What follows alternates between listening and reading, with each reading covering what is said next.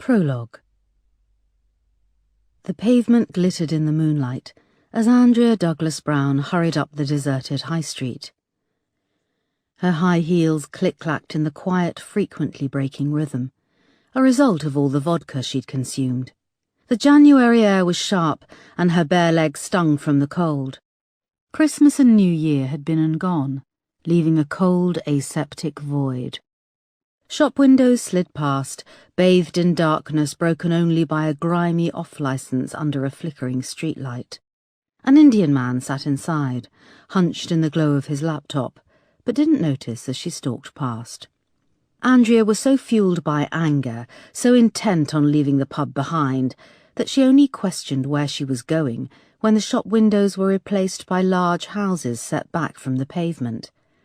A skeleton of elm tree branches stretched above, vanishing into the starless sky. She stopped and leant against a wall to catch her breath. Blood roared through her body, and the icy air burned as she pulled it into her lungs. Turning back, she saw she'd come quite far and was halfway up the hill. The road stretched away behind, a slick of treacle bathed in sodium orange, with the train station at its base, which was shuttered in darkness. The silence and the cold pressed down on her. The only movement was the stream of vapour as her breath hit the freezing air. She tucked her pink clutch bag under her arm, and, satisfied no one was around, lifted the front of her tiny dress and retrieved an iPhone from her underwear. The Swarovski crystals on the cover glittered lazily under the orange streetlights. The screen showed there was no signal. She cursed, tucked it back into her underwear and unzipped the tiny pink clutch. Nestling inside was an older iPhone. It too had Swarovski bling, but several of its crystals were missing. It too showed no signal. Panic climbed in Andrea's chest as she looked around. The houses were set back from the road, tucked behind tall hedges and iron gates. If she could reach the crest of the hill, she'd probably get reception. And screw it, she thought, she would call her father's driver. She'd think of an explanation why she was south of the river. She buttoned up her tiny leather jacket, wrapped her arms over her chest and set off up the hill, the old iPhone still cradled in her hand like a talisman. The sound of a car engine rumbled behind and she turned her head, squinting into the headlights, feeling even more exposed as the bright light played over her bare legs. Her hopes that it was a taxi were dashed when she saw the roof of the car was low and there was no for hire sign. She turned away and carried on walking. The sound of the car engine grew louder, and the headlights were on top of her, casting a large circle of light on the pavement in front. A few more seconds passed, but the lights were still on her. She could almost feel their heat.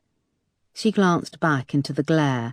The car slowed and crawled along a few feet behind. She felt furious when she realized whose car it was. With a flick of her long hair, she turned back and carried on walking. The car accelerated a little, drawing level. The windows were tinted black. A sound system boomed and fizzed, tickling her throat, making her ears itch. She stopped abruptly. The car came to a halt seconds later, then reversed the few feet back so the driver's window was now level with her. The sound system fell silent. The engine hummed. Andrea leaned over and peered at the inky glass of the tinted window, but only her face reflected back. She leant down and tried the door, but it was locked. She banged on the window with the flat of her pink clutch bag and tried the door again. "I'm not playing games. I meant what I said back there," she shouted. "Either open the door or—" The car remained motionless, its engine humming. "Or what?" it seemed to say. Andrea tucked her bag under her arm, gave the tinted glass the finger and stalked away, climbing the last of the hill to its crest. A huge tree straddled the edge of the pavement, and, putting its thick trunk between her and the car's headlights, she checked the phone again, holding it out above her head for a signal. The sky was starless, and the browny-orange cloud seemed so low that her outstretched arm might brush against it. The car slowly inched forward and came to a halt beside the tree. Fear began to trickle through Andrea's body. Staying in the shadow of the tree, she scanned her surroundings. Thick hedges lined the pavements on both sides of the road, which stretched away up ahead into a blur of suburban gloom. Then she spied something opposite, an alleyway running between two large houses. She could just make out a small sign which read, "Dulwich, 1.25." "Catch me if you can," she murmured. She took a breath and made to run across the road, but caught her foot on one of the thick tree roots bulging up under the pavement. Pain shot through her ankle as it folded under her. She lost balance, her clutch bag and phone skidding away as her hip hit the corner of the curb, and she tumbled into the road, her head hitting the tarmac with a hollow thud. She lay dazed in the glare of the car headlights. They blinked off, plunging her into darkness. She heard a door open and tried to get up, but the road under her lurched and spun. Legs came into view. Blue jeans. A pair of expensive trainers blurred and became 4. She put out her arm, expecting the familiar figure to help her up, but instead, in a swift move, a leather-gloved hand clamped over her nose and mouth. The other arm encircled her upper arms, pinning them against her body. The glove's leather was soft and warm against her skin, but the power and strength of the fingers inside shocked her. She was yanked up, dragged swiftly to the rear door and slung inside the car, landing lengthways on the back seat. The cold behind her extinguished as the door slammed shut. Andrea lay in shock, not quite comprehending what had just happened. The car shifted as the figure climbed into the front passenger seat and closed the door. The central locking clicked and whirred. Andrea heard the glove compartment open, a rustle, and then it was snapped shut. The car swayed as the figure clambered through the gap in the front seats and sat down hard on her back, pushing the air from her lungs. Moments later, a thin plastic strip encircled her wrists, pulling them tight behind her back, biting into her skin. The figure shifted down her body, quick and lithe, muscular thighs now pressing on her tied wrists. The pain in her twisted ankle intensified as thick tape was unfurled with a juddering sound, and her ankles were bound together. An overpowering smell of a pine tree air freshener mixed with a coppery tang, and she realized her nose was bleeding. A flash of anger gave Andrea a surge of adrenaline, sharpening her mind. "What the fuck are you doing?" she started. "I'll scream. You know how loud I can scream?" But the figure shifted round, knees now on her back, forcing the air out of her. A shadow moved in the corner of her eye, and something hard and heavy came down on the back of her head. Fresh pain and stars burst in front of her eyes. The arm rose, and again came crashing down, and then everything went black. The road remained silent and empty, as the first specks of snow began to fall, twirling lazily to meet the ground. The car, sleek with its tinted windows, pulled away almost soundlessly and slid off into the night. Chapter 1. Lee Kinney emerged from the small end terrace house where he still lived with his mother and stared up the high street at the blanket of white. He pulled a packet of cigarettes from his trackies and lit up. It had snowed all weekend and was still falling, purifying the churn of footprints and tyre tracks already on the ground. Forest Hill train station was silent at the foot of the hill. The Monday morning commuters who usually surged past him, bound for offices in central London, were probably still tucked up in the warm, enjoying an unexpected morning in bed with their other halves. Lucky bastards. Lee had been unemployed since leaving school 6 years ago. But the good old days of languishing on the dole were over. The new Tory government was cracking down on the long-term unemployed, and Lee now had to work full-time for his dole. He'd been given a fairly cushy work placement as a council gardener at the Horniman Museum, just a 10-minute walk from his house. He'd wanted to stop home this morning like everyone else, but he'd heard nothing from Job Centre Plus to say that work was cancelled. In the blazing row that had followed, his mother had said if he didn't show up, his dole would be stopped, and he'd have to find somewhere else to live. There was a bang on the front window, and his mother's pinched face appeared shooing him away. He gave her the finger and set off up the hill. 4 pretty teenage girls were coming towards him. They wore the red blazers, short skirts and knee-high socks of Dulwich School for Girls. They chatted away excitedly in their plummy accents about how they'd been turned away from school while simultaneously swiping at their iPhones, the signature white headphone wires swinging against blazer pockets. They crowded the pavement en masse and didn't part when Lee reached them, so he was forced to step down off the curb into a murky slush left by the road gritter. He felt icy water seep into his new trainers and shot them a dirty look, but they were too absorbed in their tribal gossip screaming with laughter. Stuck-up rich bitches, he thought. As he reached the brow of the hill, the clock tower of the Horniman Museum appeared through the bare branches of the elm trees. Snow had spattered against its smooth yellow sandstone bricks, sticking like clumps of wet toilet tissue. Lee turned right onto a residential street which ran parallel to the iron railings of the museum grounds. The road climbed sharply, the houses becoming grander. As he reached its summit, he stopped for a moment to catch his breath. Snow flew into his eyes, scratchy and cold. On a good day, you could see London spread out from here, stretching away for miles down to the London Eye by the Thames. But today thick white cloud had descended, and Lee could only just make out the imposing sprawl of the Overhill housing estate on the hill opposite. The small gate in the iron railings was locked. The wind was now blowing horizontally, and Lee shivered in his trackies. A miserable old git was in charge of the gardening crew. Lee was supposed to wait for him to show up and let him in, but the street was empty. He looked around to make certain, and then scaled the small gate into the museum grounds, taking a thin pathway between tall evergreen hedges.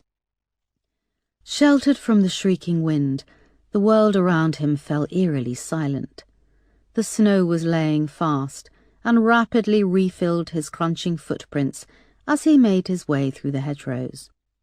The Horniman Museum and its grounds covered 17 acres, and the sheds for gardening and maintenance were set right at the back, against a high wall with a curved top. Everywhere was a dazzling blur of white, and Lee lost his bearings, emerging deeper than he had expected in the gardens, beside the orangery. The ornate wrought iron and glass building took him by surprise.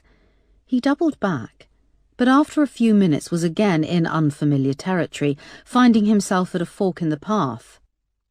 How many times have I walked through these bloody gardens, he thought. He took the path to the right, leading into a sunken garden. White marble cherubs posed on snowy brick plinths. The wind gave a low howl as it blew among them, and as Lee passed, it felt as if the blank, milky little eyes of the cherubs were watching him. He stopped and held his hand up to his face against the onslaught of snow, trying to work out the quickest way to the visitors' centre. The garden maintenance crew weren't usually allowed in the museum, but it was freezing, and the cafe could be open, and screw it, he would warm up like any other normal human being. His phone buzzed in his pocket, and he pulled it out. It was a text message from the Job Centre Plus, saying that, due to adverse weather, he would not be required to attend his work placement. He stuffed it back in his pocket. The cherubs all seemed to have their heads turned towards him. Were they facing him before?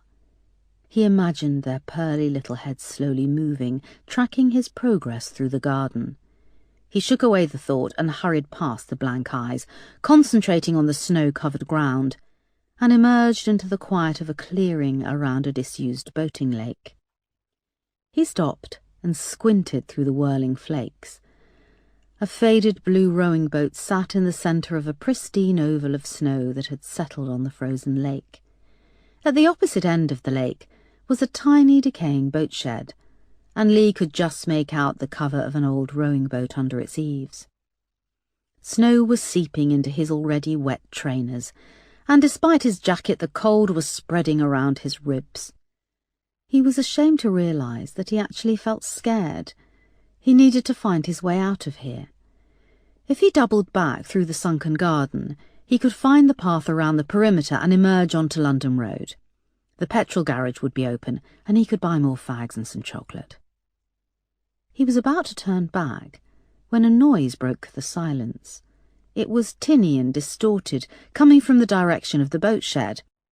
"Hey, who's there?" he shouted, his voice emerging high-pitched and panicky. It was only when the noise ceased, and seconds later began to repeat, that Lee realised it was the ringtone from a mobile phone, and could be coming from one of his co-workers. Because of the snow, he couldn't tell where the path ended and the water began, so sticking close to the band of trees that lined the edge of the boating lake, Lee carefully made his way round towards the sound of the ringtone. It was a desperately light tune, and as he drew nearer, he could hear that it was coming from the boat shed. He reached the low roof, and, ducking down, saw a glow illuminating the gloom from behind the tiny boat. The ringtone stopped, and seconds later the light went out. Lee was relieved it was just a phone. Druggies and dossers regularly scaled the walls at night, and the gardening crew was always finding empty wallets, dumped after the cash and cards were removed, used condoms and needles. The phone had probably been dumped. But why dump a phone? Surely you'd only dump a really crappy phone, thought Lee. He circled the little boathouse. The posts of a tiny jetty poked through the snow, and the jetty continued under the low roof of the boat shed. Where the snow couldn't reach, Lee could see the wood was rotten. He eased along the jetty, ducking down under the eaves of the low roof. The wood above his head was rotten and splintered, and cobwebs hung in wisps. He was now beside the rowing boat, and could see that on the other side of the shed, lying on a little wooden ledge, was an iPhone. Excitement rose in his chest. He could sell an iPhone down the pub, no probs. He gave the rowing boat a shove with his foot, but it didn't budge. The water was frozen solid around it. He passed its bow, stopping at the opposite end of the jetty. Crouching on his knees, he leaned over, and using the sleeve of his coat, he cleared away a powdery layer of snow, exposing thick ice. The water underneath was very clear, and down in the depths he could just make out 2 fish, mottled with red and black, swimming lazily. A string of tiny bubbles rose up from them, reached the underside of the ice and rolled away in opposite directions. The phone started to ring again, and he jumped, almost slipping off the end of the jetty. The cheesy ringtone bounced around inside the roof. He could see the illuminated iPhone clearly now against the opposite wall of the boat shed, lying on its side on a lip of wood just above the frozen waterline. It had a sparkly jewelled case. Lee went to the rowing boat and swung a leg over. He placed his foot on the wooden seat and tested his weight, still keeping the other foot on the jetty. The boat didn't budge. He swung his other leg over, climbing into the boat. But even from here the iPhone was still out of his reach. Spurred on by the thought of folded banknotes thick in the pocket of his trackies, Lee hooked his leg over the opposite side of the boat and tentatively placed his foot on the ice. Holding onto the edge of the boat, he pressed down, risking a wet foot. The ice held strong. He stepped out of the boat and placed his other foot on the ice, listening for the telltale squeaking sound of tension and weakness. Nothing. He took a small step, and then another. It was like walking on a concrete floor. The eaves of the wooden roof slanted down. To reach the iPhone, Lee was going to have to get down on his haunches. As he squatted down, the light from its screen illuminated the inside of the boat shed. Lee noticed a couple of old plastic bottles and bits of rubbish poking up through the ice. Then something which made him stop. It looked like the tip of a finger. His heart racing, he reached out and gently squeezed it. It was cold and rubbery, Frost clung to the fingernail, which was painted a deep purple. He pulled the sleeve of his coat over his hand and rubbed at the ice around it. The light from the iPhone cast the frozen surface in a murky green, and underneath he saw a hand reaching up to where the finger poked through the ice. What must have been an arm vanished away into the depths. The phone stopped ringing and was replaced by a deafening silence. And then he saw it. Directly underneath where he crouched was the face of a girl. Her milky brown, swollen eyes stared at him blankly. A clump of dark hair was fused to the ice in a tangle. A fish swam lazily past, its tail brushing against the girl's lips, which were parted as if she were about to speak. Lee recoiled with a yell and leapt up, his head crashing against the low roof of the boathouse. He bounced off and landed back on the ice, legs sliding away under him. He lay for a moment, stunned. Then he heard a faint squeaking, cracking sound. Panicking, he kicked and scrabbled, trying to get up, to get as far away from the dead girl as he could, but his legs slid away under him again. This time he plunged through the ice into the freezing water. He felt the girl's limp arms tangling with his, her cold, slimy skin against his. The more he fought, the more their limbs became intertwined. The cold was sharp, absolute. He swallowed foul water and kicked and flailed. He somehow managed to heave himself away to the edge of the rowing boat. He heaved and retched, wishing that he'd reached that phone, but his thoughts of selling it were gone. All he wanted now was to call for help. Chapter 2. Erica Foster had been waiting for half an hour in the grubby reception area of Lewisham Road Police Station.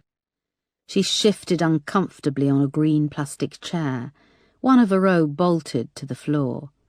The seats were faded and shiny, polished by years of anxious, guilty arses. Through a large window overlooking the car park, the ring road, a grey office tower and the sprawling shopping centre fought a battle for visibility in the blizzard. A trail of melted slush ran diagonally from the main entrance to the front desk, where the desk sergeant sat, regarding his computer with bleary eyes. He had a large, jowly face and was absently picking at his teeth, pulling out a finger to inspect the findings before popping it back in his mouth. "Governor shouldn't be long," he said. His eyes moved down Erica's body, taking in her thin frame, clad in faded blue jeans, woolen jumper, and a purple bomber jacket. His gaze came to rest on the small suitcase on wheels at her feet. She glared back at him, and they both looked away. The wall beside her was a mess of public information posters. "Don't be a victim of crime," declared one, which Erica thought was a pretty stupid thing to put up in the reception area of an outer London nick. A door beside the front desk buzzed, and Chief Superintendent Marsh came into the reception area. His close-cropped hair had greyed in the years since Erica had last seen him. But despite his exhausted face, he was still handsome. Erica got up and shook his hand. "DCI Foster, sorry to keep you. Was your flight okay?"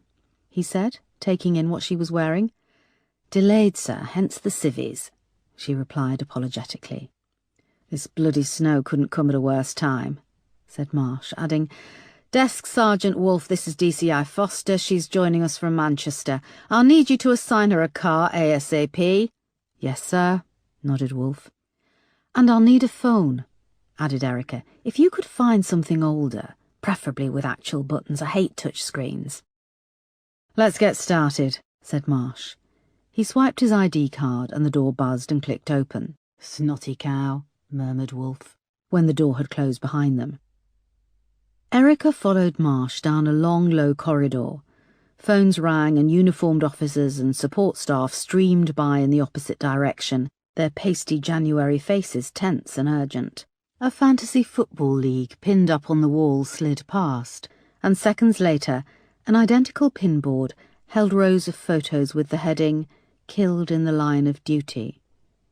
Erica closed her eyes, only opening them when she was confident she had passed. She nearly crashed into Marsh, who had stopped at a door marked Incident Room. She could see through the half-open blinds of the glass partition that the room was full. Fear crawled up her throat. She was sweating under her thick jacket. Marsh grabbed the door handle. "Sir, you were going to brief me before," started Erica. "No time," he said. Before Erica had a chance to respond, he had opened the door and indicated she should go first. The incident room was large and open plan, and the 24 officers fell silent, their expectant faces bathed in the harsh strip lighting. The glass wall partitions on either side faced onto corridors, and along one side there was a bank of printers and photocopiers. Tracks had been worn into the thin carpet tiles in front of these, and between the desks to whiteboards lining the back wall. As Marsh strode to the front, Erica quickly stowed her suitcase by a photocopier which was churning out paper. She perched on a desk. "Morning, everyone," said Marsh. "As we all know, 23-year-old Andrea Douglas Brown was reported missing 4 days ago, and what has followed has been a media shitstorm. Just after 9 o'clock this morning, the body of a young girl matching Andrea's description was found at the Horniman Museum in Forest Hill.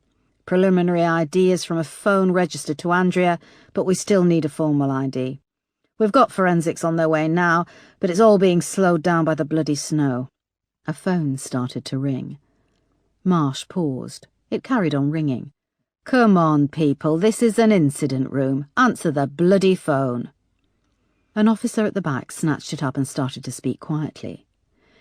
"If the idea is correct, then we're dealing with the murder of a young girl linked to a very powerful and influential family, so we need to stay far ahead on this one. The press, you name it, asses are on the line." The day's newspapers lay on the desk opposite Erica.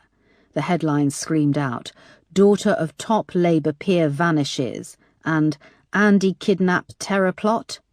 The third was the most striking, with a full-page picture of Andrea under the headline, "Taken?"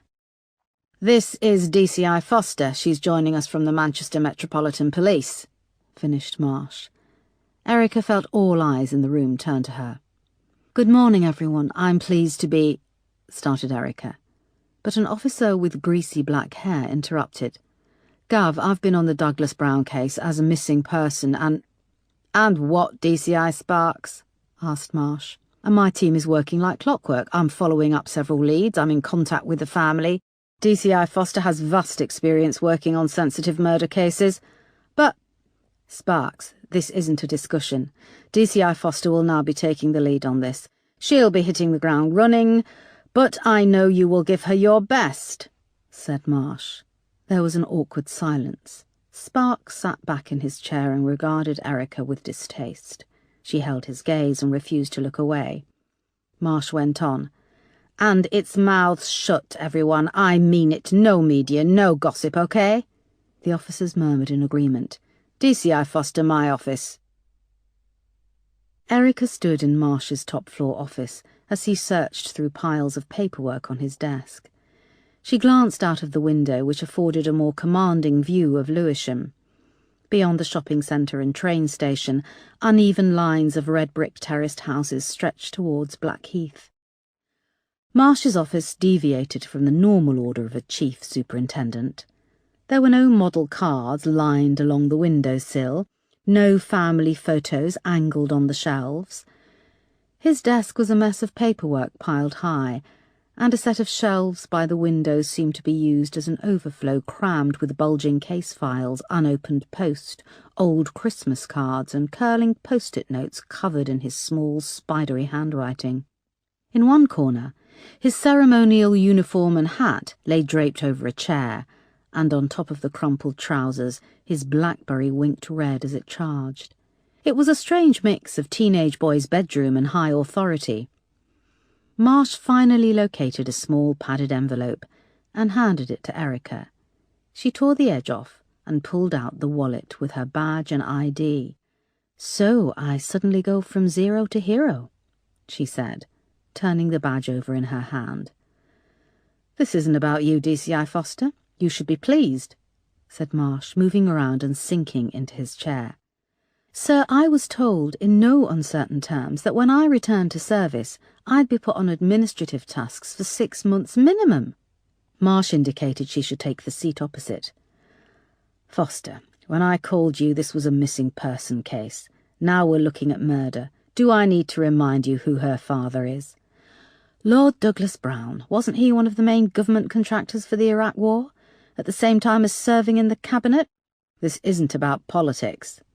Since when have I cared about politics, sir? Andrea Douglas Brown went missing on my patch. Lord Douglas Brown has exerted enormous pressure. He's a man of influence who can make and break careers. I've got a meeting with the Assistant Commissioner and someone from the bloody Cabinet Office later this morning. So this is about your career? Marsh shot her a look. I need an ID on this body and a suspect. Fast. Yes, sir.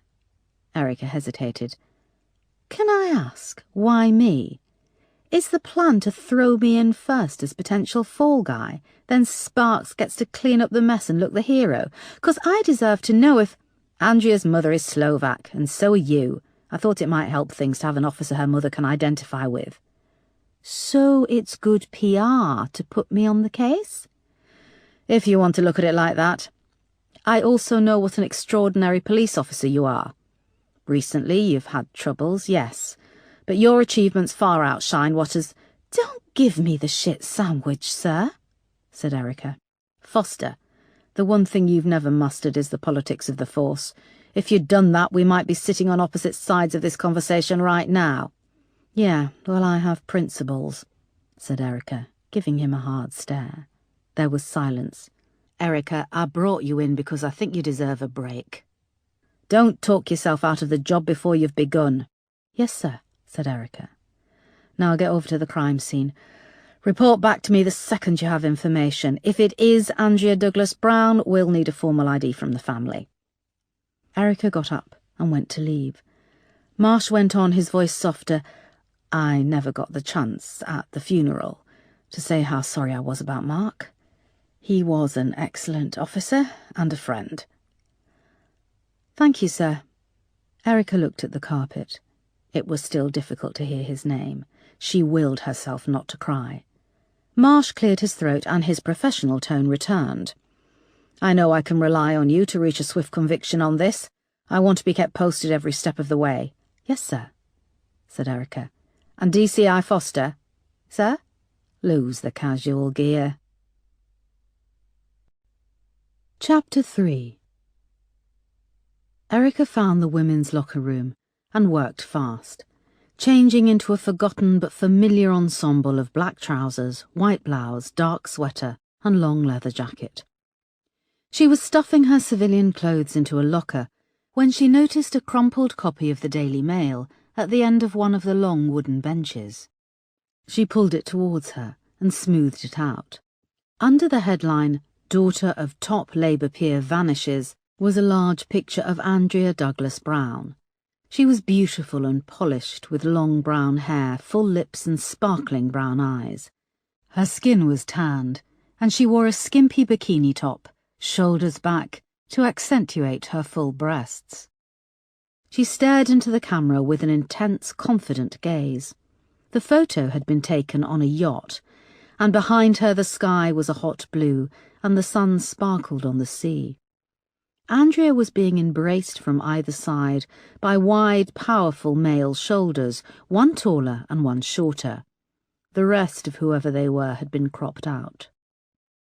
The Daily Mail described Andrea as a minor socialite, which Erica was sure Andrea wouldn't enjoy if she could read it, but it refrained from calling her Andy, as the other tabloids had done. The paper had spoken to her parents, Lord and Lady Douglas Brown, and to her fiancé, who had all pleaded for Andrea to get in contact with them. Erica scrabbled in her leather jacket and found her notebook, still there after all these months. She noted down the name of the fiancé, a Giles Osborne, and wrote, "Did Andrea run away?" She looked at it for a moment, then scrubbed it out ferociously, tearing the paper. She tucked the notebook in the back of her trousers and went to put her ID in the other free pocket, but paused, feeling it in her hand for a moment, its familiar weight, the leather case cover worn into a curve after years resting against her buttock in the back pocket of her trousers. Erica went to a mirror above a row of sinks, flipped open the leather case, and held it out in front of her. The ID photo showed a confident woman, blonde hair swept back, staring into the camera defiantly. The woman looking back at her, holding the ID, was scrawny and pallid. Her short blonde hair stuck up in tufts, and grey was showing at the roots. Erica watched her shaking arm for a moment, then flipped the ID closed. She would put in a request for a new photo. Chapter 4. Desk Sergeant Wolfe was waiting in the corridor when Erica emerged from the women's locker room. He waddled along beside her, noticing she was a full head taller than him. "Here's your phone, it's all charged and ready to go," he said, handing her a clear plastic bag containing a phone and charger. "A car will be ready for you after lunch." "And you've nothing with buttons?" snapped Erica, when she saw a smartphone through the plastic. "It's got an on-off button," he snapped back. "When my car arrives, could you put this in the boot?" she said, indicating her suitcase on wheels. She moved past him and through the door of the incident room. Conversation fell quiet when she entered. A short, plump woman approached her. "I'm Detective Moss. We're just trying to sort you an office." The woman had wiry red hair, and her face was so splattered with freckles that they grouped together in blotches. She went on, "All the info is going up on the boards as it comes in, and I'll have hard copies put in your office when—" "A desk is fine," said Erica. She went over to the whiteboards, where there was a large map of the Horniman Museum grounds, and underneath a CCTV image of Andrea. "That's the last known picture of her, taken at London Bridge Station, boarding the 8:47 p.m. train to Forest Hill," said Moss, following. In the CCTV photo, Andrea was stepping up into the train carriage with a shapely bare leg. Her face was fixed with an angry expression. She was dressed to the nines in a tight leather jacket over a short black dress, wearing pink high heels and carrying a matching clutch bag. "She was alone when she boarded the train?" asked Erica. "Yes, I've got the CCTV video here that we took the image from," said Moss, grabbing a laptop and coming back over. She balanced it on a pile of files and maximised a video window. They watched the time-lapse video, a view of the train platform taken side-on. Andrea walked across into shot and into the train carriage. It only lasted a few seconds, so Moss placed it on a loop. "She looks really pissed off," said Erica. "Yeah, like she's off to give someone a piece of her mind," agreed Moss. "Where was her fiancé?" "He's got a watertight alibi. He was at an event in central London." Several more times they watched Andrea move across the platform and into the train. She was the only person in the video. The rest of the platform was empty. "This is our skipper, Sergeant Crane," said Moss, indicating a young guy with close-cropped blonde hair, who was simultaneously on the phone, searching through files and shoving a whole Mars bar in his mouth. He attempted to swallow as much of it as he could. Out of the corner of her eye, Erica saw Sparks put the phone down. He pulled on his coat and made for the door. "Where are you going?" she asked. Sparks stopped and turned. "Forensics just gave us the okay to go down to the crime scene. We need a fast ID in case you'd forgotten, Ma'am." "I'd like you to stay here, Sparks. Detective Moss, you're with me today, and you? What's your name?" she asked a tall, handsome black officer who was taking a call at a desk nearby. "Detective Peterson," he said, covering the phone. "Okay, Detective Peterson, you're with me too." "What am I supposed to do then, just sit here twiddling my thumbs?" demanded Sparks. "No, I need access to all CCTV covering the Horniman Museum and surrounding streets." "We've got it," he interrupted. "No, I want you to expand your window to everything in the 48 hours leading up to Andrea's disappearance and everything since. And I want a door-to-door around the museum. I also need anything and everything you can get about Andrea. Family, friends, pull bank details, medical and phone records, email and social media. Who liked her? Who hated her? I want to know everything. Did she have a computer, a laptop? She must have had, and I want it." "I was told we couldn't have her laptop. Lord Douglas Brown was very specific," started Sparks.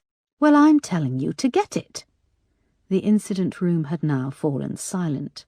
Erica went on, "And no one, I repeat no one, is to talk to the press or share anything in any capacity.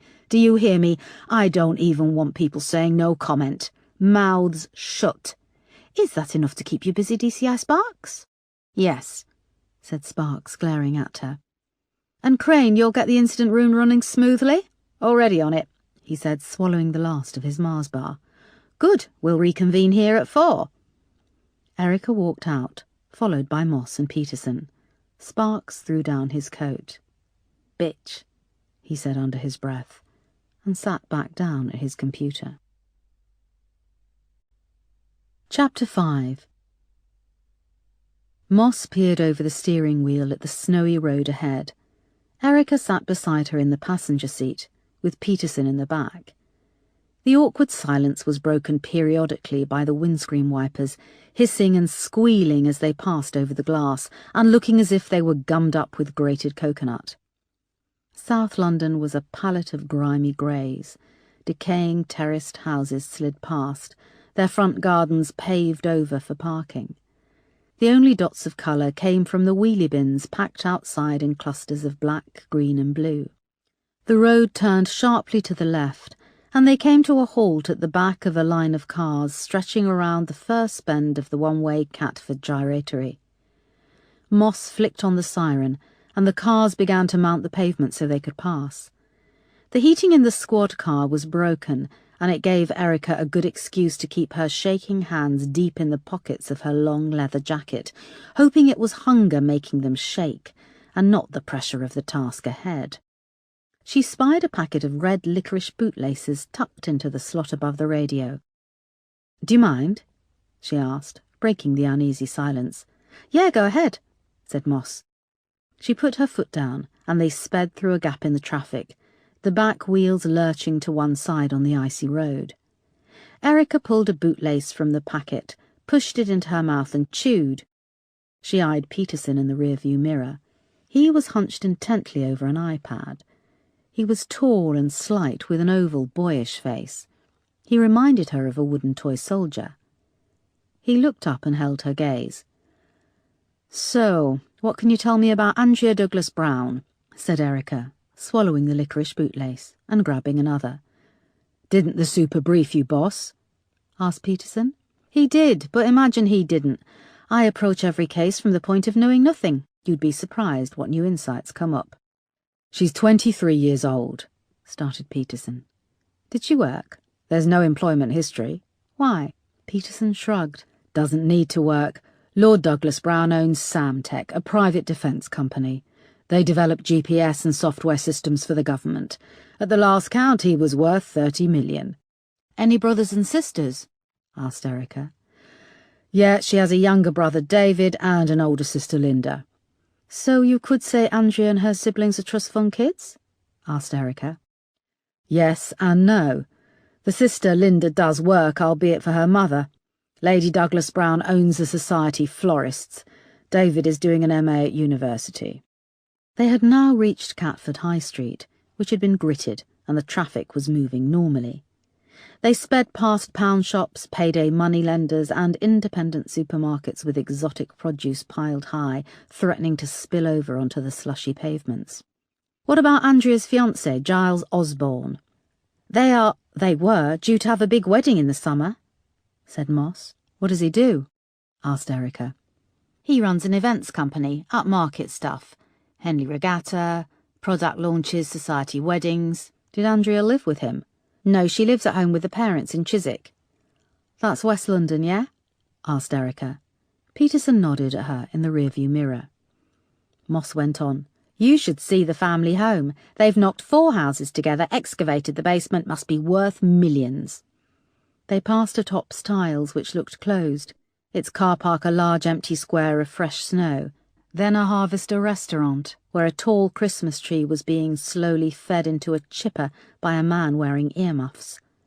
The drone of its engine vibrated through the car and then receded as a cluster of run-down pubs rolled into view. In front of one called the Stag, an old woman with a sunken face leant against a peeling green door, smoking a cigarette. Beside her, A dog had its head in a bin bag, the snowy pavement strewn with old food. So what the hell was Andrea Douglas Brown doing around here alone? Bit off the beaten track for the daughter of a millionaire who lives in Chiswick, isn't it? Asked Erica. A flurry of snow briefly enveloped the car, and when it cleared, the Horniman Museum came into view. The sandstone edifice was flanked with tall yucca and palm trees, looking out of place caked in snow. Moss slowed the car at the iron gates, pulling up beside a young male uniformed officer. Erica wound down the window, and he leant down, placing a leather-gloved hand on the doorframe. Snow whirled into the car, sticking against the upholstered inside of the door. Erica showed him her ID. "Take the next left, it's a steep hill. We've sent a gritter up there, but take it slow," he said. Erica nodded and wound up the window. Moss took the left, and they started up the steep road. As they approached the summit, a roadblock came into view, manned by another uniformed officer. Standing on the pavement to the left of the police tape was a group of journalists, rugged up in winter gear. They took interest in the police car's arrival, and camera flashes bounced off the windscreen. "Bugger off," growled Moss as she attempted to change up to third. The gears crunched and the squad car lurched forward before stalling. "Shit," she cried, gripping the wheel. She slammed on the brake, but they continued to slide. Through the rear-view mirror, Erica saw the road dropping away behind them. The photographers reacted to the drama and fired off more flashes. "Do a sharp left, now," shouted Peterson, quickly winding down his window and craning his neck round. Erica gripped the dashboard as Moss leaned into the wheel and managed to halt the slide, guiding the squad car into a recently vacated parking space by the curb, which was free of snow. The wheels caught on the bare tarmac, and they skidded to a stop in the parking space. "That was sheer luck," said Peterson with a dry grin. Snow was pouring in through his window and sticking to his short dreadlocks. "That was bloody sheer ice," said Moss, taking a deep breath. Erica undid her belt, embarrassed to feel her legs shaking. They all exited the car as the photographers both jeered with laughter and called out questions about the identity of the dead body. Snow was rushing at them horizontally as they pulled out their ID, and the tape was lifted to let them pass.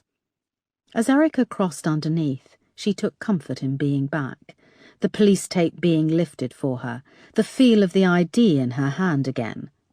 Another uniformed officer directed them towards the iron gate leading into the museum grounds. A huge white forensics tent now covered the boathouse, its base blurring into the mass of snow. One of the crime scene assistants was waiting with coveralls for Erica, Moss and Peterson, and they suited up before entering. Floodlights inside the tent gleamed off the snow and illuminated the rotting wood of the low roof. They peered underneath, where 3 forensics officers were assisting the crime scene manager, combing over every inch of the inside. A rowing boat sat gleaming on the small wooden jetty, and a police diver, slick in his black gear, emerged from the icy water with a spray, bringing with him a warm, bilious smell of stale pond. Rubbish and murk floated around him where chunks of ice were melting under the glare of the lights. "DCI Foster?" said a deep male voice. For once Erica had to crane her head up to look at the tall figure that appeared from behind the boathouse. He pulled down his mask to reveal a proud, handsome face with large, dark eyes. His eyebrows were heavily plucked, resulting in 2 immaculate lines. "I'm Isaac Strong, forensic pathologist," he said. "I know Moss and Peterson," he added. They both nodded. He led them round past the outer wall of the boathouse, and they came to a metal stretcher placed lengthways against the back of the tent. The dead girl lay naked, save for the remnants of a torn and muddy dress bunched around her waist. Below were the torn strips of a black thong. Her full lips were slightly parted, and one of her front teeth was broken off, close to the gum. Her eyes were wide open in a milky death stare, and her long hair was matted with leaves and debris from the water. "That's her, isn't it?" said Erica quietly. Moss and Peterson nodded. "Okay," said Isaac, breaking the silence. "Her body was found frozen in the ice. At this early stage I'd hazard, and I repeat hazard, that she'd been in the water for at least 72 hours. The temperature dropped below 0 3 days ago. Also, her phone was still working when she was found. A young guy who works here heard it ringing. He handed Erica an iPhone, bagged up in clear plastic. It had a spray of Swarovski crystals on the cover.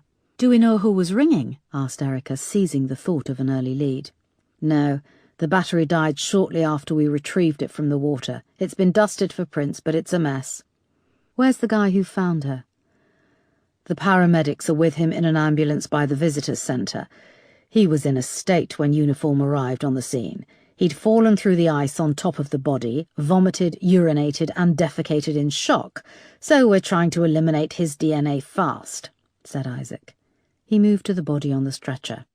"Bloating of the face and ligature marks on the neck could indicate strangulation, and her right collarbone is broken," he said, and gently used a latex-gloved hand to tilt the head.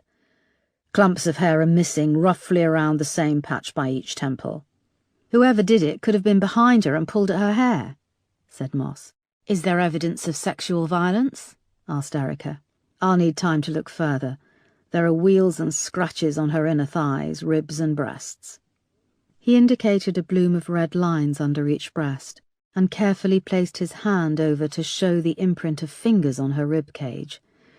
The wrists are lacerated, which could indicate her hands were tied. But her arms weren't tied when she went into the water. There is also bruising to the back of the head, and we found fragments of tooth enamel embedded in the front corner post of the jetty. We're still looking for the remains of the tooth. She could have swallowed it, so I may find it later. When she went missing, she was wearing pink high heels and had a pink bag. Any sign of those?" asked Moss. "She was only wearing the dress and underwear, but no bra, no shoes." Isaac carefully lifted her legs. "The heels of her feet are badly lacerated." "Dragged barefoot," said Erica, recoiling at the sight of her feet, angrily scraped and split, the flesh underneath pink. "One of our divers did pull this out of the water." Isaac handed Erica a small clear plastic bag. It contained a driving license ID card. They regarded the photo, silent for a moment. "That's an intense photo. It's like she's there, staring at us from beyond the grave," said Peterson. Erica thought he was right. Often in ID pictures the eyes were glazed over, or the subject looked a little trapped in the headlights, but Andrea had a confident stare. "Jesus," said Erica, looking from the photo of Andrea to the dead body, wide-eyed and filthy on the stretcher. "How soon can you establish an exact cause of death?" "I've given you enough to go on. I'll need to do the autopsy," bristled Isaac. "Which you'll do today?" said Erica, fixing him with a stare. "Yes, today," said Isaac. The grounds were quiet outside the forensics tent. The snow had stopped falling, and a group of uniformed officers were silently combing their way around the lake, white bunching up around their dark legs as they waded through the drifts of snow. Erica took out her phone and called Marsh. "Sir, it's Andrea Douglas Brown," she said. There was a pause. "Shit. I'm just on my way to talk to the boy who found her, and then I'll go and inform the parents," said Erica. "Your thoughts, Foster?" "Without a doubt we're looking at murder, perhaps rape with strangulation or drowning. Everything I have is on its way to the guys back at the Nick." "Do we have any suspects in view?" "No, sir, I'm hitting the ground running as it is. We need to organise a formal ID with the family. Forensics are going straight from the scene to do an autopsy, so I'll keep you posted on the arrangements for that." "If I can tell the media we have a suspect," started Marsh. "Yes, sir, I know. Talking to the family is our first line of inquiry. There's a high chance she knew the killer. When she went missing there were no witnesses. No one saw her being snatched. She could have met the killer here." "Take it easy, Foster. Don't go in guns blazing, assuming that Andrea was meeting up for some sordid shag." "I never said she was meeting for a sordid—" "Remember, this is a well-respected family who—" "I have done this before, sir." "Yes, but realise who you're dealing with." "Yes, a grieving family, and I have to ask them the usual questions, sir." "Yes, but this is an order. Go easy." When Erica came off the phone, she was prickling at Marsh's attitude. The one thing she despised about Britain was its class system. Even in a murder investigation, it seemed that Marsh wanted the family to have some kind of VIP treatment. Moss and Peterson emerged from the tent with a uniformed police officer, and they made their way past the lake and through the sunken garden. Erica wondered if the blank-eyed statues had watched as Andrea was dragged past, screaming for her life. A radio on the accompanying officer's lapel hissed static. "We've just recovered a small pink handbag from a hedge on London Road," said a tinny voice. "Which direction is London Road?" asked Erica. "The High Street," said the officer, pointing past a row of trees.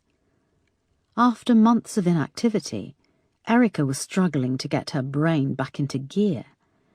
Every time she closed her eyes, she saw Andrea's body, skin torn and bruised, blank eyes wide open. There were so many variables to a murder investigation. The average-sized house could keep a forensics team busy for days, but this was a crime scene potentially stretching across 17 acres, with evidence strewn across public areas, trapped under a thick layer of snow. "Bring it to the visitor centre by the ambulance," said Erica to the officer, who hurried off. Moments later, she, Moss and Peterson emerged from the hedgerows. At the bottom of a gentle snow-covered slope was the futuristic glass box of the visitors' centre. A courtyard out front had been churned up by an ambulance, which was parked with its back doors open. A young man in his early 20s sat in the back under a pile of blankets. He was grey-faced and shaking. A small woman stood by the ambulance doors, watching over a member of the crime scene unit who was carefully processing the boy's clothes, his gloved hand labelling the soiled tracksuit, jumper and trainers in their clear evidence bags. The woman had the same bushy eyebrows as the boy, but with a sharp little face. "I want a receipt," she was saying, "and I want it in writing what's being taken away. Leonie got those tracksuit bottoms in November, and those trainers are new too. There's still 13 weeks of catalogue payments to be made on them. How long you going to have them for?" "These are all now evidence in a murder investigation," said Erica as they reached the ambulance. "I'm DCI Foster. This is Detective Moss and Detective Peterson." They held out their ID and the woman peered beadily at their photos. "What's your name?" prompted Erica. "Grace Kinney, and Marley's done nothing more than turn up for work. And because he's been forced to wait in the cold, he'll be on the sick and they'll stop his money." "Lee, can you tell us exactly what happened?" Lee nodded, his face pale and haunted. He told them how he'd arrived for work, then followed the sound of the phone ringing, which had led to the discovery of Andrea's body under the ice. An officer interrupted him, appearing at the ambulance doors holding a small pink clutch bag in a clear plastic bag. Another plastic bag contained its contents: 6 £50 notes, 2 compact tampons, a mascara, a lipstick, and a perfume atomizer. "Did that belong to the dead girl?" said Grace, peering over. The officer quickly placed it behind his back. "She's seen it now," Erica snapped at the officer. She went on, "Miss Kinney, you have to understand that this is evidence in a sensitive investigation and—" "I'll keep my mouth shut, don't you worry," Grace said. "Although what a young girl with a designer bag and a wad of 50s is doing round here, God only knows." "What do you think she was doing?" asked Erica. "I'm not doing your job for you, but it don't take Sherlock Holmes to realise she was on the game. She probably brought a punter up here and it all went wrong," said Grace. "Lee, did you recognise the dead girl?" "Why would my Lee recognise a prostitute?" We don't think she was a prostitute." Grace seemed oblivious to Lee's distress. He pulled the blanket around him and furrowed his brow, knitting his bushy eyebrows together. "She was beautiful," he said quietly, "even dead under the ice. It was horrible how she died, wasn't it?" Erica nodded. "I could see it in her face," said Lee. "Sorry, what was the question?" "Did you recognise her, Lee? Have you seen her around?" repeated Erica. "No, I've never seen her before," he said. "We think she could have been out at one of the pubs on the high street when she went missing. Which pubs attract the younger crowd?" asked Peterson. Lee shrugged. "The Weatherspoons busy on a weekend. Pig and Whistle, that's just up from the station." "Do you go out much, Lee?" asked Peterson. Lee shrugged. Peterson continued, "The Weatherspoons, the Pig and Whistle, any other pubs?" "East steers clear of those, don't you?" said Grace, throwing Lee a look. Yeah, I do. I mean, I steer clear, said Lee. Grace went on. It used to be nice round here. Nothing posh, but nice. That rough old Weatherspoons used to be a lovely Odeon. The worst are the Glue Pot and the Stag. I tell you, if the world was flooded with piss and those two boozers were above the waterline, you wouldn't catch me in there. And they're swarming with bloody immigrants, no offence, love, she added to Peterson. Erica noticed Moss suppress a smile. Grace continued, still oblivious to Lee's distress. I tell you, I go out down the high street and I feel like a foreigner in my own country. Polish, Romanian, Ukrainian, Russian, Indian, African. And Lee tells me they're all down the job centre, hands out taking what they can. You should raid those pubs on the high street. Loads of them work behind the bar and nip out in their tea breaks to sign on. But no, there's a blind eye turned to that. It's my Lee who's got to come out in all weather and work a 40-hour week for 60 quid's worth of benefits. It's disgusting. How long have you been working in the museum grounds? Asked Erica. Lee shrugged. I did 4 weeks before Christmas. And I suppose it'll be Lee's fault he can't work, 'cause some stupid prostitute went and got herself— That's enough, said Erica. Grace seemed chastised. I suppose she's still someone's daughter. Do you know who she is? We can't say at this stage. This aroused Grace's interest. It wasn't that girl, the posh one who's gone missing. What was her name, Lee? Angela? Did she look like that girl in the paper? Lee was now staring blankly ahead, seemingly reliving the moment he'd come face to face with Andrea through a sheet of ice. As I said, we still need to identify the body, said Erica. We'll contact the job centre for you, Lee, and let them know what's going on. Do stay in the local area. We might have to talk to you again. You think he's going to leave the country, do you? Snapped Grace. Chance would be a fine thing, although round here we'd probably be the only ones leaving. Erica, Moss and Peterson left as the paramedics began to ready the ambulance for leaving. She was a bit of a handful, said Moss. But she gave us more information than Lee, said Erica. Let's check out those pubs, the Glue Pot, the Stag. Could Andrea have been in one of those the night she went missing? Chapter 6. There was a fresh onslaught of snow when they emerged from the museum, so they ditched the squad car and took the overland train to London Bridge and then the tube over to Chiswick. The tube was cramped and hot, and they had to stand most of the journey in a tightly packed huddle, with Erica sandwiched between her new colleagues. Peterson's lean frame was contrasted by the dumpy bulk of Moss pressed against her other side. Erica wished she could have 5 minutes to herself, some space and fresh air to gather her thoughts. In 25 years of police investigations, she'd informed what seemed like hundreds of people that they had lost loved ones. But since experiencing the other side of loss, she felt different. The pain was still so raw, and now she was going to have to tell Andrea's parents and watch the now familiar grief as it consumed them. Snow had stopped falling when they emerged from Turnham Green tube station. Chiswick High Road was polished in comparison to South London. The streets were clean with freshly painted postboxes, and independent butchers and organic stores mingled amongst the Victorian terraced houses with their spotless sash windows. The banks and supermarkets had a zing and a gleam. Even the snow seemed whiter. The Douglas Browns' house was in a large sweeping cul-de-sac, set back from the busy high street. Their supersized Georgian house had been sandblasted. The removal of years of soot and smog exposing brickwork the colour of butter. It dominated the other houses, despite being partly hidden by the tall trees growing in a small park at the centre of the cul-de-sac. Footprints tracked across the snow, where a group of photographers milled about, cameras slung over their warm winter coats, steam rising from their takeaway cups of coffee. Their interest was piqued as Erica, Moss and Peterson approached the house, entering through the front gate. Camera shutters began to click, flashes bouncing off the high-gloss black paint of the Douglas Browns' stout front door. Erica took a deep breath and pressed the bell. An elegant chime sounded deep inside. "Are you police?" shouted a voice from behind them. "The dead body, is it, Andy?" shouted another. Erica closed her eyes for a moment, feeling the photographers like a heavy presence behind. What bloody right did they have to call her Andy? Not even her parents called her that. The front door opened, but only partially, and a tiny dark-haired old lady looked up at them through a gap. She lifted a hand to shield her eyes as the camera flashes intensified. "Good morning. We need to speak with Simon and Diana Douglas-Brown, please," said Erica. And the three officers flashed their IDs. They expected the lady to usher them in, but she peered up at them, from under hooded eyelids, the camera flashes reflecting in her black eyes. "You're inquiring about the Lord and Lady Douglas-Brown?"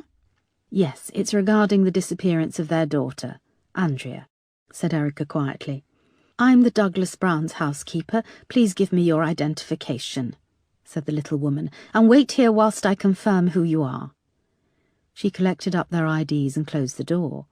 Fresh camera flashes bounced off the paintwork. "Can you confirm she was raped?" shouted a voice.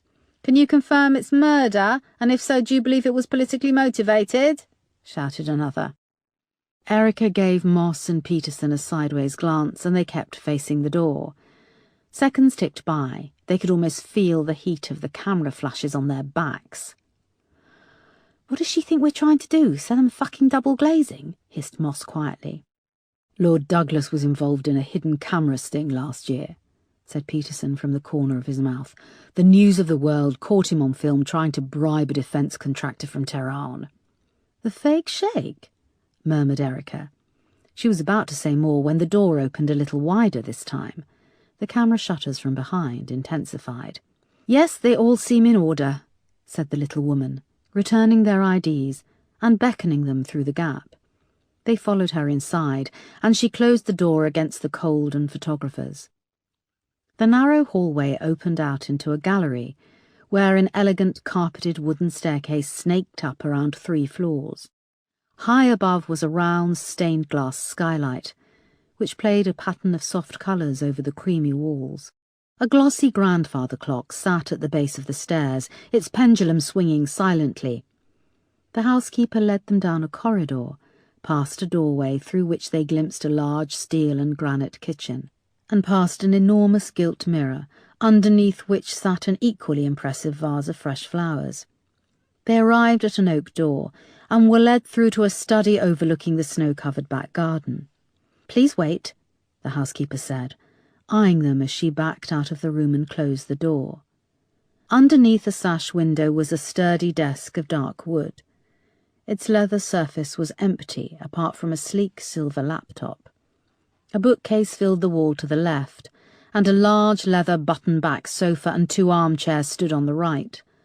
Above them was a wall covered in framed photographs of Simon Douglas-Brown, who Erica recognised from the press reports of Andrea's disappearance. He was a short, virile-looking man with intense brown eyes. The photos charted his achievements, beginning with a full head of hair when his technology company was listed on the London Stock Exchange in 1987, progressing, as the hair thinned out, through a series of photos with the Queen, Margaret Thatcher, John Major, and then Tony Blair. Erica noted that Her Majesty was a good few inches taller than Lord Douglas-Brown. There were 4 photos taken with Tony Blair, showing just how involved Douglas-Brown had become in the workings of the Labour government. 2 photos, larger than the rest, had pride of place in the centre of the collage. The first was an official portrait, where Douglas-Brown stood amongst red carpet and wood panelling wearing a cloak of ermine. A caption underneath showed it was taken on the day of his investiture, when he had been knighted, becoming Baron Simon Douglas-Brown of Hunstanton. In the second photo, he struck the same pose, but this time with the addition of his wife Diana, small and fine-boned beside him in an elegant white dress. She had long dark hair and looked like an older, more pinched version of Andrea. "Where is Hunstanton?" asked Erica. "Norfolk coast. It's got a very nice sea life centre," said Moss, leaning into the photo with a deadpan face. "So his wife became Lady Diana," said Peterson. "Yeah," said Moss, "and it doesn't seem the title has brought her much luck either." "Is this just a luff for you two?" snapped Erica, "because I don't remember anything funny about Andrea's body when it was pulled out of the ice." Moss and Peterson apologised hastily. The 3 of them looked at the last of the photos in an awkward silence. Lord and Lady Douglas Brown with President Barack Obama and his wife Michelle. The Obamas towered over the Douglas Browns, who had pulled their faces into smiles verging on mania. No doubt, out of shot, there was a long line of lords, ladies, diplomats, captains of industry and their skinny wives waiting to step into the frame for an identical picture. A meeting of mere seconds, preserved for an eternity on the ego wall. They were roused from the photo wall by a cough and turned to see Simon and Diana Douglas Brown in the study doorway. Erica felt immediate guilt for passing judgment, for the two people standing expectantly in front of them were nothing more than terrified parents. "Please, just tell us what's going on. Is it Andrea?" asked Diana. Erica detected an accent under Diana's well-spoken English, one much like Erica's own. "Please sit down," said Erica. Diana saw their expressions and put her hands over her face. No, it's not her, not my baby, please, not my baby." Simon put an arm around his wife. "I'm very sorry to inform you that your daughter's body was found this morning in the grounds of the Horniman Museum in South London," said Erica. "And you're sure it's her?" asked Simon. "Yes, we found Andrea's driving licence on her person, and a mobile phone registered to Andrea was at the scene," said Erica. "We're doing everything we can to establish her cause of death, but I need to tell you that we believe it was suspicious. We believe that Andrea was murdered." "Murdered?"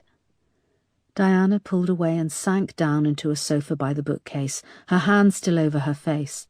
Simon's olive skin had drained of colour, giving him a green pallor. "Andrea murdered?"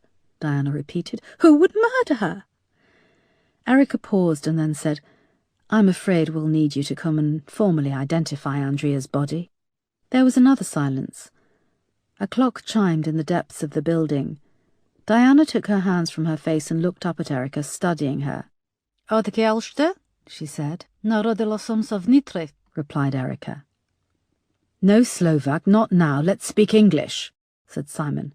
"What's a woman from Nitra doing telling me that my daughter is dead?" said Diana, fixing Erica with a stare. It was challenging.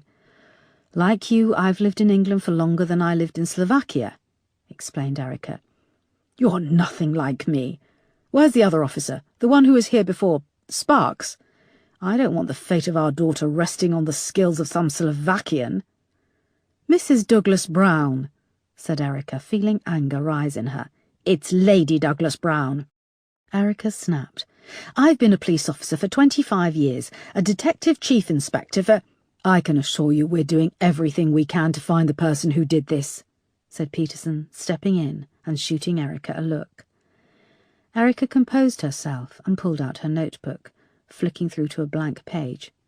"If I may, Lady Diana, I would like to ask you a few questions." No, you may not," said Simon, his dark eyes hardening. "Can't you see my wife is... I need to make some phone calls. Where did you say you were from?" "Nitra is in Western Slovakia, but as I said, I've been in England for over 20 years. I'm not asking for your bloody life story. I'm asking whether you are Metropolitan Police." "Yes, we're from Lewisham Row Station," said Erica. "Right, well, I want to make some calls, find out the lay of the land. I've been dealing directly with Assistant Commissioner Oakley.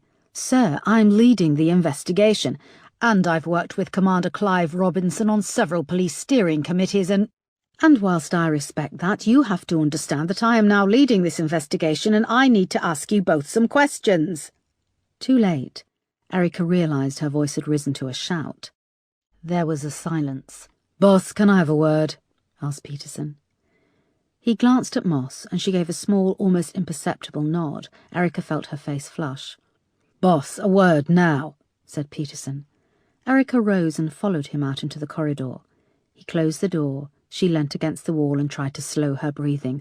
"I know," she said. "Look, I'm not getting up in your face, boss. You've come into a shitstorm and I accept that, but you can't get aggressive with a victim's parents, because right now that's all they are, parents. Let him posture, but we know how it's going to work from here on." "I know, shit," said Erica. "Oh, shit. Why did the mother want to know where you were from in Slovenia?" "Slovakia," corrected Erica. It's a well-known Slovak attitude. The people who come from Bratislava think they're better than everyone else. I presume that's where she's from. And she thinks that makes her better than you, finished Peterson. Erica breathed in and nodded, trying to calm her anger. 2 men in overalls were approaching from the other end of the corridor, pulling a huge Christmas tree. Erica and Peterson parted to let them through. The tree had dried out and was brown in places, and as its branches brushed the walls, pine needles shed and sprayed across the thick blue and green carpet. Peterson looked as if he was going to say more, then thought better of it and took a different tack. "It's way past lunchtime. You look like you could use a sugar rush," he said, studying Erica's white face. "I know you're the boss, but how about you go off and meet us round the corner at a pub or a cafe? I'll go in and apologise.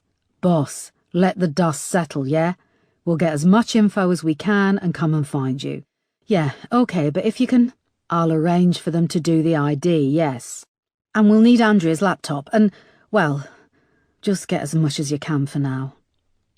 Peterson nodded and went back inside the study. Erica paused for a moment.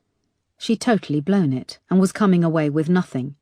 She was about to have a look round the house when the housekeeper with the hooded eyes reappeared. "I'll show you out, shall I?" she insisted. They followed the trail of dead pine needles to the front door. When Erica was deposited outside on the step, in front of the flashing cameras, she had to bite down hard on her bottom lip to keep herself from crying. Chapter 7. The light was starting to fade when Moss and Peterson caught up with Erica in a coffee shop on Chiswick High Road.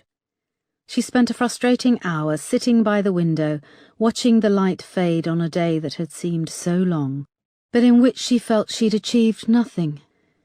It wasn't like her to go roaring in on an interview and balls it up, especially not with the parents of the victim. The cafe had been quiet when Erica had arrived, but had now filled up and was bustling with fashionable singletons and a pack of yummy mummies who'd marked out a corner of the coffee shop with a barrier of expensive buggies. Peterson and Moss bought coffee and sandwiches, then came over the table to join Erica. "Look, thanks for stepping in there. I don't know what happened. My judgment was off," explained Erica, feeling embarrassed. "No probs," said Peterson, tearing open a sandwich box and taking a huge bite. "Diana Douglas Brown was out of order, but then again it wasn't the best day of her life, was it?" agreed Moss, taking a bite of her sandwich. "Yeah, but I shouldn't have. Anyway, what else can you tell me?" asked Erica. She waited for a moment, whilst they both finished chewing. "Simon and Diana don't know why Andrea was in South London," said Moss. "She'd arranged to go to the cinema with David and Linda, the brother and sister. They waited for her at the Odeon in Hammersmith, but she never showed up." "Were the brother and sister at home?" "Yeah, David, he was asleep upstairs. Lady Diana didn't want to wake him." "Wake him? Isn't he in his 20s?" asked Erica. "David had been awake since the early hours, apparently," said Moss. "They'd been taking it in turns to watch the phones throughout the night in case Andrea called. It seems she's gone missing before." "When? Do we have a record?" "No, they never reported it. A couple of years back she went AWOL over a long weekend. Turned out she went off to France with some guy she'd met in a bar. She came back when she maxed out her credit card." "Did you get the name of the person she ran off with?" "Yeah, a Carl Michaels. He was a student at the time. It was nothing dodgy. A dirty weekend with the added bonus that Andrea had a platinum Visa card," said Moss. "Did you see the sister, Linda?" asked Erica. "She came in with a tray of tea. We thought she was the maid. Looks very different to Andrea. Frumpy, a bit fat. She works at the mother's florist's," said Peterson. "And how did she react to the news?" asked Erica. "She dropped the tray, although—" Moss hesitated. "What?" asked Erica, wishing again that she didn't have to hear this all second-hand. Moss looked at Peterson. "It seemed a bit cod, the way she reacted," he said. "Cod?" asked Erica. "You know, like bad acting. I dunno, people react in all sorts of weird ways. The whole family seems a bit screwed up if you ask me," said Peterson. "Then again, whose family isn't screwed up?" added Moss. "Plus, you throw money into the mix and everything gets heightened." A phone began to ring, and it took a few moments before Erica realised it was hers. She pulled it out and answered. It was Isaac, telling her that the bad weather had slowed everything right down. The results of the autopsy would be ready in the morning. "I really wanted them to ID the body tonight," said Erica when she came off the phone. "It could work in your favour. It'll give Sir Simon a chance to cool off," said Peterson. "Did he say anything else?" asked Erica. "Yeah, he wants Sparks back on the case," said Moss. They carried on chewing in silence. It was now dark. Car headlights crawled past, illuminating the incessant snow falling outside. Chapter 8. Erica, Moss and Peterson arrived back at Lewisham Road just after 7 p.m. They went straight to the incident room, which was full, the police officers waiting expectantly to share the day's findings. Erica sloughed off her long leather jacket and went to the huge bank of whiteboards lining the back of the room. "Okay, everyone, I know it's been a long day, but what have we got?" "How did you get on when you met the family? How did Sir Simon take to you, DCI Foster?" smirked Sparks, leaning back in his chair. On cue, Superintendent Marsh pulled open the door to the incident room. "Foster, a word." "Sir, I'm just briefing everyone on the day's events." "Okay, but my office the second you're done," he barked and slammed the door. "So it went well, I take it?" needled Sparks, his nasty smile tinted with the white blue of his computer screen. Erica ignored him and turned back to the whiteboard. Beside Andrea's photo were pictures of Linda and David.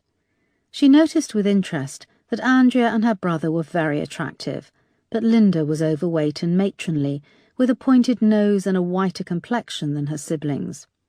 "Are the kids all from the same parents?" asked Erica, tapping the board with her marker pen. This took the incident room off guard. Sergeant Crane looked round in surprise. "We assumed yes." "Why did you assume this?" asked Erica. "Well, they seem quite..." "Posh?" asked Erica. "Never forget, we look at family first and foremost as suspects. Don't let yourselves be blinded by the fact that they live in an expensive area of London and have influence and power. Crane, you can look into the children, but of course be discreet. Now we know that Andrea was due to meet David and Linda at the cinema last Thursday, the 8th, but she never showed up. Where did she go? Was she meeting a friend, a secret lover? Who was looking specifically into Andrea's life?" A small Indian woman in her 20s stood up. "PC Singh," she said. She came to the front and Erica handed her the marker pen. "Andrea's been in a relationship with 27-year-old Giles Osborne for the past 8 months. They'd recently got engaged. He owns Yakka Events, an upmarket events and party planning company based in Kensington." "Yakka Events? What does Yakka mean?" asked Erica. "It's the Aboriginal word for work. It says on the company website that he spent his gap year in Australia." "Learning how to serve canapes and champagne from the Aborigines?" asked Erica. A flicker of a smile passed through the incident room.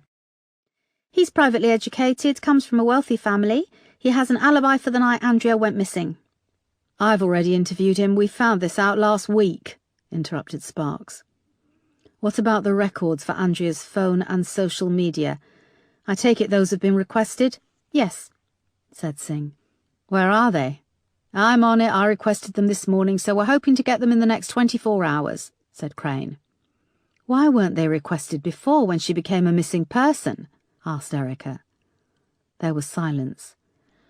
"Worried you were prying into the lives of the influential rich people?" "I made the call not to go ahead and request those," said Sparks. "The family was still under the impression that Andrea had taken off somewhere. They were monitoring her social media accounts and sharing information with us."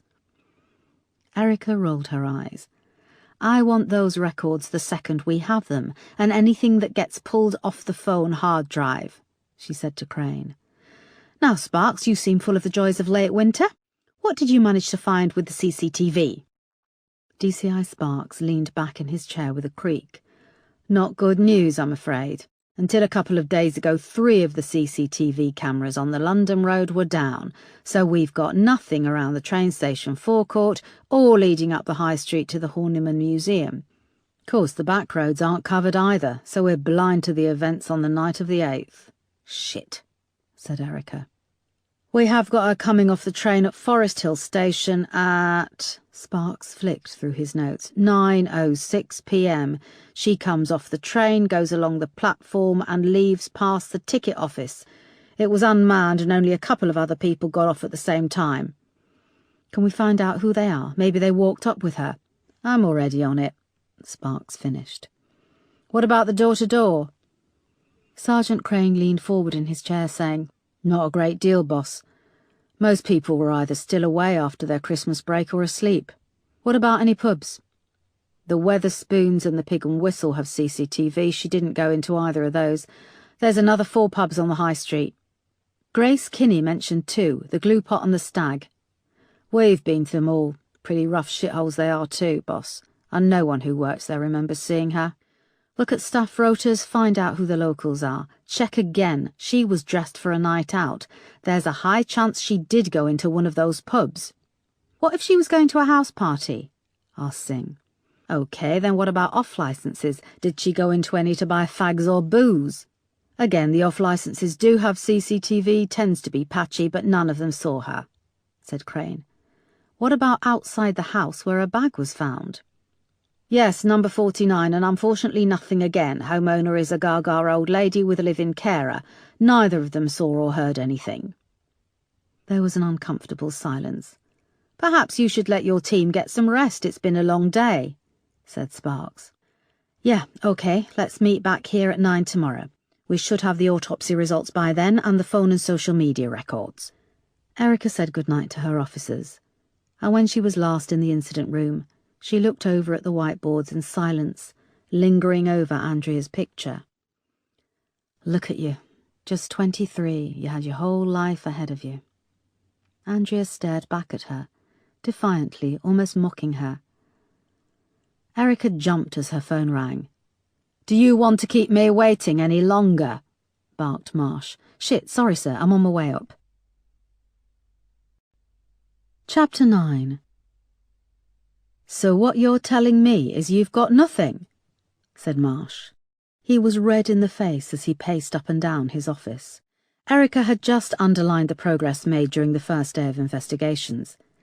This is day 1, sir, and as I said, there's a positive ID on the victim. I've kept it out of the press. I think there's 1 or 2 pubs where Andrea might possibly be placed the night she vanished.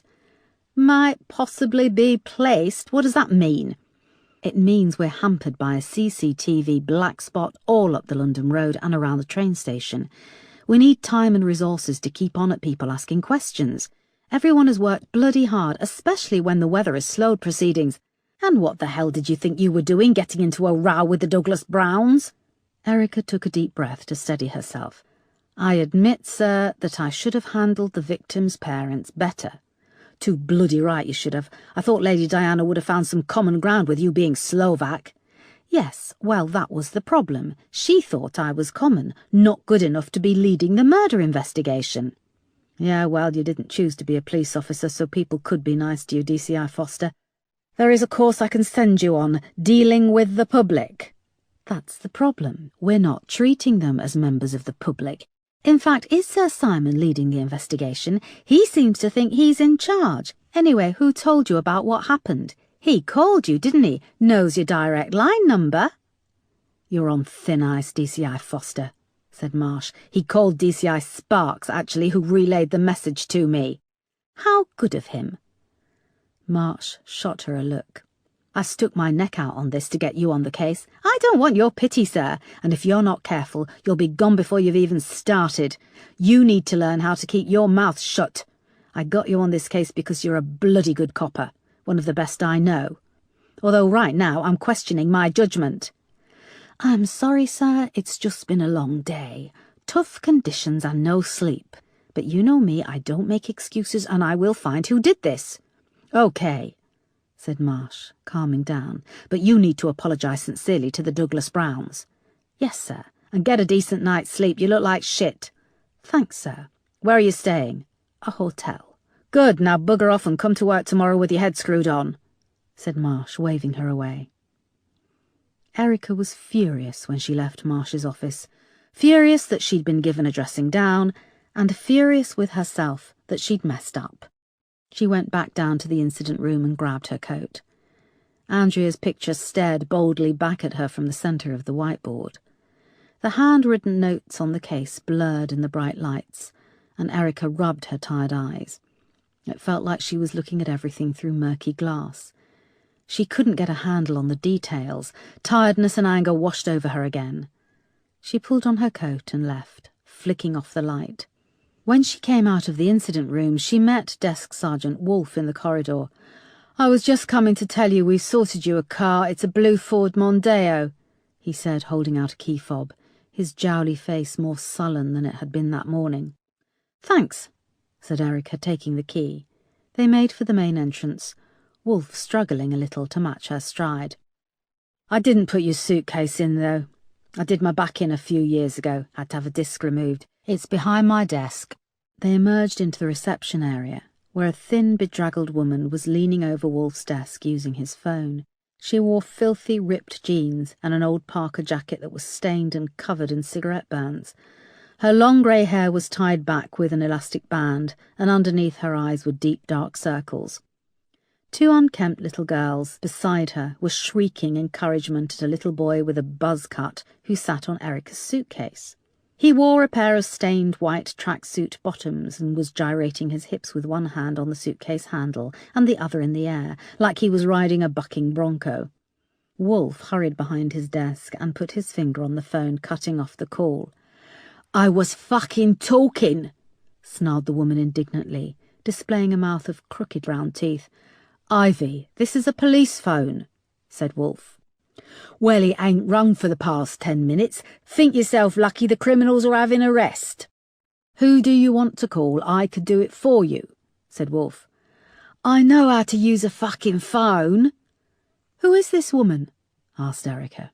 Ivy held the receiver away from Wolfe and gave Erica the once-over, saying, "Me and Droopy go way back, don't we, Droopy? I call him Droopy. Ugly fucking bastard, ain't he?" "You get off my suitcase," said Erica to the boy, who couldn't have been more than 7 or 8.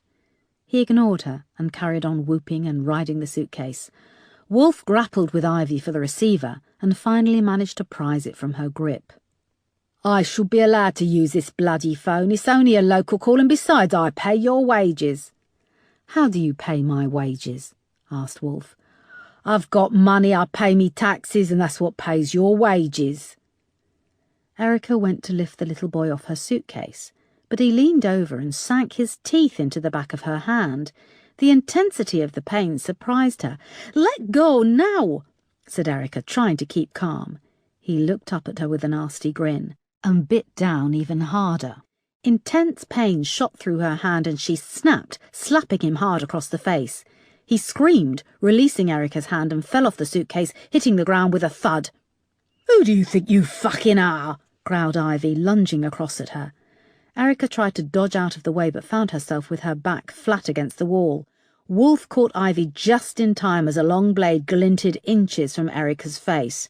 "Ivy, now come on, just cool it," started Wolfe, restraining her under the armpits, but still struggling to hold her back.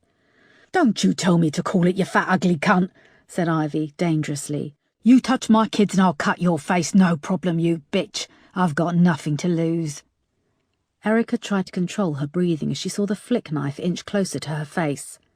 "Let go of the knife, let go," said Wolfe, finally gaining a grip on Ivy's wrist and twisting the flick knife out of her hand. It clattered to the floor and he put his foot over it. "You didn't have to be so rough, Droopy," said Ivy, rubbing her wrist. Wolfe kept his eye on her as he leant down and retrieved the knife from the floor. He found the small release button and the blade vanished back into its handle. The little boy and 2 girls had ceased to be threatening and rowdy. They were just kids, and they seemed more afraid of what Ivy was going to do next. Erica couldn't imagine the life they must lead. She looked at the little boy, who was holding the back of his head. "I'm sorry, I'm so sorry. What's your name?" He shrank back from her. What could she say to him? That she'd had a bad day? Erica took in their filthy clothes, their malnourished bodies. "I want to make a complaint," said Ivy with relish. "Oh, do you?" said Wolfe, moving Ivy towards the main door. Yeah, police brutality. Get your hands off me. Police brutality towards a minor.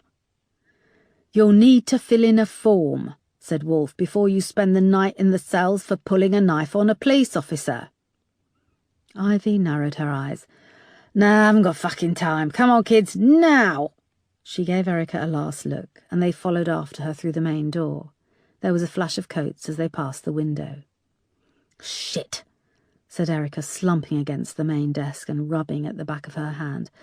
I shouldn't have hit that kid. There was a white and purple ridge of teeth marks deep in her skin, and a blur of blood mingling with the little boy's saliva. Wolf went to a box marked Knife Amnesty, where he deposited Ivy's flick knife. He then moved back round the desk and pulled down a first aid kit.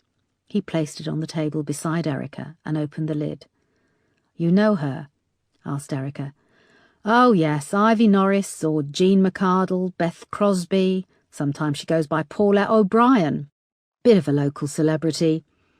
He poured some alcohol solution on a sterile dressing and pressed it against the back of Erica's hand over the bite marks. The nasty stinging sensation was contrasted by a comforting smell of mint. Wolf went on, She's a long-term drug addict, prostitute, got a record as long as the Great Wall of China. She used to do a mother and daughter speciality, if you know what I mean, until the daughter died of a drug overdose. And the kids' fathers? They're actually her grandkids, and who knows. Stick your finger in the phone book. Wolf removed the dressing and started to clean the bloody bite mark with a fresh one. Are they homeless? Wolf nodded. Could we get them into emergency social services bed and breakfast? Asked Erica. She could still see Ivy standing in the car park, smoking under the harsh lights and mouthing off to no one in particular. The kids were huddled around her, flinching as she gestured with her arms. Wolf laughed darkly. She's banned from most of the B&Bs and hostels for soliciting. He lifted off the bandage and applied a large square plaster to the back of Erica's hand. Thanks, said Erica, flexing her fingers. Wolf started to pack up the first aid kit. Now you know what I'm going to tell you. You need to see a doctor about the bite. Get a tetanus jab. And you know, street kids, not healthy. Yeah, said Erica.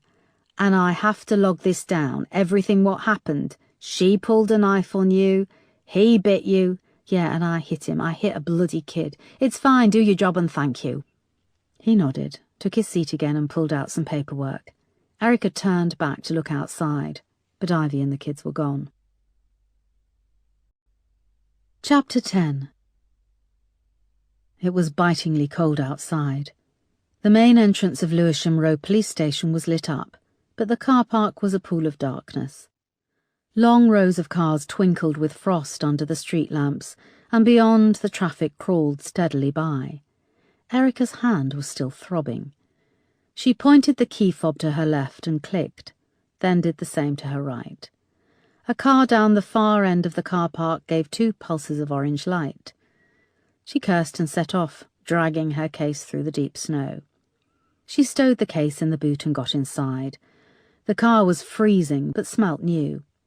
She turned on the engine and activated the central locking. When the heaters had warmed the inside up a little, she pulled out of the parking space and drove slowly towards the exit. Ivy was standing on the pavement outside. The children were huddled together under her arms, shivering uncontrollably. Erica stopped level with them and opened her window. "Where are you going, Ivy?" she asked. Ivy turned, the wind catching a wisp of her long grey hair and pressing it against her face. "What's it got to do with you?"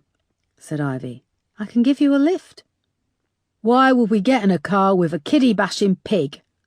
"I'm sorry, I was really out of order. I've had a bad day." "You've had a bad day. Try being me, love," snorted Ivy. "I can take you wherever you need to go, and the kids can warm up," said Erica, noting the little girl's bare legs underneath their thin dresses. Ivy narrowed her eyes. "What do I have to do in return?" "All you have to do is sit in the car," said Erica. She dug out a £20 note. Ivy went to take it, but Erica held it away. "You get it when I drop you off, provided there's no more knives or biting." Ivy shot the little boy a look, and he nodded obediently. "Fine," she said. She opened the back door and the kids clambered in, crawling across the back seat. When Ivy got in beside Erica, she gave off a nasty tramp-like whiff. Erica swallowed the fear of Ivy's proximity. "Seat belts," she said, thinking that it would be safer for her if they were all strapped down. "Yeah, we wouldn't want to break the law," laughed Ivy, pulling the seatbelt round and fastening it with a click. "Where do you want to go?" "Catford," said Ivy. Erica pulled out her phone and clicked on her Google Maps app. "Bloody hell," said Ivy. "I'll direct you. Go left." The car was a very smooth drive, and as the street lights played over the windscreen, the unusual combination of Ivy, her grandchildren and Erica settled into an almost comfortable silence. "So, you got any kids?" asked Ivy. "No," said Erica. She put on the windscreen wipers as a dusting of snow hit the windscreen. "You a leser?" "No." "Don't bother me, I don't mind lesers. You can have a good drink with a leser, and they're good at DIY. I tried it once, mind. Didn't like the taste." "Of what? DIY?" joked Erica. "Very funny. Saying that, I'm thinking of going leser again. I'll have to split the money, but I'm getting sick of the taste of cock." Erica looked across at her. "Come on, love, you didn't think I worked in Marks and Spencer's, did ya?" "Where do you live?" asked Erica. "Why should I tell you where I fucking live?" Ivy lurched towards her, but her seatbelt locked, holding her in place. "Easy. You just told me that you're sick of the taste of cock. I thought asking for your address wouldn't be too impolite." "Don't you try and be clever with me, I know you. Like your job, do you? Got any friends?" There was a silence. "No, I thought not. Never off duty, are you? You lot would shop your own mother. Left ear." Erica put on the indicator and turned. "I don't live anywhere right now," she said, figuring she could offer up some info of her own. "My husband died recently, and I've been away and you lost your marbles, yeah?" "No, but I came close," said Erica. "My husband was stabbed years ago, bled to death in me arms. Go right here. You're all right, though, ain't you? Good job. I could have been a police officer or something better," sneered Ivy. "You know this area well, then?" asked Erica. "Yeah, been here me whole life." "What bars do you recommend?" "What bars do I recommend?" she said, mimicking Erica. "OK, what bars do you know? I know 'em all. As I just said, I've been around here for years. Seen places come and go. The rough ones last the longest." They passed the Catford Broadway Theatre, the front lit up, still advertising the Christmas pantomime. "Drop us here," said Ivy. Catford High Street was deserted. Erica pulled up by a pedestrian crossing next to a Ladbrokes betting shop and a branch of Halifax. "There aren't any houses," said Erica. "I told you I ain't got a house." "Where are you staying then?" "I've got business to attend to. Come on, wake 'em up," snapped Ivy to the boy. Erica looked through her rear-view mirror. The two girls were asleep, their heads leant together. The boy stared back at her with a white face. "I'm sorry I hit you," said Erica. His face remained impassive. "Leave it out, just give me the money," said Ivy, unclipping her seatbelt and opening the car door. Erica fumbled in her coat and brought out the 20. Ivy took the note, stuffing it in the folds of her parka. "Before you go, Ivy, what do you know about pubs in Forest Hill? The Stag?" "There's a stripper there who'll do anything once her pint glass is full of pound coins," said Ivy. "And what about the Glue Pot?" asked Erica. Ivy's whole body language changed. Her eyes went wide. "I don't know nothing about that place," she said hoarsely. "You just said you knew all the bars around here. Come on, tell me about the Glue Pot." "I don't ever go in there," Ivy whispered, "and I don't know nothing. You hear me?" "Why not?" Ivy paused and looked at Erica. "I'd get that hand looked at. Little Mike, he's HIV positive." She got out, slamming the door, and vanished in between the shops, the kids trailing after her. Erica was so focused on Ivy's reaction to hearing the name of the pub that she didn't take in what Ivy had just said. She quickly opened her door and followed them to the entrance of a dank alley. She peered down, but it was too dark to make them out in the shadows. "Ivy!" she shouted. "Ivy! What do you mean you don't ever go in there? Why don't you?" Erica started down the alley, the streetlights quickly fading. She felt something soft and squelchy under her feet. "Ivy, I can give you more money. You just have to tell me what you know." She pulled out her phone and flicked on the light. The alley was filled with empty needles, condoms, and discarded packaging and price tags. "I'm investigating a murder," she continued. "The glue pot was the last place this girl was seen." Her voice echoed. There was no response. She reached a 10-foot-high chain-link fence with metal spikes on top. Beyond, she could just make out a scrubby yard with some discarded gas canisters. She looked around. "Where the hell did they go?" she said under her breath. She doubled back down the alleyway, but she could see no way out, just the high brick walls of the building either side. When Erica came back to the car, her door was still open, the warning alarm gently chiming. She looked around and got back in. Had she imagined them? She spent a few seconds worrying that she had hallucinated the whole episode. Ivy, the kids, and then she felt a throb of pain in the back of her hand and saw the square sticking plaster. She quickly activated the central locking, then pulled away with a squeal of tires. Fresh adrenaline surged through her body. Something wasn't right about Ivy's reaction to the glue pot. She had been terrified. Why? Erica didn't care how late it was, or how deprived she was of sleep. She was going to check out that pub. Chapter 11. Erica drove back over to Forest Hill and parked a couple of roads back from the high street in a quiet residential area. The pub was halfway up the high street, a 2-story brick building with a wine-coloured frontage. The glue pot was written in white, the T trailing away to a cartoon of a paintbrush hovering above a pot of white glue. It was an irritating sign, both naff and clueless. There were 4 windows, 2 on each story with thick stone sills. The windows on the first floor were dark. Of the 2 below, one was boarded up, leaving the other to glow murkily behind a net curtain. Despite the cold, the outer door was wedged open. A sign promised that if you bought 2 glasses of house wine, you could get the rest of the bottle free. Erica went inside and found the bar was accessed via an inner door with badly cracked safety glass. The bar was almost empty, with just 2 young men sitting smoking at one of the many Formica tables. They glanced up at her as she passed, taking in her long legs, and then returned to their beer. A small dance floor to one side was filled with old stacking chairs, and a Magic FM jingle played over the sound system, introducing the opening bars of Careless Whisper. Erica went to a long, low bar at the back that was framed by hanging glasses.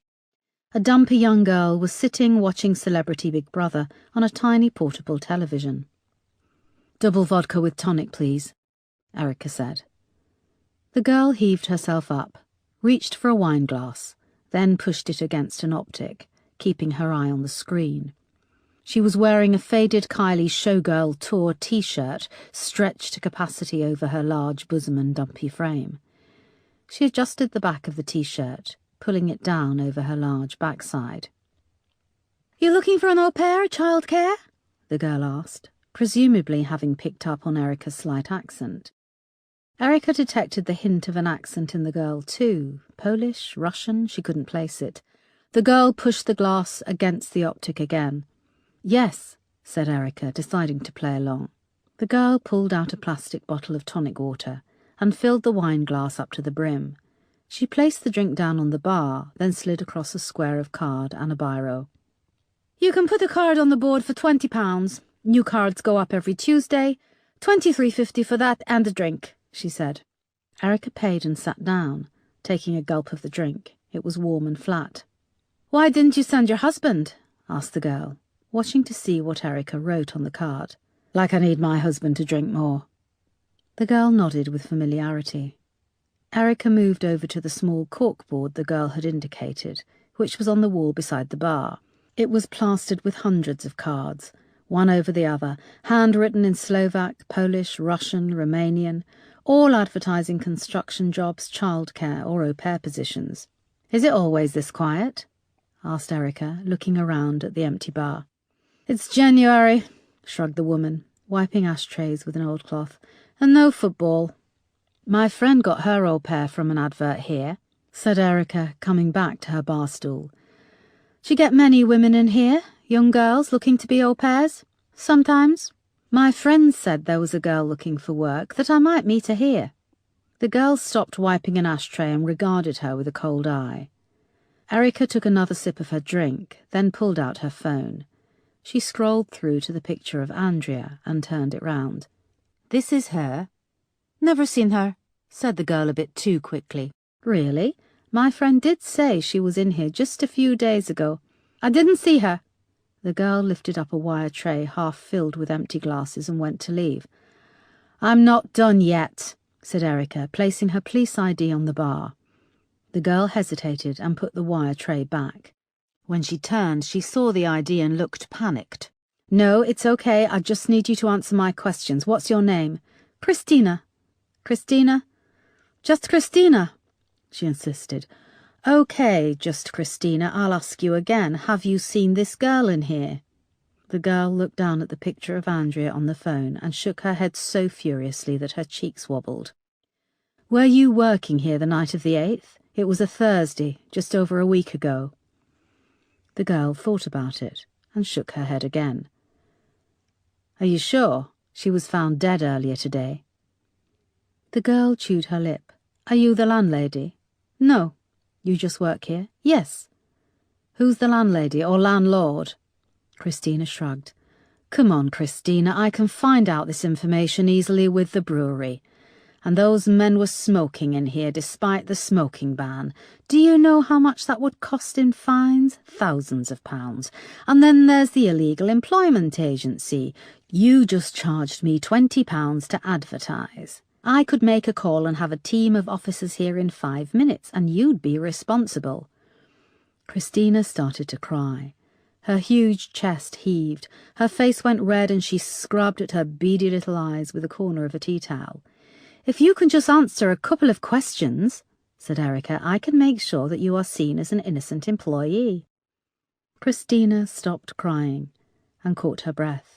Okay, it's okay, Christina. Nothing bad is going to happen. Now, please, look at this photo again. Did you see this girl here on the night of the 8th?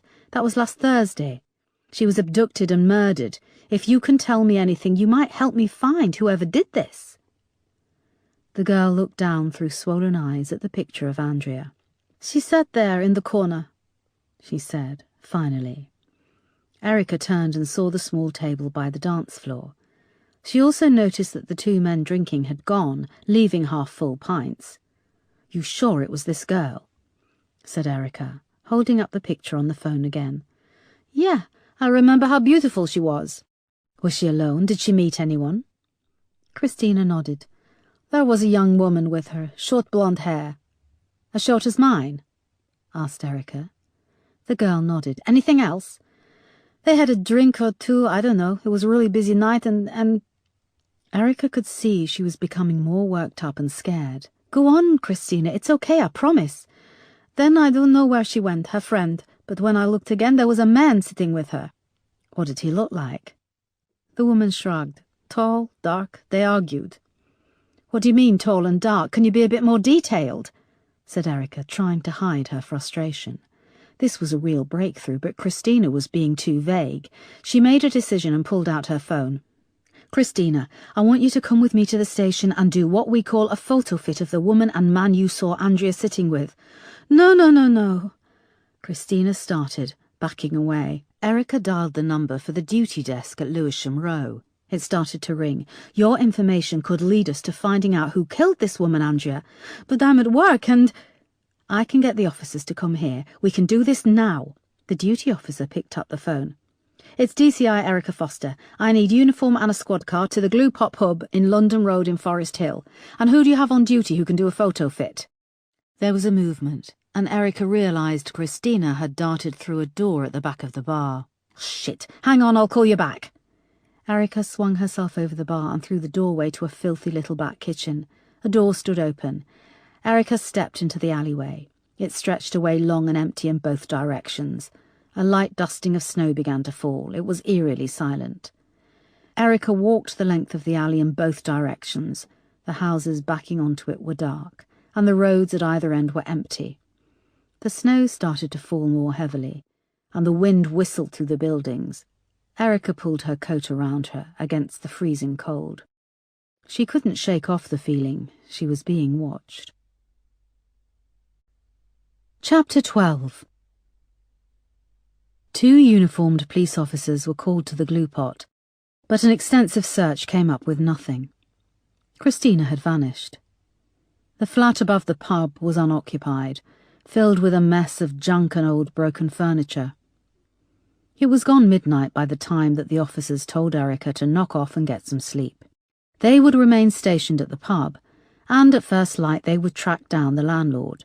If Christina came back, they would bring her in. Erica still felt spooked when she returned to her car, parked a few streets away.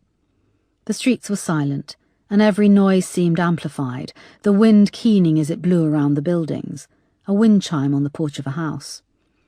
She could almost feel the gaze from the black windows of the houses all around.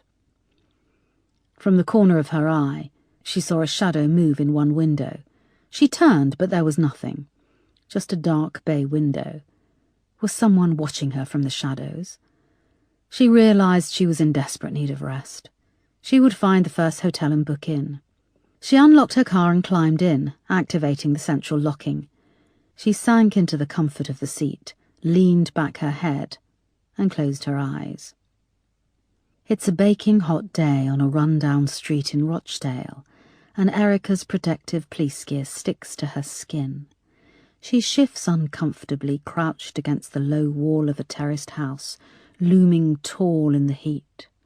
2 officers are beside her, mirrored by 3 officers on the other side of the front gate. Mark is with them, second along. From weeks of surveillance, the terraced house is burned into her brain. Bare concrete out front, overflowing wheelie bins. A gas and electric meter on the wall with its cover ripped off. Through the front door up the stairs, a door to the left of the landing leads through to the back bedroom. That's where they cook the meth. A woman has been seen going in with a little kid. It's a risk, but they are prepared. Erica has drilled the routine over and over to her team of 8 officers, only now they are stationed outside. It is real. Fear threatens to roll over Erica, but she pulls back from it. She gives the nod, and her black-clad team moves stealthily, surging down the path to the front door. The sun glints off the disc in the meter as it spins. Once, twice, almost matching the thunk of the battering ram. On the 3rd attempt, the wood splinters and the front door bursts inwards with a clatter. Then all hell breaks loose. Shots are fired. The window above the electricity meter explodes inwards. Shots are coming from the house behind them. Erica's head spins round. The nice house across the street. Sash windows, brass numbers on the door, furrow and ball paint on the walls inside. The couple had been so welcoming, so unassuming when the police had carried out their surveillance. It falls into place as Erica's eyes are drawn to their upstairs window. She sees a dark shadow, then pain explodes in her neck and she tastes blood. Mark is suddenly beside her, crouching down to help. She tries to speak, to tell him, "It's behind you." But blood fills her throat. In the hysteria, it's almost funny. Then there is a cracking sound, and the side of Mark's head is blown open. Erica woke with a gasp, trying to catch her breath. She was surrounded by an eerie brightness pressing down. She exhaled and her breath came out in a long stream. It was only when she saw the steering wheel in front of her that she got her bearings. She was back in the present, sitting in the car. A fresh layer of snow had fallen, completely covering the windows. It was a familiar dream. She always woke up at the same point. Sometimes the dream was in black and white, and Mark's blood looked like melted chocolate. She breathed in and out, her heart rate slowing, The reality sinking in. She heard muffled voices and footsteps, people walking past the car. The voices grew louder and receded. She looked at the digital clock on the dashboard. It was now almost 5 in the morning. She'd slept for hours, although she felt no better for it. She shifted in the seat, her body stiff and freezing, and started the engine. The air from the heaters came out in an icy jet. When the car had warmed up, Erica flicked on the windscreen wipers and waited as the road appeared, washed white by the fresh layer of snow. Noticing the plaster on the back of her hand, she remembered that she had to see a doctor, but the events of last night compelled her to keep going, for now. Andrea was in that pub. Who were the woman and man she had spoken to, and why had the barmaid vanished? It was easier to force the dream to the back of her mind, now that she had a problem to solve. Erica put the car in gear and set off for the police station. Chapter 13. Lewisham Row Police Station was quiet at 5:30 in the morning. The only sound was the far-off hammering along the corridor from the cells. The women's locker room was empty, and Erica stripped off her grubby clothes and went through to the huge communal showers, turning on the water as hot as she could bear. She stood under it, savouring the warmth, and as the steam rose, the tiled Victorian showers vanished, and Erica with them. By 6, she was dressed in clean clothes and alone in the incident room, nursing a cup of coffee and some chocolate from the vending machine. Andrea Douglas Brown stared back at her from the wall, overconfident.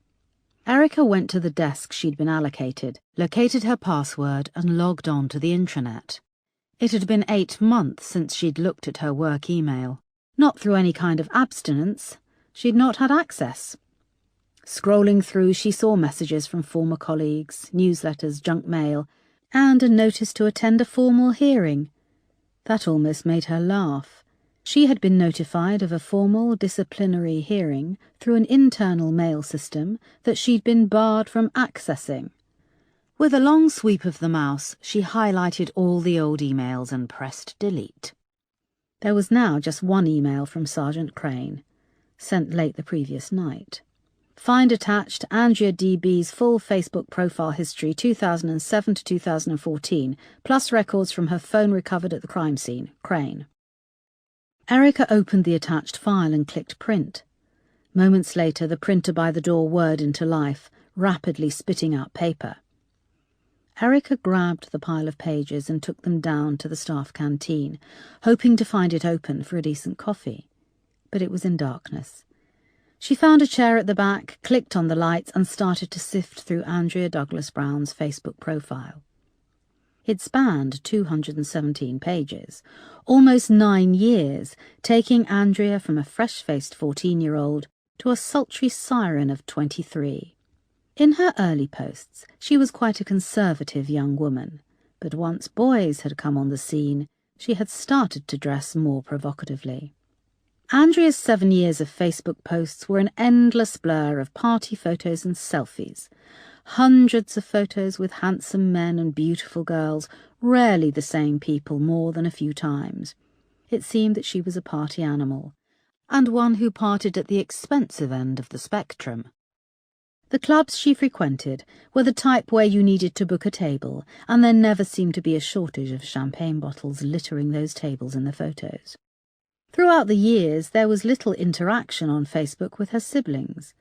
Her older sister Linda seemed to like a few of the family-related posts, as did her younger brother David, but these tended to be only the posts associated with the annual holidays the Douglas Brown family took to Greece, and in later years to a villa in Dubrovnik, Croatia. The holidays interested Erica the most. Taken every August for 3 weeks, they followed a similar pattern. At the start of each, Andrea would post some family-friendly pictures, a group photo during a meal in a nice restaurant, or the family gathered round a cabana having a casual lunch in their swimming costumes. At these lunches, Andrea always wore a bikini and was striking a pose, her dark hair tumbling over one shoulder as she artfully picked at her food. In contrast, Linda would be hunched down, plate piled high, looking a little annoyed that she was being distracted from tucking in. Linda seemed to grow in girth as each holiday passed, and she always covered up in long t-shirts and leggings. David, in contrast, started out as an extremely skinny 13-year-old wearing glasses, huddled under his mother's thin arm, and slowly morphed into a handsome young man.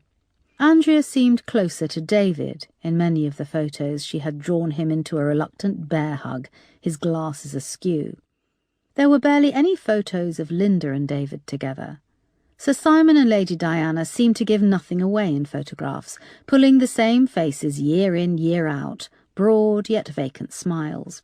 Here was Lady Diana in a swimming suit and sarong combo. There was Sir Simon in baggy board shorts, pulled a little too high over his hairy belly.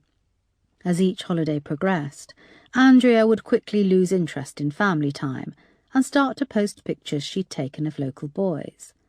At first they'd be a bit stalkerish, the group of boys unaware they were being photographed as they stood around smoking or played football on the beach with their shirts off. Then Andrea would zone in on one boy in particular, spending the last week of the holidays seemingly obsessed, taking endless photos. She apparently liked the bad boys, older and darker with muscly torsos, tattoos and piercings. In one picture, taken in the summer of 2009, Andrea was pictured posing on the back of a giant Harley-Davidson, wearing the tiniest bikini and miming driving, whilst a dark-haired lad, who presumably owned the bike, was relegated to riding pillion. He had one hand on her bikini bottoms and was holding a cigarette, its tip glowing close to Andrea's tanned skin. She fixed the camera with a look that said, "I'm in control." Erica wrote in the margin, "Who took this picture?"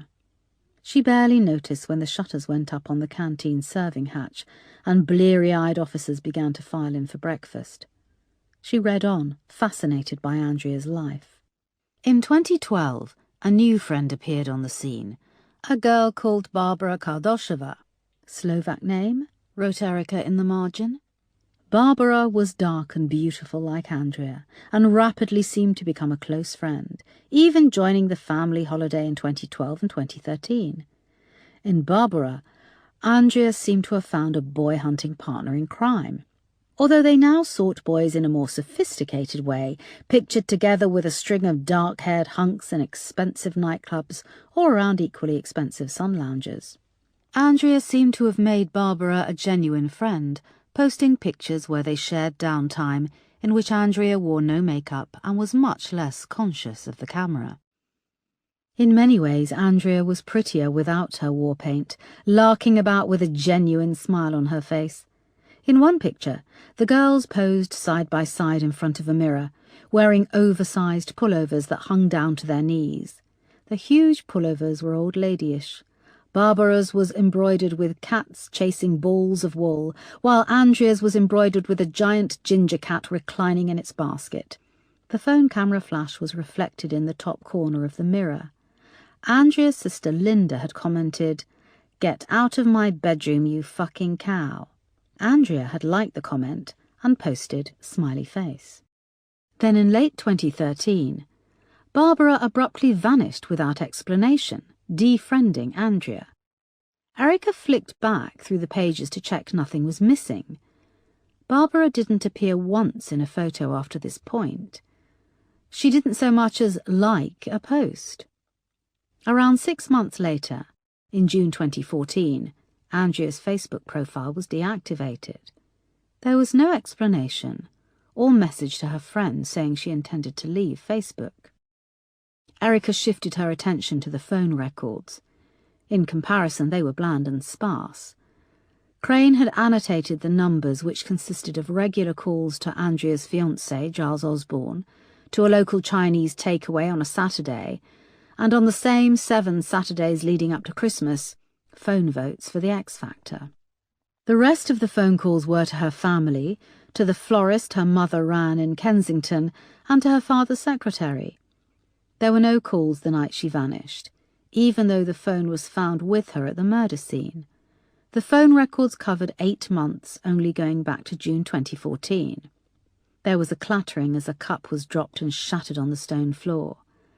Erica looked up, realizing that it was now light and the canteen was filling up. She checked her watch and saw that it was 10 to 9. Not wanting to be late for the briefing, she gathered up her papers and left. She ran into Superintendent Marsh in the corridor.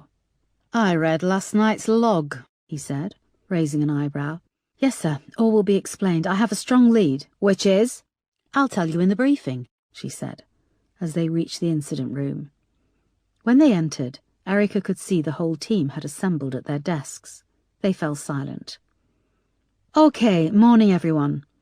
I'll start by saying that Sergeant Crane managed to pull a full Facebook history for Andrea and phone records, which is great, fast work. Andrea was very active on the site, and then last June she deactivated the profile. Also, her phone records only go back to June 2014. Why? Did she change her number?" "She met Giles Osborne last June," said DCI Sparks. "Yes. Now why would she change her number and deactivate her profile around the same time?" "Maybe she was turning over a new leaf. Some guys get jealous if a woman has exes and a history," said Singh. "She obviously used Facebook to meet blokes and then she got engaged and didn't need it anymore," said Sparks. "But her phone records are, well, they're almost too robotic.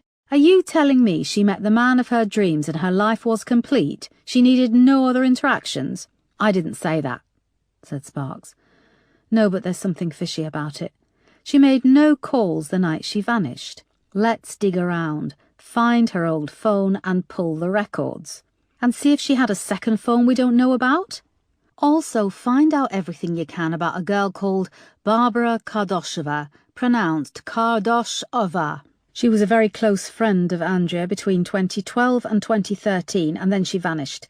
Did they fall out? Where is she now? Can we talk to her? Check her out. Find her. And also, any old boyfriends. Andrea wasn't short of male attention. See what you can dig up." "But be discreet about that," added Marsh from the back of the room. Erica went on. "I paid a visit to the Glue Pot pub last night. I got a positive ID from a barmaid called Christina that Andrea was there the night she vanished.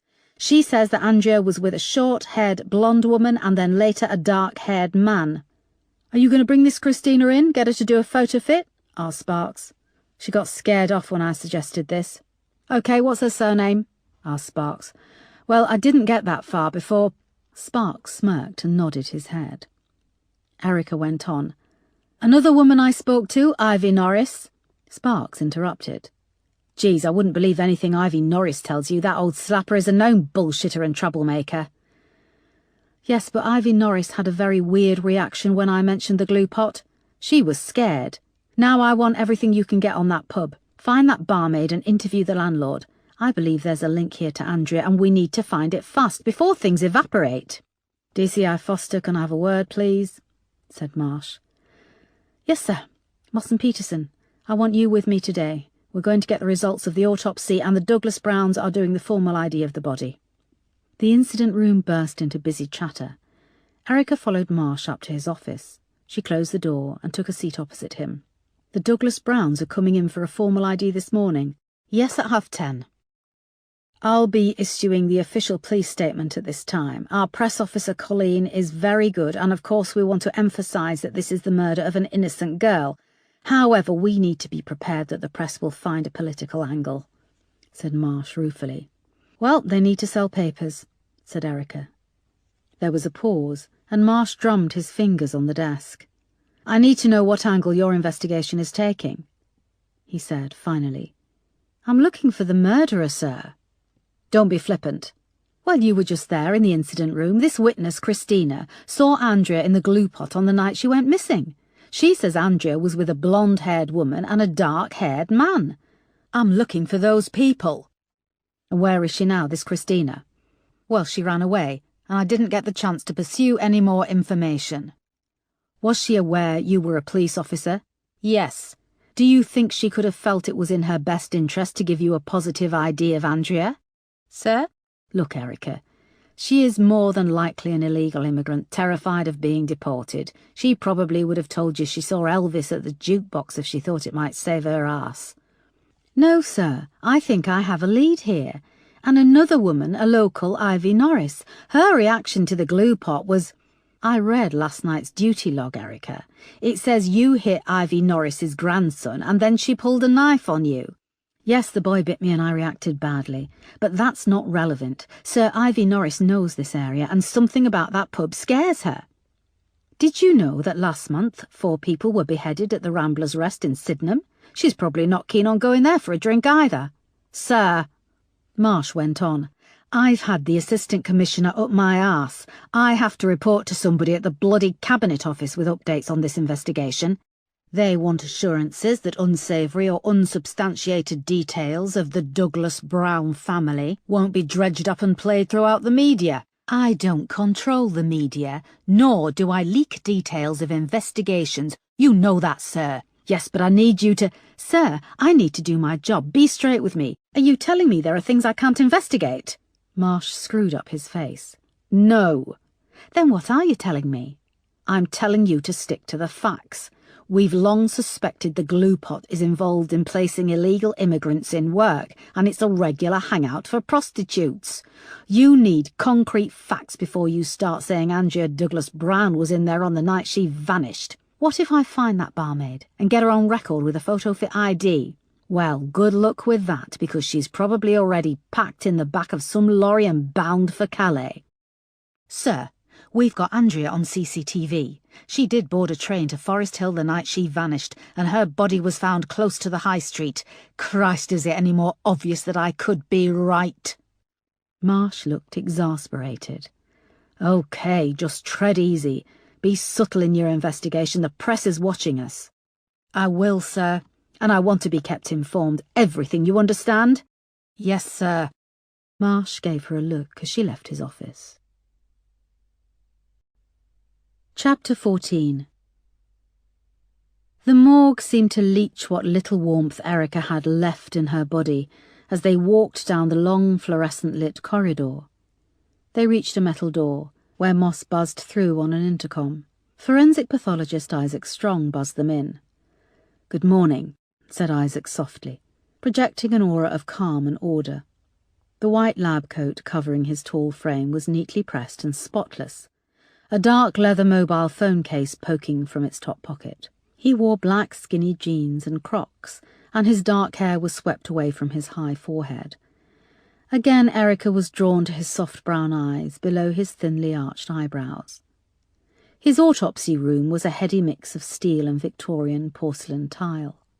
Along one wall was a row of stainless steel doors, and in the centre of the room 3 autopsy tables also of stainless steel surrounded by gutters.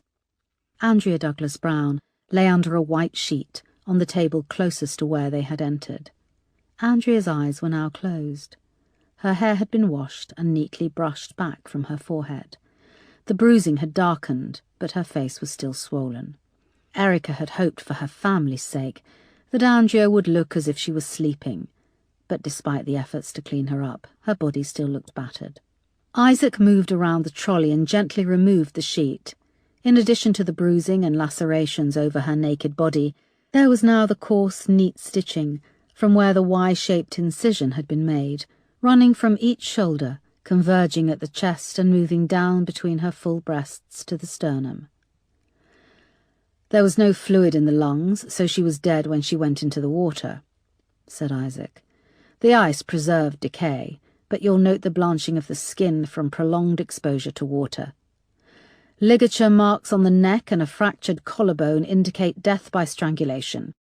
As I hypothesized, the bruising around the neck indicates a medium-sized hand, no unusual feature such as missing fingers." He paused. "Toxicology results show there was a high level of alcohol in her blood, plus a small amount of cocaine. She hadn't eaten for several hours. Her stomach was empty apart from the broken front tooth, which she probably swallowed unintentionally during the attack." He picked up a small plastic file containing the broken tooth and held it up to the light. "I found a residue of an adhesive chemical found in most brands of masking tape on her mouth and teeth." "So she was gagged?" asked Erica. "It would indicate so. There was no sign that she'd been raped. It does appear, however, that she had anal sex close to the time she died, and it appears to have been consensual. Again, I swabbed the anus for semen and blood, but there was none. But there was latex residue and small amounts of lubricant." "She used a condom?" asked Erica. Whoever had anal sex with her used a condom, corrected Isaac. But how can you be sure that the anal intercourse was consensual? There was an uncomfortable pause. Isaac explained, there is a marked difference between consensual penetrative sex and non-consensual.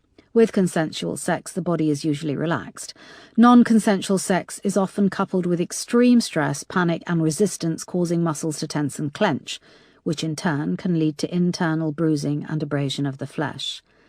There was no damage whatsoever to the lining of her rectum. Of course, another theory is that intercourse could have occurred post-mortem.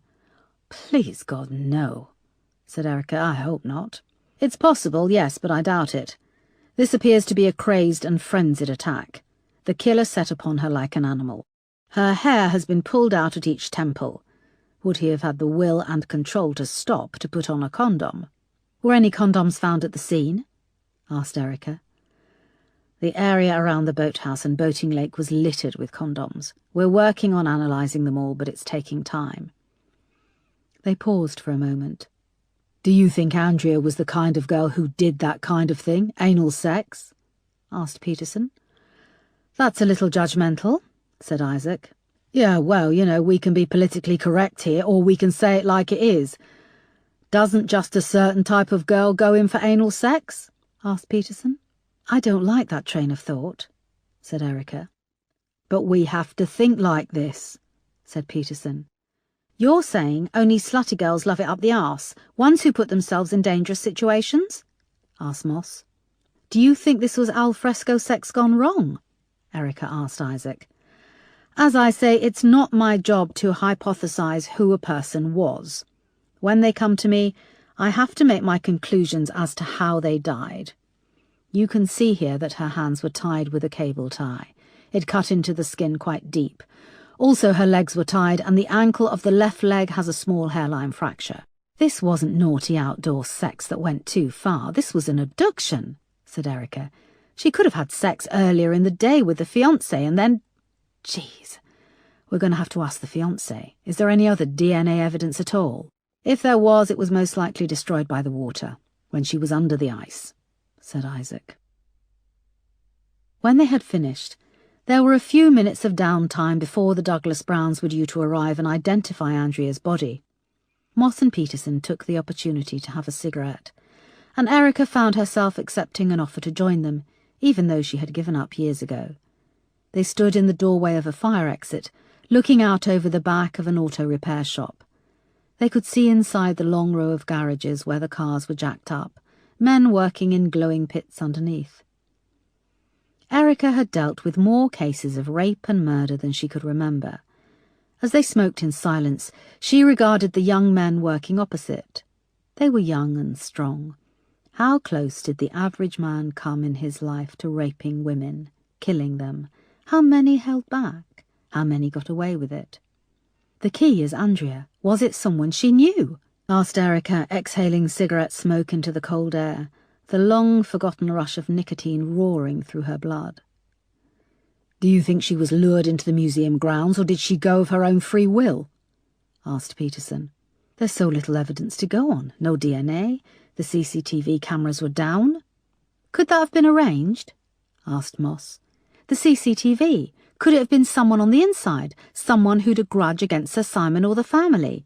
That's government cutbacks, the crappy CCTV. And if it were a professional kidnapping and execution, would they really leave her phone and her ID at the scene? That seems messy, said Peterson. They could have wanted her to be identified fast, sending a message, said Moss. She got plenty of male attention. What about a scorned lover? Asked Erica. It's possible, but who? She was engaged. She seemed to have turned into a nun since she met this Giles Osborne. We need to talk to him, said Moss. Isaac appeared at the doorway. The Douglas Brown family have just pulled into the car park, he said. I hate this part of the job, said Moss, stubbing out the half-smoked cigarette on the bottom of her shoe and replacing it in the packet. Simon and Diana Douglas Brown arrived with their daughter Linda and son David. It seemed strange to Erica that she was seeing Andrea's brother and sister for the first time. She felt she knew so much about them from Andrea's Facebook profile. Diana and Simon were immaculately dressed in black, and Diana looked as if she had to be held up by Simon and David. David was very tall and thin, and wore a fashionably tight black suit and glasses. Linda was next to her father, and appeared very matronly, in a black A-line skirt and a thick winter coat.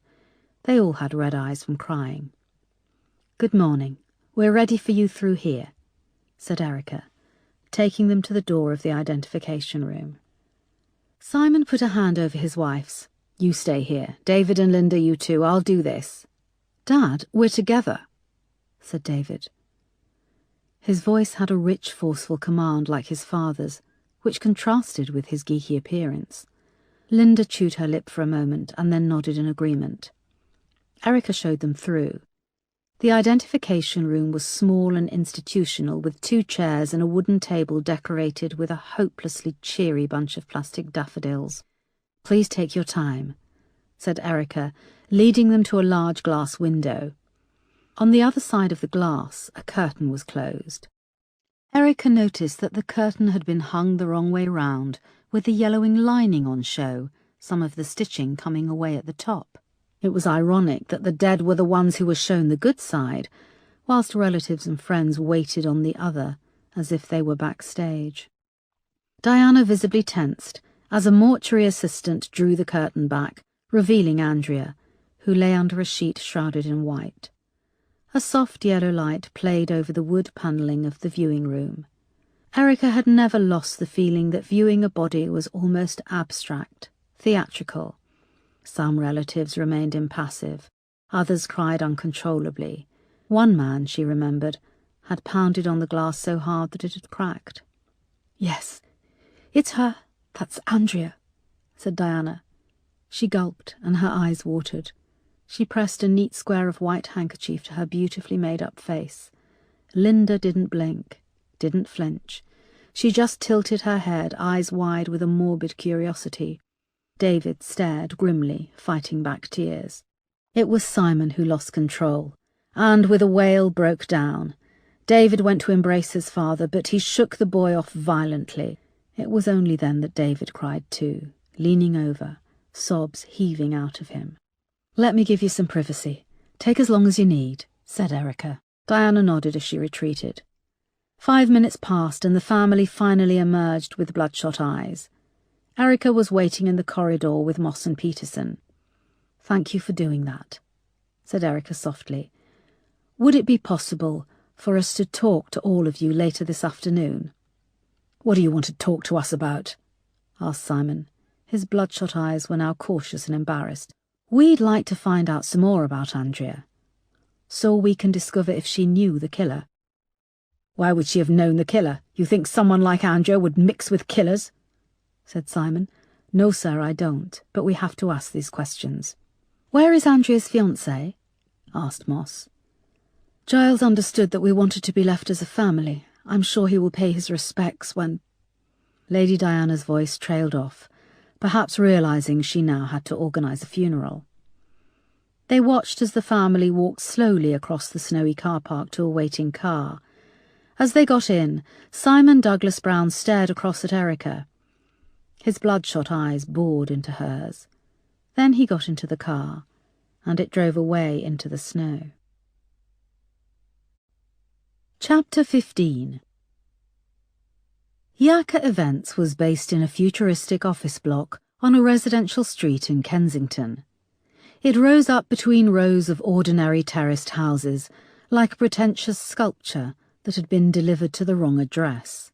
Erica, Peterson and Moss had to buzz in at 2 separate smoked glass doors before they were allowed access to the front desk. A young receptionist sat typing at her computer, wearing earphones. She saw them, but didn't say a word and carried on typing. Erica leaned across and removed one of her earphones. "I'm DCI Foster, this is Detective Moss and Detective Peterson. We'd like to talk to Giles Osborne, please." "Mr. Osborne is busy. One moment, I'll just finish this and get you booked in for an appointment," said the receptionist, making a show of replacing the earphone.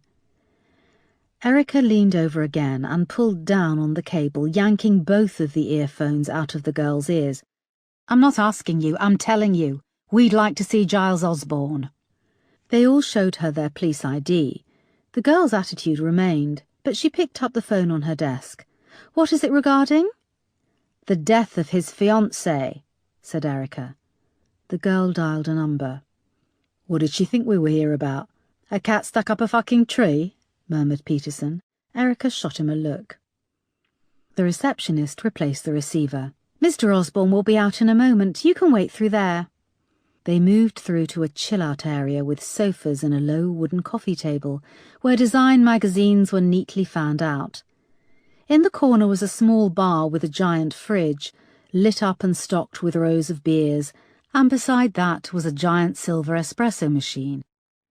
Along the wall hung a montage of photos, taken at various Yaka events, which mostly seemed to involve gorgeous young girls and guys handing out free champagne. He'd never employ me with my fat ass, muttered Moss as they sat. Erica gave her a sideways glance and saw for the first time that Moss was grinning. Erica returned the grin. Moments later, Giles Osborne emerged through a smoked glass door next to the bar. He was short and plump with dark greasy hair parted to one side. His beady eyes were close set, and he had a large nose but no chin. He had poured himself into skinny jeans and wore a V-necked t-shirt far too tight for his bulging belly. A strange pair of little pointed ankle boots, which gave him a Humpty Dumpty-ish quality, completed the outfit. Erica was surprised that this was the man Andrea had chosen to marry. "Hello, I'm Giles Osborne. What can I do for you?" he said, his accent confident and plummy. Erica introduced everyone, adding, "We'd firstly like to offer our condolences." "Yes, thank you. It was a great shock. Something I'm still trying to process. I don't know if I ever will." He looked pained, but didn't invite them further. "Could we go somewhere a bit more private? We'd like to ask you a few questions," said Erica. "I've already spoken at length yesterday with the DCI Sparks," he said, narrowing his eyes suspiciously. "Yes, and we appreciate your time, but do understand this is a murder investigation, and we really need to make sure we have all the information." Giles regarded them for a moment, and then appeared to snap out of his suspicion. "Of course. Can we get you a drink? Cappuccino, espresso, macchiato?" "I'll have a cappuccino," said Moss. Peterson nodded in agreement. "Yes, thank you," said Erica. "Michelle will be in the conference room," Giles said to the receptionist on the front desk. He held the glass door open, and they passed through a communal office where 6 or 7 young men and women were working at computers. None of them looked over 25. Giles opened another glass door, which led into a conference room with a long glass table and chairs. A large plasma television on the wall was mirroring a website which showed rows of thumbnail images. On closer inspection, Erica realized the images were of coffins. Giles hurried to a laptop on the glass table and minimized the browser, the Yaka Events logo appearing on the television instead. "I can't imagine how terrible this time must be for Lord and Lady Douglas Brown. I thought I would make some inroads into planning Andrea's funeral," he explained. "Andrea was only formally identified an hour ago," said Moss. "Yes, but you had identified Andrea, correct?" he replied. "Yes," said Erica. "One is never certain how to react to sudden bereavement. It must seem strange to you." He broke down and put a hand over his face. "I'm sorry. I just need to focus. I need to do something, and arranging events is in my blood, I suppose. I just can't believe this has happened." Erica pulled a tissue from a box on the conference table and handed it to Giles. "Thank you," he said, taking it and blowing his nose.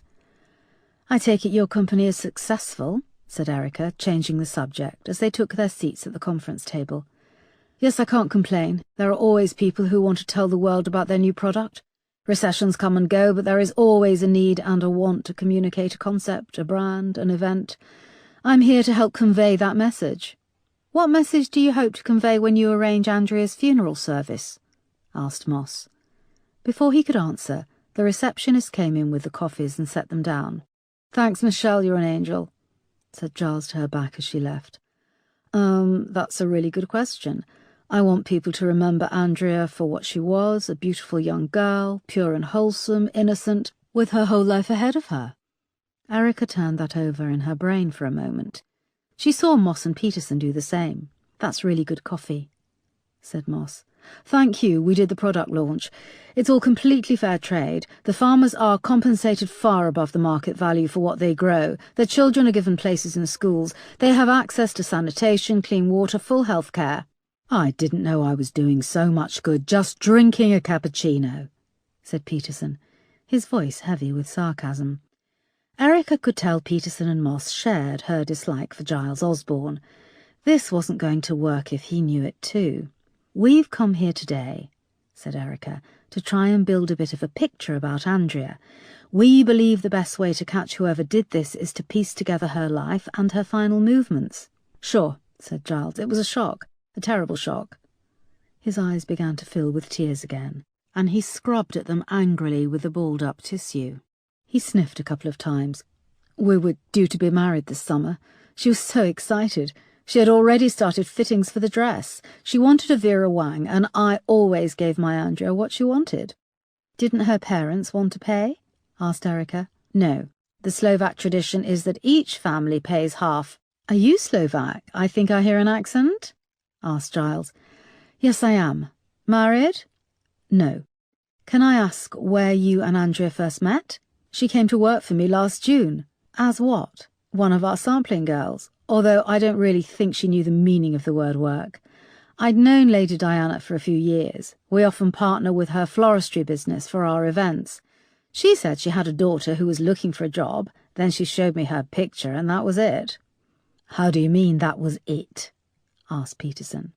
"Well, she was beautiful, the kind of girl we love to employ. And of course very soon I was in love. Ha!" "And did she work for you long before a relationship developed?" asked Peterson. "No. Well, the love took a bit longer than her period of employment. She only did one shift, giving out samples of Moe. She was terrible. She behaved like she was at the party, not working, and she got so drunk. So that didn't work out, but we did." Giles trailed off. "Look, is any of this relevant? I would have thought you'd want to be out looking for the killer." "So it was quite a rapid courtship. You only met 8 months ago, last June?" said Erica. "Yes." "And you proposed very quickly into the relationship. As I said, it was love at first sight." "And you think it was love at first sight for Andrea too?" asked Moss. "Look, am I under suspicion?" asked Giles, shifting uncomfortably in his seat. "Why would you think you were under suspicion? We said we were asking questions," said Erica. "But I've answered all this before. If you want to cut to the chase, I am able to demonstrate where I was the night that Andrea disappeared. From 3 p.m. on Thursday, January 8th, until 3 a.m. the morning of the 9th, I was running a product launch at Raw Spice in Soho, 106 Beak Street. I then came back here to the office with my team. We had some drinks to wind down. I have all this on CCTV. We then went out for breakfast at 6 a.m., the McDonald's in Kensington High Street. I have more than a dozen staff that can verify this, and no doubt there is CCTV footage of most of the places. The doorman on my building saw me arrive home at 7 a.m, and I didn't leave again until midday." "What is Raw Spice?" asked Peterson. "It's a sushi fusion experience." "Sushi fusion?" "I really don't expect someone like you to know what that is," said Giles impatiently. "Someone like me?" asked Peterson, reaching up to twist one of his short dreadlocks. No. What I meant was someone who might not move in central London society." Erica then stepped in. "Yes, that's all fine. Look, Mr. Osborne, please call me Giles. This is a first-name office. Giles, are you on Facebook?" "Of course I'm on Facebook," he bristled. "I run an events company. We're very active on all social media." "And Andrea?" "No, she was one of the few people I've ever met who didn't have a Facebook profile. I tried to get her on Instagram a couple of times, but she was clueless with technology." Erica stood and pulled out a couple of screenshots from Andrea's Facebook profile. She laid them out on the glass table in front of him. Andrea did have a Facebook profile. She deactivated it in June 2014. I'm guessing this was around the time you two met. Giles pulled the paper towards him. "Maybe she wanted to have a fresh start?" he said, confused, clearly trying not to react to a picture of Andrea draped over a handsome young man, his hand cupping one of her breasts through her white halter-neck top. So she lied to you about not having a Facebook profile. Well, lie is a strong word, is it not? But why keep this from you? I don't know. Giles, do you know the Glue Pot in Forest Hill? Asked Peterson. No, I don't think I do. What is it? It's a pub. Then I definitely don't. I don't stray south of the river, in fact, ever. Andrea was last seen at this pub on the night she disappeared. She was in the company of a girl with short blonde hair and then later a dark-haired man. Do you have any idea who they could have been? Did she have any friends in South London, around Forest Hill? No, well, none that I knew of. Can you think of anyone who would want to hurt her? Did she owe somebody money? No, between Sir Simon and myself, Andrea never wanted for anything. The night she vanished, she told me she was going to the cinema with Linda and David. I was encouraging her to spend more time with her brother and sister. They're not close as siblings. Why not? Oh, you know, rich families. The parents delegate the childcare to nannies and teachers. There is always competition for affection amongst siblings. Well, David and Andrea seem to get much more attention than Linda. I was lucky. I'm an only child. The Humpty Dumpty image came back to Erica again. Giles, small and podgy, sitting alone on a wall, his legs not quite reaching the ground. Did you ever meet a girl called Barbara Kardosheva? She was a friend of Andrea's. Erica slid a picture of Barbara across the table. Giles leaned in to examine the picture. No, although Andrea did mention Barbara. It seems she dropped Andrea as a friend most cruelly. It happened a little while before I met her. How well did you know Andrea's friends? She didn't have many female friends. She'd try and get close to other girls, and they became jealous of her. She was so beautiful. Did you and Andrea have an active sex life? Asked Peterson. What? Yes, we just got engaged. Did you have sexual intercourse with Andrea the day she went missing? What has this got to do with... Giles started. Please, can you answer the question? Said Erica. I think we might have in the afternoon. Look, I don't know what this has got to do with her going missing. Asking me about our sex life. It's none of your bloody business. Giles was now red in the face. Did you partake in anal as well as vaginal sex? Asked Peterson. Giles stood up so quickly that his coffee spilled over and his chair fell back. That's it, get out now, do you hear me? This is an informal chat, yes? I don't have to talk to you, it's voluntary. Of course it is, said Erica, but would you please answer the question? Andrea suffered a prolonged and brutal attack before her death. We are asking these questions for a reason. What? If we took part in an unnatural act? No, I wouldn't marry a girl who... Giles tugged at the neck of his T-shirt, unable to voice the words. I'm sorry, but I need you to leave. If you want to ask me any more questions, I want a lawyer present. This is most distressing and unsavoury. The spilt coffee had reached the edge of the glass table. There was a spattering sound as it began to drip over onto the carpet. Was she raped? Was she hurt badly? He asked, quietly now, dissolving into tears. He leaned against the table and sobbed into the sleeve of his T-shirt. We don't believe Andrea was sexually assaulted, but this was a sustained and brutal attack, said Erica softly. Oh, my God, Giles said, taking a deep breath and scrubbing again at his eyes. I just can't think. I can't imagine what she went through. Erica gave him a moment before she continued. Could you tell me, Giles, did Andrea have more than one phone? Giles looked up confused. No, she had a Swarovski iPhone. Sir Simon's secretary sorts out the bill. The same with Linda and David. Erica looked at Moss and Peterson and they got up. I think we'll end it there, Mr. Osborne, thank you. I'm sorry about the line of questioning, but your answers to these difficult questions will really help our investigation. Erica touched his sleeve. We'll see ourselves out, she added. They passed Michelle coming into the glass conference room carrying a large handful of tissues. She gave them a disapproving look. What do you think? Asked Erica when they emerged out onto the street. I'm going to say it, 'cause I know we're all thinking it. What the hell was she doing with him? Talk about out of his league, said Peterson. And I don't think he knew her at all, said Moss.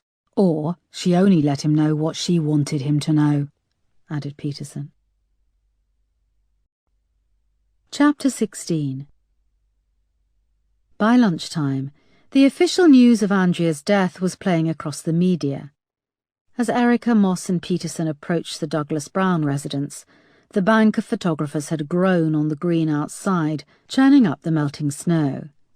This time they didn't have to wait on the doorstep and were shown straight through to a large drawing room with a double aspect view of the tree out front and a large garden behind.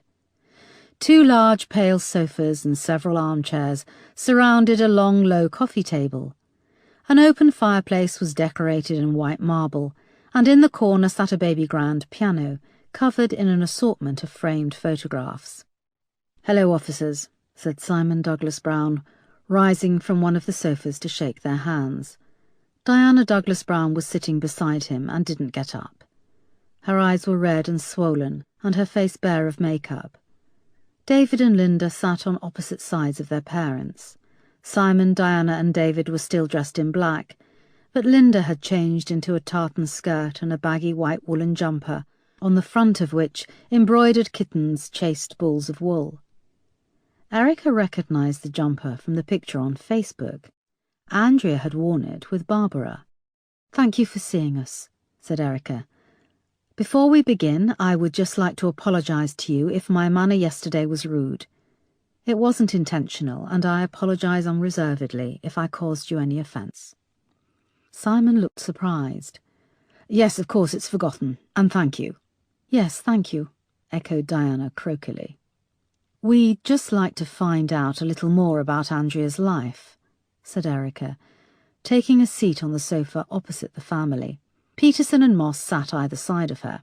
"May we ask you a few questions?" The family nodded. Erica looked at David and Linda. "I understand Andrea was supposed to meet you on the night she disappeared?" "Yes, we were due to meet at the Odeon in Hammersmith to watch a film," said Linda. "Which film?" David shrugged and looked to Linda. "Gravity," Linda said. "Andrea kept saying how much she wanted to see it." "Did she say why she cancelled?" "She didn't cancel, she just didn't turn up," said Linda. "OK, we have a witness who saw Andrea in a pub in South London, the Glue Pot. Does that mean anything?" The family all shook their heads. "That doesn't sound like somewhere Andrea would go," said Diana. She sounded a little woozy and vacant. "Could she have been meeting someone? Did Andrea have any friends around there?" "Goodness, no," said Diana. "Andrea did get through a lot of friends," said Linda, flicking her short fringe out of her eyes with a twish of her head. "Linda, that's not fair," said her mother weakly. "But she did. There was always someone new she'd met in a bar or a club. She had so many memberships. She'd be crazy about them one minute, and the next they'd be cut off, excommunicated for some minor misdemeanour." "Like what?" asked Erica. "Like looking nicer than she did, or talking to the guy she wanted to talk to, or talking about themselves too much." "Linda," said her father warningly. "I'm telling them the truth." "No, you are slating your sister, who is dead. She isn't here to fight with you any more." Simon tailed off. "Did you go out with Andrea to bars and clubs?" asked Moss. "No," said Linda pointedly. "When you say memberships, what do you mean?" "Memberships to clubs. I'm not sure they'd be the kind of clubs you'd go to," added Linda, looking Moss up and down. "Linda," said Simon. Linda shifted uncomfortably on the sofa, her broad backside spilling over the edge. "I'm sorry that was rude," she said, flicking her fringe again. Erica wondered if it was a nervous tic. "No probs," said Moss amiably. "This isn't a formal interview. We merely want information to help catch Andrea's killer." "I can give you the list of clubs where Andrea had memberships. I'll talk to my secretary, get her to email them over," said Simon. "Linda, you work at a florist's, yes?" asked Peterson. Linda looked him up and down approvingly, as if noticing him for the first time. "Yes, it's my mother's business. I'm assistant manager. Have you got a girlfriend?" No," said Peterson. "Pity," said Linda unconvincingly. "We've got some lovely stuff coming in for Valentine's Day." "What about you, David?" asked Peterson. David had sunk down into the sofa and he stared ahead vacantly with the neck of his jumper pulled up over his bottom lip. "I'm doing my MA, he said. "Where?" "Here in London at UCL. "And what are you studying?" "Architectural history." "He's always wanted to be an architect," said his mother proudly, putting her hand on his arm. He pulled it out from under her touch. For a moment Diana looked like she might break down again. "When did you last see Andrea?" asked Erica. "The afternoon before we were due to go out," said David. "Did you go out with Andrea much in London?" "No, she was more Kardashian bling. I'm more into Shoreditch, you know." "You mean the bars and clubs in Shoreditch?" asked Peterson. David nodded. Peterson added, "I live in Shoreditch. I got a mortgage just before the property prices went mad." Linda regarded Peterson as if he were a cream cake waiting to be devoured. David went on, "Yeah, when I finally get access to my trust fund, I'm buying my own place in Shoreditch." "David," warned his father. "Well, I am. He asked me a question and I answered." There was an almost imperceptible shift in the room.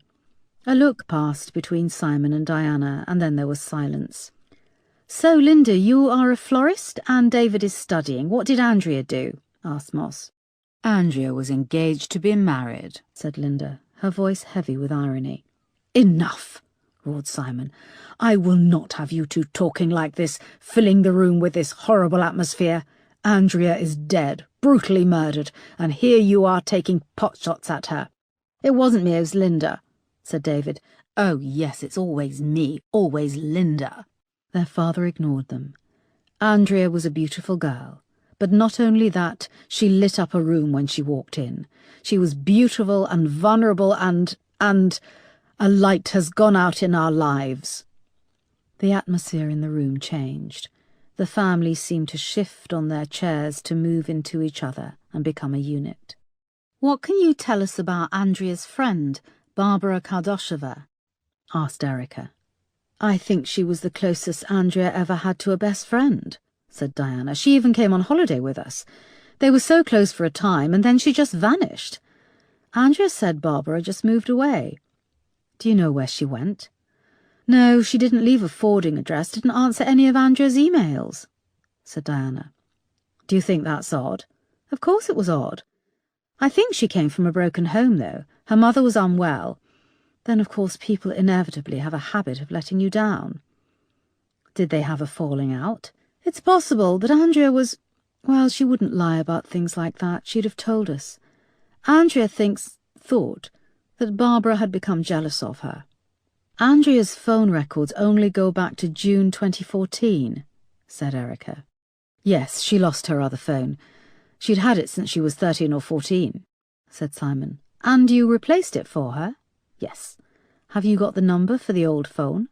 "Why would you need that? It's just routine." "Is it? I would have thought having 8 months of phone records would suffice." They could see that Simon was starting to grow uncomfortable. "Did Andrea have a second phone?" "No." "Could she have had a second phone and you were unaware?" "Well, no. The family manages her trust fund. She mainly used credit cards. We would have known if she'd bought a phone, but why would she?" "It would be very helpful if we could have her old phone number." Simon looked at Erica. "Yes, okay, I'll speak to my secretary. She can pull the details." Erica went to ask another question, but Diana began to speak. "I don't know why Andrea would go all the way over across the river. And then she's taken by someone and killed. My baby. My baby. She's dead." Diana became hysterical, gulping and retching. Simon and David began to comfort her, but Linda did another nervous flick of her fringe and picked at a piece of lint on her cat jumper. "Officers, please, that's enough questions," said Simon. Erica found it hard to hide her exasperation. "Would it be possible to look at Andrea's bedroom?" "What, now? Your people have already been and had a look." "Please, it would help us," said Erica. "I can take them, Daddy," said Linda. "Come with me, officers." They followed Linda out, past Diana, who was still hysterical. David gave Linda a nod and a weak smile and then turned back to comfort his mother. On the way out of the door, they passed the piano littered with family photographs of the Douglas Browns and their 3 children, all smiling, all happy. Chapter 17. Andrea's bedroom was large and, like the rest of the house, beautifully furnished. 3 sash windows along one wall looked out over the green, where the press were milling about. Linda marched in ahead of them and moved close to the blinds. The photographers below leapt into action, clicking away. Linda yanked the blinds down with a clatter. "Those beasts, we can't do anything. We're trapped in here. David's been moaning that he can't even have a cigarette on the terrace. Daddy says it would look bad." The blinds were thick and cast the bedroom in gloom. Linda flicked on the light. The middle window was the largest. Underneath there was a huge desk of polished wood. The desk was neatly organised with an astonishing amount of makeup. A big pot of brushes and eyeliner, nail polish lined up in many colours, powder compacts stacked, boxes of lipstick standing to attention in rows. Over the corner of the mirror hung scores of lanyards and tickets from concerts. Madonna, Katy Perry, Lady Gaga, Rihanna, Robbie Williams. A wardrobe lined the length of the wall on the right. Erica slid the mirrored door across, and the scent of Chanel Chance perfume floated out. Inside was an expensive wardrobe of designer clothes, mostly short skirts and dresses. The bottom was covered in shoeboxes. "So Andrea got an allowance?" asked Erica, thumbing her way through the clothes. "When she turned 21, she gained access to her trust fund like I did. Although David still has to wait, which has caused issues," said Linda. "What do you mean, issues?" "Males born into the family have to wait until their 25th birthday." "Why is that?" "David is like any 21-year-old boy. He wants to spend his money on girls and cars and booze, although he's much more considerate than Andrea. Even though he has less money, he still gets me nicer birthday presents." Linda flicked her fringe again, crossing her arms over her large, bekittened bosom. "What do you spend your money on?" asked Moss. "That is a rude question that I don't have to answer," said Linda tartly. To one side of the wardrobe was a neatly made 4-poster bed, with a blue and white blanket and some soft toys lined up on the pillow. Above the bed was a poster of One Direction. "She didn't really like them anymore," said Linda, following their gaze. "She said they were just boys and she liked men." "She was engaged, though," prompted Erica. Linda gave a bitter laugh. "What's so funny, Linda?" "Have you seen Giles? When they feed up the ducks for foie gras, he's always at the front of the queue." "Why do you think Andrea was with Giles?" "Come on, officers, isn't it obvious? Money. He's due to inherit a fabulous estate in Wiltshire and a house in Barbados. His parents are worth squillions and they're on their last legs. They had him very late. His mother thought he was the menopause." "Was Andrea unfaithful to Giles?" asked Moss. "Boys were always drawn to Andrea. They turned into drooling, pitiful creatures in her presence. She got a kick out of the attention." "But was Andrea having an affair?" pressed Moss. "I don't know what she did half the time. We weren't close, but I loved her. And I'm devastated that she's dead."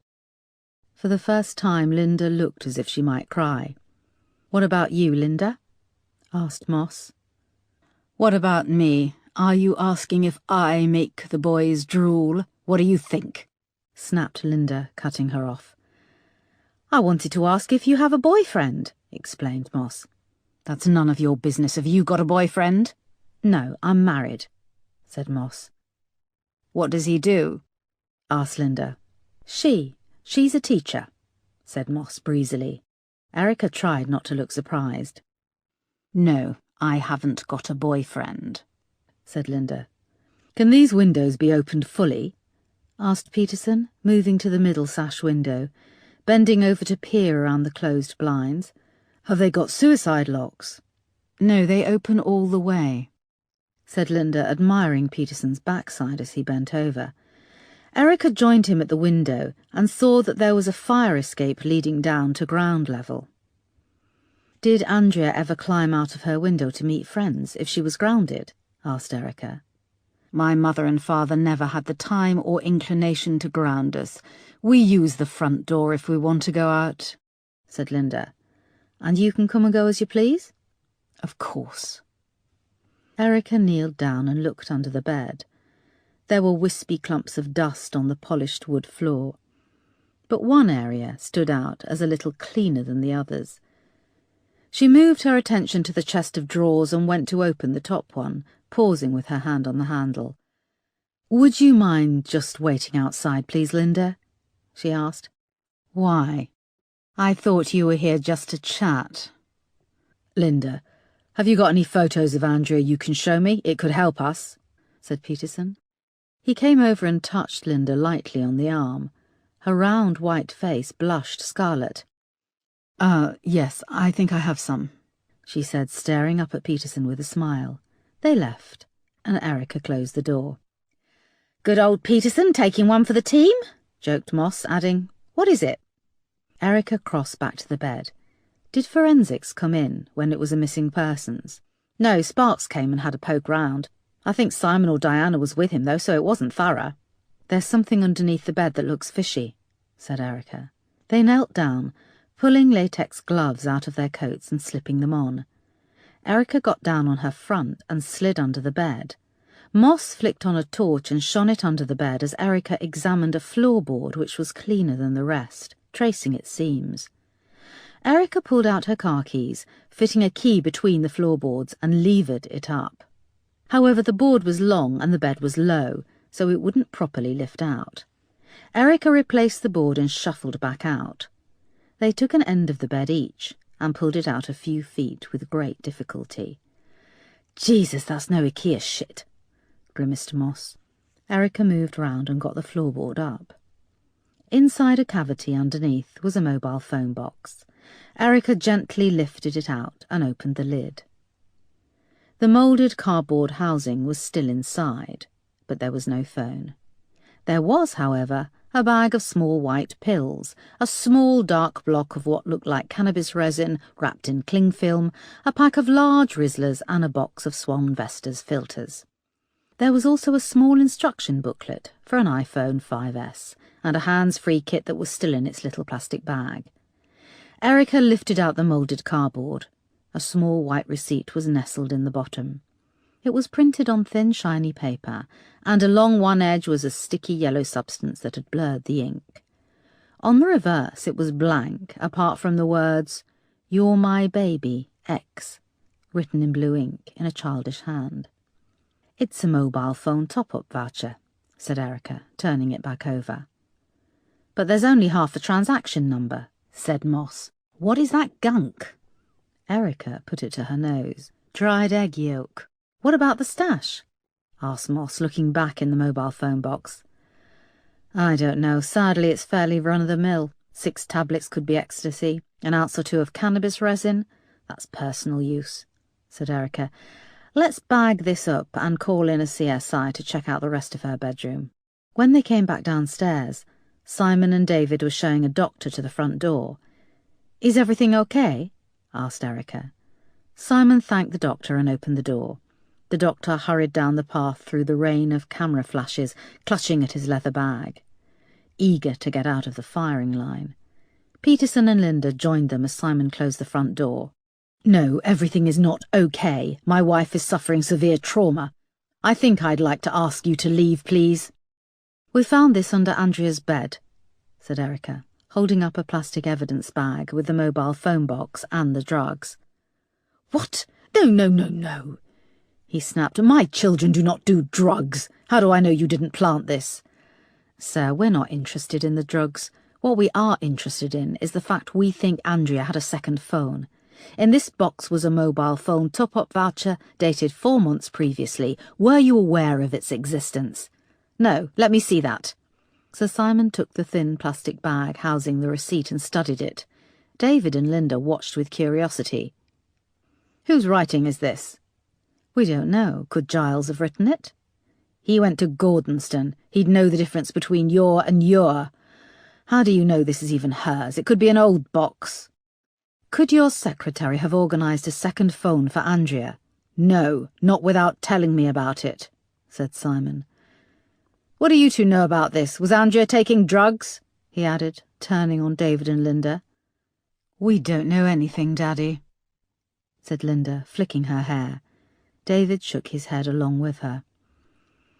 OK, thank you, sir. Please let us know if you find out anything more. In the meantime, I've asked the forensics team to take a look at Andrea's bedroom. What? You're asking my permission? I'm informing you that in the interest of furthering this investigation and finding who killed Andrea, I need a team of forensic officers to look at Andrea's bedroom, sir, said Erica. You people do what you want, don't you? Snapped Simon. He walked off to his study and slammed the door. When they reached Erica's car on Chiswick High Road, her phone rang. It's DCI Sparks. I'm at the glue pot. It's about the e-fit you tried to arrange with that witness Christina. Yes, did you find her?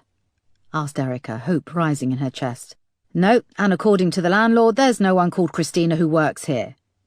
Where did you find the landlord? He lives in a flat 2 doors down. Then who was the girl I talked to? I asked the bar staff. A girl matching her description called Christina works casually, cash in hand, covering when the other bar staff need nights off. One of them had an address for her, so we checked it out. It's a bedsit near the train station, but it's empty. Who owns the bedsit? Asked Erica. Landlord lives in Spain, and as far as he and the letting agent were aware, it's been unoccupied for 3 months. So this Christina was either squatting or gave it as a fake address. Shit. Get forensics into that bedsit, just for prints. So far, she's the only one who saw Andrea with this mystery man and woman. Chapter 18. They arrived back at Lewisham Row Station just after 5. The team in the incident room looked to be flagging when they returned, but heads rose expectantly from their desks when they caught the smell of coffee. Grab a cup and there's donuts, said Erica. They had stopped at Starbucks on their way back to the station. People stretched and pushed themselves away from their desks. Crane came over from where he'd been reviewing the CCTV images. You're a star, boss. Decent coffee, he said, rubbing his eyes. I'm hoping you've got some good news about the CCTV coverage of London Road? Asked Erica hopefully, offering him the bag of donuts. We've been cross-checking bus timetables and routes, and we've requested CCTV from TfL for all the buses that travelled along London Road, past the museum and train station, on the night Andrea went missing. Also, loads of black cabs now have CCTV, so we're working on tracking those down. But we won't get the bus CCTV until tomorrow at the earliest. Crane's hand hesitated above the bag of donuts. Go on, said Erica, and he plunged his hand in. Put pressure on them, time is ticking. I take it you've heard about this vanishing barmaid, Christina? The team nodded, chewing on their donuts and sipping coffee. What about Andrea's phone and laptop? Did you pull off anything interesting? Asked Erica. No, well, we found most of the photos we've already seen on her old Facebook profile, and there are endless games of Candy Crush Saga. She seemed to be obsessed with that game. She appeared to just use her laptop for games and the usual iTunes. The iPhone recovered from the crime scene is virtually empty. No photos or video and barely any texts. Superintendent Marsh poked his head around the door to the incident room. DCI Foster, can I have a word, please? Yes, sir. Moss, Peterson, can you brief everyone on what we found under Andrea's bed? Asked Erica. She put the last of her donut in her mouth and left the incident room, following Marsh to his office, where she brought him up to speed about the mobile phone box under the bed with the receipt and the vanishing barmaid from the glue pot. When she had finished, Marsh looked outside the window into the dark night. Just don't burn your team out, OK, Foster? Marsh seemed a little more relaxed. Erica wondered if it was the newspaper headlines, which had moved focus from the progress the police were making to the tragedy of Andrea's death. For today at least, the focus was on a beautiful young girl who had had her life snatched away from her. The press office has done a great job of shaping the news cycle, said Marsh, as if following Erica's thoughts. Is that what you call it these days, shaping the news cycle? Asked Erica with a wry grin. Look, there's even a bit about you, he said, reading.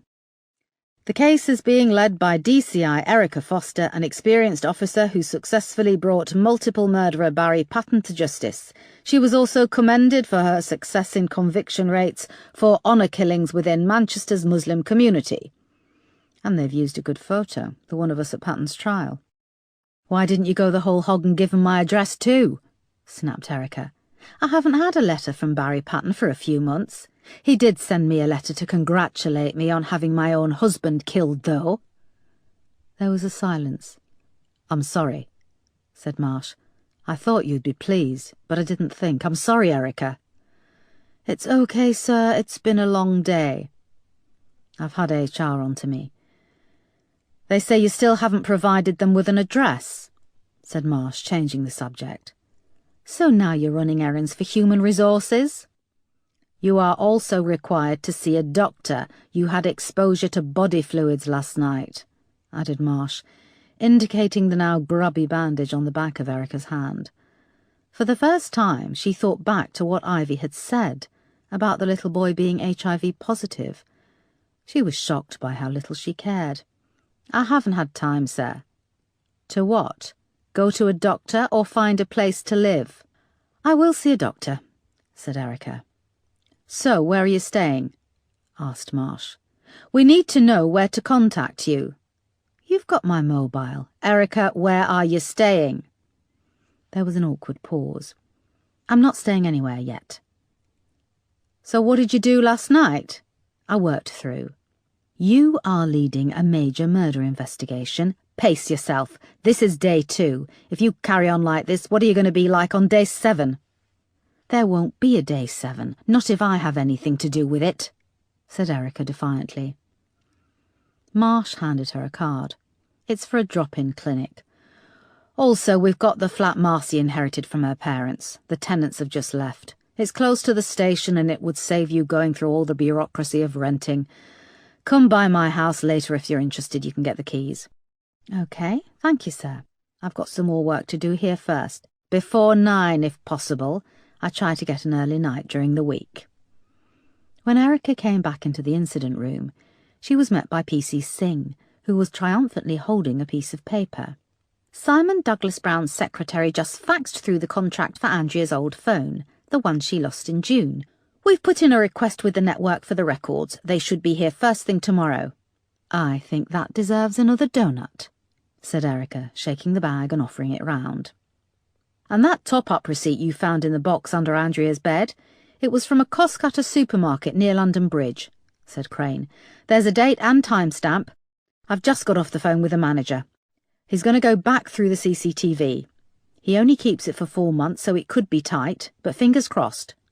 Fantastic, said Erica. Crane grinned and grabbed a donut from the bag. Shouldn't we save one for DCI Sparks? Asked Moss. I don't know. I think he's sweet enough already, grinned Erica, which got a big laugh from her colleagues. She felt comfortable now in the incident room. The atmosphere, the camaraderie, but she was conscious that her team had been on the go for a long time, so she told them to call it a day. Night, boss, chimed voices as they grabbed coats and bags. The incident room slowly emptied out until Erica was left alone. She picked up the phone on her desk and dialed the number Marsh had given her. A recorded voice told her that the drop-in clinic was now closed and that it would reopen at 7 the next morning. Erica put the phone down and pulled at the grubby bandage on the back of her hand, wincing as the plaster came away from the skin. Underneath it was healing fast with very little bruising, a curve of pale little scabs marking out the teeth marks where the boy had bitten her. Erica binned the plaster and went back over to the whiteboards at the back of the incident room. The whoosh of excitement she had felt earlier had drained away. She felt exhausted. A low hum of a headache was forming at the back of her head. She stared at the evidence, maps and pictures, Andrea alive in her driving licence photo, Andrea dead, her eyes wide and hair knotted with leaves against the side of her face. Usually Erica could get a handle on a case early on, but this one seemed to be opening wider and wider, the contradicting facts blooming and multiplying like cells of a tumour. She needed sleep, and for that she realised she would need to find a bed.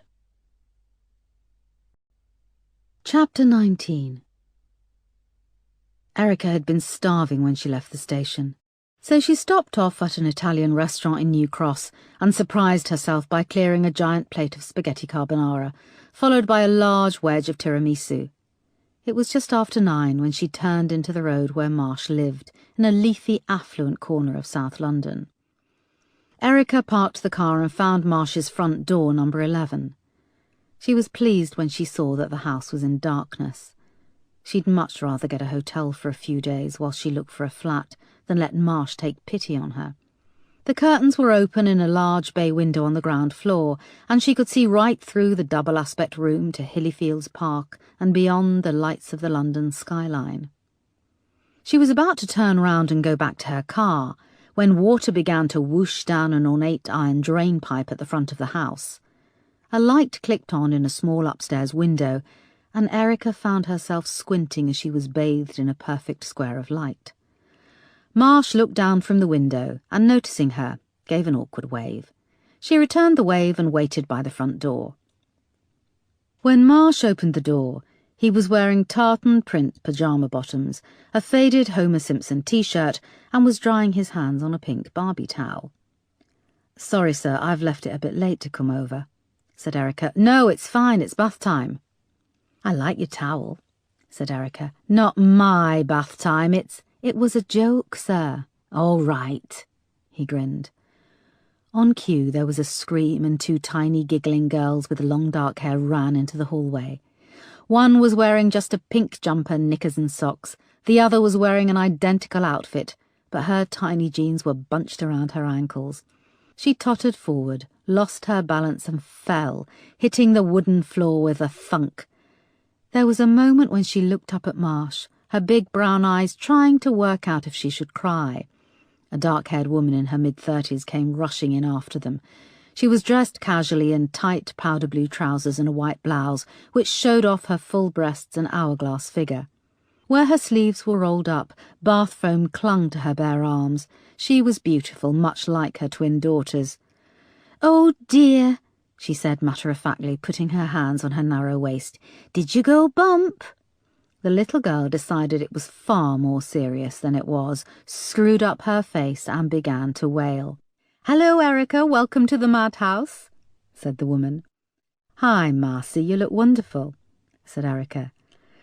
Marsh scooped up the crying girl in his arms and kissed her face, which was now puce and shiny with tears. Marcy picked up the other little girl, who was staring at Erica, and parked her on a curvy hip. "Really? You're too kind. My only beauty regime is running after the twins." Marcy blew a wisp of hair away from her flawless creamy skin. "If you're staying, could we close the door? All the heat is rushing out." "Sorry, yes," said Erica, coming into the hall and closing the door behind her. "This is Sophie," said Marsh, cradling the crying girl. "And this is Mia," said Marcy. "Hello," said Erica. Both little girls stared. "Gosh, how pretty you both are." Erica had never quite mastered how to talk to children. Rapists and murderers she could deal with, but children she found a little intimidating. Sophie stopped crying and joined Mia in staring at Erica. "Sorry, this is obviously a bad time," said Erica. "No, it's fine," said Marsh. Marcy took Sophie and balanced her on the other hip. "Right, say night-night to Erica, girls." "Night-night," they both squeaked. "Night," said Erica. "It was nice to see you, Erica," added Marcy, and sashayed off. Erica and Marsh both regarded her pert behind for a moment. "Can I get you a glass of wine?" he asked, turning back. "No, I've just come to take you off on your offer, the flat." "Yes, come through, but shoes off." Marsh moved to a door at the end of the hall as Erica fumbled with her bootlaces. She then followed. The wooden floor was cold and she felt strangely vulnerable in just socks. Through the door at the end was a country-style kitchen with a long wooden table and chairs. In the corner, a red Aga pumped out heat. A large fridge next to the door was covered in splodgy paintings with splashes of random colour, all fastened with magnets. An equally splodgy painting dominated the wall above a wooden dresser. "It's one of Marcy's," said Marsh, following Erica's gaze. She's very talented, just doesn't get the time anymore. Did she do the ones on the fridge too? Asked Erica, and regretted it the moment it came out of her mouth. No, the twins did those, Marsh said. There was an awkward silence. Well, here's all the stuff, Marsh said, handing her a large envelope from the kitchen counter. The flat isn't too far. Foxbury Road in Brockley, close to the train station. There's a contract drawn up on a rolling monthly basis so we can decide how long we want this to last. Just give me a check in the next few days. Erica opened the envelope and pulled out a bunch of keys, pleased that this wasn't a favour on Marsh's part. Thank you, sir. It's getting late, said Marsh. Of course, I should be off and get settled in, said Erica. Oh, one more thing. Sir Simon got in contact with Colleen, our police media liaison. He wants to make a press appeal whilst the images of Andrea on the front pages are fresh in people's minds. Of course, it's a good idea. Yes, we're going to put something together for tomorrow afternoon so we can hit the evening news in the papers. Very good, sir. I'm hoping to have more information tomorrow that we can put to use. When the front door was closed behind her, Erica walked back to her car, away from the homely warmth of Marsh's life. She bent her head and bit her lip, determined not to cry. That life, with the cosy husband and kids, had been within her grasp. She'd even delayed it a few times, much to Mark's distress. Now it was gone forever. Chapter 20. When Erica drove into Foxbury Road, it was still and quiet. She passed Brockley train station, the platform dazzlingly lit up and empty.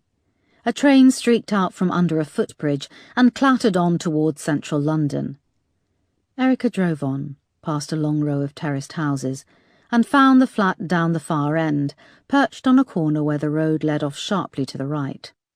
There was a vacant parking space outside, but her triumph was short-lived when she saw it was residents parking only. She would need a permit. Screw it, she thought, parking anyway. The communal front door opened against a swish of junk mail that was piled up behind. The hall light was on a timer, and it whirred softly as she climbed the narrow staircase, her suitcase bumping along. The flat was on the top floor, and when she reached the landing, she saw that she had a neighbour. There was another front door opposite. Inside the flat, it felt like the heating had been off for a long time. There seemed to be no electricity. A long, freezing search ensued, using the light on her phone as a torch. She finally found the electricity box, tucked away at the back of a cupboard in the hall, and the light sprang on. The first door leading off the hall was a bathroom. It was small, white and clean, with just a shower cubicle. Next to it was a small bedroom with a pine double bed and a wobbly IKEA wardrobe. Above the bed was another blotchy painting. Erica lit a cigarette and peered at the bottom of the canvas, where a small signature read, Marcy St. Clair. Holding the cigarette between her lips, she grabbed the painting off the wall and stashed it behind some plastic buckets in the hall cupboard. At the end of the hall was a combined living room and kitchen. It, too, was tiny, but modern, and furnished in an impersonal IKEA style. Impersonal was perfect for right now. Erica pulled open the cupboard, searching for an ashtray. There wasn't one, so she grabbed a teacup. There was a coffee table and a small blue sofa by a bay window. Erica slumped down in the sofa and looked across at a tiny television, the screen covered in dust. It was unplugged, the lead and aerial lying on the floor beside the TV stand. Erica turned to the window and stared out into the darkness, the sparse room and her reflection staring back at her. Once she had finished her cigarette, she stubbed it out in the teacup and lit another. Chapter 21. Several houses down from Erica's flat, tucked in a crease where the road curved sharply, a figure crouched at the end of an alleyway, clad head to toe in black, blending in with the darkness. The figure watched Erica in the window as she lit up another cigarette and exhaled, the smoke curling around the bare light bulb above her head. I thought she would be harder to find, mused the figure, but here she is, DCI Foster with her lights blazing, displaying herself in the window like a whore in the red light district. In the photo the newspapers used, Erica had a fuller, more youthful complexion. Here in the window she looked scrawny, exhausted, almost boyish. Erica stared in the figure's direction, tilting her head to one side and resting it on her chin, the cigarette glowing inches from her face. Can she see me? The figure shrank back a little into the shadows. Is she watching me like I'm watching her? No, impossible. The bitch isn't that good. She's looking at her own reflection from the light inside, no doubt feeling fucking depressed about what she sees staring back. DCI Foster's assignment to Andrea's murder had caused major concern. A scroll through Google had shown that Foster had been hailed as a rising star during her time in the Manchester Metropolitan Police. She had been promoted to the DCI rank aged just 39, when she'd caught Barry Patton, a youth club caretaker who'd killed 6 young girls. But Barry Patton wanted to get caught. She won't catch me. She's officially washed up. A fuck-up. She led 5 police officers to their deaths, including her dumb husband. They've assigned her to this case because they know she'll fail. They want a fall guy. The temperature was dropping fast. It was going to be another freezing night. But being so close, watching DCI Foster was thrilling. A car appeared at the top of the road, and the figure shrank back further into the alleyway, waiting for its headlights to pass.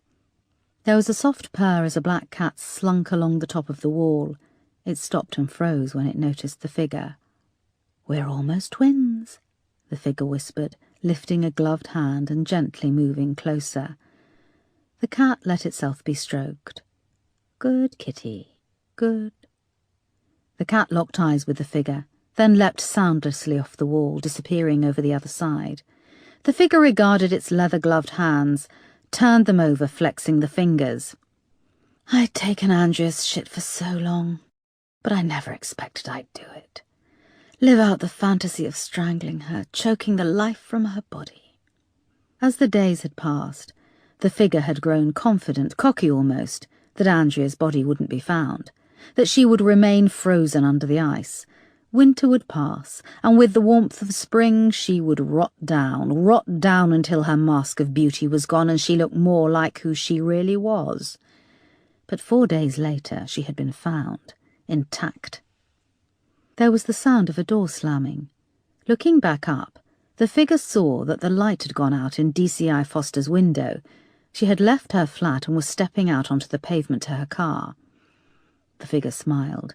It ducked down and retreated rapidly, melting into the shadows of the dark alley. Chapter 22. Erica liked driving. It wasn't so much the type of car. It didn't have to be anything exotic. It just had to be secure and warm. As she drove through the empty streets of South London, the car felt like a cocoon around her, and more like home than the flat. She turned her head away slightly as she drove past Brockley Cemetery, the headstones glimmering under the streetlights. The car lurched to the right, and she realised she had to slow down. The snow had melted a little during the day, but at night a freeze had descended, making the roads dangerous. She put her phone on hands-free and put a call into the Nick. Sergeant Wolfe answered, and she asked him to give her a list of the dodgiest pubs in the area. "Can I ask why?" he said, his voice tinny on the end of the line. "I fancy a drink." There was a pause. "OK, there's the Mermaid, the Bird in the Hand, the Stag, the Crown. Not the Crown that's a Wetherspoons. There's another Crown on the brink of the brewery pulling the plug. It's at the top of Gant Road. And, of course, there's the Glue Pot." "Thanks. DCI Foster, keep me posted where you are. If you need backup." Erica hung up, cutting him off. She spent the next 3 hours making her way round some of the roughest pubs she'd seen in her long career. It wasn't the squalor, the dirt, or the drunken people that bothered her. It was the despair in people's faces as they propped up the bar, the hopelessness as they sat slumped in a corner or poured what little money they had into fruit machines. What was even more disturbing was that the pubs weren't miles from affluent suburbs. A horrible dive called the Mermaid was next to an Indian fusion restaurant, which was advertising it had recently been awarded a Michelin star. The bright interior on show for everyone to see was filled with happy, well-dressed people dining in groups. The bird in the hand where Erica gave a haunted-looking young girl begging with a baby £20 was next to a posh wine bar filled with glossy women and their rich husbands. Was she the only one who noticed this? At midnight, Erica arrived at the Crown in Gant Road. It was an old-fashioned-looking public house with brass lamps over a red frontage. A lock-in was underway. But Erica managed to get in, giving a lad on the door a crisp £20 note. The inside was packed and the atmosphere rowdy. The windows were steamed up and there was a smell of beer, sweat and cheap perfume. Everyone seemed rather rough around the edges, but had made the effort and was dressed in their best. Erica was questioning exactly what the party was in aid of when she spied who she'd been looking for. Ivy sat on a small bar stool at the back next to a flashing fruit machine. Beside her sat a large young woman who had long black roots in her blonde hair and her lip pierced. Erica slowly made her way over, squeezing through groups of people who looked pretty far gone. When she reached Ivy, she could see her pupils were dilated. Her eyes were now hideous pools of black. "What the fuck are you doing here?" asked Ivy, struggling to focus. "I just wanted a word," shouted Erica over the noise. "I paid for all this," shouted Ivy, waving a finger around. Erica noticed there were several bags of shopping pooled around the stools. "It's not about that," said Erica. The girl beside Ivy glowered. "Everything all right, Ive?" she said, leaning in, not taking her eyes off Erica. "Yeah," said Ivy. "She's buying the next round." Erica passed the girl a 20, realising she'd parted with a lot of cash that evening. The girl heaved herself off the little stool and vanished into the crowd. "Where are the kids?" asked Erica. "Oh? Your grandkids?" "Upstairs asleep. Why, do you want to hit 'em?" "Ivy." "Well, you can get in the queue, love. They've been fucking me off today, something proper." "Ivy, I need to talk to you about the glue pot," said Erica, perching on the warm, vacated stool. "What?" said Ivy, trying to focus. "You remember the pub we talked about, the glue pot on London Road?" "I don't go there," slurred Ivy. "I know you don't go there. Why don't you go there?" "'Cause." "Please, I need more. Why not, Ivy?" "Fuck you." Erica held up another 20. Ivy attempted to focus and then grabbed it, tucking it under the waistband of her grotty jeans. "So what do you want to talk about?" "The glue pot. Bad stuff there. Bad, man. Bad," said Ivy, shaking her head. "There's a bad man?" "Yeah." Ivy's eyes were now rolling in her head and she seemed to be seeing things that weren't in the bar. Her head snapped to one side. "Ivy, the bad man, what's his name?" "He's bad, I tell you, love." "Did you hear about the girl who died, Andrea?" Erica pulled out her phone and found the picture of Andrea. "This is her, Ivy. Her name was Andrea. She was beautiful with dark hair. Do you think Andrea knew this bad man?" Ivy managed to focus on the phone picture for a moment. "Yeah, she was beautiful." "You saw her?" "Few times." "You saw this girl a few times in the glue pot?" said Erica, holding the phone up to Ivy. "I was beautiful once." Ivy's eyes rolled in her head and she started to slide off the bar stool. "Come on, Ivy, stay with me," said Erica, grabbing her and righting her on the stool. "Please look at this picture once more." Ivy stared at it. "The bad ones are always the worst, but the best too. You let 'em do anything to you, even if it hurts, even if you don't want to." Erica looked over at the bar and could see that the large girl with the pierced lip wasn't buying any drinks. She was talking to a group of men, and they kept looking at Erica and Ivy. "Ivy, this is important. Are you talking about Andrea? Did she meet with this bad man at the glue pot? He had dark hair. Please, I need anything, a name." Ivy drooled and blew out a bubble of saliva, which popped. She rolled her tongue over her chin, and Erica caught sight of her rotten teeth. "I saw her with him, and some blonde bitch, stupid girls. They both got in too deep with him," said Ivy. "What, Ivy? A dark man and a blonde woman?" Is this an official visit?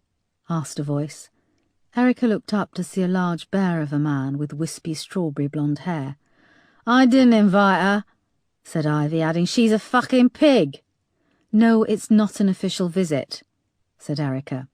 Then I'd like you to go, the man said, his voice menacingly calm and quiet. Ivy, if you think of anything, see anything, here's my number. Erica pulled out a pen and scrap of paper from her leather jacket, scribbled down her mobile number and tucked the scrap of paper into the pocket of Ivy's jeans. The man hooked his hand under Erica's arm. Excuse me, she said. What do you think you're doing? Who do you think you are? The landlord. Everyone here is invited, and I'm giving away complimentary drinks. You are not invited, and therefore I have to tell you to leave or I'm breaking the law. I said I wasn't here on an official visit, but my visit could become official at any moment, said Erica. This is a wake, said the man matter-of-factly, and we have a no pigs door policy. What did you just call me? Asked Erica, trying to remain calm. A short guy with strange gnomic features joined them. Did you know my mother? He asked accusingly. Your mother? Asked Erica. Yeah, that's what I said, my mother, Pearl. Who are you? Don't fucking ask me who I am at my own fucking mother's wake. Who the fuck are you? So this is your mother Pearl's wake, is it? Asked Erica. Yeah, and what you gonna fucking do about it?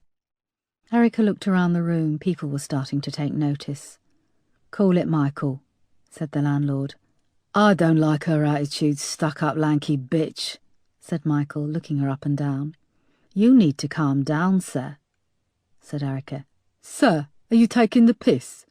No, I'm a police officer, said Eric, pulling out her ID.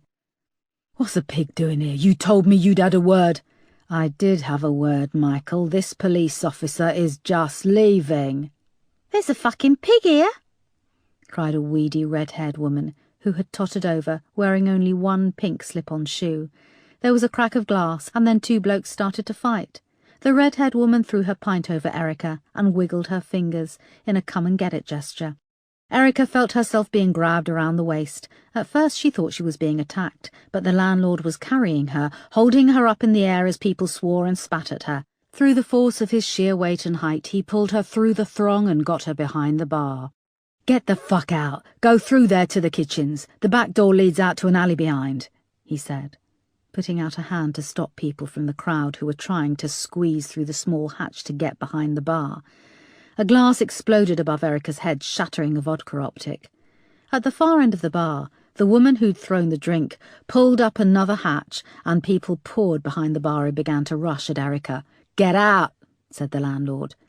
He pushed her through a stinking pair of curtains. She stumbled down a dimly lit hallway, crashing into boxes of crisps, tripping over a crate of empty bottles. The music blared, but barely drowned out the sound of the chaos and breaking glass from the bar behind. She could see that the landlord was being pushed and shoved as he tried to block the doorway. Erica found a door into a kitchen of filth and hellish grease, and at the back she pushed open a fire exit. The cold air hit her wet skin, which was already feeling sticky from the beer, and she saw she was in an alleyway. Erica dashed back towards the road, past the steam and chaos emanating from the bar windows and out to her car, which was thankfully still waiting on the road out front. She got in and drove away with a squeal of rubber. She felt relieved, elated, adrenaline surging through her, and then she remembered that Ivy was still inside the pub. Ivy had seen Andrea, with the dark-haired man and the blonde-haired woman. Had Ivy been in the glue pot the night Andrea vanished? Did this mean the barmaid at the glue pot was telling the truth? Chapter 23. Erica was called to Superintendent Marsh's office when she arrived the next morning. She carried with her a cheque for the rent and the signed contract for the flat. She was surprised when she entered the office to see DCI Sparks sat opposite Marsh. Sparks had a smug look on his face. "Sir?" "What the hell were you playing at going into the Crown last night?" demanded Marsh. Erica looked between Sparks and Marsh. "I stuck to orange juice." "This isn't funny. You crashed the wake for Pearl Gadd and caused no end of chaos. Do you know the Gadd family?" "No, should I?" They're a bunch of low-life scum who own a massive lorry transportation network in the south of England. However, they've been working with us. Working with us, sir? Do you want me to allocate one of them a desk in the incident room? Don't get smart. Sparks was trying not to enjoy this, watching their exchange with his chin resting on the heel of his hand. Erica noticed how he'd let the nail grow long on each index finger. Sir, if you've called me in here for a bollocking, I'd rather be bollocked in private. You don't outrank DCI Sparks, and he's here as part of the investigation. You're supposed to be working together. I take it your visit to the Crown was part of your inquiries? Erica paused and took the seat next to Sparks. OK, if this is a meeting, fine. Tell me about our colleagues in the South London underworld. Sparks removed the hand from under his chin. The Gadd family has been feeding us information for the past 8 months. Information that will hopefully lead to the seizure of millions of pounds worth of counterfeit cigarettes and alcohol. In return for what? Asked Erica. Marsh interrupted. I don't have to spell it out, DCI Foster. We're stretched to the fucking limit with what we can and can't do. Do you know what a delicate ecosystem it is here in South London? In return for this information, we've been turning a blind eye to, well, lock-ins and things. Then you barrel in there last night with your idea and your attitude. They said it was a wake, sir. It was a fucking wake. OK, I'm sorry, it seems you do things a little bit differently here than when we were in Manchester. We don't do things differently, said Sparks, with an annoying calm, although we do thoroughly check our intelligence before we move in. What did you just say? Said Erica. I'm talking about last night. You're sure about that? That's enough, shouted Marsh, slamming his fist on the table. Erica swallowed down her anger and her hatred for Sparks. Sir, my visit to the Crown had a purpose. It helped me secure new information about Andrea's killer. Marsh sat down.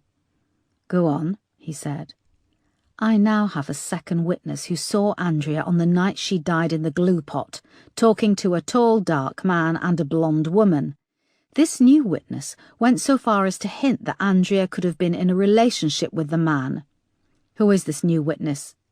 Ivy Norris. Sparks rolled his eyes and looked at Marsh. Do me a favour, Ivy Norris also goes by the name Jean McArdle, Beth Crosby, Paulette O'Brien. Sir, She's a known time-waster, said Marsh. But, sir, I got the feeling she was scared when I pressed her about this man. It was genuine fear. I also believe, especially now we've found the phone packaging under Andrea's bed, that Andrea had a second mobile phone, a phone she didn't tell anyone about. I think she had friends that she didn't want her fiancé, Giles Osborne, to know about. The records from Andrea's old phone, the one she lost last year, came in last night, said Sparks. No, I think Andrea had another phone, one she was still using. She bought a top-up voucher 4 months ago. We found it under her bed with a box, explained Erica. It means nothing. It could have been for a friend, said Sparks. Anyway, back to the records for the old phone that actually exist. I took the opportunity to go through them last night and some interesting information has come to light. What's that? Asked Erica. Several names came up in her call log, which I've cross-checked with Andrea's Facebook Messenger account. One of them is a bloke called Marco Frost. Ring any bells? Marsh looked at Erica. Yes, he's a barista, who Andrea was, I don't know, dating a while back. An Italian guy, works at a coffee place in Soho. Sparks nodded and went on. He made hundreds of calls to Andrea's old phone. The calls were over a period of 10 months between May 2013 and March 2014. Why wasn't I told that the phone records had come through? Demanded Erica. It was late last night. I thought you might have wanted to get your beauty sleep, said Sparks. Sparks, get on with it, said Marsh. OK, so I went back through the interview I did with the Douglas Browns when Andrea had first gone missing. And they mentioned this Marco Frost. Andrea did date him briefly for a month at the beginning of 2013. Then she ditched him and the phone calls started. He turned up at the house several times, wouldn't take no for an answer. Sir Simon actually had a police officer visit Marco Frost and speak to him about his unhealthy interest in Andrea. Why wasn't this mentioned to me before? Asked Erica. My notes were available in the file. I never got them. Well, they were available. All right, let's act like adults, said Marsh impatiently. Go on, DCI Sparks. OK, so I went back to Andrea's new phone where, as we know, there's not much to go on. She checked her emails on that phone too, and there was a load of e-invites to parties and events. Yes, the team has been through them. There are hundreds. She had memberships with lots of private clubs, said Erica. Sparks continued. There was an e-invite for an event at the Rivoli Ballroom on Thursday, 8th of January, the night she vanished. It was a fancy burlesque show organised by one of the clubs where she was a member. Yes, and on that same night, Andrea had invites to several other parties in London. As I say, she was on loads of mailing lists, and she had already arranged to meet her brother and sister at the cinema. But the whole family have said she was a flake. She changed her mind with the wind. It wouldn't be out of character for her to just decide to do something else, said Sparks. Erica reluctantly had to agree with this.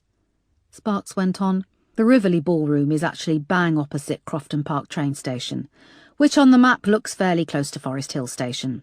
To be precise, it's just under 2 miles away. To get to Forest Hill or Crofton Park, you need to take a train from London Bridge, but the 2 train stations are on completely different lines. What if Andrea got on the wrong train? She rarely used public transport. That could be why she was all dolled up in Forest Hill.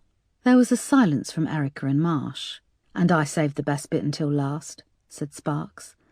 Last night I got onto the organiser of this burlesque party at the Rivoli Ballroom, and he sent me through their mailing list. Marco Frost was also on that list and was sent the same e-invitation.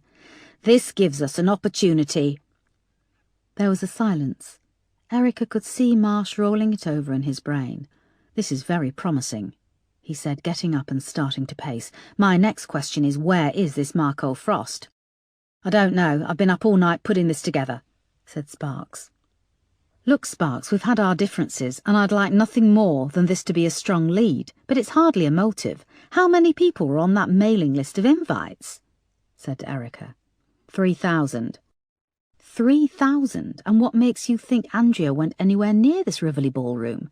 Her body was found within half a mile of Forest Hill train station, where she got off the train. Marsh continued to pace up and down, thinking. Erica continued. I now have 2 witnesses who saw Andrea in the glue pot the night she vanished. One of whom has vanished into thin air, and the other a known drug-addict, alcoholic prostitute, said Marsh. But, sir, I think Ivy Norris is... Ivy Norris is scum, said Sparks. One of her specialities is to shit on the bonnets of the squad cars in the car park. Sir, at least acknowledge that we have 2 lines of enquiry, said Erica. If you think mine is unreliable, then you must admit that Sparks is purely circumstantial. I think that we could use this press appeal this afternoon for information about Andrea being seen with the man and the woman in the glue pot. Marsh shook his head. DCI Foster, we're dealing with people here who the media are itching to hang out to dry. Lord Douglas Brown, his wife and family, and of course Andrea, who isn't lucky enough to still be here to defend her character from these accusations.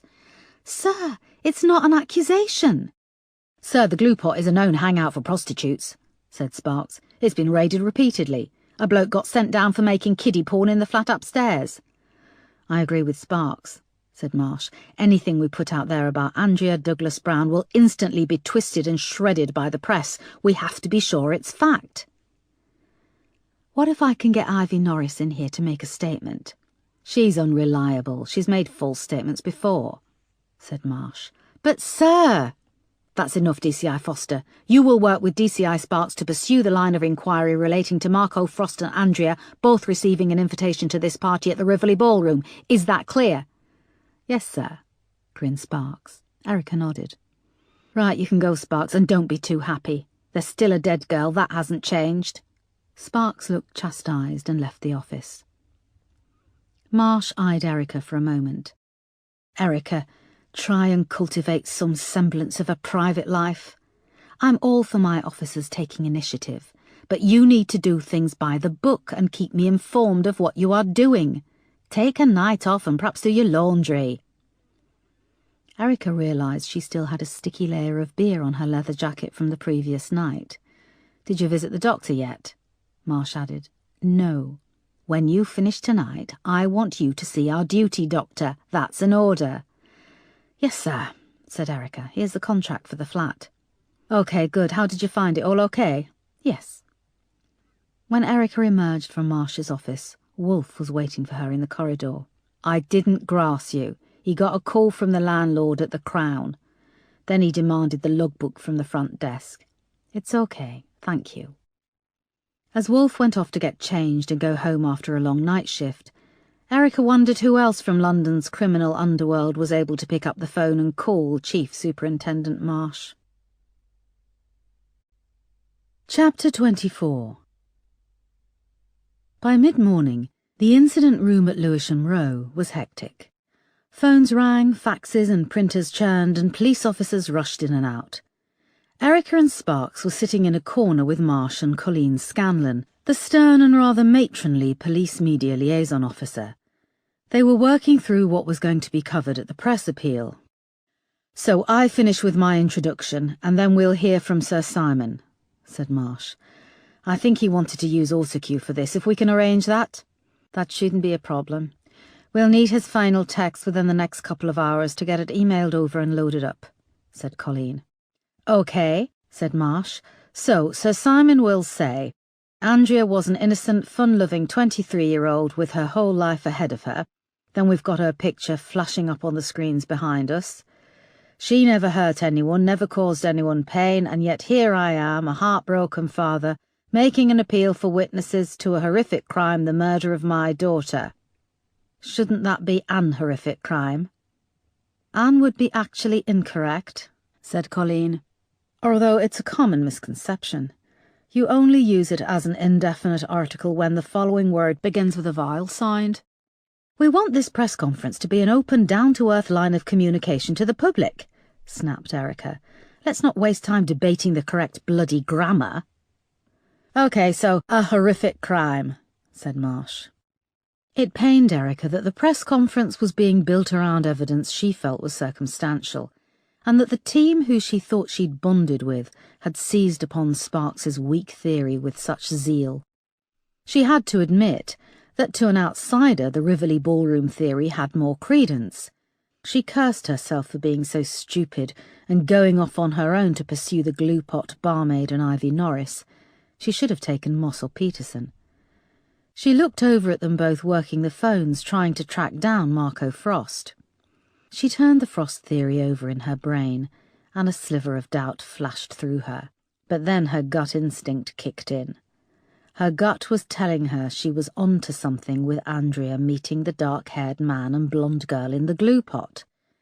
Even if her two witnesses had been unreliable, was it likely that they would be unreliable in exactly the same way? Both Ivy and Christina were people who existed uncomfortably on the wrong side of the law. It would be easier for them to say they knew nothing, that they hadn't seen Andrea. Erica suddenly realised that Marsh was talking to her. "DCI Foster, what do you think? Should we mention the Tina Turner video? Colleen thinks yes." "What?" "The Rivoli Ballroom. It's a very famous old venue, and Colleen thinks a fact like that will stick in the public's memory, make them remember the appeal, and it could lead to increased word of mouth." Erica still looked nonplussed. "Tina Turner filmed her private dancer video at the Rivoli Ballroom back in 1984, said Colleen. "She did?" asked Erica. "Yes, so shall we put that in with the appeal with the photo of the venue?" Erica nodded and looked down at the itinerary they were compiling. "Where are we going to say that Andrea was in Forest Hill? Her clutch bag was recovered on London Road. With media appeals we need to narrow things down, present a clear, concise message. If we say she was in one place and then another, people will get confused. They need continuity," explained Colleen a little condescendingly. "I understand how these things work, thank you, but this appeal is a great opportunity to gather information. This skates over vital clues as to how Andrea went missing," said Erica. "We're aware that she may have been in the location in question, but we have no hard evidence. There is no CCTV footage or witnesses. The killer must have used a car. He could have thrown that bag out of the car window on London Road," stated Marsh. "I know the details of my own case, sir." They finished an hour later, with Erica having reluctantly agreed to the content of the press conference, which made no mention of Andrea being anywhere near the glue pot and played down the fact she could have been on the London road. Erica came out to the vending machine and saw Sergeant Crane feeding in coins and selecting a cappuccino. "All right, boss. We got the bus footage through from TfL and some stuff from a couple of black cabs who went along London Road," he said. The machine beeped, and he bent down and pulled out the plastic cup, blowing on the froth. "Let me guess, nothing." Crane took a gulp of coffee and shook his head. "But this Marco Frost seems tough to track down. The last place of work we have is the Cafe Nero on Old Compton Street, and he doesn't work there anymore. His mobile number's been disconnected too." "Keep trying. Perhaps he went off with Barbara Kardosheva." "Ah, that's another theory, boss." "Well, add it to the list," said Erica darkly, as she fed coins into the machine and selected a large espresso. Chapter 25. The incident room at Lewisham Row had been set up as the response centre for the appeal, which would be going out live on the BBC, Sky and other rolling news channels. 6 uniformed officers had been drafted in to man the phones. Erica, Sparks, Marsh and Colleen had left Lewisham Row an hour before to go over to the Thistle Hotel near Marble Arch, where the appeal would be taking place. Moss and Peterson were using the time before the appeal to work on the whereabouts of their prime suspect, Marco Frost. They had been working off address and payroll information from the Cafe Nero, where he had worked in Old Compton Street. This had proved to be a dead end. Marco had quit working for them a year ago. They had tried his parents' address, but Marco's parents had died within 6 months of each other the previous year. Marco had been living with them in a rented flat, but had now moved. Moss had just been given a phone number from the landlord. Marco was now living with his aunt and uncle. Moss dialed the phone number, and the uncle answered after only a couple of rings. The conference room at the Thistle Hotel in Marble Arch was huge and windowless. An endless patterned carpet covered the floor, and the rows of chairs in front of a small platform were almost full. Members of the press waited with their cameras. Lights were being set up, and already a couple of TV journalists were standing practicing their pieces to camera. 2 large flat-screen televisions were on stands at the side of the room, and they showed live feeds from the BBC News Channel and Sky News. The sound was muted, but across both screens was a banner trailing that there would shortly be a live press conference and police appeal about the murder of Andrea Douglas Brown. On the platform was a long table, dotted at intervals with small microphones. A woman from the hotel staff moved along with a tray, placing a glass and a small carafe of water at each chair. Behind were 3 video screens showing the blue Met Police logo against a white background. It never failed to make Erica feel uncomfortable, the relationship the police had with the media, one day pushing them away, accusing them of intruding and twisting the facts, and the next inviting them to a press conference, which had all the hallmarks of a theatrical performance. On cue, Colleen appeared at Erica's side and asked her to come to the staging area for makeup. "Just a little powder to take the shine off your face," she added. But the way she looked at her watch indicated it might take a lot longer to get Erica to look half-decent on live television. The hotel had set aside a smaller conference room next door for police and family. A group of sofas had been pushed together, and there was a table with water and orange juice. Marsh sat wearing his chief superintendent uniform. A young girl was working on his face with a tube of foundation and a triangular-shaped sponge. Beside him another young girl was making up DCI Sparks. They were deep in conversation with Simon and Diana, who sat opposite. Again, Andrea's parents were both clad in black, and whilst Simon did most of the talking, Diana held onto his hand, nodding and dabbing at her eyes. They looked across, and Erica nodded respectfully. Diana nodded back, but Simon ignored her and turned back to Marsh and Sparks. "They shouldn't be a moment, then it's your turn," said Colleen. Erica went over to get a glass of water from the table, which was under a window looking out over the traffic grinding its way around Marble Arch. Linda and David appeared through the door at the back of the room and approached the table. "Hello," said Erica, pouring herself some water. "Hi," said David. He held out his glass and let Erica fill it. He was dressed in jeans and a royal blue jumper and looked very white. Linda wore a long black skirt and a bright red sweater with a plastic moulded panel on the front, depicting a row of thin white cats standing on their hind legs, wearing can-can dresses. Above them was written, "We're doing the cat-cat." It seemed garish and inappropriate.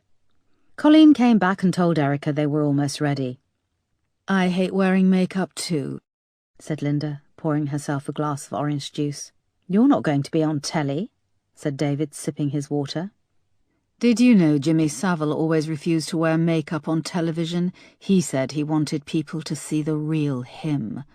A horrible irony, don't you think?" said Linda, flicking her fringe away from her eyes with a twitch. Erica didn't know what to say and just nodded. "I wrote to his show when I was 7, Linda continued. "I wanted him to fix it for me to visit the Disney studios and draw a cat for an animation film. You know, they make animations with loads of pictures drawn with tiny differences." "I'm sure DCI Foster knows how animation works," said David, rolling his eyes at Erica conspiratorially. "Of course, I never got a reply. Even Jimmy Savile rejected me." Linda laughed dryly. "Jesus, can you just try and be normal for once? You come wearing that stupid jumper making sick jokes," snapped David. Linda jumped as he slammed his empty glass on the table and walked away. "It wasn't a joke. I really did want to visit the Disney studios," said Linda, blushing and twitching her hair off her forehead.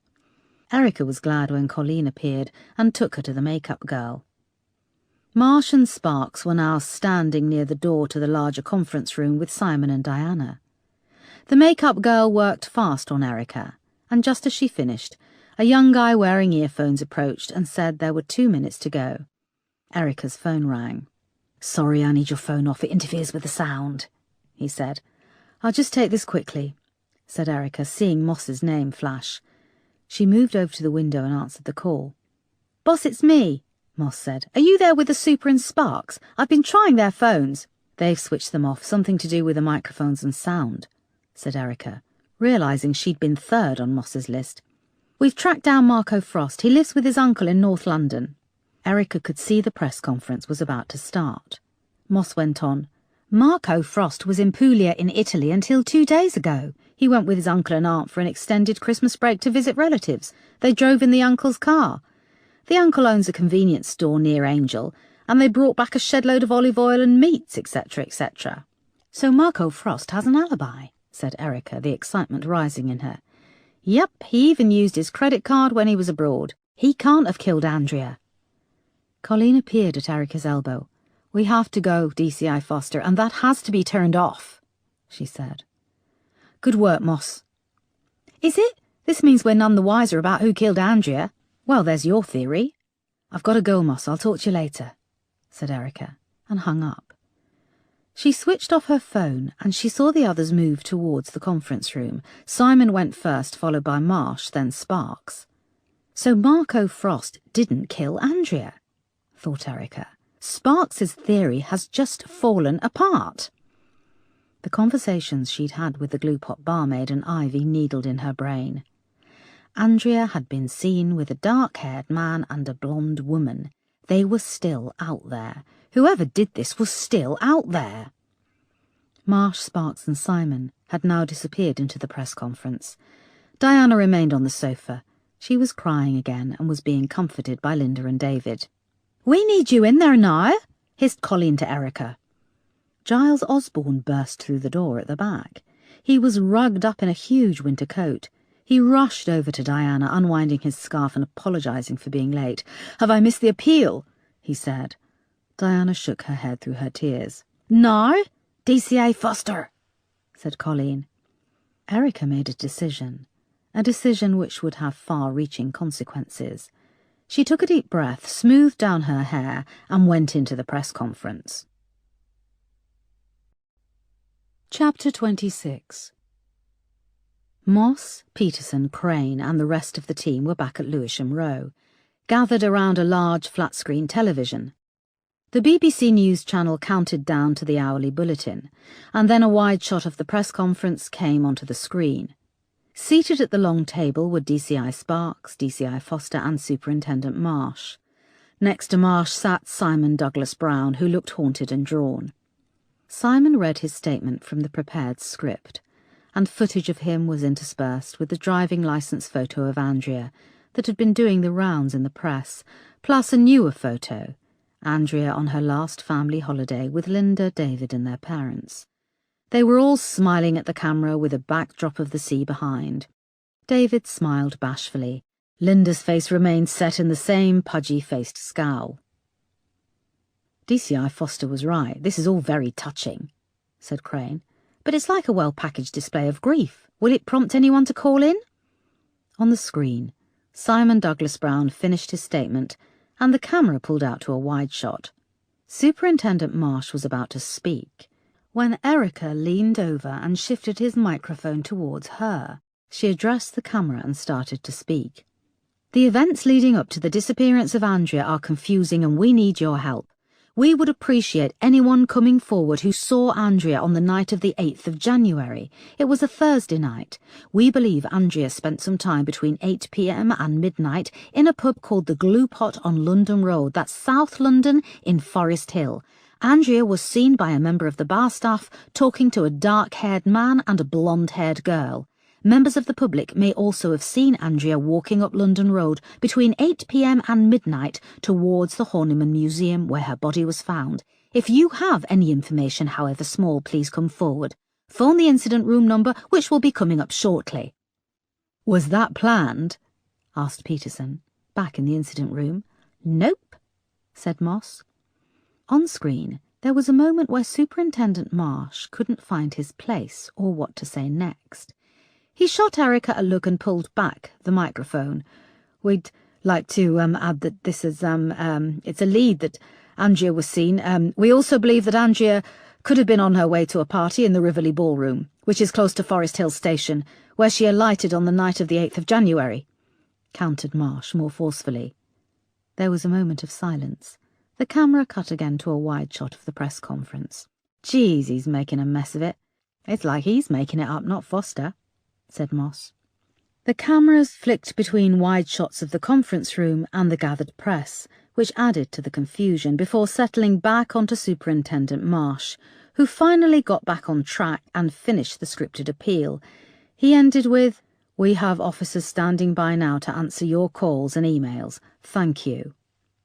The camera then cut away from the press conference to the anchor in the BBC News studio. The screen behind her was filled with a contact number and email address for the incident room. She read out the details, asking again for anyone who had information, and repeating the name of both the Glue Pot and the Rivoli Ballroom, apologising that they only had a photo of the Rivoli Ballroom. The officers back in the incident room at Lewisham Row looked at each other uneasily, and then the phone started to ring. Chapter 27. The moment the press conference disbanded and the live camera feed was off, Erica stood up. Her heart was pounding. The journalists and photographers were crowding towards the exits. Simon turned to Marsh, a furious look in his brown eyes. "What were you lot fucking playing at?" he hissed. "I thought we were clear about this and how it would work." He looked out almost despairingly at the press leaving. Marsh and Sparks stood up. "DCI Foster a word now," said Marsh. Erica took a deep breath and left the platform, ignoring their voices behind her as she crossed the carpet, speeding up towards the doors at the back of the conference room. Once through, she found a fire exit and clattered down 3 flights of stairs before bursting outside onto a side street. She stood and caught her breath, the rain pricking at her clammy skin. She knew there would be consequences for what she had just done, but didn't she always stand by her convictions? Her convictions had told her this was the right thing to do. She had done something good, something for Andrea, who didn't have the right to reply. She started to walk, not noticing the rain, and joined the bumping and jostling of the crowds on Oxford Street, lost in a cocoon of thoughts. Her gut feeling, the certainty she'd felt, began to fade. She should have stayed and faced the music. In her absence, they would be discussing what she had done, reaching conclusions. They were making decisions without her, planning what they would do next. She hesitated, then stopped. The rain pounded down on the pavements, and people streamed around her, their heads down, hoods and umbrellas up. They tutted and cursed as their smooth passage to the bus or tube was blocked. It was now the peak of rush hour. Erica needed to think, to plan what she would do next. If she went back, it would look weak. She set off again, moving with the crowd. Behind her, a few people back, followed a figure.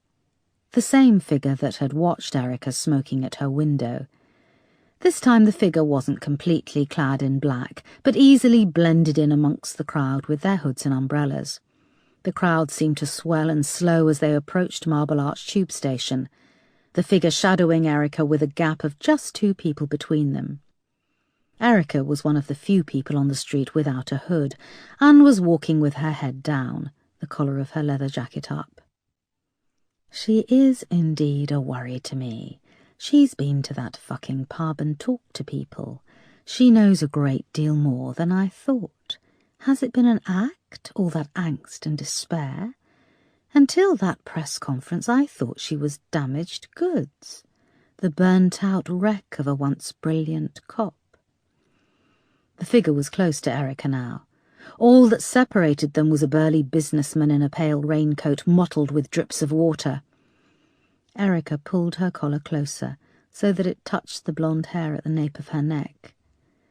She's single and alone, grieving. She could be suicidal. So many people are. I'd love to pay her a call, the scrawny bitch. Surprise her in bed. Hold that skinny throat where the tendons bulge out and watch her eyes go dark. But there's someone else who is due a visit. The crowds reached Bond Street tube station and ground to a halt. Erica inched forward so she could just get under the large awning as she waited for the crowds to move forward. The figure edged closer, amongst the packed-in crowd, and slipped a neat white envelope into the pocket of Erica's leather jacket. Seconds later, the blockage at the station entrance cleared.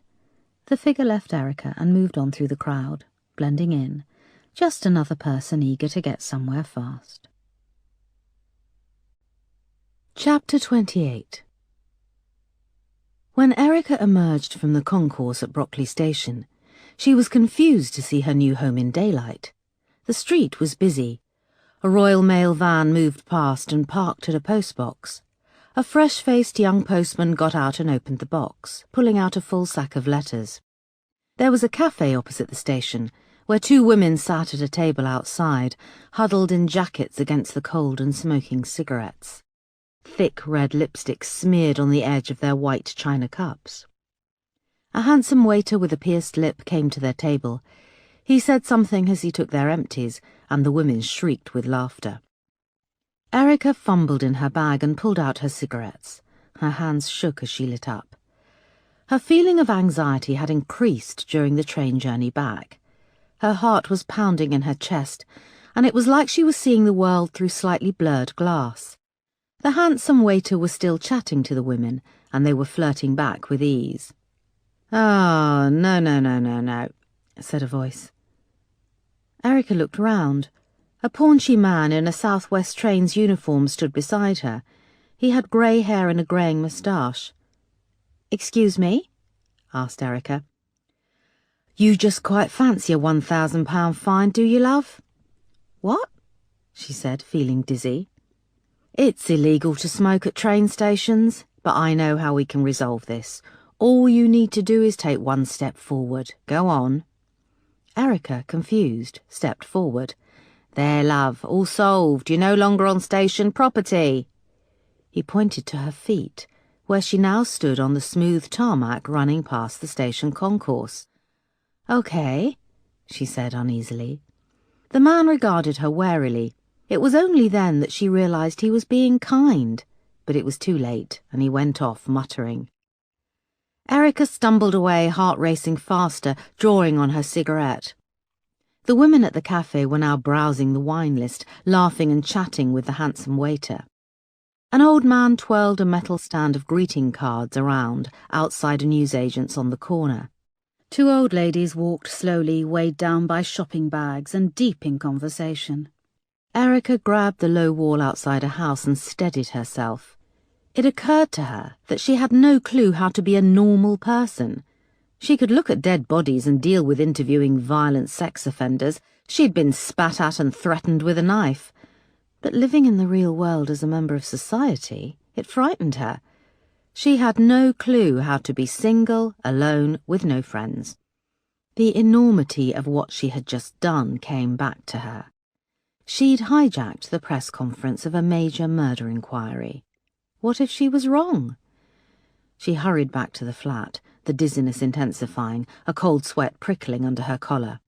When she was indoors, she slumped into the sofa. The room was spinning, and a fuzzy blur was creeping into the side of her vision. She blinked, looking round the small living room. The blur moved with her vision. She felt her stomach contract, and she ran to the bathroom, only just making it as she threw up in the toilet. She kneeled and retched and threw up again. She flushed and washed her mouth out in the sink, having to hold on to its sides as the floor seemed to lurch and sway underneath. The reflection staring back at her was gruesome. Sunken eyes, her skin tinged white-green. The blurry patches were growing, spreading in the centre of her vision. Her face was now a blur in the mirror. What was happening to her? She staggered back through to the living room, holding onto the wall, the door frame, then making a dash for the edge of the sofa. The centre of her vision was now flooded with a blur. She tilted her head, having to use her peripheral vision to locate her leather jacket half hanging over the armrest. She found her phone in one of the pockets, and tilting her head, she saw it was still switched off from the press conference. Blood roared in her head, and nausea and pain rose in her. She was dying. She was going to die alone. She found the button on the top of her phone and switched it on, but a spinning disc on the screen told her it was booting up. She slumped forward, face on the sofa. She was terrified. A powerful headache was forming at the back of her skull. She realized that this could be the start of a migraine, just as the room seemed to give an almighty spin, and then everything went black. Chapter 29. Erica felt she was moving through darkness, fumbling towards a far-off ringing. It seemed to move closer, and then her ears popped, and it was close to her head. The side of her face was pressed against something soft, with a faint smell of fried food and cigarettes. Her knees were against a hard wooden floor. She sat back on her heels and lifted her head, realizing she was in her new flat. Her phone was ringing. It was dark outside, and the streetlight was shining through the bare window. The phone glowed and vibrated on the coffee table and fell silent. Her mouth was dry, and she had a terrible headache. She pulled herself up unsteadily and went to the sink and drank a large glass of water. She put the glass down, and it all came flooding back. One glimmer of hope was that her vision had returned to normal. Her phone rang again, and thinking it was Marsh, she answered, wanting to get it over and done with. A familiar voice said, "Erica, is that you?" She bit back tears. It was Mark's father, Edward. She'd forgotten how much he sounded like Mark, with his warm Yorkshire accent. "Yes, it's me," she said finally. "I know it's been a long time. Well, I phoned to say I'm sorry," he said. "Why are you sorry?" "I said things I regret." "You had every right, Edward. I can't bear to look at myself half the time." Her diaphragm lurched and she was sobbing, hiccuping, the words coming out in a jumble as she tried to tell the man who she'd loved like another father how sorry she was that she had failed to protect his son. "Erica, love, it wasn't your fault. I read a copy of the transcript from the hearing," he said. "How?" "I requested it. Freedom of Information Act. They hauled you across the coals." "I deserved it. I should have dug deeper. Could have triple-checked things," she started. "You can't live your life by should and could, Erica." "I will never forgive myself. If only I could go back again. If only. I would never," she said, wiping hot tears away with the heel of her hand. "Now, that's enough of that. I don't want to hear another word, or there'll be hell to pay," he joked. The joke felt forced. There was a silence. How are you? Erica asked. Stupid question, she thought. Oh, I'm keeping busy. I'm playing bowls now. Never thought I would, but, well, you have to keep busy. I'm a mean bowler for an old duffer. He trailed off again. Erica, love, there's now a gravestone. I've had the stone put in for Mark. It looks grand. It does, said Erica. She closed her eyes. She thought of Mark underground and morbidly wanted to know what he looked like. Just bones. Bones in a nice suit. And you are welcome to come and see it. You're welcome any time, love. When do you think you'll be coming home? Home. He called it home. Erica had no clue where home was anymore. I'm back at work. I'm in London, said Erica. Oh, right. I will come, but right now I have to work. That's good, love. What work are you doing? He asked. Erica felt she couldn't tell him she was hunting a brutal killer. She wondered if he had seen the press conference on the news. I'm with the Met Police, a new team. That's good, lass. Keep yourself busy. When you get some holiday, I'd love to see you. I'd like that. I go past your house a lot. There's a young couple renting it. They seem nice, although I haven't been and knocked on the door or nothing. Not sure how I'd explain who I was. Edward, everything is in storage. I didn't throw anything away. We should go through the boxes. I'm sure there are things... Let's take it one step at a time, said Edward. How did you get my new number? Asked Erica, realising she was on her new phone. I phoned your sister. She said you'd been kipping on her sofa. She gave me your number. I hope that's okay. Of course it is. Sorry, it's just the copper in me always wanting to work things out.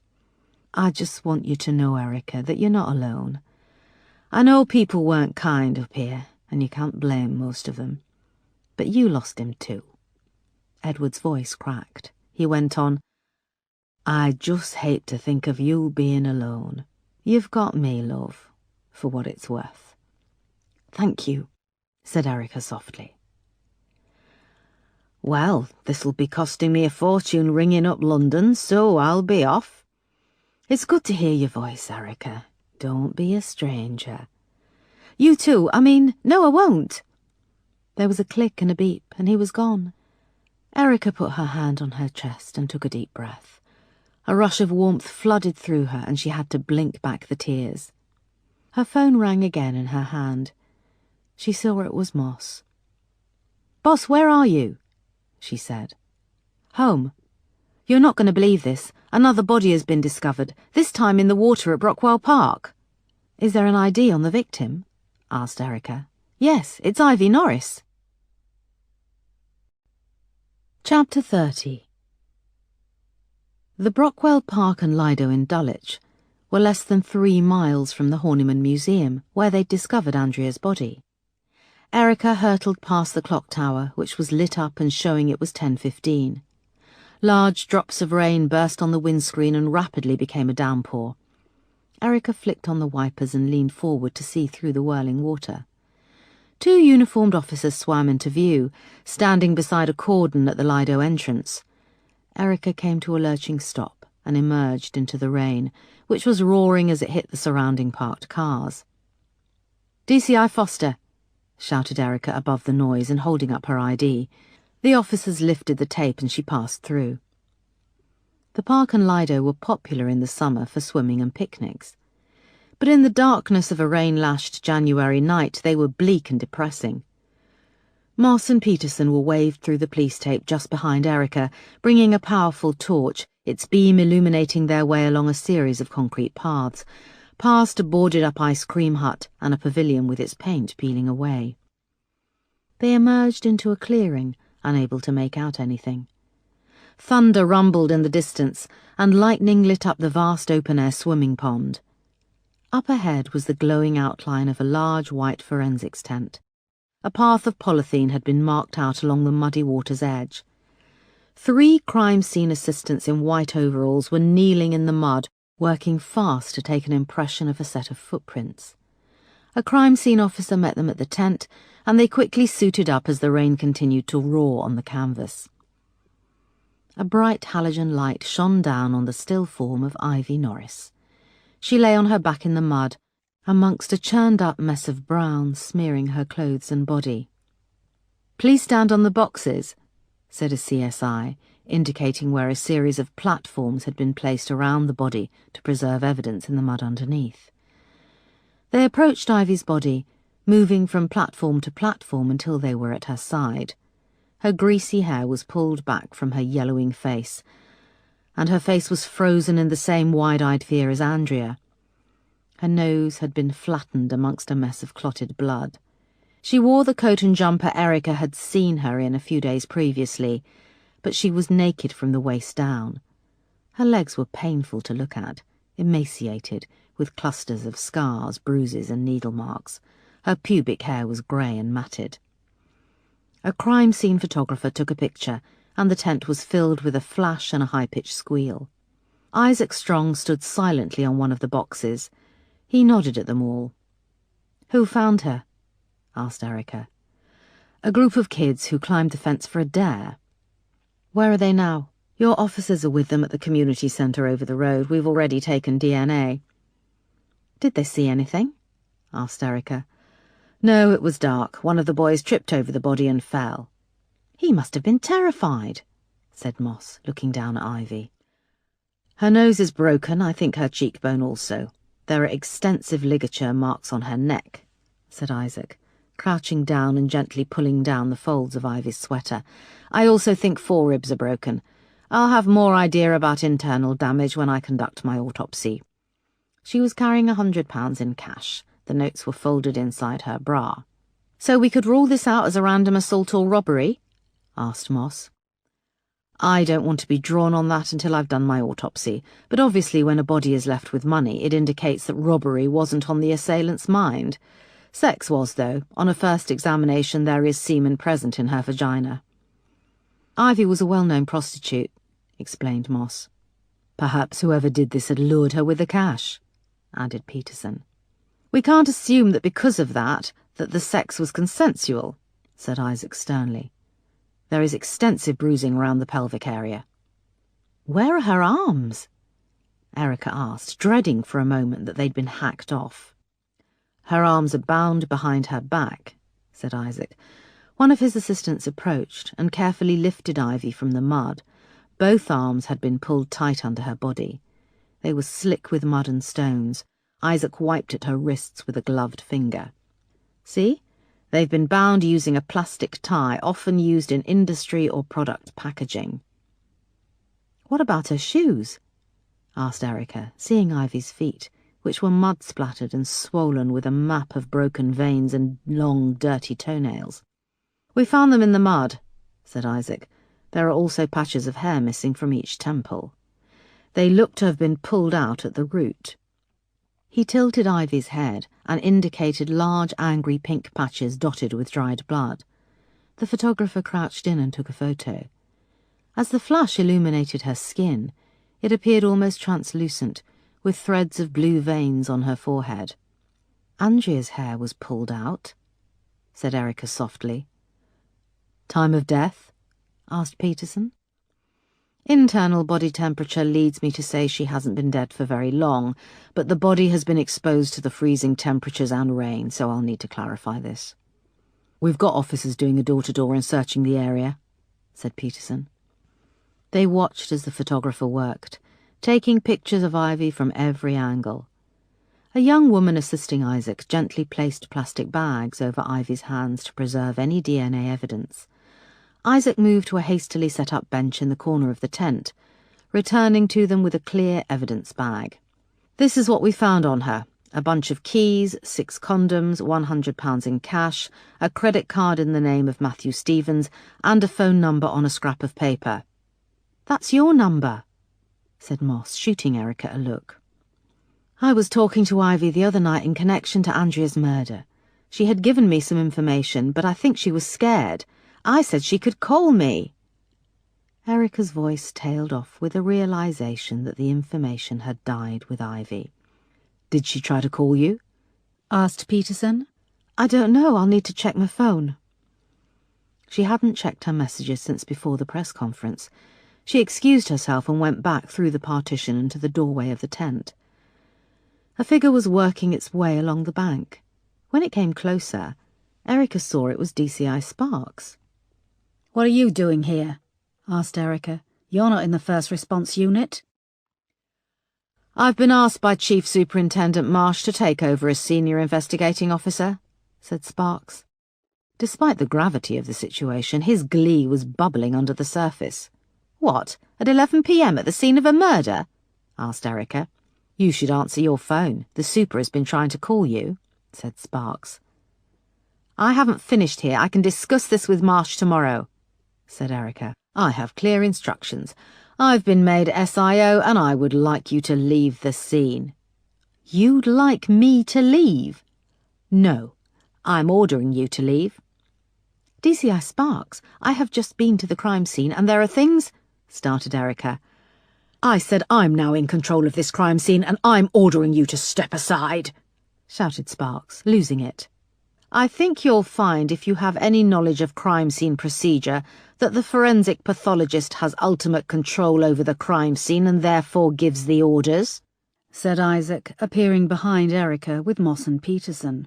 "DCI Foster entered the crime scene as SIO, and I will finish my briefing and examination of the crime scene with her present as SIO.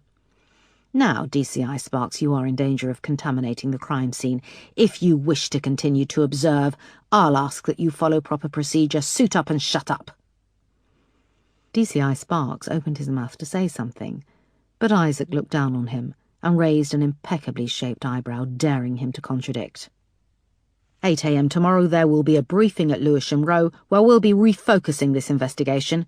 Be sure you attend promptly," said Sparks to Moss and Peterson. They nodded.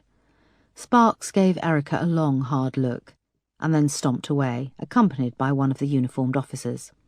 "Thank you," said Erica to Isaac. "I didn't do it to be thanked. I'm not interested in police politics. All I'm interested in is preserving a scene so you can do your job and find out who did this," said Isaac. Erica removed her crime scene overalls, which were bagged up to go to the lab. She found shelter from the pouring rain under the peeling facade of the pavilion, lit a cigarette, and listened to her voicemails. There were 4 from Marsh, all growing increasingly angry. Simon and Diana Douglas Brown had apparently been horrified when Erica had hijacked the press appeal for her own agenda, and Marsh was in agreement. He was ordering her to report to him immediately in the morning. The message finished with him saying, "Ignoring my calls will be seen as a further act of insubordination and a direct challenge to my authority." When she reached the final message in her mailbox, it began with lots of distortion. She heard a voice swearing, and then the sound of coins dropping into a payphone. "Yeah, it's Ivy Norris. If you can give me some money, I'll tell you what you need to know. I need 100 quid. There were 3 fast pips, more swearing, and then the line went dead. Erica listened to the message again. It was timed 7 hours ago. Erica put in a call to Sergeant Crane, who answered wearily. "Hi, Crane, it's DCI Foster. Are you still at the Nick?" "Yes, boss," he said wearily. "What was the response like to the appeal?" "We've had 25 calls, boss. They died off over the last few hours. We're just waiting to see if they run the number again on the evening news." "Tell me we've got something useful?" asked Erica hopefully. 14 of them are known nutters and time-wasters. They tend to admit to every television crime appeal. One of these guys still maintains that he killed Princess Diana. We still have to go through and eliminate them all, which is taking time. Another 10 calls have been from journalists, fishing basically. I make that 24. The last one was from Ivy Norris. She called a couple of hours after the appeal went out. We traced the call to a payphone at the Crown Public House. She was fairly incoherent but left her name and said she wanted to talk to you personally. Did you check your messages? I tried to call you, but there was no answer. Yes, and she tried to call me too. We've just discovered her body. Shit, said Crane. Yes, shit indeed. Look, I'll be in first thing tomorrow. Let me know if you get anything more. Boss. What? I've been told to give all new info to DCI Sparks. Okay, but the Ivy thing, it's kind of personal too. Course, boss. Erica came off the phone as Moss and Peterson approached. she told them about the message from Ivy. "She's cried wolf so many times before," said Moss, "and it was only a matter of time before she turned up dead." "They're about to move the body. The team needs to close down the site for forensics as fast as they can. They're going to have to work fast in this rain," said Peterson. "I take it we report to DCI Sparks?" "Yes, it seems so," said Erica. There was a moment of silence. Peterson and Moss seemed disappointed. "Well, I'll see you both soon then," said Erica. When she got back to her car, she sat inside in the darkness, the rain pummeling on the roof. Moss and Peterson drove past, illuminating the inside of her car before plunging her back into darkness. The death of Ivy felt nasty. She pulled her hand out of the coat and flicked on the light above the mirror. The teeth marks were now fading, the scabs healing fast. What had Ivy been doing? Was she lured out to the Brockwell Lido? Did she go willingly? And what would happen to her grandchildren now she was gone? Erica started her car and pulled out into the rain. Chapter 31. The figure leant forward, yanking off the thick balaclava, and threw up violently. The vomit hit the inky water with a nasty high-pitched splatter, even louder than the rain, which was falling onto the surface of the pond in torrents. It was normal to purge after a kill. The figure then collapsed onto the wet earth, enjoying the sensation of the rain. It had been easy tracking down Ivy Norris.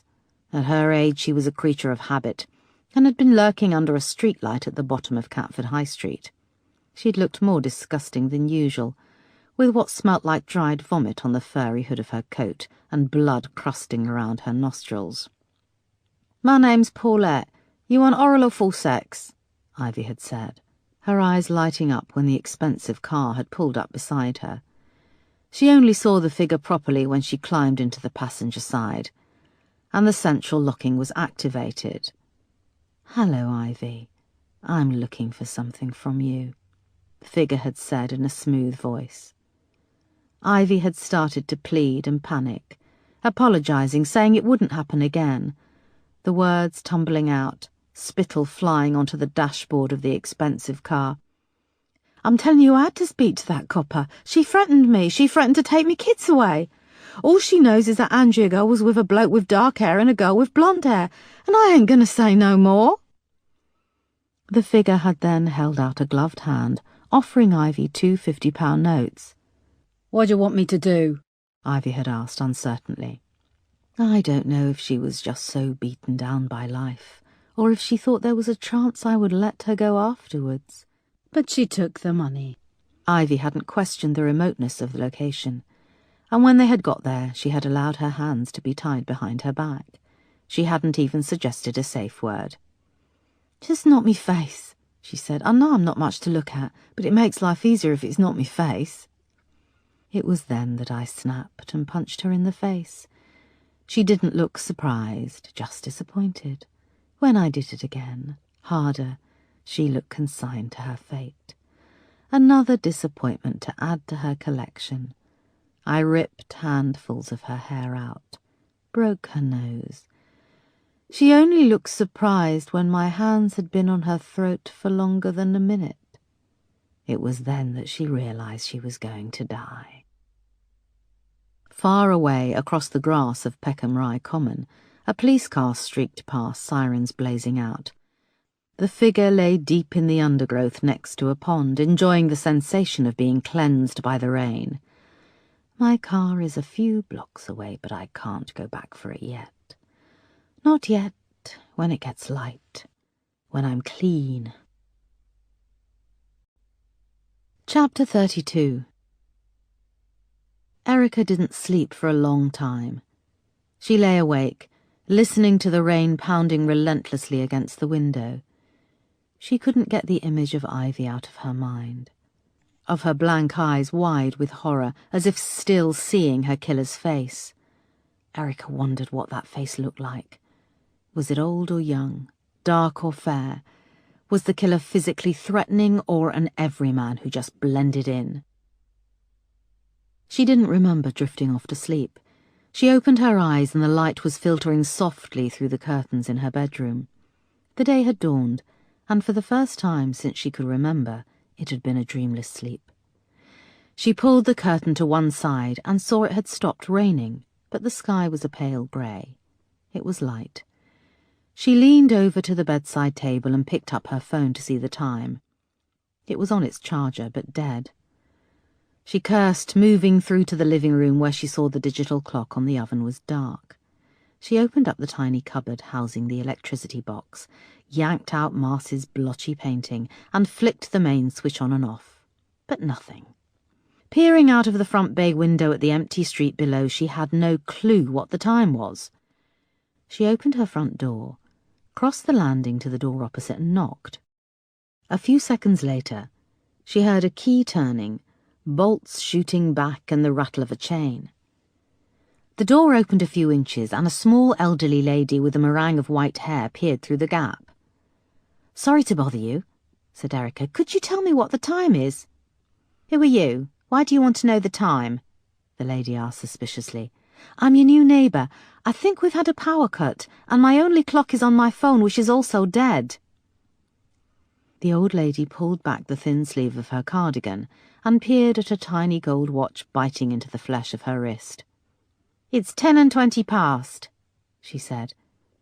10:20 in the morning?" "Yes." "You sure?" said Erica in horror. "Yes, dear, I'm the one with the watch. My electricity seems to be working," she said, flicking her hall light on and off. "I think you need to feed your meter, dear. The tenants before you got very behind on their bills. The police even came in at one point. I don't know why the police were wasting their time chasing up unpaid bills, although your landlord is apparently quite a high-up policeman, so I'd be careful." Erica arrived breathlessly at Lewisham Row Station at 11:15. Wolfe was on the front desk. He crossed round to her side. "DCI Foster, I've been asked to take you in to see Chief Superintendent Marsh. It's urgent." "I know where it is," snapped Erica. She went through to Marsh's office and knocked. Marsh opened the door. "Come in and sit down," he said coldly. Assistant Commissioner Oakley sat in Marsh's chair. Marsh had been relegated to a chair beside his own desk. His office had been hastily tidied. The corner of a Christmas card poked out from one of the cupboard doors.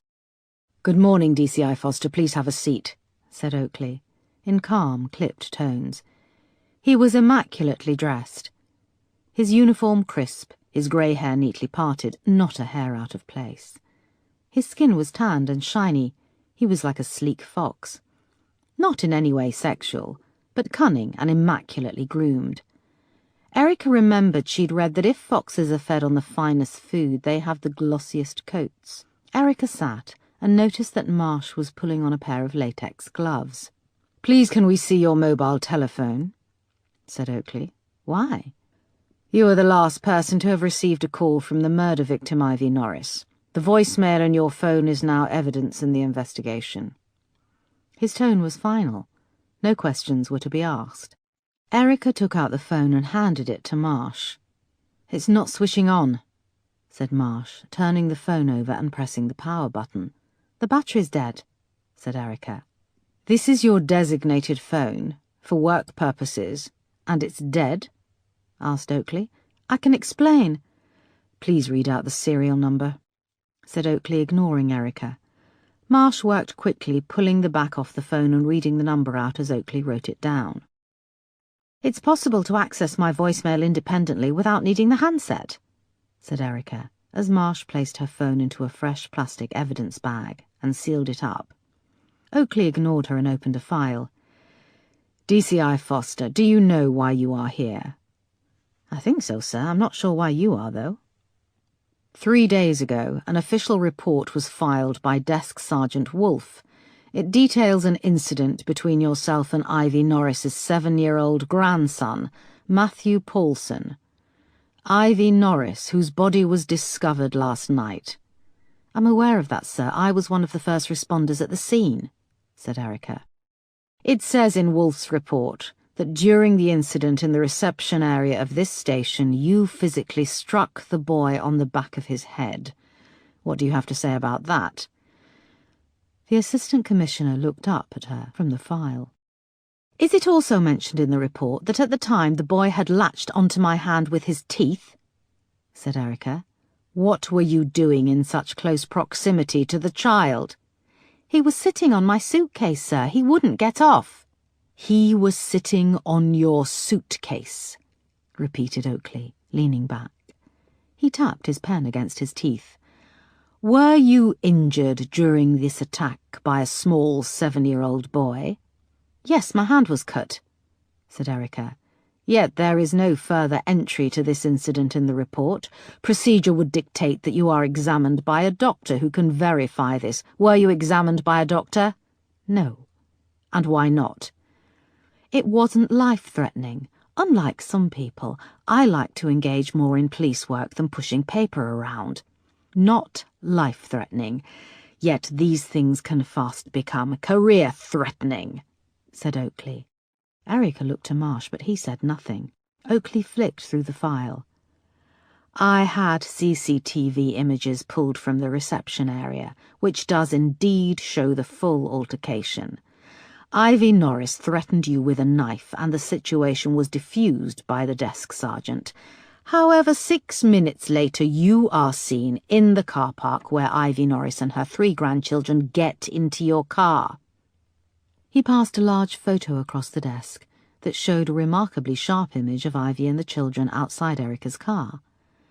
The next image showed Erica holding something out through the open window, and the next was of Ivy and the children climbing into Erica's car.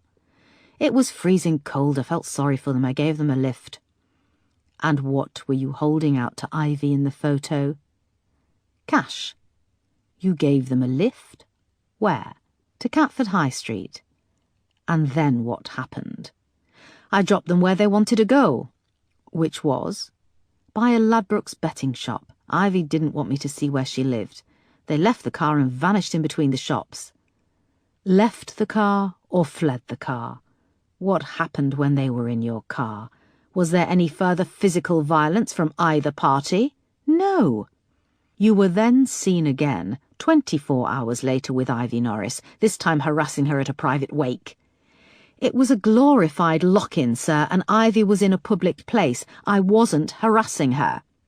"Did you know the landlord of the Crown filed an official complaint about police harassment?" "Did he?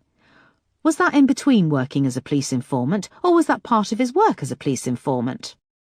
"I would tread very lightly here, DCI Foster," said Oakley icily. "These allegations are stacking up in quite an alarming fashion. Your phone number was found at the crime scene on Ivy Norris's body, plus she was found with £100 in cash. You are in this photo giving her cash." "I gave her my number and asked if she could call me with any information." "We have a transcript of the voicemail she left on your phone where she states, I quote, 'If you can give me money, I'll tell you what you need to know. 100 minimum should do.'" "Hang on, you've already pulled my private phone messages. Are you suggesting I murdered Ivy Norris?" Erica looked at Marsh, who had the decency to look away. "No, we are not suggesting you murdered Ivy Norris, DCI Foster. Looking at this evidence, though, it's building a picture of an officer who is, frankly, a concern, perhaps a little out of control," said Oakley. "Sir, you all know we have our narcs, our informants who we take for a drink and a chat. A little money and a little information changes hands, but I did not give Ivy Norris £100. DCI Foster, can I remind you that it's not official police policy to pay for information?" said Marsh, finally speaking up. Erica laughed at this ludicrous statement. Marsh's voice went up an octave. "You also directly defied my orders with regards to the official statement we made at the press appeal. You jumped in, unapproved, unscripted, used it as a mouthpiece for a wild hunch. Who knows what damage you have done?" "Hunch? Sir, I have a strong lead on a man who was seen with Andrea Douglas Brown just hours before she was killed, and this was witnessed by a barmaid and Ivy Norris." "Yes, the barmaid who doesn't seem to exist, and an unreliable witness who is now dead," said Assistant Commissioner Oakley, remaining irritatingly calm. He went on, Do you have an agenda against Lord Douglas Brown? No. His role supplying defence contracts has been controversial and has impacted policy in all departments of the police and armed forces. Sir, my only agenda is to catch the killer of Andrea Douglas Brown and Ivy Norris. Am I going to be the first who says that the circumstances are remarkably similar? So now you believe that the murders are linked? Said Assistant Commissioner. Can I just add, sir, that this is not the line of inquiry we are pursuing? Said Marsh spinelessly. Erica paused. Yes, I believe these murders are linked.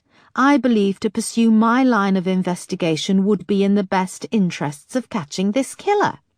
I repeat, this is not the line of inquiry we are pursuing, said Marsh. Then what line of inquiry are we pursuing? Asked Erica, fixing Marsh with a stare. DCI Sparks had a prime suspect for all of 3 hours before he came back with an alibi. You would know, DCI Foster, if you had bothered to attend the briefing this morning at 8, Marsh said. I had a power cut at home and my phone wasn't charged, so I didn't have access to any messages or alerts. You will know from my records that this has never happened before. There was a silence. How are you, in yourself, DCI Foster? Asked Assistant Commissioner Oakley. I'm fine. How is that relevant? Asked Erica. The past 3 months you experienced would have been stressful for anyone. You lead a team of 12 officers on a drug raid in Rochdale.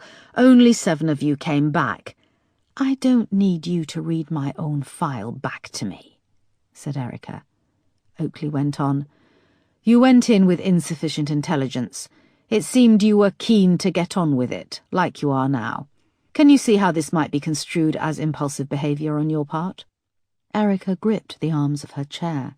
She was trying to remain calm. The Assistant Commissioner continued. 5 officers died that day, including, tragically, your husband, D.I. Mark Foster. You were subsequently suspended. It seems you had the chance to learn a valuable lesson, but you didn't, and... Erica found herself out of her chair, leaning over the desk and grabbing the file. She tore it in two and threw it back on the desk.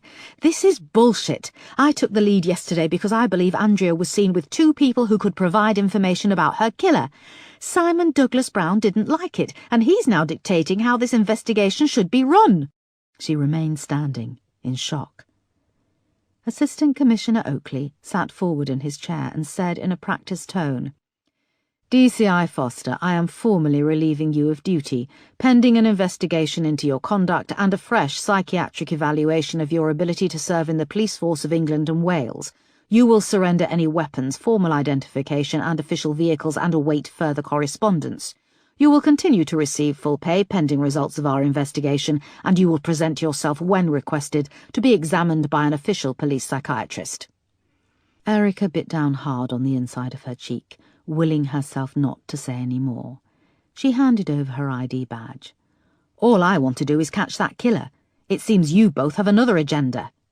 She turned and left the room. Wolfe was waiting outside with 2 uniformed officers. I'm sorry, we have to see you out, he said, his jowly face hanging guiltily. Erica walked with him to the front entrance, passing the incident room. DCI Sparks was by the whiteboards briefing the team. Moss and Peterson looked up and saw Erica being escorted out. They looked away. Airbrushed out, said Erica under her breath. They reached the front desk where Wolfe asked her to hand over her car keys. Now? Sorry, yes. Come on, Wolfe, how do I get home? I can arrange for one of the uniformed officers to run you home. Run me home? Fuck that, said Erica. She put her car keys on the counter and walked out of Lewisham Row Station. Outside on the street, Erica searched for a bus stop or taxi, but there was nothing in sight on the busy ring road. She set off for Lewisham Station, checking in her bag for loose change, but all she had was her credit cards. She was searching through the old tissues and rubbish in the deep pockets of her leather jacket when her hand felt something small, square and rigid. She pulled out a little white envelope. It was thick and looked expensive. There was nothing written on the front. She turned it over and pushed her finger under the flap, opening it. Nestling inside was one sheet of folded paper. She stopped dead in the street, the cars rushing by. It was a printout of a newspaper article about the raid where Mark and 4 of her colleagues had lost their lives. There was a photo of the path leading up to the house in Rochdale where dead bodies lay covered, surrounded by pools of blood and broken glass.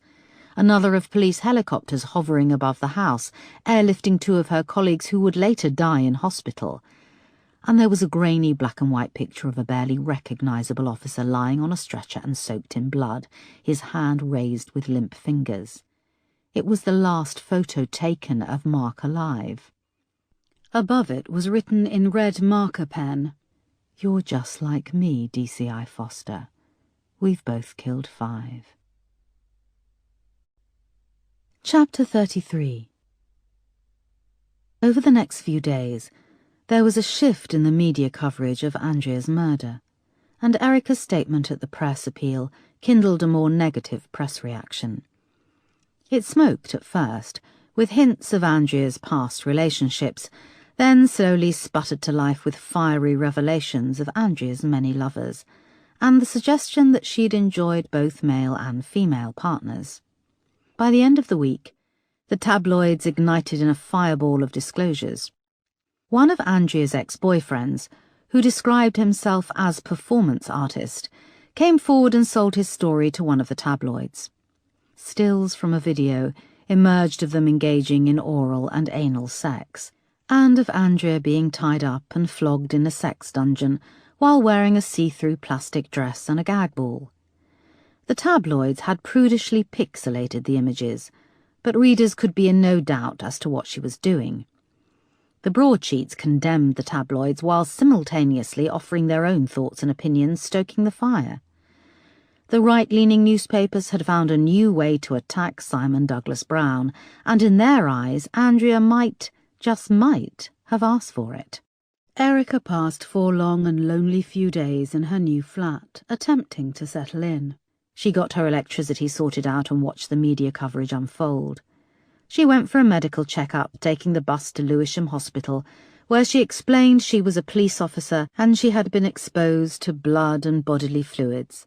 Samples of her blood and urine were taken, and she was told she would have to return for a further blood test in 3 months' time.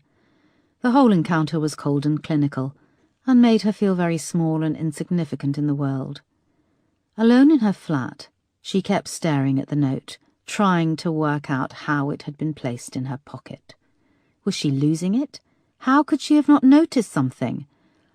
Her mind went back over the days leading up to finding it, over all the places she had been. But it could have been anyone, anywhere. For now she kept it in a clear plastic evidence bag. She knew she should hand it in, but something in the back of her mind told her to keep hold of it. On the 5th morning, Erica arrived at the newsagent opposite Brockley Station to buy the day's papers when she saw the front page headline of the Daily Mail, "Top Cop Suspended from Andrea Case." It detailed how, after a series of high-profile mistakes and blunders running the Andrea Douglas Brown murder inquiry, DCI Erica Foster had been suspended from duty pending a full inquiry.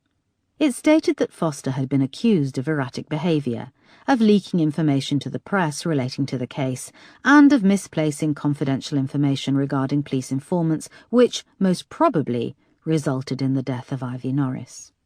There was a photo taken of Erica through the passenger window of a car. Her eyes were wide and mouth gurning as she reached out for the dashboard. Under the photo, the caption read, "Blundering Cop Erica Foster." The photo had been taken by the press outside the Horniman Museum crime scene, where Moss's car had slipped on the ice. Erica threw the newspaper down and left without buying anything. When she got back home, she made a strong coffee and switched on the television. The BBC News channel counted down to the hourly headlines, and then Andrea Douglas Brown's face appeared on the screen with the announcement that the police had arrested a man called Marco Frost in connection with her murder. The report flicked back to the newsreader. 28-year-old Marco Frost was originally eliminated from police inquiries, but was subsequently found to have lied about being abroad when Andrea Douglas Brown was murdered. The footage then showed Marco, a handsome dark-haired young man, emerging handcuffed from the entrance to a block of flats. He had his head down and was led away by 2 uniformed officers to a police car. They held the back of his head as he was loaded in, and then the car sped away. The camera cut to Simon Douglas Brown and Giles Osborne standing with Marsh outside the revolving Scotland Yard sign. This morning, police raided the home of Marco Frost and discovered material of a disturbing nature related to the victim. It is believed the suspect had developed an unhealthy obsession with Andrea Douglas Brown in the months leading up to her abduction and murder, said Marsh. Simon then stood forward, his face pained, his hands twitching in his suit jacket pockets. I would like to thank the Metropolitan Police for their diligence and continued efforts in what has been a problematic investigation. I would like to say that I have full confidence in the new investigative team, and I thank them for their continued efforts in tracking down Andrea's killer. We will of course continue to work closely with the police. Thank you. The report flicked back to the newsreader and moved on to another story. Erica grabbed the new prepaid phone she'd bought the previous day and called Lewisham Row. Wolfe answered. It's Foster. Can you put me through to Sergeant Crane? Boss, I'm not supposed to. Please, it's important. There was a beep, and then Crane answered. Surely there isn't enough on this Marco Frost to make an arrest, said Erica, getting straight to the point. Give me your number and I'll call you back, said Crane. He hung up, and 10 minutes went by. Erica was just thinking he had given her the brush off when her phone rang. Sorry, boss, I need to be quick because I'm on my mobile freezing my tits off in the car park. Marco Frost lied about being in Italy. We only found out after trawling through hours of CCTV from London Bridge Station on the night Andrea vanished. He boarded a train on the Forest Hill line 20 minutes after Andrea. Of course, there's no CCTV evidence to put him at the scene, but he's damned himself by lying about his whereabouts and getting his aunt and uncles to give him a false alibi. It could have been an unlucky coincidence, said Erica. His girlfriend, who lives out in Kent, has given him another alibi, but now he's lied, we have a motive. We're holding him for the next 3 days. What about the murder of Ivy Norris? It's been taken over by Vice, said Crane. Look, boss, it's not looking good for your theory. Oh, theory now, is it? Said Erica. Crane did not respond. Erica could hear the cars whooshing past the station car park. Are you okay, boss? I'm fine, and please spread the word on that. I'm sure everyone has seen the papers. I didn't know about your other half, sorry. Thanks. Anything I can do? You can keep me in the loop, even if it does mean freezing your tits off in the car park. Crane laughed. I'll keep you in the loop as much as I can, boss, okay? Thanks, Crane, said Erica. As she hung up, she reached for her coat. It was time to pay Isaac Strong a visit. Chapter 34. It was late evening, and Isaac Strong was in his office adjacent to the morgue. Shirley Bass's performance album was playing, and he was preparing to write his report on the Ivy Norris autopsy. He relished his calm time. His favourite music, the lights low in his office. It was in stark contrast to the violence of slicing open a body, weighing its organs, analysing the contents of bowel and stomach, swabbing and scraping for DNA evidence, and piecing together the acts of violence inflicted on the corpse to form a narrative. The story of its demise. A cup of peppermint tea steamed lightly by his computer monitor, the delicate leaf of mint still swirling in the freshly poured cup. There was a faint beeping sound, and a window popped up on his computer screen. It was a blue-grey CCTV image of DCI Erica Foster standing in the hallway outside the lab. She looked up at the camera. His hand hesitated, and then he buzzed her in. "Is this an official visit?" asked Isaac when he met her at the door of the lab. "No," she said, hitching her bag up on her shoulder. She wore jeans and a jumper. Her tired face was free of makeup. She looked around at all the freshly scrubbed steel. "Officially, you have no authority to be here. You've been removed from the case." "Yep, no ID, no car, I'm just Joe Public." Isaac paused, regarding her for a moment. "How about a cup of tea, then?" he said. He took her through to his office. The girl from Tiger Bay was playing softly, and Erica chose a comfy armchair next to his desk. Isaac went to a kettle on a table in one corner. His neat office was crammed with bookshelves. An iPod glowed in a Bose sound system. The shelf next to the sound system differed from the others, which were filled with medical reference books. This shelf contained fiction, mainly crime thrillers. "Surely you don't read police procedurals in your spare time?" asked Erica. Isaac turned from switching on the kettle and laughed wryly. "No, they're complimentary copies sent from the publisher. I was an advisor on a couple of the DCI Bartholomew books." "How does peppermint tea grab you? I'm afraid I try to avoid caffeine." "Sounds good. I should have avoided caffeine today," she says 4 coffees later. There was a small tree of mint by a tiny high window. Isaac twisted the pot round and selected a couple of leaves. "My ex-partner is Stephen Linley, author of the DCI Bartholomew books," he said.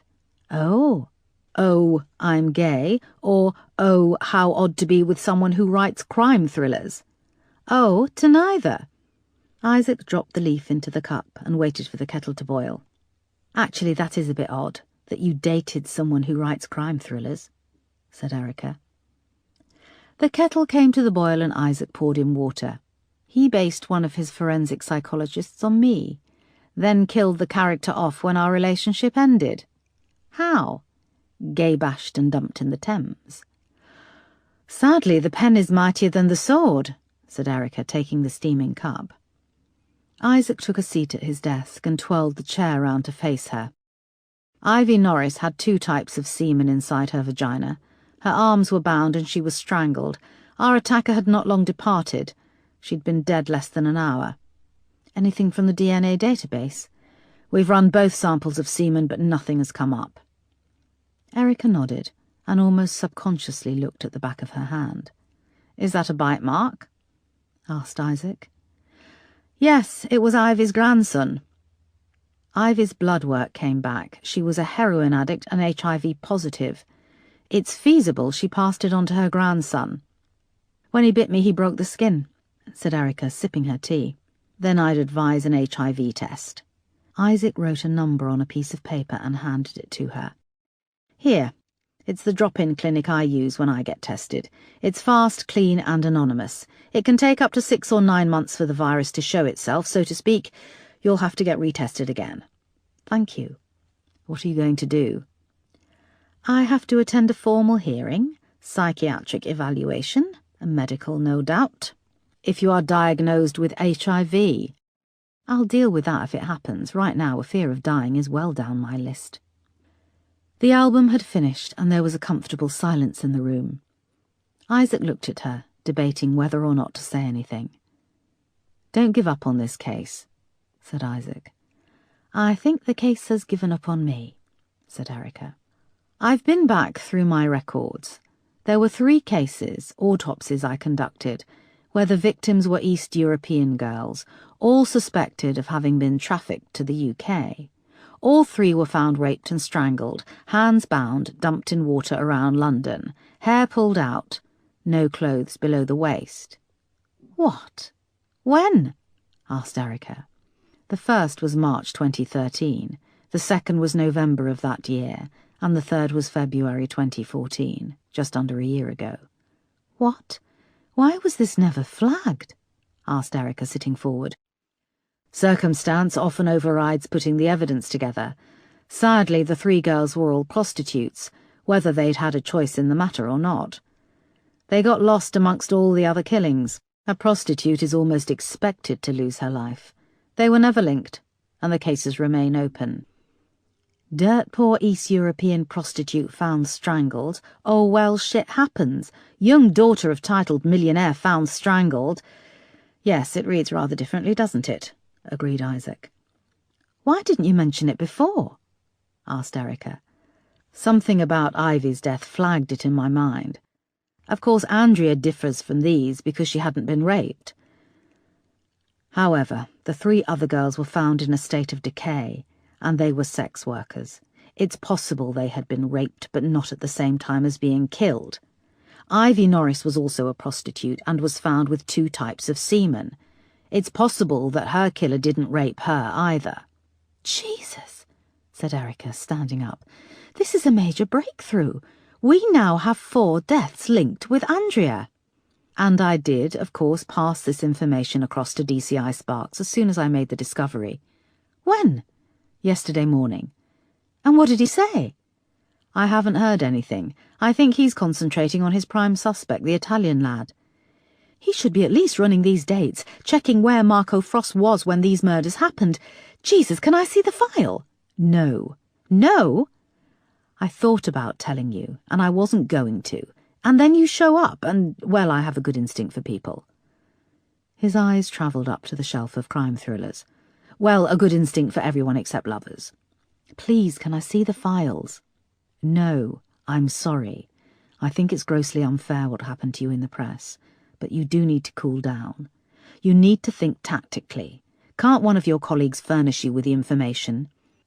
Possibly. And you're really not going to tell me any more?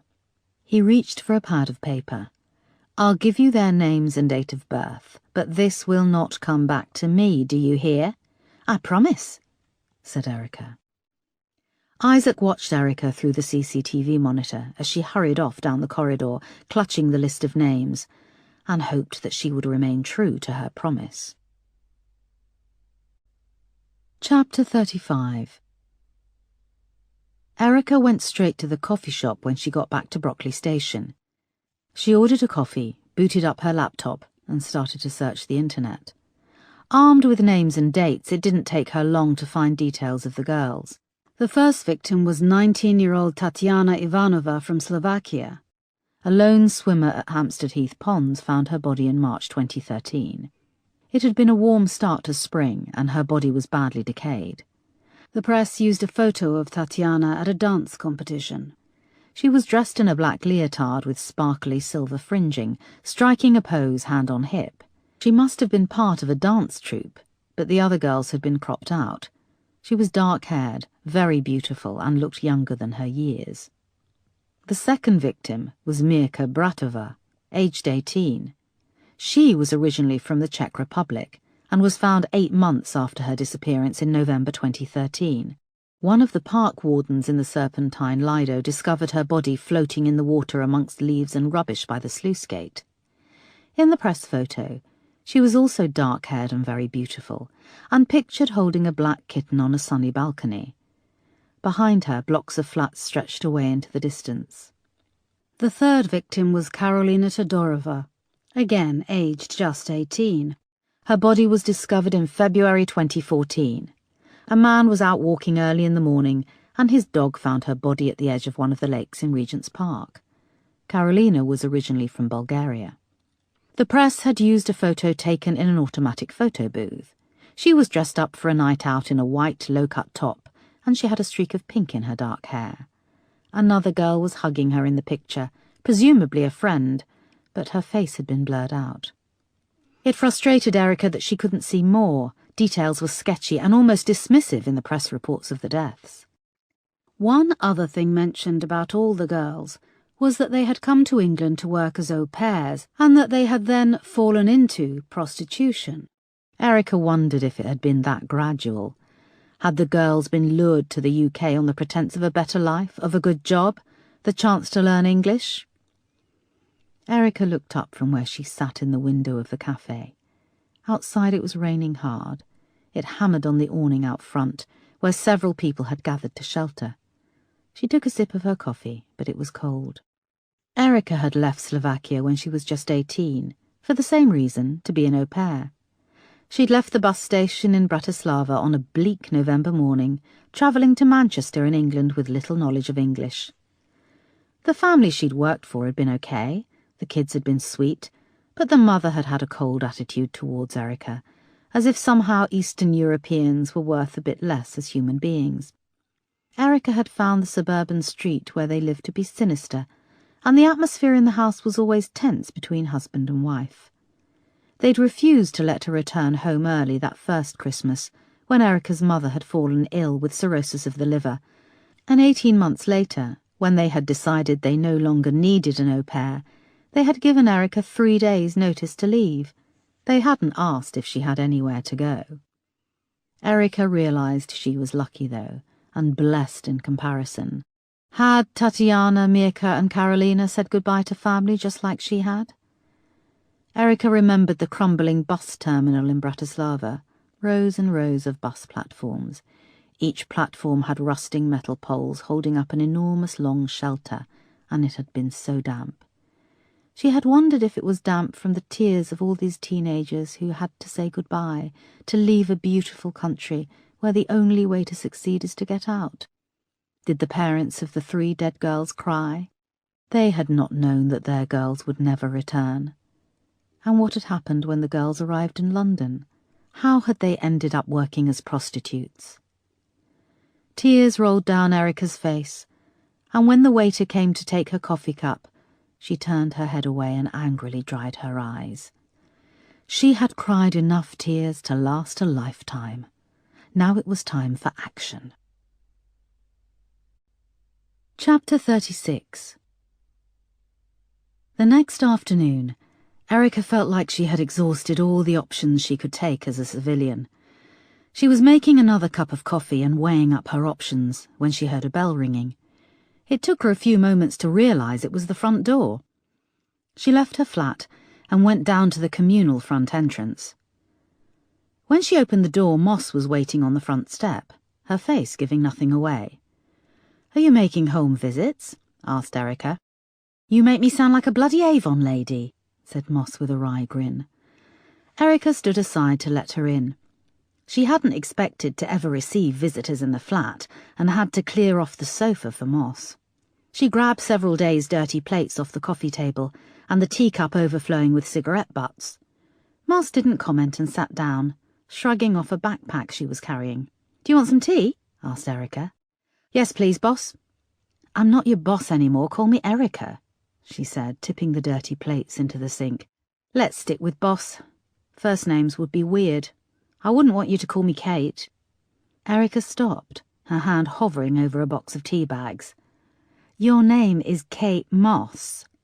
She turned to see if she was joking, but Moss nodded ruefully. "Your mother called you Kate Moss." "When I was given the name Kate, the other slightly thinner." "Slightly," laughed Erica, despite herself. "Yes, the slightly thinner Kate Moss wasn't a famous supermodel." "Milk?" said Erica, grinning. "Yes, and 2 sugars." She finished making the tea, whilst Moss busied herself pulling paperwork from her backpack. Erica came over with mugs and biscuits. "That's a good cup," said Moss, taking a sip. "How did you learn to make such a good tea? Not in Slovakia?" "No, Mark, my husband. He ingrained in me the tea ritual, and so did my father-in-law." Moss looked uncomfortable that she'd led the conversation down this path. "Shit, sorry, boss. Look, none of the team at the station enjoyed reading about, well, you know, and we didn't know about—" "Mark, I've got to start talking about him sometime. When you lose someone, not only are they gone, but everyone around you doesn't want to talk about them. It drove me slightly crazy. It was like he'd been deleted. Anyway, why are you here, Moss?" "I think you're onto something, boss. Isaac Strong sent some case files over. DCI Sparks is refusing to see the link, but there were 3 young girls killed in similar circumstances to Andrea and Ivy. All 3 found in water with their hands bound, hair missing from their scalp. They'd been strangled. There was evidence of rape, but they were sex workers." "Yeah, I know about those," said Erica. "OK, well, there's more. The phone box we found under Andrea's bed. Crane requested a trace on the IMEI number written on the box. It matches the IMEI number of Andrea's old iPhone, the one she reported missing. Crane then got in contact with network providers and gave them the IMEI number. They've confirmed that the handset is still active." "I knew it. So Andrea reported the phone missing but kept it and bought a new SIM card," said Erica triumphantly. "Yes, a signal was last traced for that handset near to London Road on the 12th of January, said Moss. "Someone's nicked it and they're using it?" "No," said Moss, pulling out a large Ordnance Survey map and starting to unfold it. "The signal came from a storm drain running 20 feet below ground. It runs off London Road, beside the train track to Forest Hill Station, and then on towards the next station on the line, Honour Oak Park." Erica peered at the map. "The storm drain is a major tributary. Moss went on, and over the past few days an enormous amount of meltwater from the snow and rain has seeped into the ground and will have rushed through the storm drain. Pushing anything with it, including a phone, finished Erica. Yeah. So the phone battery is now dead, obviously. Nothing has been detected. It's an iPhone 5S, and the network tells us that it will still broadcast its location to phone masts for 5 days after the battery is discharged.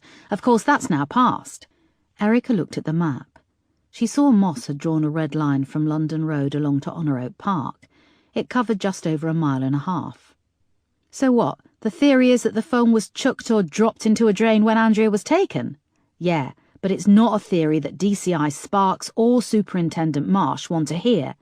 They're convinced they have their man in Marco Frost, and they're under pressure from Oakley et al. To make a conviction. They've been through his laptop and there's a lot of Andrea on there. Photos, letters he'd written to her, Google search histories about places she'd been, and was going to... This is a major breakthrough, but why are you here, Moss? Asked Erica, getting up to make more tea. I've been there when we questioned Marco, and he was obsessed by Andrea, but he just doesn't seem like he's got it in him. He also has very large hands. Isaac showed us the handprints on Andrea, and I don't know, it's not much more than a hunch. You don't think he did it? I have doubts, but they are a hunch. I think that this phone could open up the investigation, said Moss. Well, you've got to get a team down in that drain to at least have a look, said Erica. Yeah, but under whose authority, boss? I haven't got any. Your hands are tied. It would cost a huge amount, plus the manpower involved. Who would sign off on either of those right now? The team is now focusing resources towards the prosecution of Marco Frost. Erica thought, does anyone else share your doubts about Marco Frost? Moss nodded. Peterson? Crane? And others. We've made copies of the files on Tatiana Ivanova, Mirka Bratova and Karolina Todorova. She handed them to Erica, who flicked through, looking at the photos of the girls, all lying on their backs, naked from the waist down, their wet hair plastered to their pale faces, fear in their eyes. Do you think he deliberately leaves their eyes open? Asked Erica. Possibly. If it is the same killer, how the hell does Andrea fit in with this?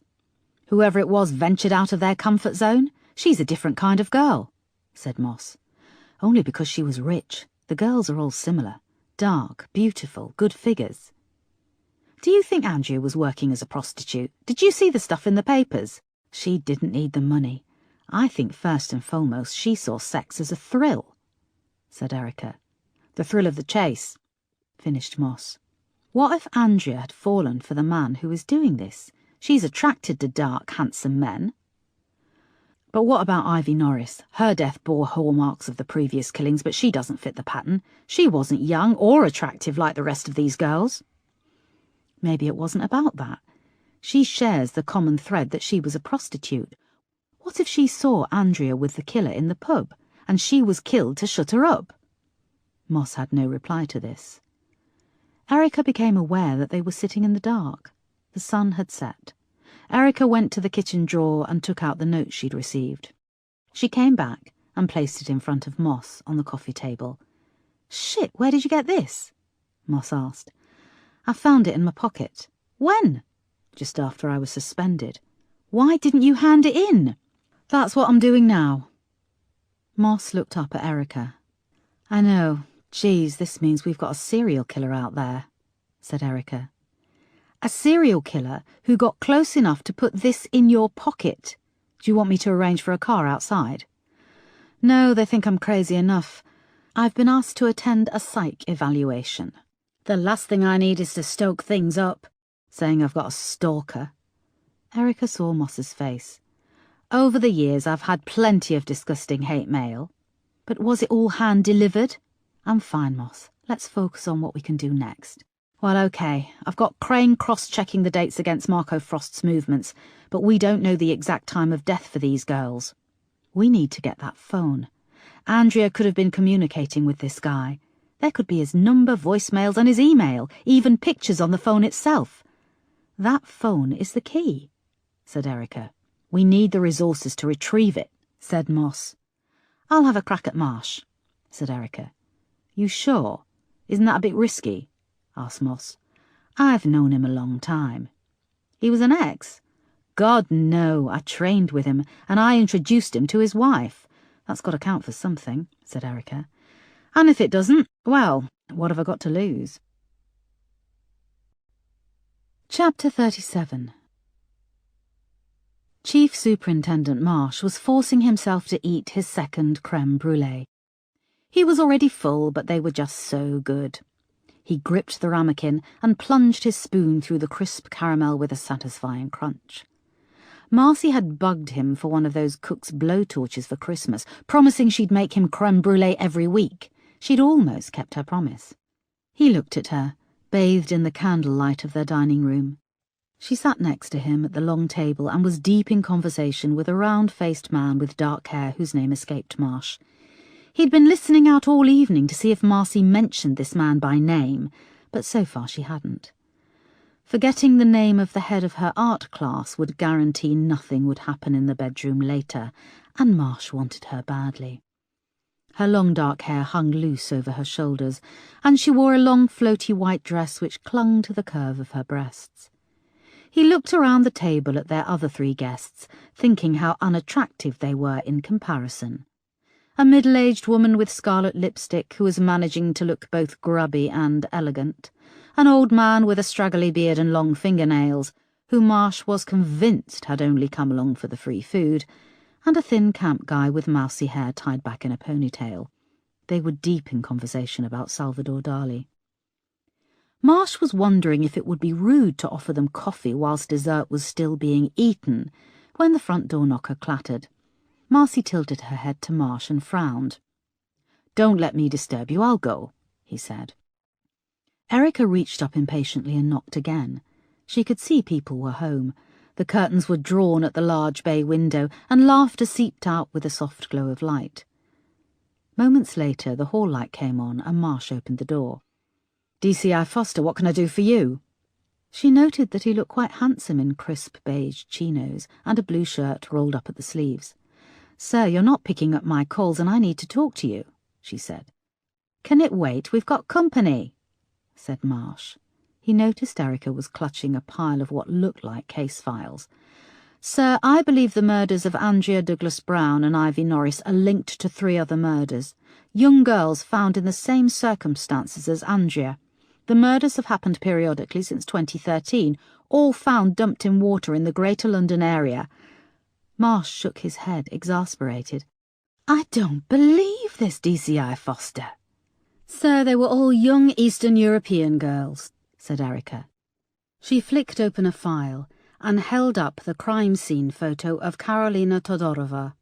"Look, this girl was just 18, strangled, her hands were bound behind her back with a strip of plastic, and her hair was pulled out at the temples. She was dumped in the water like rubbish." "I want you to leave," said Marsh. She ignored him and pulled out 2 more photos. "Tatiana Ivanova, 19, and Mirka Bratova, 18. Again, strangled, hands bound in exactly the same way, hair pulled out and dumped in water.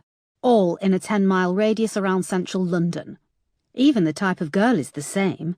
Dark, long hair, hourglass figure. Sir, DCI Sparks has had this file for 2 days. The similarities are so obvious, even to a copper straight out of—" A door down the corridor opened, releasing a burst of laughter. Marcy approached the front door. "Tom, who is it?" she said. Then she saw the picture Erica held up of Karolina half-naked and rotting in the water. "What's going on?" she said, looking between Erica and Marsh. "Marcy, please go back inside. I'm dealing with this."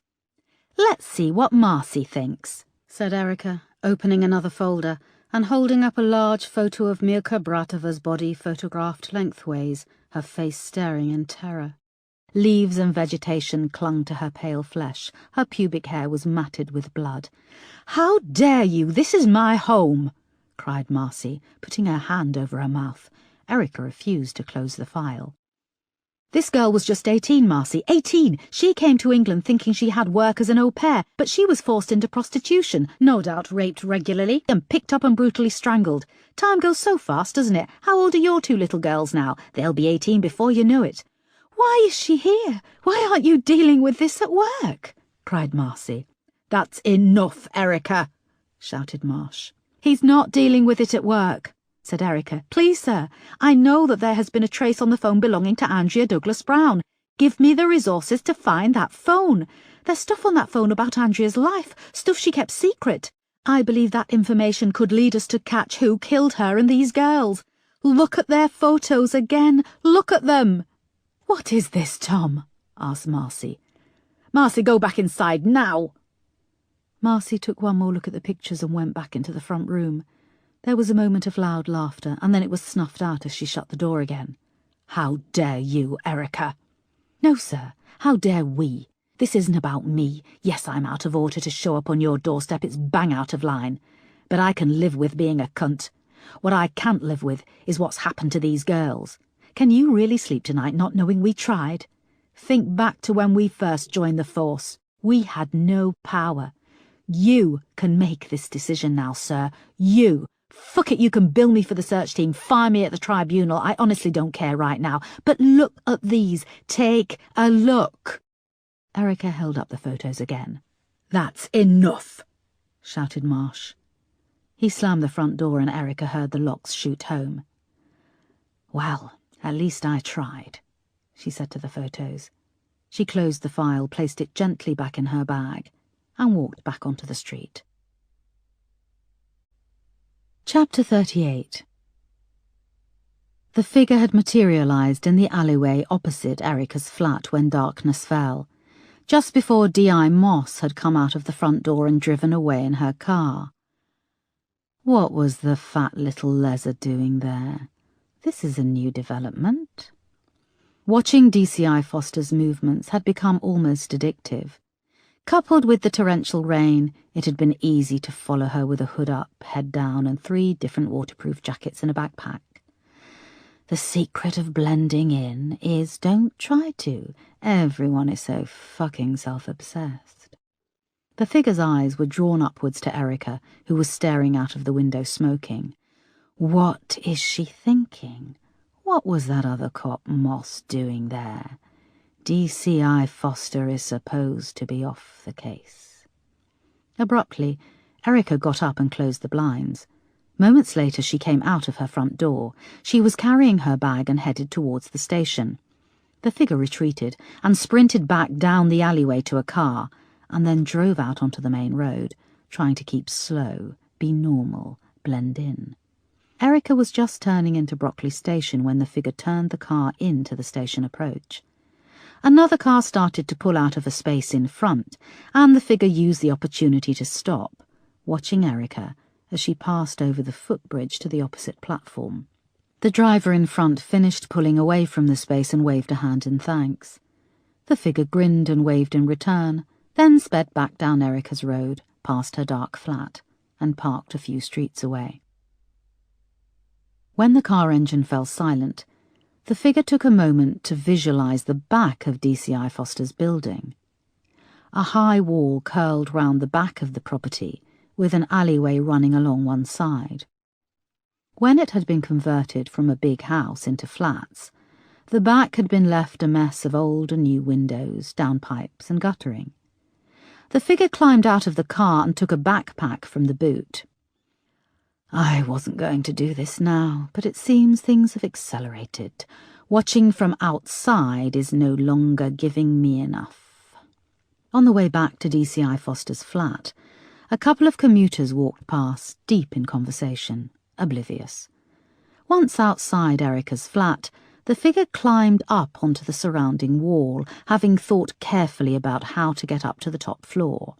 Inch along the wall to the back of the building, step onto the windowsill, grab the downpipe, hook one leg up to a higher windowsill, and climb up using the pipe. The windowsills were smooth stone, and the figure, breathless from the exertion, stopped for a moment. It had worked so far. Use the lightning rod, a thick gutter pipe for leverage, and then there are 3 more windows staggered in a line. Tic-tac-toe. The figure reached Erica's bathroom windowsill, drenched in sweat from the exertion. The window was closed, and this was expected. However, there was a small extractor fan beside the window. It was conveniently cheap and had been poorly fitted. Covering the square plastic grill vent with a gloved palm, the figure gripped the edges and pulled. There was a crack, and it came away, exposing a silver-lined ventilation pipe. The figure pushed an arm inside, feeling leather-clad knuckles come into contact with the back of the ventilator's plastic housing on the inside wall. A swift punch, and it was knocked out. It rattled and scraped against the bathroom wall as it swung loose from its wire. The figure pulled a length of coat hanger wire from a side pocket of the backpack and inserted it through the ventilation pipe. It took a few fumbling attempts, but the wire finally hooked over the handle of the window inside, and it popped open with a click. The figure moved quickly, crawling through head first, hands out, and connecting with the toilet seat. "I'm in." It was exhilarating after so long watching DCI Foster from afar. The bathroom was small and functional. Opening the bathroom cabinet, the figure saw it was filled with a box of tampons, thrush cream, and a dusty packet of waxing strips. The expiry date had passed.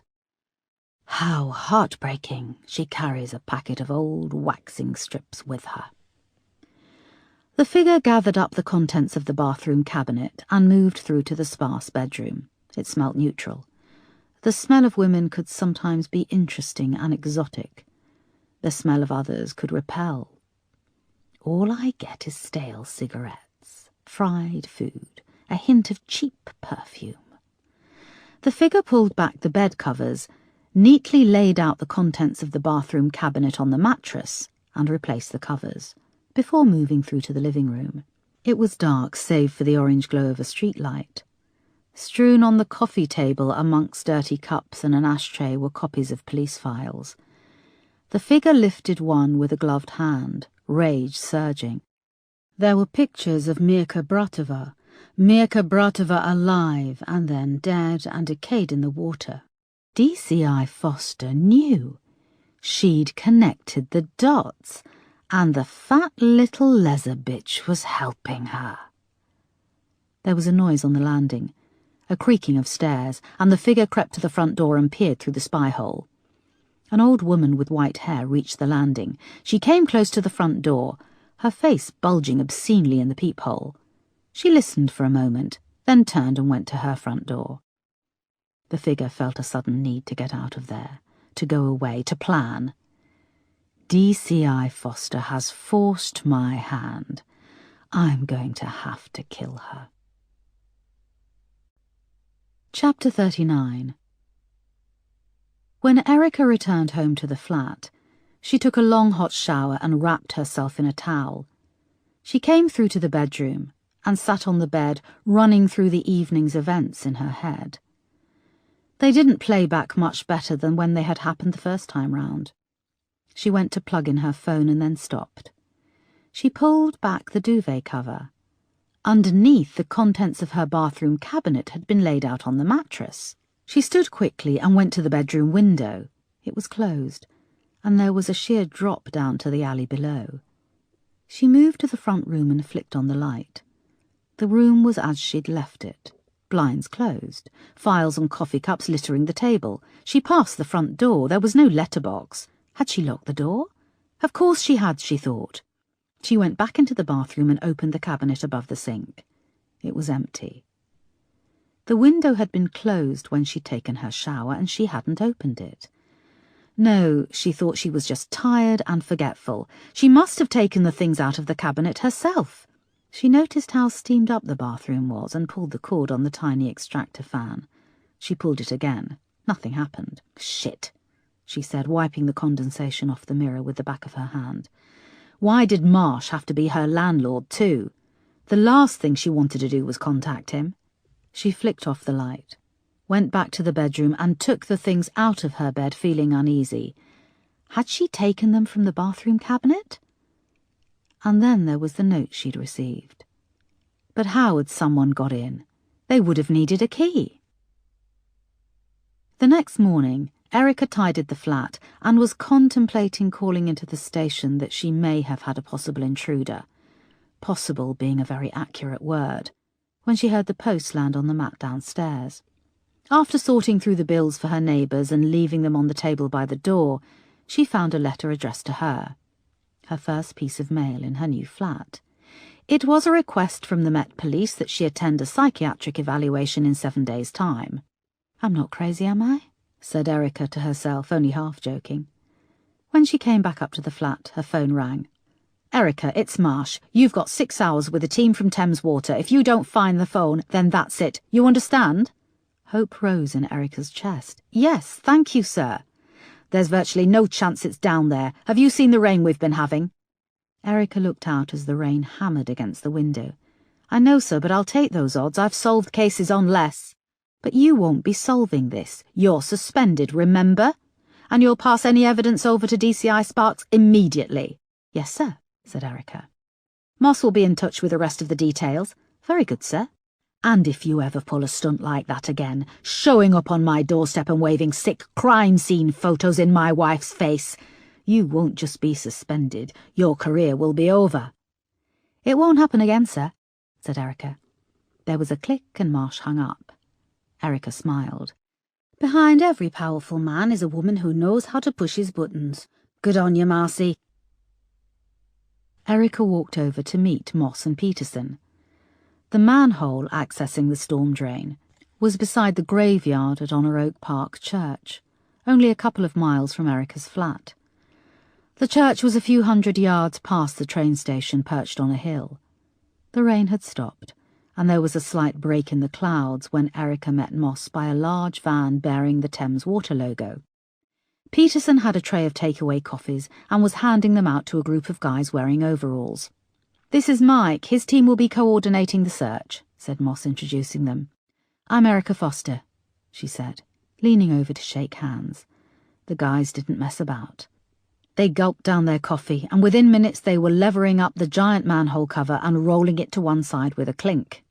"Good to see you, boss," said Peterson, handing her a coffee with a grin. Mike took them into the tiny van. It was equipped with a bank of monitors, a small shower, and radio comms for all the men going down into the drain. On one of the monitors, a satellite weather map continually refreshed, showing streaks and bulges of charcoal grey across a map of Greater London. "That's the difference between life and death," said Mike, tapping a biro against the screen. "The sewers below combine storm water and wastewater. A sudden downpour of rain can flood the sewers, and very quickly you have a tidal wave of water making its way towards the Thames."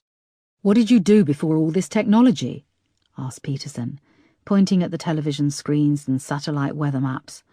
"Good old-fashioned noise," said Mike. "If a storm came, we'd lift one of the nearest manhole covers 6 inches and let it crash back down. The clanking sound would echo down the tunnels, and hopefully give the blokes down there enough warning to get the fuck out." "Is it just blokes who work down there?" asked Moss. "Why, you want to apply for a job?" quipped Mike. "Very funny," said Moss. They came back out of the van and looked at the sky. The cloud above seemed to be clearing, but was growing darker on the horizon. "We'd best get on with it," said Mike, moving over to where the 4 men had set up a winch above the manhole and were attaching themselves to safety harnesses. Erica went and peered down the shaft where iron rungs stretched away into blackness. "So what are we looking for, a phone?" asked Mike. "It's an iPhone 5S. We believe it's white, but it could be black," said Moss. She handed them each a laminated photo. "We realise it's been down there for almost 2 weeks, but if you find it, please can you avoid touching? We need to preserve any remaining forensic evidence. I'll give you these evidence bags, which it will have to be placed into immediately," said Erica. They each took a clear evidence bag. They looked sceptical. "So, what, we're meant to levitate this phone out of the shit?" said one of the lads. "We really appreciate your helping out here, lads," said Peterson. "You've joined us at a crucial stage in a very harrowing case involving young girls who have been murdered. Finding this phone is a large piece of our puzzle. Just try not to touch it with bare hands." The men's attitude changed completely. They rapidly put on their helmets and started checking their lights and radios. When they were ready, they all stood around the manhole as Mike lowered in a probe. "We're checking for poisonous gases," he said. "It's not just shit and piss we have to worry about down there. There's carbonic acid, which miners used to call choke damp, carbureted hydrogen, which explodes, and sulfurated hydrogen, the product of putrid decomposition. You've all got your chemical detectors in your suits, lads?" They all nodded. "Geez, wouldn't you all rather work in a supermarket?" asked Moss. "This pays much better," said the youngest of the lads, as he went first and was slowly winched down into the manhole. They watched as the remaining men were lowered down into the darkness, their lights illuminating the brown, grimy interior of the storm drain. Erica looked across at Moss and Peterson as they leaned over. They exchanged tense glances. "Like looking for a needle in a haystack," said Peterson. Slowly the torchlight below began to fade, and they were left in silence. Mike went into the van to watch their progress. An hour later there was nothing to report, and they were stamping their feet in the cold. Then a call came through on the police radio. There was an incident at a supermarket in Sydenham. A man had pulled a gun and shots had been fired. "We're on call today," said Moss, looking up at Peterson. "We better scoot. Marsh said this wasn't a high priority." "You guys go, I can stay here and wait," said Erica. Moss and Peterson hurried off and she was left alone, realizing again that she had no badge, no authority. She was just a woman hanging around an open sewer. She stepped into the van and asked Mike how they were getting on. "Nothing. We're almost at the point where I don't want them to go any further. The network branches off in several directions towards central London." "Okay, where does it all end up?" asked Erica. "Sewage treatment plants around London. So the chances of a tiny little phone showing up are slim," he said. "It's not like a dog who swallowed a diamond ring and you—" "Yes, I get the message," said Erica. She came back out of the van, perched on a tree stump and smoked a cigarette. The church loomed above her in the cold, and a train clattered past in the distance. The men emerged an hour and a half later, caked in mud, exhausted and soaked in sweat. They shook their heads. "As I thought, it could be anywhere right now. Out to sea even. The storm drains have been opened twice since the 12th of January, and so much would have flowed through. Nothing would stay down there under that amount of water pressure," said Mike. "Thank you," said Erica. "We tried." "No, they tried," said Mike, pointing to the men. "I said to your boss it was bloody hopeless, a wild goose chase." Erica wondered if that was the reason why Marsh had arranged it. As she walked home in the rain, she remained convinced that Andrea's phone had to be found. She thought of the letter she'd received and the things left in her bed. She felt like the only person who knew that the police had arrested the wrong man. Chapter 40. 3 days passed with no word from Moss or Peterson. All Erica's enthusiasm and positivity drained away, made worse by having nothing to do. On the 3rd day she was poised to call Edward and face up to visiting Mark's headstone when her phone rang in her hand. "Boss, you're not going to believe this," said Moss. "Andrea's phone has just shown up." "What, in the sewer?" asked Erica, gripping the pen. "No, a second-hand mobile phone shop in Annerley." "That's only a few miles away," said Erica. "Yeah, Crane circulated the IMEI number around local second-hand phone dealers, saying that if a handset with this number came into their shop they were to contact the incident room urgently. And they did. He also said they'd be paid the value of a new unlocked iPhone 5S, which must have sweetened the deal." "How did it show up in Annerley?" asked Erica. "A woman found it. The huge amount of rain and meltwater last week caused the drains to overflow on the lower end of Forest Hill Road. The drains were so overloaded that high-pressure water was forced up through the sewage system, tearing through the tarmac. We figured the phone came with it. She saw it, and even in the state it was in, thought she could get a few bob for it." "And it's okay? It works?" "No, and the screen is badly cracked. But we've whisked it over to the cyber team, who've put it at the top of their work queue. They're trying to get everything they can off the internal memory. Moss, I'll come in." "No, boss, stay put. If you're going to come down here, wait until you have a reason to storm in and read them the riot act." Erica started to protest. "Seriously, boss, I promise I'll phone you the second I know anything." Moss hung up. 6 long, tense hours later, Moss called to say that the cybercrime unit had pulled a substantial amount of data from Andrea's phone. Erica took a cab to the address Moss had given her, and met her outside the Central London Cyber Crime Unit, which was based in a nondescript block of offices near Tower Bridge. They took the lift up to the top floor and emerged into a huge open-plan office. Every desk was busy. Sitting at each was a weary officer poring over computer screens, beside them a phone or laptop in pieces or a mess of wires and circuit boards. On the far back wall was a row of what looked like viewing suites with tinted windows. Erica shuddered to think of the things these officers had to watch behind those screens. A short, handsome man wearing a threadbare woolly jumper met them at the water cooler. He introduced himself as Lee Graham. They followed him through the office to a large storage room with racks and racks of computers, phones and tablet computers, all bagged up and sealed. They passed one low shelf where a laptop was wrapped in plastic and encrusted with dried blood. He took them over to a messy desk in the far corner, where Andrea's phone lay, battered and cracked. The back was off, and it was hooked up to a large PC with twin screens. "We've got a lot of this phone," said Lee, sitting and adjusting one of the screens. The hard drive was in good condition. Moss pulled over a couple of chairs and they sat beside Lee. "There are 312 photos," Lee continued, 16 videos and hundreds of text messages going back from May 2012 to June 2014. I've run all the photos through our facial recognition software. This crunches through the National Criminal Database and uses facial recognition to look for any matches. It flagged up one name. Erica and Moss looked at each other excited. "What was his name?" asked Erica keenly. Lee tapped away at his keyboard. "It wasn't a he, it was a she," he said. "What?" said Erica and Moss in unison. Lee swiped his way through a series of thumbnail images, then clicked on one. A familiar face. "Linda Douglas Brown is in the police database?" asked Moss in surprise. In the picture, Linda and Andrea sat at a table in a bar. Andrea stared confidently down the lens and looked immaculate in a cream blouse. The buttons were open, displaying a dark, full cleavage with a silver necklace nestling between her breasts. Linda, in comparison, was ruddy-faced with unkempt hair. She was wearing a roll-neck black jumper, which rode high enough to nestle just under her double chin.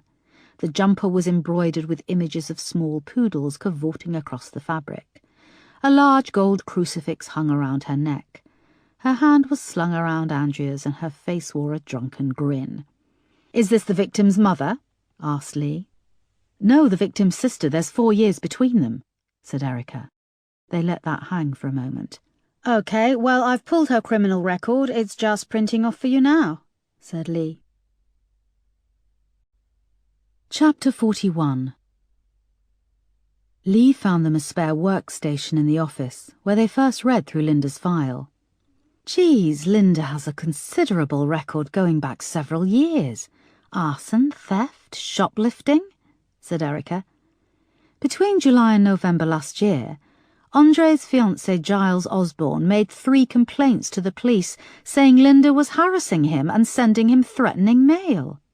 Officers spoke to her on all 3 occasions," said Moss, reading. "Yes, so no arrest. Giles Osborne's first complaint was in July 2014, concerning abusive emails he received from Linda. In one she threatened to kill his cat first and then him. The second complaint was a month later. His flat was broken into and his cat was poisoned. Linda's fingerprints were found in the property, but her lawyer successfully claimed that her fingerprints would be in there because she had recently been a guest at the dinner party he threw to celebrate his engagement to Andrea. Linda was also caught on CCTV in the next street to Giles Osborne's flat within minutes of the break-in. She then capitulated and stated that she went into the house after the break-in to try and save the cat, who seemed in distress when she looked through the window. "Sounds like she's got a damn good lawyer," said Moss. "Perhaps, but there wasn't enough proof to substantiate this either way. The third complaint was October last year, when Linda caused £8,000 worth of damage to Giles's office. She threw a brick through one of the large glass window panels. Here they even caught her on CCTV. The picture was overexposed and black and white, but a bulky figure could be seen in a long overcoat, a baseball cap pulled down over her face. The coat had opened when the figure pulled back to throw the brick, and a jumper could be seen underneath, bearing an illustration of dancing poodles. Moss was carrying her laptop in a bag. She pulled it out and switched it on. "Let's work through the photos from Andrea's phone," she said, fitting a USB key into the drive, which contained the contents of Andrea's phone. They waited while the laptop whirred and hummed and booted up. The tiny little light on the USB key began to flicker, and then a scattergun of photos began to skim by on the screen. Andrea was pictured at several parties. There were many selfies. Pictures of Andrea topless in her bathroom mirror, cupping a breast seductively, tilting her head back. Then a series of photos that had been taken on a night out at a bar. It looked to be at the same bar as in the picture with Linda. "Stop, go back," said Erica. "I can't stop, we have to let them load," said Moss. "Come on," said Erica impatiently as the laptop paused on a blurred photo of blackness, obviously taken in error. Then the photos began to load again and finished. Erica began to flick through. "Yes, here we go. These are the most recent ones from the bar," said Erica. "Who's that, do you think?" asked Moss, as they peered at the screen. A tall and broad man in his early 30s was pictured with Andrea. He was very dark with large brown eyes, and he had close-cropped stubble on his handsome chiselled face. The first few photos were taken by Andrea, holding out the camera. In all of them she was leaning into the man's chest. He was incredibly handsome.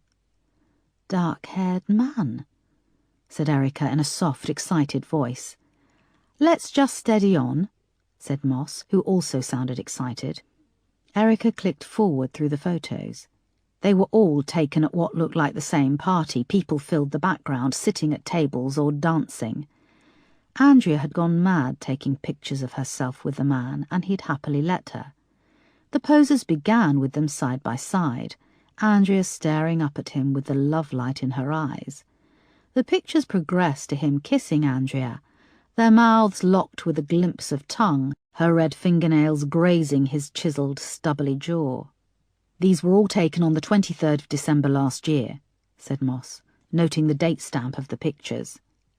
"That picture of Linda with Andrea, it was taken the same night. That's the same party." The picture from which the National Criminal Database had recognised Linda's face popped up again. "It's towards the end of the evening by the look of it. They look a bit worse for wear," said Erica. "So Linda was there at the same time as that guy. He could have taken this photo," said Moss. They pressed on through the photos. The date stamp showed a gap of a few days, and then they came across photos taken on a bed with pale sheets. Andrea lay with the dark-haired man, again holding out the camera to take the shots. His chest was powerful and covered in a smattering of dark hair. Andrea had her arm hooked under her naked breasts. The photos progressed to become more explicit. A close-up of the man with Andrea's nipple drawn up between his white teeth. A full frontal picture of Andrea laying back on the bed, smiling. And then Andrea's face filled the screen. Her lips were locked around the base of the man's penis. He looked to be cupping her chin. One of his large thumbs rested on her cheekbone. The next photo was abruptly less X-rated. Andrea and the man were pictured on the 30th of December, hand in hand on the street. They were both dressed for winter. A familiar clock tower was in the background. "Shit, that's the Horniman Museum," said Moss. "And that's 4 days before she went missing," said Erica. "Do you think this is the guy she was seen talking to in the pub?" asked Moss. "This could be the guy who killed her," said Erica. "But he's got no record that we know of. The National Criminal Database software didn't flag him." "He looks Russian or, I don't know, Romanian, Serbian. He could have a record overseas. But we don't have a name and that could take time," said Moss. "But we do know someone who could have his name. Linda Douglas Brown," said Erica. "She's pictured the same night, in the same bar as him." "Should we bring her in?" asked Moss. "Now hang on," said Erica. "What do you mean, hang on? She's obviously withholding information, boss." "But we need to be very careful before we bring her in. The Douglas Browns will lawyer up the second we do anything. It seems they've spent a fair bit of cash keeping Linda on the straight and narrow." Moss paused. "You know what your flat could do with, boss?" What? Some nice fresh flowers. Yes, we should pay a visit to a florist, said Erica. Chapter 42. Jocasta Floristry was tucked between an elegant jeweller's and a polished granite office block on Kensington High Street. The window was optimistically decorated for early spring. There was a carpet of real grass, and daffodils, tulips and crocuses pushed up in reds, pinks, blues and yellows. Several china Easter bunnies sat on the grass, or peered out from behind toadstools and giant speckled eggs. At the front, up close to the glass, a small picture of Andrea, smiling into the camera, sat on a red velvet cushion. Moss went to open the glass entrance, but saw next to it a small white bell and a neatly printed sign with the words, "Ring for service." Erica pressed the button. Moments later, a small elderly woman with severely scraped back hair peered up at them from under hooded eyelids. It was the same lady who had answered the door at the Douglas Browns' house. She waved them away dismissively. Erica held down the bell again. They realised how thick the glass was when she pulled open the door and the sound of the bell amplified. "What's this about?" she snapped. "We've spoken to the police. You have a man in custody. We're preparing for a funeral." She went to slam the door, but Moss grabbed it. "We'd like to speak to Linda, please, if she's here." "You've got someone in custody, haven't you? What more do you need from the family?" the woman repeated. "We're still building our case, madam. We believe Linda will be able to help us confirm a few details which could lead to a swift conviction," said Moss. The old woman regarded them, eyes darting from side to side under the hooded lids, the skin crinkling and twitching, reminding Erica of a chameleon. She opened the door and stood to one side to let them in. "And wipe your feet," she said, eyeing the wet pavement outside. They followed her through to an open-plan seating area decorated in white. Along the back wall, an enormous clear glass conference table glowed and changed colour. Adorning the walls were photos of the previous work Jocasta Floristry had undertaken, society weddings, product launches. The old lady vanished through a door at the back, and a moment later Linda emerged, carrying armfuls of yellow daffodils. She wore a long black A-line skirt, and another cat jumper poked out from behind a white apron. This time it was a giant tabby cat with languid eyes. "My mother isn't here. She's taken to her bed," she said. Her tone of voice seemed to suggest that her mother was slacking off. She crossed to the large table, laid the daffodils on the glass, and began to sort them into bunches. Erica and Moss joined her at the table. "What are you doing here, DCI Foster? I thought you'd been taken off the case." "Surely you of all people should know not to believe everything you read in the press," said Erica. "Yes, journalists, they're all beasts. One of the tabloids described me as a moon-faced spinster." "I'm sorry to hear that, Linda. Are you?" snapped Linda, fixing them with a stare. Erica took a deep breath. "When we spoke to you before, we asked if you had any information that could help us with our inquiries. You failed to mention to us that Andrea had a second phone," said Erica. Linda went back to bunching daffodils. "Well?" said Moss. "You didn't ask me a question, you made a statement," said Linda. "OK, did Andrea have a second phone?" asked Erica. "No, I wasn't aware she did," said Linda. "She reported it stolen in June 2014, but kept the handset and bought a pay-as-you-go SIM card," said Moss. "So what? You're here on behalf of the insurance company to investigate insurance fraud?" "We found your criminal record, Linda. You have quite the rap sheet. Assault, shoplifting, credit card fraud, vandalism," said Erica. Linda stopped bunching the daffodils and looked up at them. "That was the old me. I've found God now," she said. "I'm a different person. If you look close enough, we all have a past we regret." "So when did you find God?" asked Moss. "I beg your pardon?" asked Linda. "Well, you're still on probation, and you caused £8,000 worth of damage to Giles Osborne's offices 4 months ago. Why did you do it?" "I was jealous," said Linda. "Jealous of Andrea, of Giles. She found someone, and, as I'm sure you can imagine, I'm still looking." And what did Andrea and Giles have to say about your harassment? I apologised. I said it would never happen again, and we all made up. He forgave you for killing his cat too, said Moss. I did not kill his cat, cried Linda. I would never do something like that. Cats are the most beautiful, intelligent creatures. You can stare into their eyes, and I think they know all the answers. If only they could talk. Erica shot Moss a look not to go too far. Linda's puddingy face clouded over, and she slammed her hand down on the glass table. I didn't do it. I am not a liar. Okay, said Moss. Can you tell us who this man is in the picture with Andrea? She placed the photo of Andrea at the party with the dark-haired man next to the pile of daffodils. I don't know, said Linda, glancing at it. Look at it properly, please, Linda, said Moss, holding up the photo in front of her face. Linda looked at the photo and back at Moss. I told you I don't know. How about this one, said Moss, pulling out the picture of Linda with Andrea. This photo was taken of you and Andrea on the same night at the same bar. He probably took this photo. Linda looked at the photo again and seemed to compose herself. You see, officer, your use of the word probably is quite telling. I came to that bar a few minutes before closing for a drink. I'd been working here all evening. When I arrived, Andrea was alone. Whoever she'd been there with had gone. She'd waited for me so we could have a drink and a catch-up before the family Christmas events took over. This man may well have been there, but not at the same time as me. Did Andrea mention him? Andrea always had a lot of male attention when she went out. I only agreed to meet her if she promised not to go on about boys all evening. Don't you like boys? Boys? Linda snorted. You know, two intelligent women can pass an evening without having to talk about men, surely. What was the name of the bar? Asked Erica. I think it's called Contagion. Who was Andrea there with? I told you I don't know. Andrea had a revolving door of party mates. Where was Giles?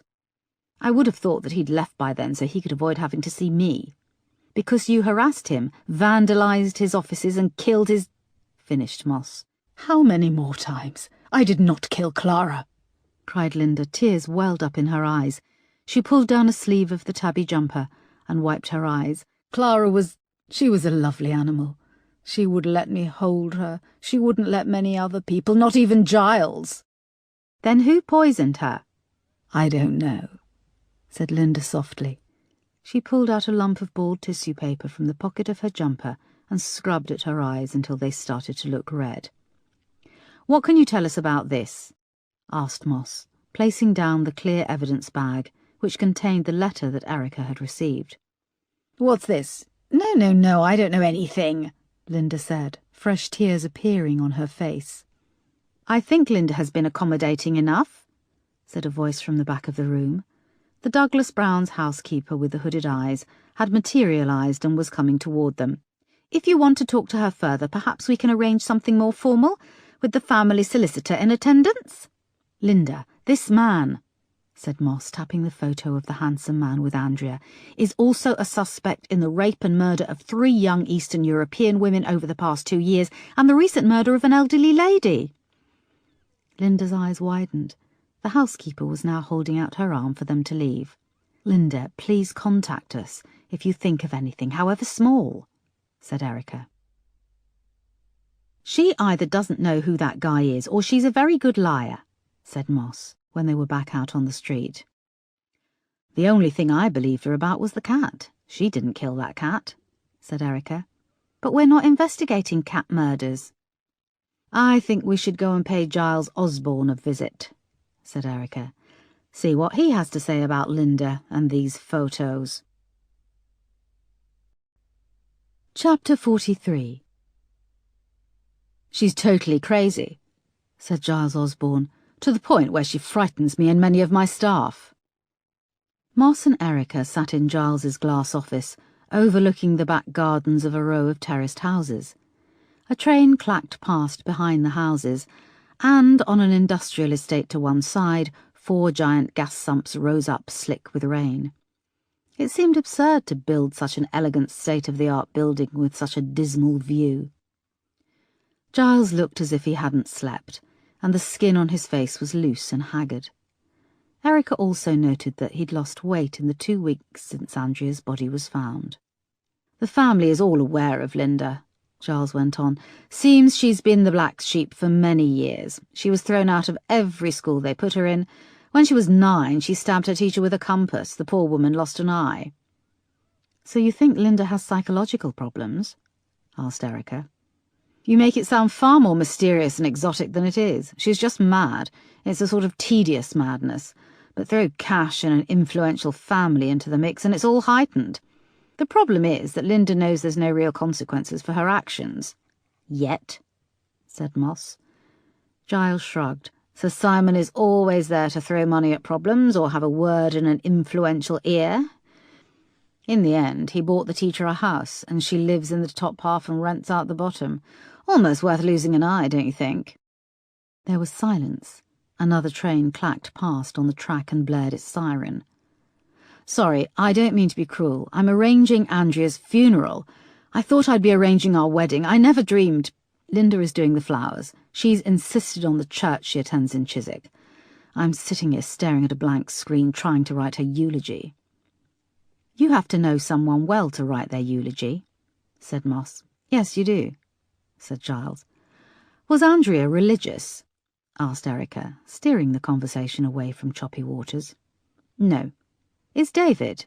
If all nuns had big tits and low-cut tops, I'm sure he'd be a Catholic," laughed Giles dryly.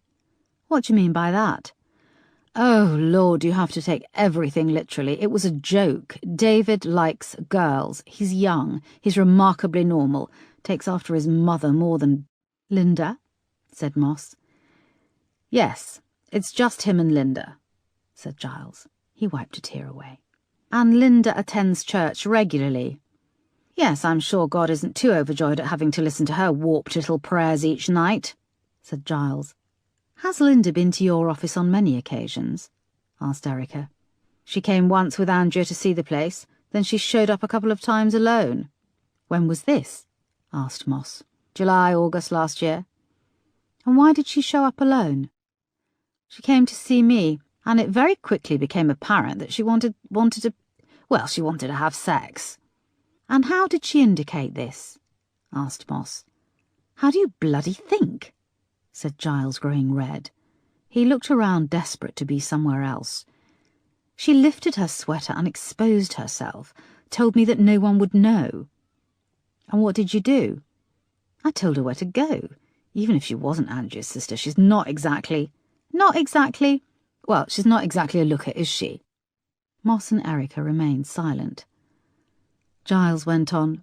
"As far as I'm aware, it's not a crime to find someone—" "Repulsive," finished Erica. "I wouldn't quite go that far," said Giles. "And then things turned nasty. Linda vandalised your office and, according to the records, broke in and poisoned your cat." "Yes, and I don't know. You've read the case files, then?" Erica and Moss nodded. "I found myself with an unfortunate dilemma with Linda. Sir Simon asked me to drop the charges. What could I do?" "I'm sorry to have to bring this up, Giles, but were you aware that Andrea was seeing other men when you were together?" asked Erica. Giles paused. "I am now." "And how does that make you feel?" "How do you bloody think that makes me feel? We were engaged. I thought she was the one. Sure, she liked to flirt and play, and I should have seen it. But I thought she might calm down once we were married, and then we'd get sprogged up." "Sprogged up?" asked Erica. "You mean have children?" "Yes. I had no idea she had several men on the go. She was so stupid to get involved with that hateful creature Marco Frost. He scared Andrea with his obsession. Do you think you have enough evidence to secure a prison sentence?" Erica looked at Moss. "Mr. Osborne, can I please ask you to take a look at this photo?"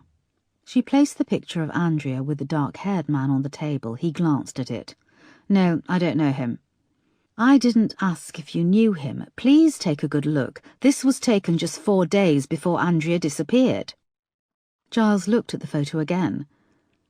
"Well, what am I looking at? He was probably one of the many men who make eyes at her." "What about this one?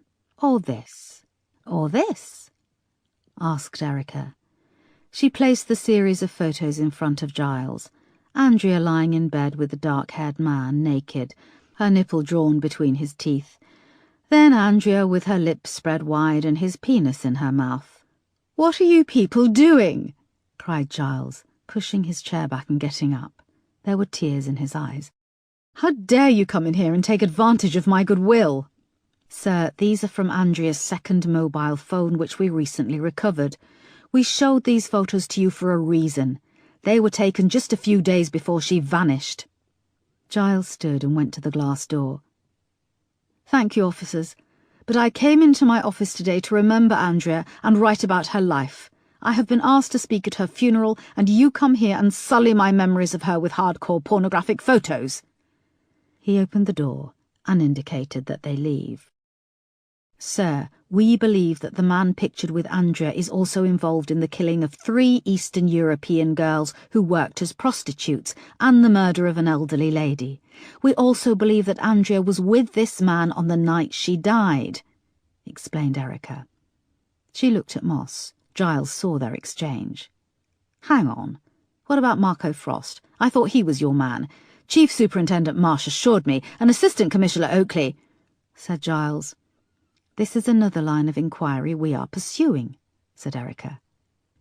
"So you really have no idea who killed Andrea, yet you come over here hassling me on a hunch? Andrea was a flawed human being, and she had secrets. But all she did was love. All she wanted was to love." Giles broke down, heaving and sobbing. He put his hand to his mouth. "I just can't take this much longer. Please, leave."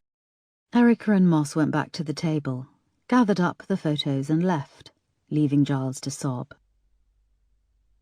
"Oh, fuck," said Moss, when they came back to the car parked a few roads away. "I said it, not you," said Erica. "Boss, I have to go and report this all to DCI Sparks and Marsh." "I know, and that's fine."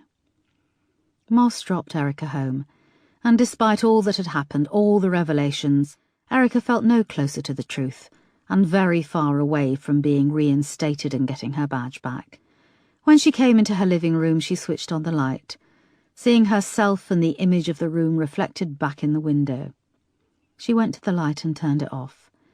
She peered out of the window and down into the deserted street, but everything was still, quiet. Chapter 44.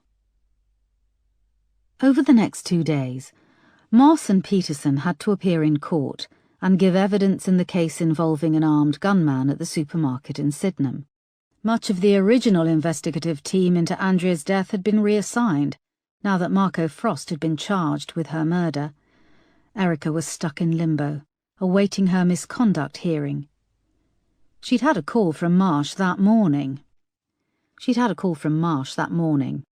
"Did you and Moss visit Linda Douglas Brown and Giles Osborne?" he demanded. "Yes, sir. I've had complaints from them both, and Sir Simon is threatening to make a formal complaint." "So you answer their calls, but not mine," Erica wanted to say. She bit her lip. "Sir, I was there as an advisor to Moss. In both instances I wasn't asked to produce identification." "Leave it out, Erica." "Sir, you are aware we recovered Andrea's second mobile phone?" "Yes, I'm aware Moss filed her report. And you withheld evidence, the note you received." "But the note, sir, the note could have come from several places. Think back to your colleagues in Manchester. There's still a great deal of anger towards you." Marsh tailed off. "I'm sorry. That was unfair. I think, Erica, that you need to let this go." "What? Sir, have you seen the pictures?" "Yes, I've seen the pictures, and I've read Moss's report very carefully. Although I can hear your voice when I read it.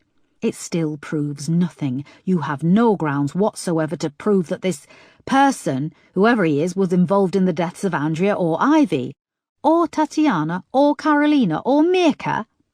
What you have succeeded in doing is pissing off a lot of people and metaphorically pissing on the memory of Andrea Douglas Brown." "But, sir, I didn't take those pictures. She had a secret phone, for God's sake. Everyone has secrets." "I take it this conversation is off the record." "Yes, it is, Erica. And I must remind you that you are off the record. You are suspended. Now be sensible. Enjoy the full pay. I have it on good authority that if you lay low and keep your mouth shut, you'll be reinstated next month. Lay low? Until what? Marco Frost goes down for something he didn't do. Your orders come from who? She said, cutting him off. Do they come from you, or Assistant Commissioner Oakley, or Sir Simon Douglas Brown? Marsh was silent for a moment. It's Andrea Douglas Brown's funeral tomorrow. I don't want to see you there, and I don't want to hear you've been poking your nose in anywhere else. And when this is over, and if you are reinstated, I'm going to make sure you're transferred to a nick a long way away. Have I made myself clear? Yes, sir. Marsh hung up. Erica sat back on the sofa, fuming. She cursed Marsh and then herself. Had she lost the plot? Were her instincts off on this one? No, they weren't. She had a cigarette and then went to pick out something suitable for a funeral. Chapter 45. Erica woke before it was light and sat smoking and drinking coffee by the front window. The day stretched ahead in front of her full of obstacles, and she had to navigate it as smoothly as possible. She took a shower, and when she emerged just after 9, the sky still had a grey-blue tinge. Erica felt it wasn't right to be going to the funeral of someone so young. Perhaps the day was protesting, refusing to begin. She'd searched through her suitcase for something suitable to wear to Andrea's funeral, only to realise that most of her wardrobe was suitable for a funeral. At the bottom, she found the elegant black dress she'd worn over a year ago to a Christmas party organised by the Manchester Met Police. She remembered that night so clearly, the lazy afternoon beforehand, when she and Mark had made love, and then he'd run her a bath, pouring her favourite sandalwood oil into the steaming water. He'd sat on the side of the bath, and they'd chatted and drunk wine as she'd wallowed in the water. When it came to put on the dress, it had felt snug, and she'd protested she was fat. Mark had slipped his arm around her waist and pulled her into him, telling her she was perfect. She'd gone to the party proud to be on his arm, the warm feeling of being loved, of having someone special. Now as she pulled the dress on in front of the tiny mirror in the bare, damp bathroom, it hung loose on her slender frame. She closed her eyes and tried to imagine that feeling of Mark beside her, pulling her into him for a hug. She couldn't conjure it up. She was alone. She opened her eyes and stared at her reflection. "I can't do this without you. Life, everything," she said. Then in her head, she heard what Mark used to say when he thought she was being overdramatic. "Get off the cross, someone needs the wood." She laughed, despite her tears, saying, "I need to get a grip, don't I?" She wiped her eyes and reached for her makeup bag, untouched for months. She wasn't a massive fan of makeup, but she applied a little foundation and lipstick and stared at her reflection. She'd been wondering why she was going today, defying her bosses again. She was doing it for Andrea, for Carolina, Mirka, Tatiana, and for Mark. As with the girls, the person who'd killed him had never been caught. The Church of Our Lady of Grace in St. Edward on Chiswick High Road was a dreary, industrial-looking building. Its square red brick structure was more suited to being a Victorian water pumping station than a church. In its tall, plain tower, a bell tolled, but the traffic moved past unceasingly. A hearse gleamed in the grey morning light, the back windows packed with a rainbow of flowers. Erica waited on the opposite side of Chiswick High Road, watching between the traffic as the mourners filed in. She could just make out among the gloom of the front doors Simon, Giles and David. They were dressed in black suits and giving out the order of service. The mourners were well dressed and much older than Andrea.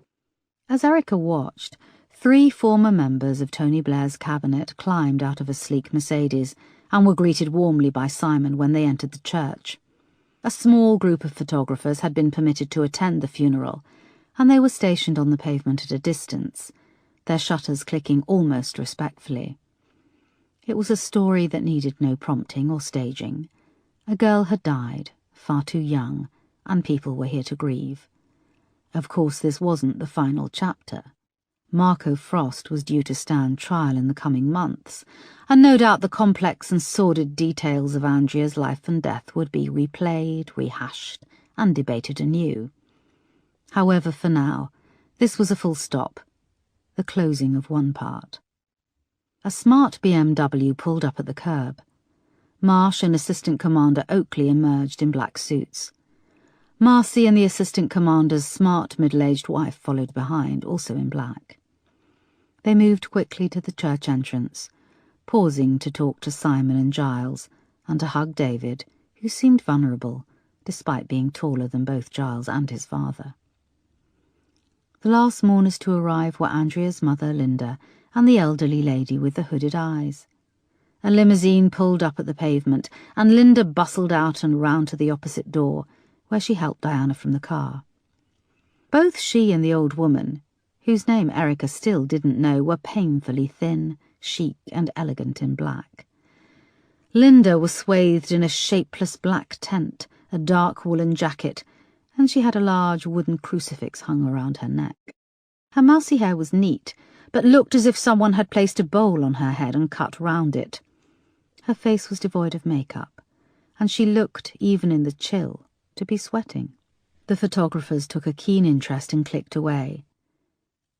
Diana and the old woman bowed their heads, but Linda stared up at the cameras defiantly. Erica waited a few more minutes, until it looked like the last mourners were inside, crossed the road and slipped into the church. She took a seat at the end of a pew at the back of the packed church. A beautiful ornate wooden coffin rested on a plinth in front of the altar, decked in a spray of white flowers. The Douglas Brown family sat on the front pew, and as the church organ petered out, Erica noticed Diana looking frantically around as the church hushed.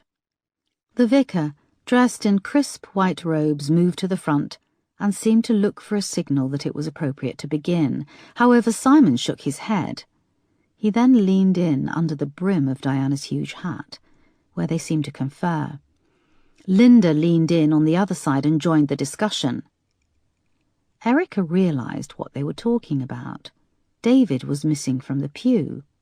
Linda then got up, and standing at the front in full view of the congregation, just a few feet from Andrea's coffin, placed a call on her phone. The vicar was now waiting awkwardly by the altar. Linda said a few words before being cut off.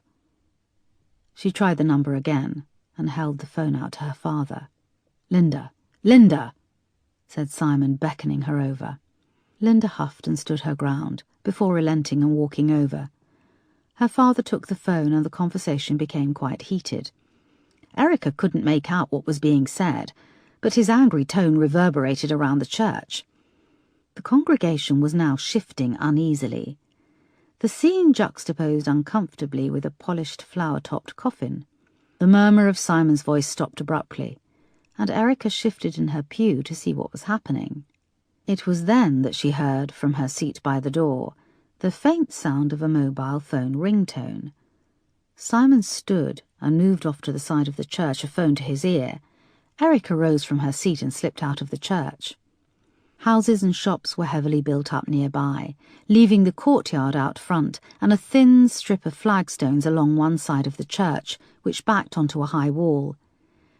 David stood by the high wall with an unlit cigarette between his teeth. He tucked his phone inside his suit jacket. Erica moved over to him. "Need a light?" she asked, pulling out her cigarettes and lighter. He peered at her for a second, and then leaned into her lighter, cupping his hands around the flame and puffing furiously as the end of the cigarette glowed red. Erica lit one herself and took a drag. "You okay?" she asked, tucking her cigarettes back in her coat pocket. David was painfully thin with sunken cheeks. His skin was honey-coloured, and there was a smattering of acne under his cheekbones. Despite this, his face was still handsome. He had the same brown eyes and full lips as Andrea. He squinted at Erica and shrugged. Why aren't you in there for the service? Asked Erica. It's all bullshit. My parents have planned this pretentious tribute, which is nothing to do with who Andrea was. She was a slut. She was loud and crass, and she had the attention span of an insect. But she was so good, so much fun to have around. I hate that phrase, she lit up a room. It's trotted out all the time, but it was true of her. God, why did it have to be Andrea and not His voice trailed off, and he looked ashamed. Linda? No, I didn't mean that. Although I think Linda is so desperate for attention she'd quite like to be brutally murdered.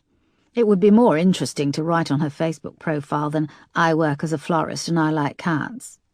David began to cry. Shit, shit, shit, I vowed I wouldn't use these, he said, pulling a little pack of tissues from his pocket. Look, David, you'll regret it if you don't go in there. Trust me, you need closure. Another overused phrase, I know. David blew his nose and pulled another tissue from the pack. Why are you here? He asked. I've come to pay my respects. You know, my parents blame you for the media coverage. And what do you think? I think Andrea was always honest about dating men, about loving sex. What about Giles?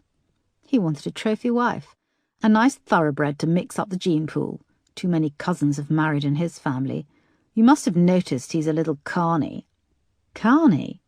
Little carnival circus folk. Right. Sorry, I'm being an arse. You've got the right to be one, today of all days, said Erica. Yes, and you've caught the killer, Marco Frost. Erica took a drag of her cigarette. You don't think he's the killer, do you? How's your mum coping? Asked Erica. If you want to change the subject, choose a less stupid question. You look far from stupid, though, said David, taking a deep drag on his cigarette. Okay, said Erica, pulling out a copy of the photo of Andrea in the bar with the dark-haired man. Have you ever seen this man? Smooth segue, said David. David, please, it's important, said Erica. She watched his face. He took the photo and chewed his lip. No. You're sure? Yes. Because Linda was there that night as well. Well, I wasn't, said David. I don't believe this, said a voice. Erica turned and saw Simon was approaching across the courtyard. His head was tilted to one side, and his brown eyes flashed with anger. Diana teetered behind on high heels, her hat and shades giving little away. Do you have no respect? He said, squaring up to Erica, his face close to hers. She refused to be intimidated and stared back at him. David, why are you out here? Said Diana when she reached them, her voice breaking. I'm asking David if he's seen this man, a man I believe, started Erica. Simon snatched the photo, crushing it into a ball and throwing it down. He grabbed Erica's arm and started to drag her across the courtyard. I'm sick of you fucking around in my business, he shouted. Erica tried to pull away from his grip, but he held on fast and kept dragging her towards the road. I'm doing this for you. For Andrea, said Erica. No, you're doing this to advance your grubby little career. If I catch you near my family again, there'll be a restraining order. My lawyer says I have grounds. They reached the curb just as a taxi was pulling past. Simon put up his arm and it dived into the space in front of them. He wrenched open the door and shoved Erica inside, cracking her head on the door as he did. Take this cunt far away, he spat through the driver's window, throwing down a £50 note. Erica stared at him through the door. His brown eyes were raging. You all right, love? Said the taxi driver, looking at her through the rearview mirror. Yes, just go, she said. The taxi pulled out into the traffic, and Erica watched Simon Douglas Brown glaring after her from the curb. David was slowly walking back to the church entrance, his mother's arm hooked through his. Erica rubbed her arm through her leather jacket, throbbing from Simon's powerful grip. Chapter 46. Erica arrived at Brockley Crematorium a few hours later. It was on a small residential street, set back from the main road and within walking distance of her flat. She walked along the winding driveway, past tall evergreen trees, and saw Sergeant Wolfe outside the glass double doors of the crematorium. He was dressed in an ill-fitting suit, his jowly cheeks red from the cold. "Thanks for coming, boss," he said. "It was a good idea," she said. She took his arm as they went inside. The chapel was pleasant, if a little institutional. The soft red curtains and carpet were faded, and the rows of wooden seating were a little chipped. At the front was a small cardboard coffin placed on a box with wood panelling, which on closer inspection was a conveyor belt. A middle-aged Indian social worker sat in the front row with Ivy's 3 grandchildren. They had been cleaned up.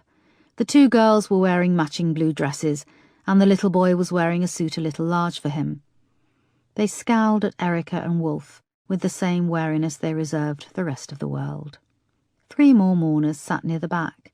The large woman Erica had seen at the pub with Ivy, and another thin, hard-faced woman who had yellow blonde hair topped by 3 inches of black roots. Seated behind them was the landlord of the Crown. His strawberry blonde hair had been combed flat, and he was just as big and imposing in a smart suit. He nodded at Erica as they slipped into seats near the door. A priest rose and rattled through a respectful but impersonal service, calling her Ivy Norton throughout. Everyone was encouraged to say the Lord's Prayer. And then Erica was surprised that Wolf got up and squeezed past her. He went to the lectern and put on a pair of reading glasses. He took a deep breath and started to speak. "When I am gone, release me, let me go. I have so many things to see and do.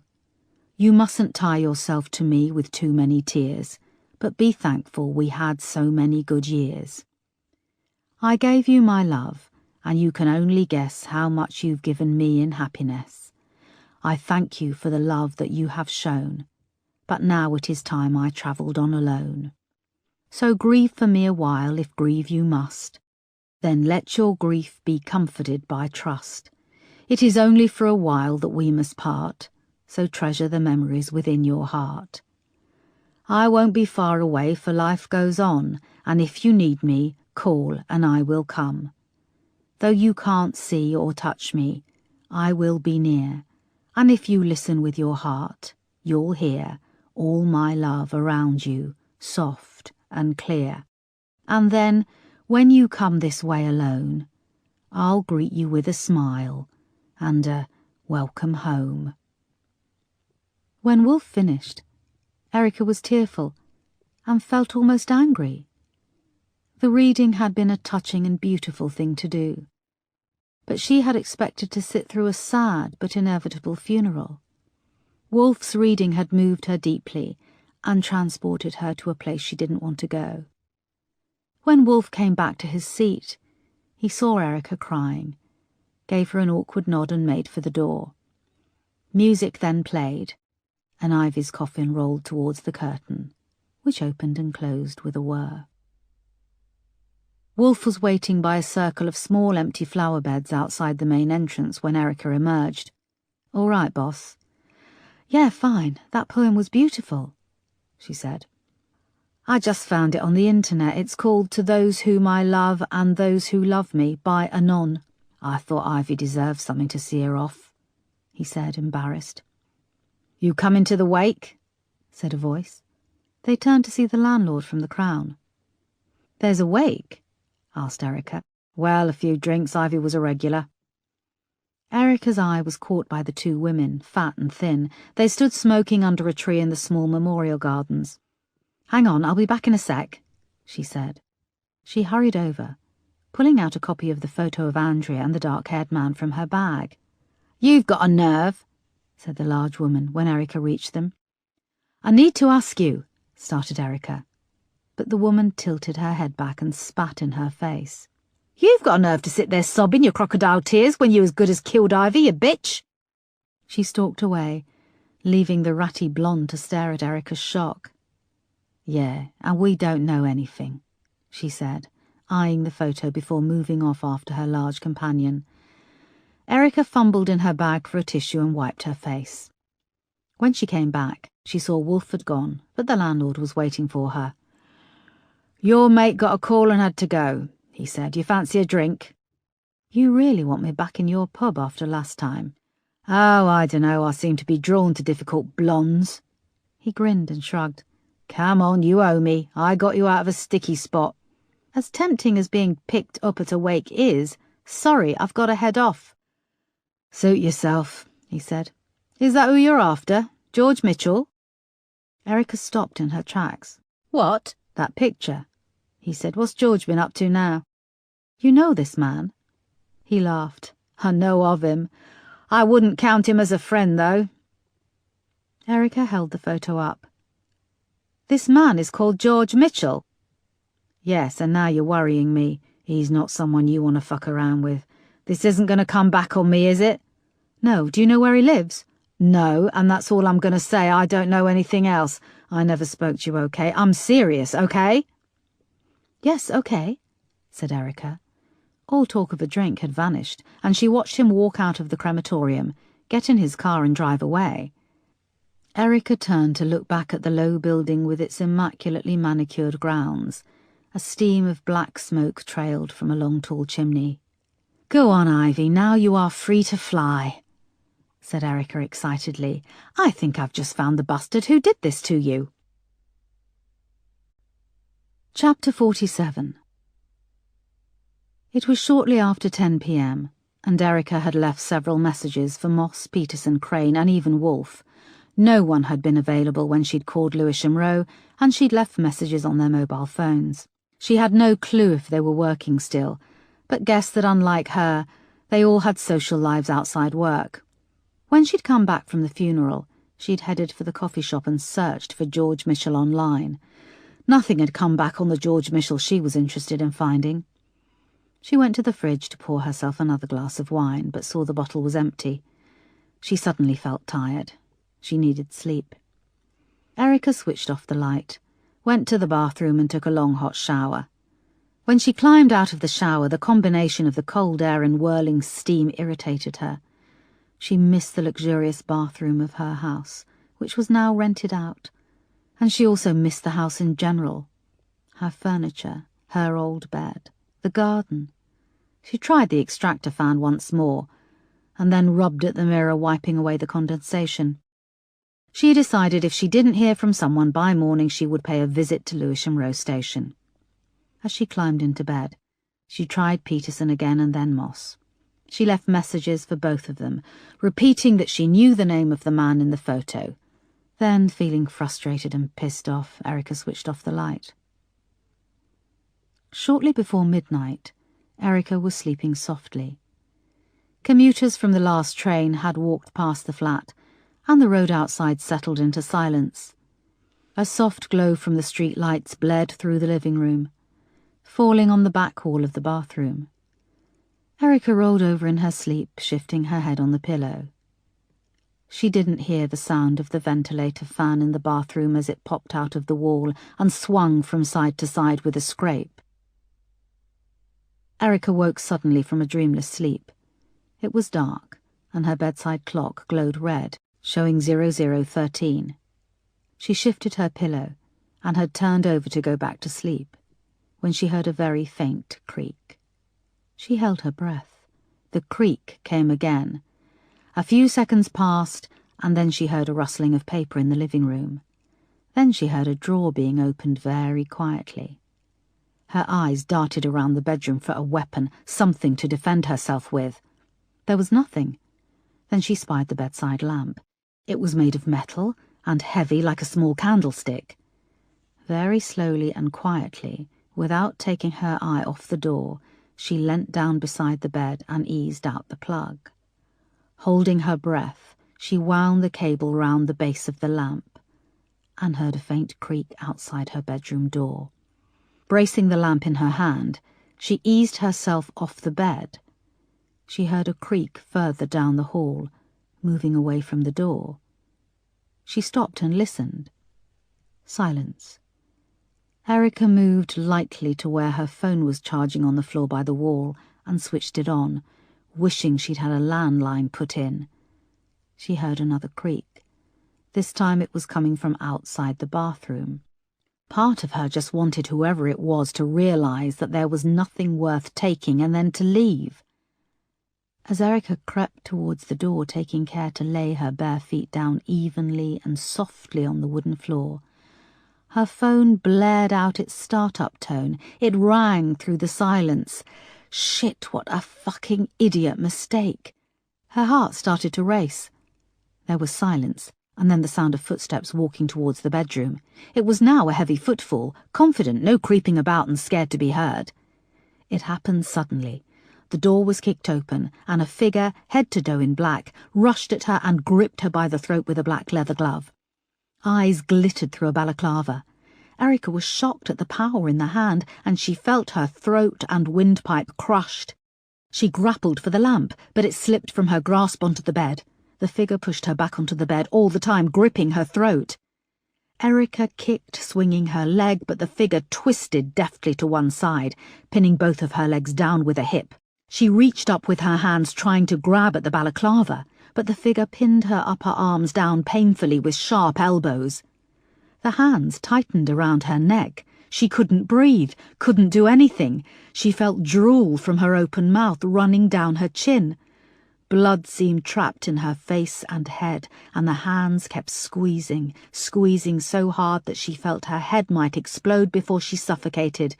The figure was so quiet, so calm, breathing rhythmically, arms trembling from the effort of maintaining the grip on her. The pain was now unbearable. Thumbs on her trachea, pushing, crushing. She was starting to see black spots in her vision. They spread and grew. And then Erica's doorbell rang. The grip on her throat tightened, and the last of her vision began to fail. The bell rang again, longer. There was a bang on the door, and she heard Moss's voice. "Are you there, boss? Sorry to call so late, but I need to talk." She was going to die. She knew it. She was overpowered. She flexed her fingers and felt the lamp on the bed beside her. Her vision was flooding with blackness. She summed up all the energy she could and pushed her fingers against the lamp. It budged a little. Moss knocked once more.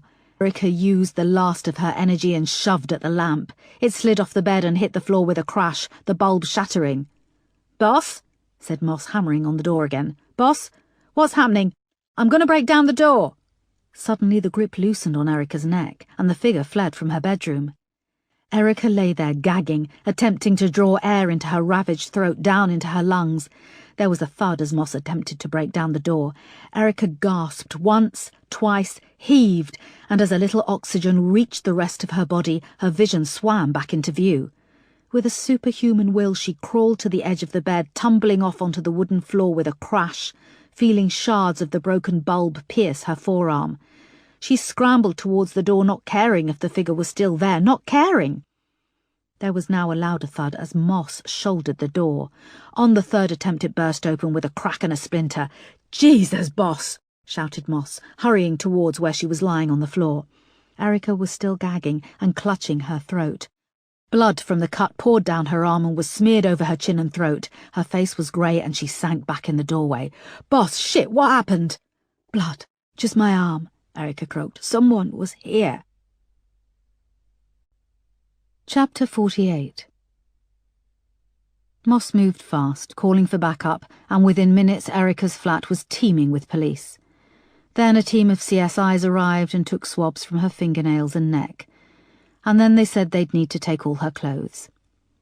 The elderly lady next door had been reluctant to open her front door to Moss, but when she'd seen the police, ambulance and forensics surging up and down the stairs, her attitude had softened and she'd let them in. Erica wore a set of white overalls. Everything in her flat was now part of a crime scene. 2 paramedics came through and bandaged her arm as she sat on the little sofa in the old lady's front room. 2 budgies hopped and pecked in a cage high up on the wall. "Oh dear, would you like a cup of tea?" the woman asked as a male and female paramedic examined Erica. "I don't think hot tea is a good idea," said the male paramedic. Erica caught sight of herself in a gilt mirror above the mantelpiece, which was tilted at an angle to show the whole living room. Her throat and neck was swollen with angry red wheals. The whites of her eyes were pink and streaming. In the corner of her left eye a spot of red bloomed. "You've burst a small blood vessel in your left eye," confirmed the paramedic, shining a pen torch into her eyes. "Can you open wide for me?" "It's going to hurt, but wide as you can manage, please." Erica swallowed painfully and opened her mouth. The paramedic shone the torch into her throat. Okay, that's good. Now, can you keep your mouth open and make a sighing noise? Erica tried, but began to gag. Okay, easy does it. I don't see any evidence of laryngeal fracture or upper airway edema. That's good, yes? Asked Moss, who had appeared in the doorway. The paramedic nodded. How about a nice cold drink? I've got some blackcurrant cordial in the fridge, suggested the old lady, who stood by in a long dressing gown, a neat row of blue curlers under her hairnet. Just a little plain water, said the female paramedic. Do you have any other injuries apart from the arm? She added, turning back.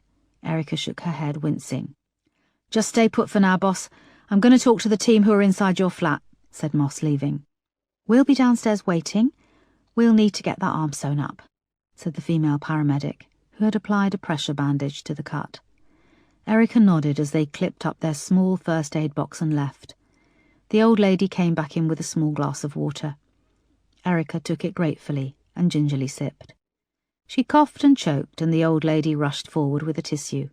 Try again, dear. Take very tiny sips, she said, holding the tissue under Erica's chin. Erica managed a tiny sip, but it burned. The woman went on, This area. When I first moved here in 1957, we all knew each other. You could leave your door open, we had a real community. But these days, not a week goes by without you hearing there's been a robbery or a break-in. You see, I've got bars in all my windows, and I have a personal response alarm.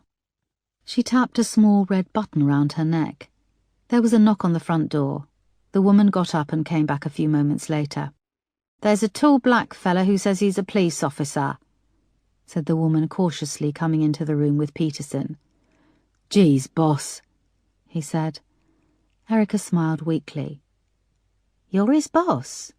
Asked the woman. Erica shrugged and then nodded. You're a policewoman? She's a detective chief inspector, said Peterson. We've got a ton of officers doing a house-to-house, but nothing. Whoever it was scrammed. My God, and to think this happened to a detective chief inspector. What about the rest of us?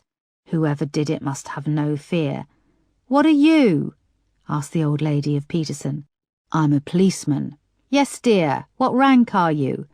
Detective inspector, said Peterson. You know who you remind me of? Said the woman. What's that programme about the black policeman? Luther, said Peterson, trying not to look annoyed. Oh, yes, Luther, he's very good. Has anyone ever told you you look a bit like him? Despite everything that had happened, Erica smiled. People like you normally do, said Peterson. Oh, thank you, said the old lady, not getting what he meant. I do try to watch quality drama on television, none of those reality shows as they call them. What rank is Luther? I think he's a DCI. Look, well, if he can do it, so can you, said the old lady, patting him on the arm. Would you please excuse us for a minute, madam? Asked Peterson. The woman nodded and left. He rolled his eyes. Erica tried to grin, but it hurt. Geez, boss, I'm so sorry. Peterson pulled out his notebook and thumbed through to a clean page. Was anything taken? Erica shook her head and then shrugged. She could only nod or shake her head, and Peterson asked all the standard questions. But beyond the figure being tall and strong, she couldn't give any information. It's pathetic, swallowed Erica painfully. I should have, she mimed, pulling off a balaclava. Boss, it's okay. It always seems simple in hindsight, said Peterson. Moss came back in, carrying the housing of the extractor fan. He got in using the ventilation pipe, she said.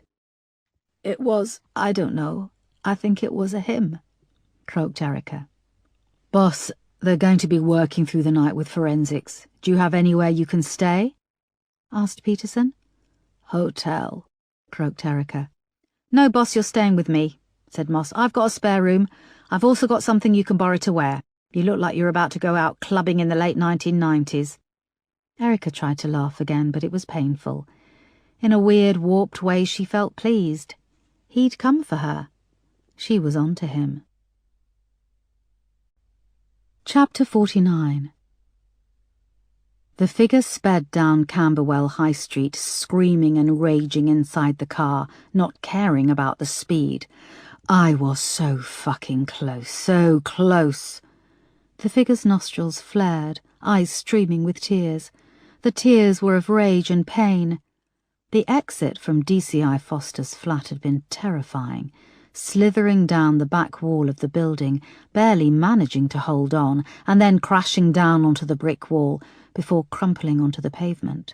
The figure hadn't worried about the pain, but kept running through the darkness out into the streetlights, not caring who saw, just running drenched in sweat, the fear and pain joining together for a final burst of mad energy. DCI Foster had been so close. The light in her eyes had just been starting to dim, and then a set of red traffic lights was hurtling towards the windscreen. As the figure slammed on the brakes, the car screamed to a halt, just overshooting a crossroads with a pub on the corner. A group of students stepped off the pavement and surged around the car, laughing and pointing. Shit, I'm still wearing the balaclava. Some students hammered on the back of the car as they passed. A group of girls peered through the windscreen as they walked in front of the car. Calm down, pull it off, act like them, a stupid student. The figure pulled the balaclava off with a flourish and made goofy faces at the students through the window. The madness must have shone through, though, because the group of girls screamed and shied away as one guy lurched forward and threw up beside the window. The lights turned green, and the figure floored the accelerator, screeching away towards the Oval and Blackfriars Bridge. She didn't see anything. She couldn't have. I had my face covered. I had my face covered. The fear was replaced with anger. She denied me the kill. Chapter 50. Moss took Erica to Lewisham Hospital, where her throat was x-rayed, and the cut in her arm was given 12 stitches. She was ordered to rest for a week and, more importantly, not to speak. It was after 4 in the morning when Moss drove them back. The adrenaline that had been flooding through Erica's body had ceased, and a crashing tiredness overwhelmed her. She was shaking when she followed Moss through the small front gate of a smart terraced house in Ladywell. A pretty blonde woman opened the front door, cradling a small dark-haired boy wearing blue pyjamas. "He woke up, so I thought you could say a quick hello before I put him back down," she said.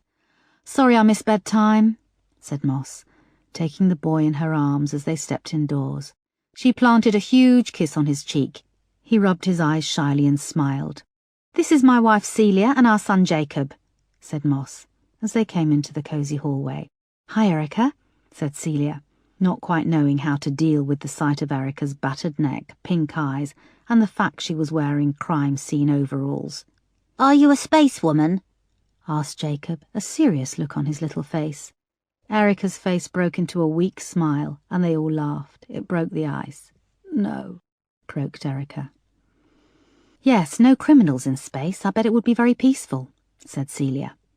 "I'm just going to put this little one to bed. Please make yourself at home, Erica. Do you want to have a shower?" Erica nodded. "Kate, get Erica one of the towels from the airing cupboard whilst I put Jacob back down. Say night-night, Jacob." "Night-night, Jacob," he said with a grin. "The bed in the spare room is made up, and I've put the little heater in there," added Celia. Moss gave Celia and Jacob a kiss, and they left the room. "Nice family," croaked Erica, perching on the edge of the sofa, not quite knowing what to do with herself. "The doctor said no talking, boss." "Thanks. I'm very lucky. Jacob came along a few years ago. Celia gave birth to him. I'd love to have a little girl. We always said we'd have one each. It's just work gets in the way." Erica croaked something. "What was that?" Erica shook her head, frustrated, and croaked, "Don't leave it too late. Kids." Moss nodded sagely. She went to the kitchen and came back with 2 glasses of orange juice. Erica's had a straw. "You look like you could use some sugar." They sipped for a moment. "I got one of the night duty officers to run George Mitchell through the database. Nothing." Erica swallowed and shook her head. "Boss, someone just tried to kill you. Do you think it's connected?" Erica felt like she was done. She didn't know if it was shock or exhaustion, but she didn't care. She wanted sleep. She nodded. "Shower?" she asked, looking down at herself in the overalls. "Sure thing, yeah, boss," said Moss. She regarded Erica for a moment, worry mixed with a little pity. Erica stood under the shower for a long time, her bandaged arm extended to avoid the water. She inhaled the steam, trying to take away the terrible rawness in her throat. Moss had lent her a pair of pyjamas, and Erica pulled them on. She looked at herself in the bathroom mirror. Her eyes bulged out with a pinky tinge, and her throat was now so swollen that it gave her a toadish look. She opened the medicine cabinet, but there were only painkillers in there and night nurse. Erica had hoped for some anti-anxiety medication or sleeping pills. She gingerly took some night nurse, the pain almost unbearable as she swallowed. When she emerged from the bathroom, the house was dark and quiet, save for a small nightlight in the hallway. On her way to the spare room, she stopped outside Jacob's bedroom. His door was ajar, and he was sound asleep under a blue blanket. A mobile turned above his bed, soft light sliding across the walls as a lullaby played. Moss put her life on the line most days, mingling with the crazies out there with knives and guns, vendettas and grudges. Jacob slept, his chest slowly rising and falling. His world was his two mummies, his toys, the mobile slowly turning above his head, its calming tune winding down. For the first time, Erica questioned if it was all worth it. You arrest one bad guy, and 10 more fill the void. She found the tiny back bedroom at the end of the house, climbed into the single bed, pulled the covers over her head and tried to sleep.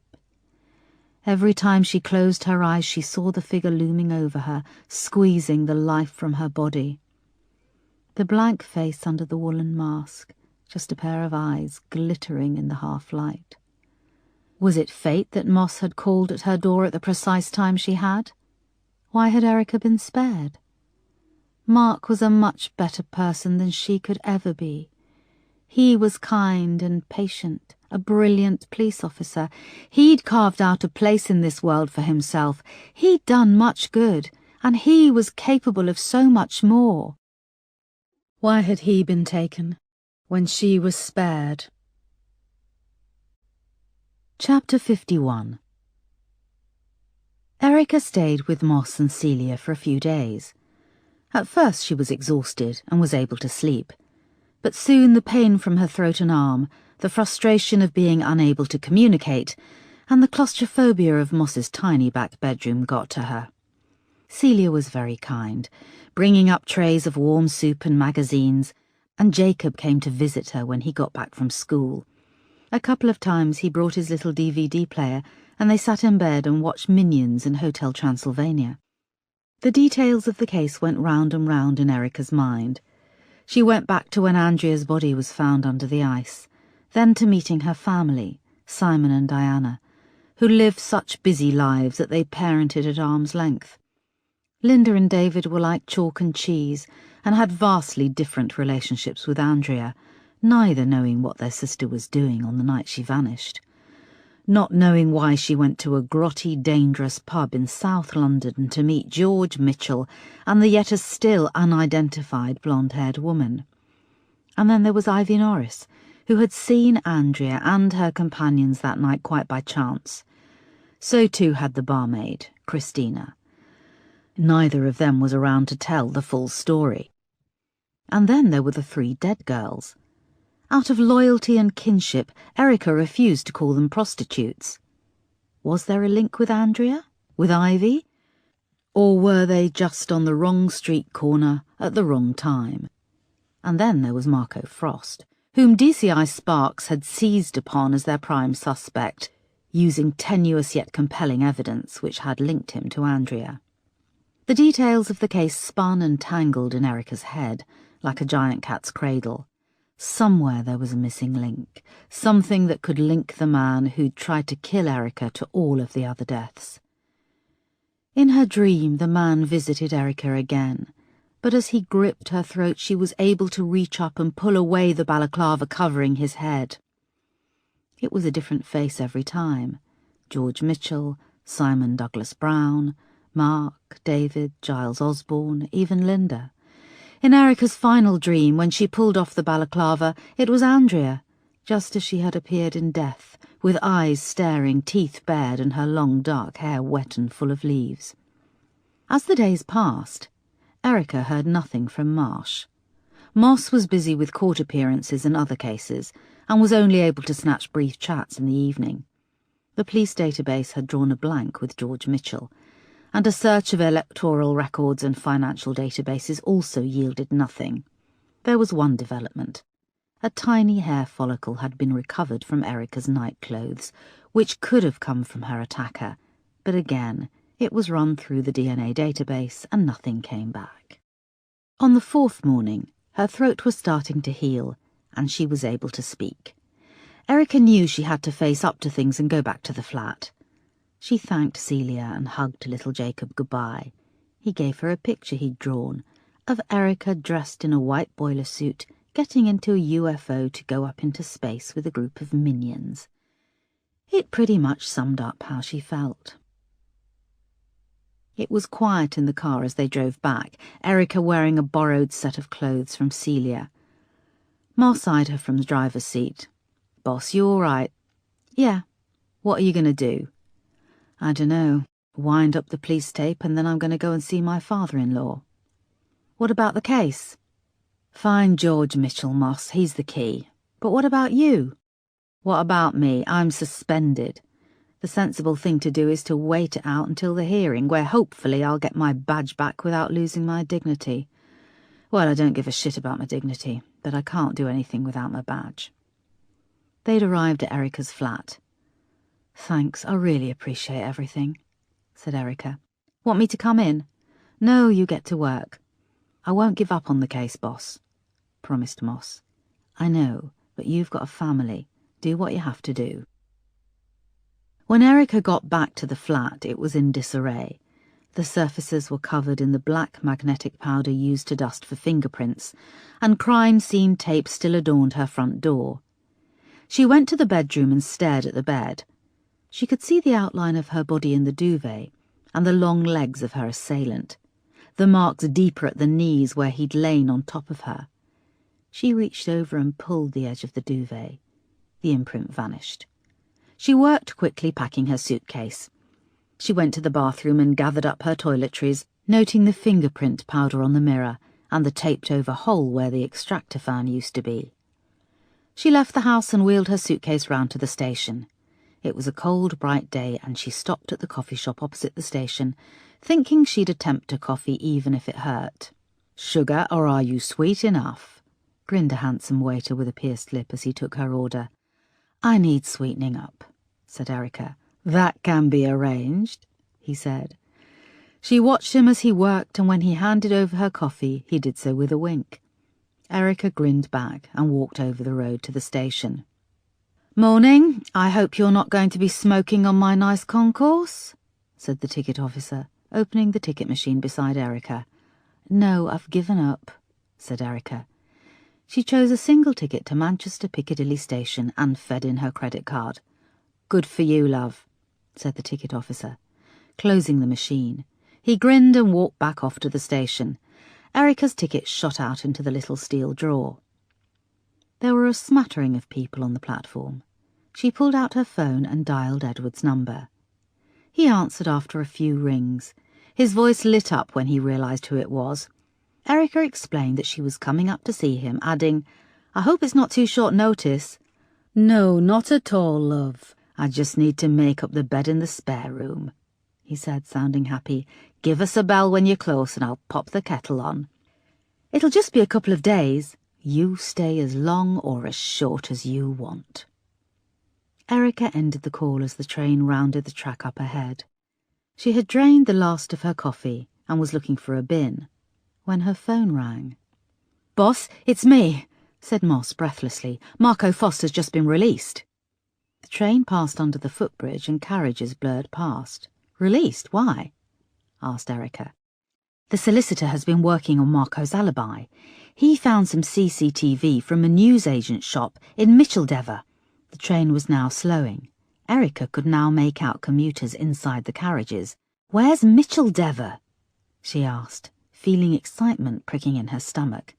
"An hour south from London Bridge Station. Marco stated in his second alibi that that's where he was going on the night of the 8th of January. As you know, there was insufficient evidence to back that up. Micheldever is a tiny station with no CCTV. That's been the story of this case. No CCTV," said Moss. The train came to a stop. People on the platform rushed at the train. "The CCTV from a newsagent shows Marco Frost stopping outside to light a cigarette at 8:50 p.m. The newsagent's is a 35-minute walk from the train station. So he did arrive off the 8:10 p.m. train from London Bridge." The train doors opened with a beep, and passengers surged around Erica. Moss continued. "So Marco Frost can now be placed an hour and 35 minutes from London around the time Andrea vanished.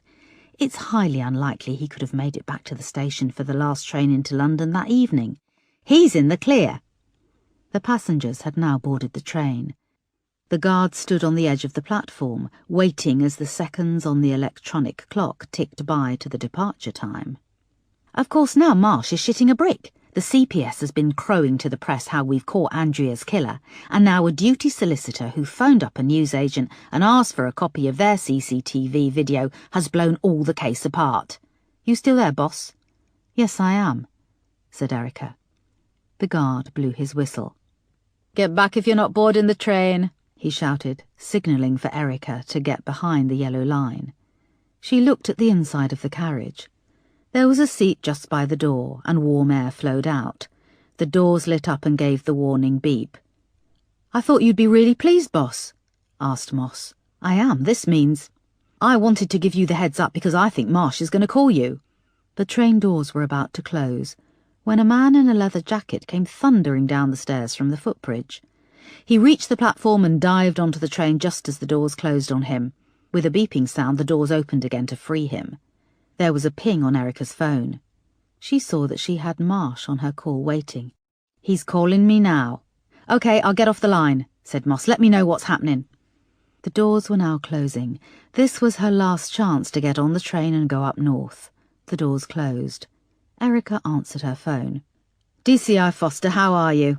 asked Marsh, sounding insincere and panicky. "I now know how a chicken feels seconds before death," she quipped. The train clicked and whirred and pulled away from the platform. "Sorry I didn't get in contact. It's been—" "Yes, I've heard you had to release Marco Frost." "Would you be willing to come into the station? We need to talk," he said. Erica paused and watched the train move into the distance, vanishing round a bend. "I can be there in 15 minutes, sir," she said. She picked up her case, looked at the real world, which she had briefly felt she might join, and then hurried towards the station exit. Chapter 52. There was a fight going on in the reception area when Erica entered Lewisham Row Station. 2 teenage boys hit the concrete floor with a hollow thud and began to roll around, goaded on by assorted siblings and their equally young mothers. The larger boy clambered on top of the smaller and started to punch his face, the teeth of the smaller boy blurring pink with blood. Wolf waded into the fray, supported by a couple of uniformed officers. Erica ducked through the fighting and was buzzed in through the inside door by Moss. "Shit, it's good to see you back here," she said, as they started down the corridor.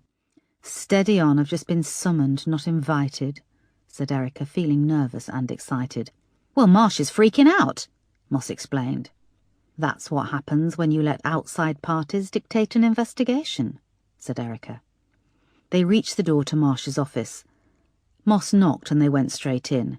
Marsh was pale and standing over his computer, watching the breaking news running across the BBC News website, announcing that Marco Frost had been released. "Thank you, Detective Moss. DCI Foster, please sit." "I'd like Moss to stay, sir. She's been working on this whilst I've been—" "I'm aware of your investigations." There was a brisk knock at the door, and Marsh's secretary poked her head round. "I've got Sir Simon Douglas Brown on the line, says it's urgent." Marsh pushed his hand through his short hair and looked harassed. "I'm in an important meeting here. Please relay that, and I'll call him back ASAP. Thanks." The secretary nodded and left, closing the door. "I'm your important meeting?" asked Erica. Marsh came round to his desk and sat. Erica and Moss each pulled up a chair. Marsh attempted a smile. "Look, DCI Foster, Erica, what has happened is unfortunate. I admit you may have been treated unfairly, and I will address this properly in due course. However, we find ourselves suddenly in the midst of a crisis. We're on the back foot here. I need all the information and insights you have from your alternative investigation, which I hope will now become your priority investigation. I will be the judge of that. Just tell me everything you've got," said Marsh. "No," said Erica. "No?" "Boss, I'll tell you everything, and I'll outline my theories when you've returned my badge and reinstated me as SIO on this investigation." Erica sat back and stared at Marsh. "Who do you think you are to come in here?" he started. "OK, I'll leave you to your chat with Sir Simon. Say hi from me." Erica got up to leave. "What you're asking is nearly impossible. You've got a serious allegation against you, DCI Foster." "I call bullshit. Assistant Commissioner Oakley was acting on orders from Simon Douglas Brown to remove me from this case. Little Matthew Norris has been in and out of youth detention for years. He's assaulted several social workers and, I'll repeat, at the time I hit him, his teeth were latched onto the back of my hand. Now, if that's what this whole case swings on, then fine, but you'll be waving goodbye to someone who can catch this guy. And of course, I'll repeat this to the press because I won't go quietly." Marsh ran his fingers through his hair. "Sir, Marco Frost has just pulled together an alibi and made you all look like a bunch of bumbling comedy policemen. Didn't DCI Sparks think to do a few background checks? I mean, for God's sake, CCTV from a newsagent. Oh, and I'll also make sure that the press know there's a killer still out there on the loose thanks to you, DCI Sparks, and of course, the sleek fox himself, Assistant Commissioner Oakley." Marsh looked as if he were going to explode. Erica stared at him, not looking away. "Put me back on the case and I'll catch this bastard," she said. Marsh got up and went to the window, looking out at the bleak January landscape. He turned. "For fuck's sake. OK, but you are on a very short leash. Do you understand, DCI Foster?" Moss gave Erica a small, triumphant smile. "I understand, thank you, sir." Marsh came and sat back down.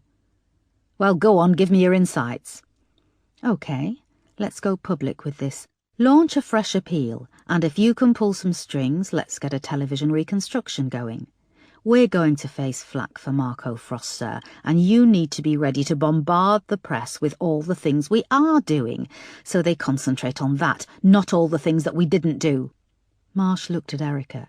She went on. "We've already celebrated once that we caught the killer.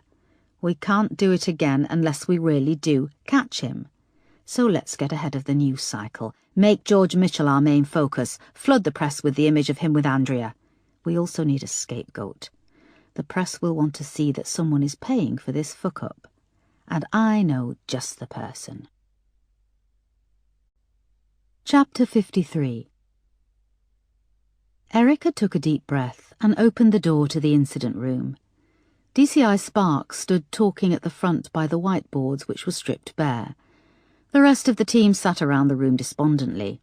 Sparks looked angry and haggard, his long dark hair pulled back from his face and spots of grease blooming where his hair touched his collar. "I'll be talking to you one by one, and I'll be asking tough questions. We're going to go back to the beginning and root out exactly who failed to check the basic fucking timeline of Marco Frost's journey from boarding the train at London Bridge to—" Sparks' voice tailed off as he saw Erica enter with Moss. "You here to pick up your P45, Foster?" he sneered. The rest of the officers remained stony-faced. "No, my badge, actually," said Erica, flashing it to Sparks. He looked confused. "Do you take the title SIO seriously, DCI Sparks?" "Well, seeing as only one of us has it, yes," he said. "Can I help you? I'm in the middle of a briefing here." "SIO means Senior Investigating Officer. The senior part, doesn't mean you're older than everyone and entitled to bully them when the shit hits the fan.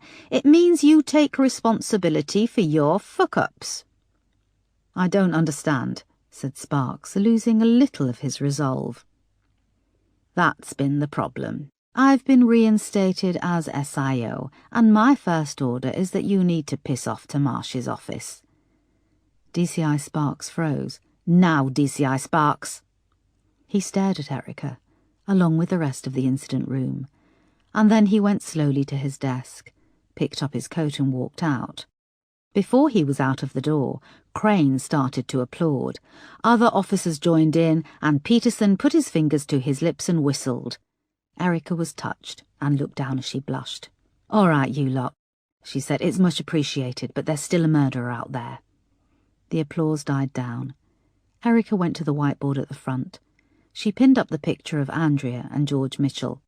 "This is our prime suspect, George Mitchell, Andrea Douglas Brown's lover and ultimately her killer. Also suspected in the rape and murder of Tatiana Ivanova, Mirka Bratova, Karolina Todorova, and Ivy Norris." The room was silent. Until today, the focus has been on the murder of Andrea Douglas Brown. Her face has been on the front of every newspaper, internet browser and television screen, and has worked its way into the national conscience. Yes, she was rich and privileged, but she experienced a terrible death, alone, scared and helpless. Tatiana Ivanova, Mirka Bratova, Karolina Todorova and Ivy Norris may have been prostitutes, but I can guarantee this was not a world they entered into willingly. Given different circumstances, they could have been as lucky as Andrea in life. They too had a harrowing demise. I say all this because I want you to forget where these women stood in society. Don't do what we do in this country day in, day out, and divide them into their social classes. They are all equals, all victims, and they deserve our equal attention. Erica paused. Crane had started to pin up photos of the victims.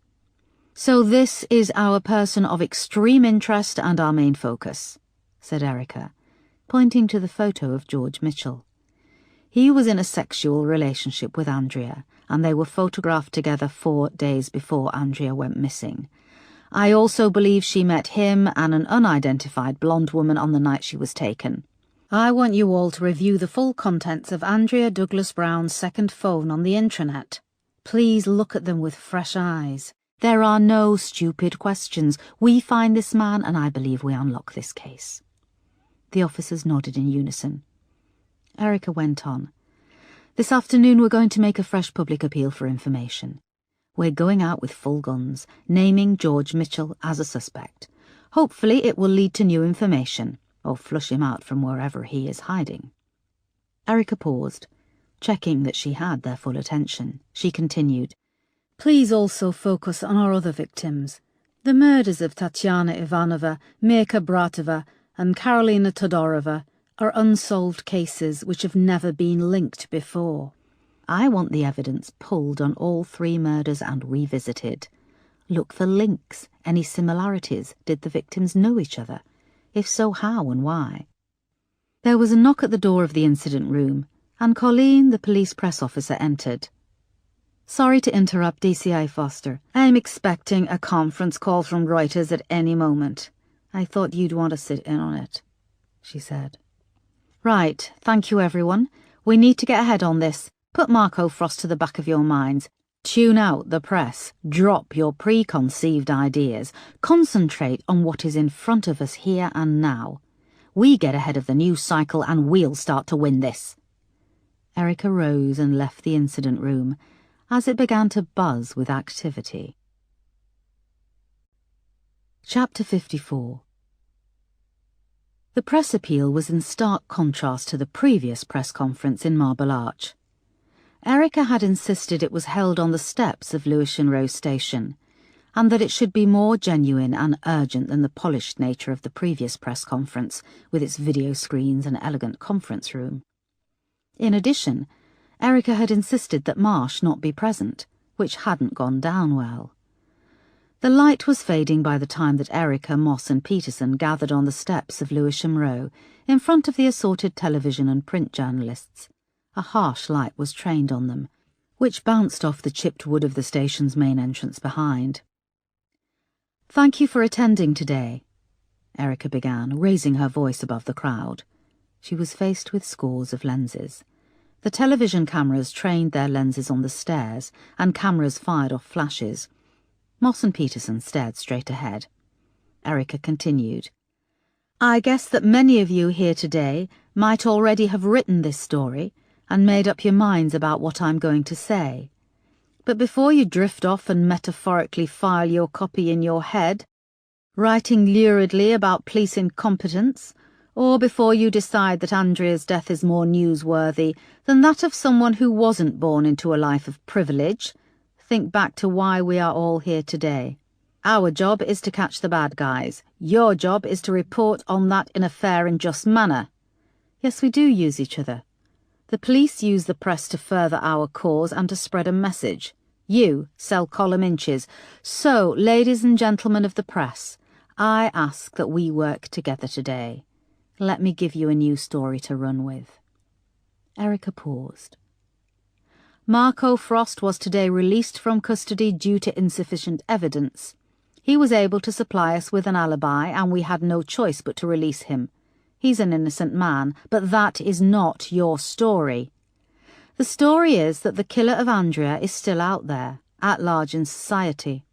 After reviewing the evidence and refocusing the investigation, we have strong reason to believe that the death of Andrea wasn't an isolated crime. The man we are looking for has killed previously. We believe he is responsible for the death of 3 young Eastern European women, Tatiana Ivanova, Mirka Bratova, and Karolina Todorova. They all came to London in the belief that there would be a good job here for them. What happened, however, is that they were trafficked as prostitutes and forced to work to pay off a debt. We also believe that the same individual is responsible for the death of 47-year-old Ivy Norris. Now, please, you will see a photo of our prime suspect in this case. His name is George Mitchell." Back in the incident room, Superintendent Marsh was watching the press conference with Colleen as it went out live on the BBC News channel. "It looks amateurish, and she's coming across as a bit schoolmarmish," he said, as the picture cut away from Erica, Moss and Peterson in the glare of the cameras to a photo of George Mitchell. "Of course, a woman is confident of her opinion, and she's schoolmarmish," said Colleen. A number and email address flashed along the bottom of the screen. After a few moments, the screen cut back to Erica. "Please, if you have any information about this man, contact us using the details on your screens. Your call will be dealt with in confidence. We also advise anyone who sees this man not to approach him. I thank the members of the press for your time and for your help with this matter." There was a pause on screen, and then journalists began to shout out questions. "Will Marco Frost be entitled to compensation?" shouted one voice. "Marco Frost's case will be treated in the same way as all others. The Crown Prosecution Service will be looking into it as a matter of urgency," said Erica. The journalists started to bombard Erica with more questions. "Are these murders linked to the business activities of Sir Simon Douglas Brown? I think what we need to remember that Sir Simon is a father whose daughter died in a horrific manner, just like the other girls. They also have family who feel their loss every day. This investigation has already been hampered by the perceived manner in which we should do things. What we realise now is that Andrea's secrets are the very thing that will lead us to the killer.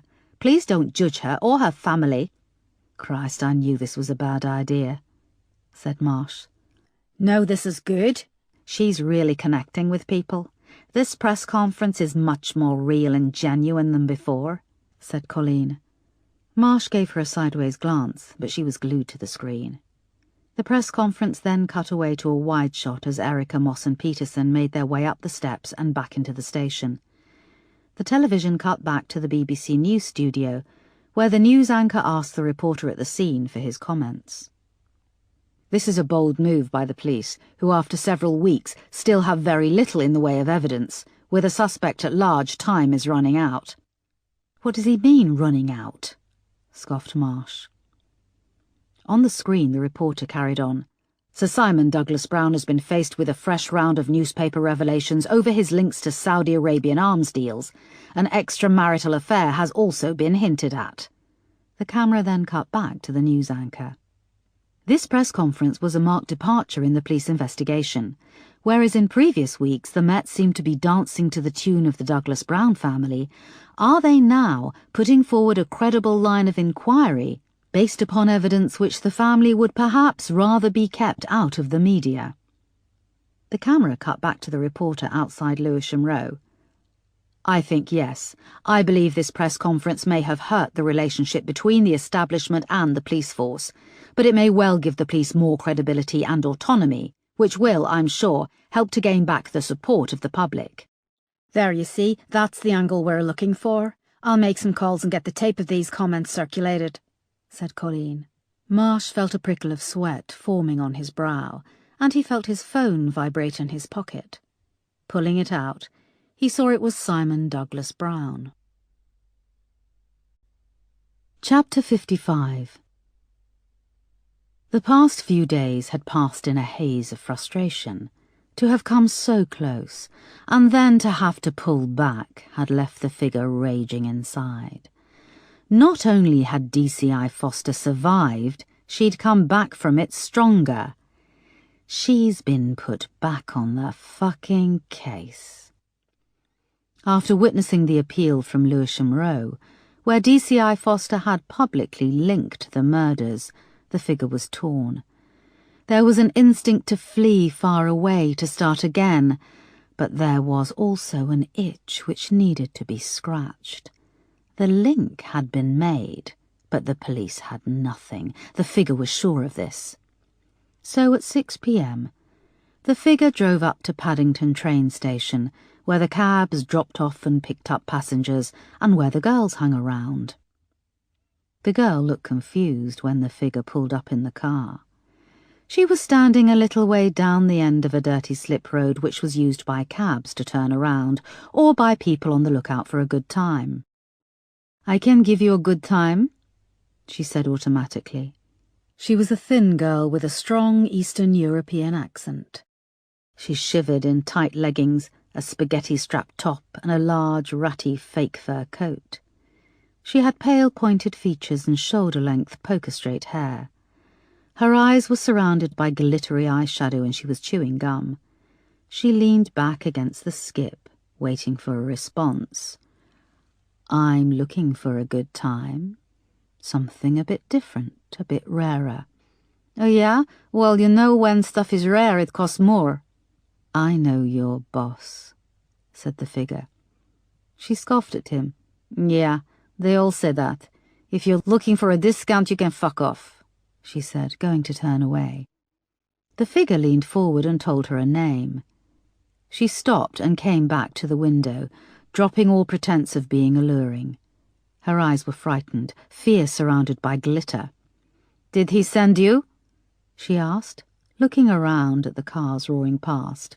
"No, but he knows I put a lot of business his way, so he'll expect me to get what I want." The girl narrowed her eyes. Her instincts were good. This might be harder than expected. "So, you come here and drop the name of my boss. What do you want me to do?" "I like outdoor scenes," said the figure. "Okay. And I like it when the girl plays scared." "You mean you want a rape fantasy?" said the girl bluntly, rolling her eyes. She looked around and pulled down her top, showing her small pert breasts. "That will cost more." "I can afford it," said the figure. She pulled her top up. "Yeah, show me." The figure pulled out a wallet and opened it, pushing it under her nose. The money was in a crisp block glinting under the street lights. 1,500 and we have a safe word," she said, pulling a mobile phone from her leggings. The figure put a hand out and covered the phone. No. I want this as real as possible. Within the realms of fantasy. Don't tell anyone where you're going. I have to call. An extra 500. The boss doesn't have to know. No way. He finds out and I don't get to have a safe word." Okay, all above board. 2 grand. And the safe word is Erica. Erica? Yes, Erica. The girl looked around and chewed on her lip. Okay, she said. She pulled open the door and got into the car. The figure drove off, activating the central locking, telling her this, too, was part of the game. Chapter 56. The incident room was rather quiet after the press conference. Officers milled around as the occasional phone rang. An air of expectation needed to be quenched. The few calls that did come through were from the usual time-wasters. Jesus, you'd think that someone would come forward with information, said Erica, looking at her watch. I can't bear this. I'm nipping out for a cigarette. She had just reached the steps of the police station when Detective Crane appeared behind her. Boss, you'll want to take this, he said. Who is it? Asked Erica. We've got a young girl on the line who says she's Barbara Kardosheva, Andrea's long-lost best friend, said Crane. Erica hurried back with him to the incident room and took the call. Is this the police officer who was on the television this afternoon? Asked a young female voice with an Eastern European accent. Yes. This is Detective Chief Inspector Erica Foster. Do you have information about George Mitchell? Yes, she said. There was a pause, but I can't talk on the phone. I can assure you that anything you say here will be treated confidentially, said Erica. She looked down and saw it was a withheld number. Erica looked over at Crane, who nodded to show he was already working on a trace. I'm sorry. I won't talk on the phone, the girl said, her voice shaking. Okay, that's okay. Can I meet you? Asked Erica. It can be anywhere you like. Peterson was hastily scribbling on his notepad. He held up a sign which read, Get her to come into station. Are you in London? Would you like to come to the station here at Lewisham Row? No. The girl's voice was now panicky. There was a pause. Erica looked up at Crane, who mouthed that it was a pay-as-you-go phone. Hello, Barbara, are you still there? Yes, I'm not saying any more over the phone. I need to tell you things. I can meet you tomorrow at 11 a.m. Here's the address. Erica scribbled it down hastily and went to ask more, but the line was dead. It was a pay-as-you-go, boss, no joy, said Crane. She sounded really rattled, said Erica, replacing the phone. Where does she want to meet? Asked Peterson. Erica tapped the address into her computer. A picture on Google Maps popped up on screen. It was a vast expanse of green. Norfolk, said Erica. Norfolk? What the hell is she doing in Norfolk? Asked Moss. Erica's mobile phone rang. She saw it was Edward. Sorry, I just have to take this. Can you work out a route and we'll decide how to proceed when I come back? She said, and left the incident room. The corridor outside was quiet and she answered her phone. So, lass, I take it you're not coming, said Edward. Erica saw that it was 5:05. I'm so sorry. You're not still waiting there, on the platform? No, lass, I saw you on the telly this afternoon and I thought, unless you can fly, you wouldn't be here at 5 o'clock. Erica thought back. The morning seemed like a million years ago. You did well for that press conference, love, said Edward. You made me care about that girl, Andrea. She hasn't been getting very nice things said about her in the papers, has she? Thank you. It all happened at once. I was called in this morning. I was about to get on the train to you and it all got away from you, eh? Yes, said Erica softly. Listen, love. You do what you have to do. I'll be here for you. Moss appeared at the door, signalling that she wanted to speak. Sorry, I have to go. Can I phone you back later? Asked Erica. Yes, love. Take care of yourself, won't you? You catch that bloke, lock him up, and throw away the key. I will, said Erica. There was a click and Edward hung up. I will, I promise I will, she repeated. Taking a deep breath, she went back into the incident room, wondering exactly when she'd be able to honour her promise. Chapter 57. Erica, Moss and Peterson set off early from London the next day, To meet Barbara Kardosheva. They had tried a search on her several times, but it had brought up a blank.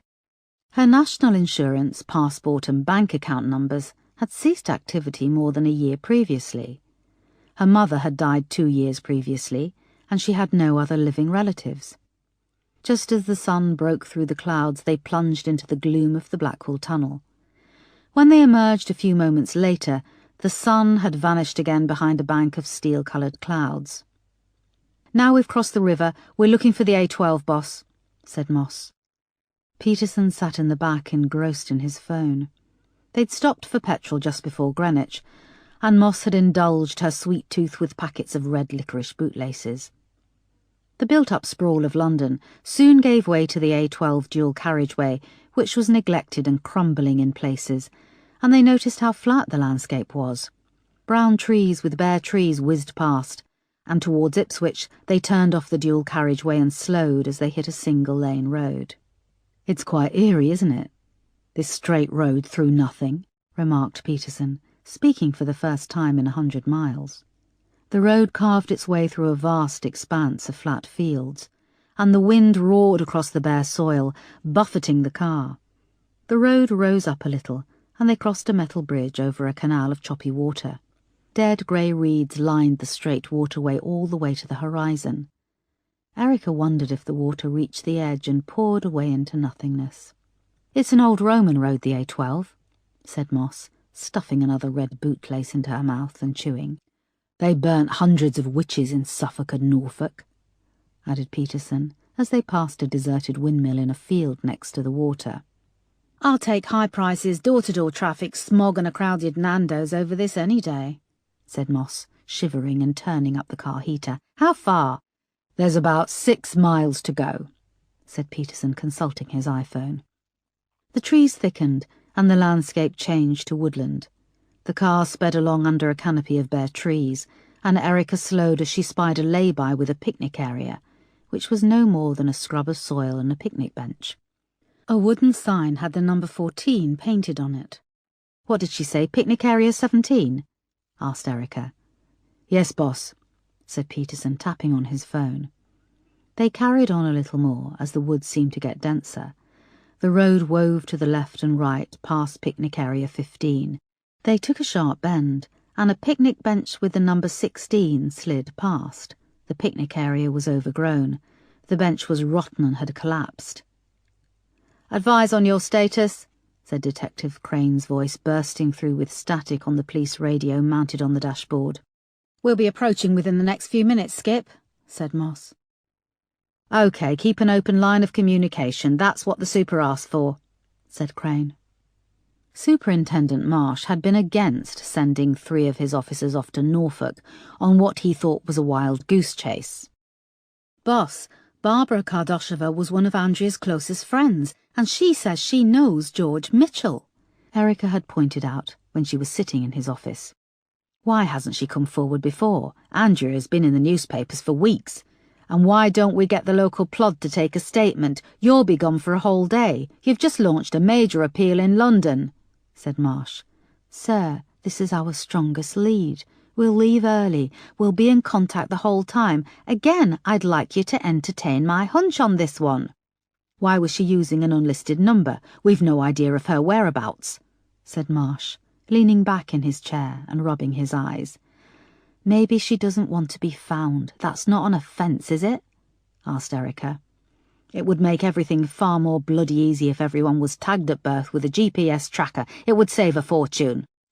"I'll be sure to pass that along to the next journalist I meet," said Erica. "Keep me informed every step of the way," he had said irritably, waving her away with a hand. The sky had grown heavy, and Moss had to put on the car headlights. The surrounding woodland was now thick, and the bare branches seemed impenetrable. The sign with the number 17 appeared up ahead, and they came to a stop at a patch of bare soil. The bench had been removed, leaving 4 deep impressions in the soil. Moss killed the engine and the lights, and they were left in silence. When Erica opened the door, a cold breeze floated past, bringing with it the smell of damp and rotting leaves. She buttoned up her coat as Peterson and Moss joined her. "So now what?" asked Moss. "She said she'd meet us here. She was very specific," said Erica, pulling out the scrap of paper where she'd written the original directions. They looked at the road beside them. It was empty in both directions. "There looks like a track up ahead here," said Moss. They made towards a gap in the dead brambles and undergrowth. After squeezing through for several meters, it opened out onto a track for walkers. It was well kept, under a huge canopy of trees stretching away to a corner where the track disappeared. Erica imagined that in the summer this bleak and creepy woodland corner felt different. They waited for almost 40 minutes, the radio clicking and beeping as Crane back in London checked their status. "It's a bloody wind-up," said Peterson. "No doubt it was the woman who said—" His voice trailed off as they heard the crack of a stick breaking and the whoosh of leaves being disturbed. Erica put her finger to her lips. There was a rustling, and through the undergrowth came a woman with short blonde hair. She wore a pink waterproof jacket and black leggings. She held a knife in her hand, and what looked like a canister of mace in the other. She stopped 50 yards from where they stood. "What the fuck?" said Moss. Erica shot her a look. Barbara Kardosheva. I'm DCI Erica Foster. These are my colleagues, Detective Moss and Detective Peterson." "Take out your IDs and throw them over here," said Barbara. Her voice shook with fear, and as she came closer they could see her hands did too. "Hang on," started Moss. But Erica put her hand in her pocket, pulled out her ID and slung it across. It landed a few feet from Barbara. Moss and Peterson reluctantly did the same. She picked them up, and keeping the canister of mace trained in their direction, looked through their ID. "Okay, you can see we are who we say we are. Now please put the knife and the mace away," said Erica. Barbara put them down on the ground and came cautiously towards the three of them. Erica could just make out the face from the picture she'd seen on Facebook. It was still beautiful, but the nose was now smaller and straighter, the face was fuller, and the long dark hair was now short and dyed blonde. A dark-haired man and a blonde-haired girl, thought Erica. "Why are we going through all this just to talk to you?" started Moss. "You know we could nick you here and now for having that knife. It's more than 7 inches long, and don't get me started on the mace." Barbara had tears in her eyes. "I'm so scared, but I have to talk to you. There are things I have to tell you or I'll never forgive myself. I shouldn't have contacted you using my real name," she said. "I'm in the Witness Protection Program." Chapter 58. They froze for a moment, Moss, Peterson and Erica. The wind rushed through the treetops above. "I'm not going to tell you my new name," said Barbara, shakily. "No," said Erica, holding up her hand. "Don't say anything more." "Shit, this should have been bloody obvious," said Moss. There was a faint beep from the open car window, and they heard Crane ask for their status and position. "We've got to call this in, boss. If someone in witness protection reveals themselves or is revealed, then we have to call it in," said Moss. "You'll need a new identity," said Peterson, trying to hide his annoyance. "Wait, please. There are things I have to say," said Barbara. "I met you because I have to talk to you about George Mitchell." She swallowed and shook even more. "I should tell you his real name." "What's his real name?" asked Erica. Barbara gulped, and it seemed like a physical effort to say it. "Igor Kucherov," she said finally. Peterson made for the car where the radio was. "Please, let me tell you everything before you make it official." There was another pause. Crane's tinny voice floated from far away, asking for their status and position. "Peterson, tell him we're still waiting. All is okay, and please, Peterson, nothing about this until we've heard her out," said Erica. He nodded, and then sprinted off back to the car. "We don't want to know your new name or where you're living around here," said Erica. "I live far away from here. I have more to lose than all of you put together, but I've made my mind to finally speak," she said. "If we double back a bit, there's a picnic spot up ahead." They followed, leaving Peterson to man the radio in the car. After a 5-minute walk, they came into a clearing with a picnic bench. The light had difficulty penetrating a canopy of branches high above. Again, Erica thought it must be beautiful on a summer's day, but in the cold and gloom it was oppressive. She pushed this to the back of her mind, and she and Moss sat down opposite Barbara, the table between them.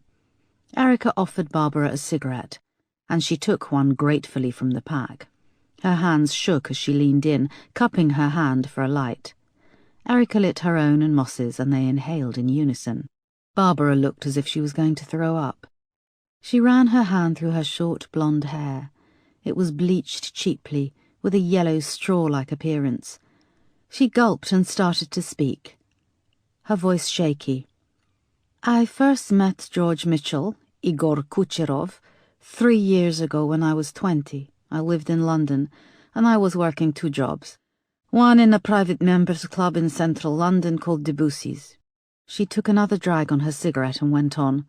"I worked shifts there, and at the same time I worked in a cafe in New Cross called The Junction. It was fun, vibrant place, where local artists, painters and poets met. It was also where I first met Igor. He was a regular customer, and every time he came in we started to talk. Back then I thought he was gorgeous and so funny. I was flattered he spent time talking to me. One day I was in work and very upset. My little iPod had broken, and it had songs and photos on it that I couldn't replace. He was kind, but I didn't think anything of it. When I came for my next shift a few days later, he was there, waiting with a gift bag, and inside was a new iPod. Not like the tiny little one I had, but the newest and most expensive, worth several £100. "And that's when you started a relationship with George, Igor?" asked Moss. Barbara nodded. It was growing darker, and a cloud was looming above. "At first he was so wonderful. I thought I was in love, and that I'd found a man I would spend the rest of my life with." "What did your family think of him?" "It was just me and my mother. She came to England when she was in her 20s. She wanted to meet a man and live a nice middle-class life, but then she fell pregnant with me. Her boyfriend at the time didn't want to know, so she had me on her own and struggled as a single mother. Then when I was 10, she was diagnosed with multiple sclerosis. It was slow at first, but when I was 16, she got really bad. I had to leave school and look after her. I took these jobs in the mornings at the cafe and nights at the club." "So how long were you in a relationship with Igor?" asked Moss, gently moving her story forward. "About a year. He did so much in that time, helping us out. He paid for a special bathroom to be put in for my mother. He cleared my credit cards." Barbara smiled off in the distance, the memory still alive in her mind. She took a drag on her cigarette and her face clouded over. "Then it was a few months into our relationship. One night we'd been to the cinema in Bromley. These boys had been making comments about me when we bought our tickets, stuff about my body. Igor had got angry, but I told him to leave it. We went inside and watched the film, and I thought he'd forgotten about it. When we came out, it was late, and there weren't many people around. Igor saw one of the boys leave, and he walked in front of us to the car park. When we were near our car, he just went for him, punching and kicking. It was like an animal. This boy went down on the ground, and Igor just kept on kicking him, stamping on his head. I'd never seen him like this. It shocked me. I tried to pull him away, but he punched me in the face too. Finally, when he had no more energy, he just walked away. He left the boy lying on the floor in the dark." Barbara began to cry. Moss pulled out a small packet of tissues. She held them across the table, and Barbara took one. She took a deep breath and wiped her face. "And I followed him," she said. "We just left the boy on the ground between 2 cars. Igor made me drive, even though I wasn't insured on his car, and I did. He grabbed my handbag and found my makeup remover wipes and cleaned the blood off his knuckles and some that had sprayed on his face. And then he dropped me home. I didn't see him for a few days until he showed up with a gift, and my mum was so happy to see him. I just took it and carried on as if nothing had happened." "What happened to the boy?" asked Erica. Barbara shrugged. There was a far-off rumble of thunder and a flicker of lightning. "So where does Andrea come into all this?" asked Moss. "A few weeks after I started work in the Club Debussy's behind the bar, Andrea came in for a drink. It was quiet and I served her a drink and we got chatting. She started coming in more regularly and I slowly got to know her. She said how much she hated all the snobby trust fund girls she'd been to school with. When she heard I lived south of the river, she said she'd love to come and visit me. She said it was like going off on a package holiday or something. But New Cross is only 10 minutes on the train from Charing Cross." Barbara laughed bitterly. "So did Andrea come to your house?" Barbara shook her head. "No, she used to come to the Junction, the coffee place where I worked. She loved it. It was so bohemian. And there were always interesting people there, people who lived life free, not in a cage, that's what she said. I said her cage was gilded, but she didn't get that. I don't think she knew what the word gilded meant." "When did she tell you who her father was?" "Not at first. And she made this big thing about keeping it a secret. But then she spent more time at the cafe and became quite competitive with some of the girls who'd hang around the artists and painters. She started to let it drop into conversation." "And what did people say?" asked Erica. "Most of them were quite blasé, but George, Igor, took interest. When he found out, it was like he suddenly noticed Andrea." "Did he have an affair with Andrea?" Barbara nodded. "It happened so fast, and I was so brainwashed by it all." "At this stage, was he being violent with you, Barbara?" "No, well, sometimes. It was more the threat of violence, the control. When I found out about Andrea, that's when he first properly hit me." "Where was this?" asked Erica. "At home. It was a Sunday night and my mother was in the bath. I don't know why it came up at that time, but it did, and I confronted him." "What happened?" "He punched me in the stomach. It was so hard I threw up. And then he locked me in the cupboard under the stairs." "How long for?" "Not long. I was pleading because my mother was in the bath and getting cold. I had to help her out. He said he'd only let me out if I promised not to mention him and Andrea again." "And did you?" Barbara shook her head. "What happened next?" asked Erica. "Things were normal for a while. It kind of calmed down. Then I was at home one day. Igor arrived at the kitchen door at the back of the house. He had this young girl with him. She could have only been 18. She could barely stand and was dressed in skinny jeans and a tight t-shirt. Her face was a mess of blood. Some of it was dry and some of it was new, and it all came down the front of her t-shirt. She was crying, and what was I supposed to do? I let them in, but Igor didn't want to help her. He went to that cupboard under the stairs and he put her in there and he locked it. He was crazy, swearing he just wanted to know where his phone was. He said this girl had taken it." The storm was coming close now, and under the tree it was very gloomy. "What happened to the girl?" asked Erica softly. "Igor sent me upstairs. He told me to stay in my room or there would be trouble. I heard the girl screaming and crying. It went on for what seemed like hours, and then it went quiet. Igor opened the door and asked to go to my mother's room. She smiled when she saw him. She'd slept through it all. He asked for my sports bag, the big one I used when I went away. I went to the wardrobe and I pulled it out and he took it. He was so calm. I went downstairs a few minutes later and he was leaving with the bag over his shoulder." "What was in the bag?" asked Moss, even though they knew the answer. "The girl," said Barbara. "She was in the bag and he just left." "What did you do?" asked Erica. "I cleaned up the mess in the cupboard.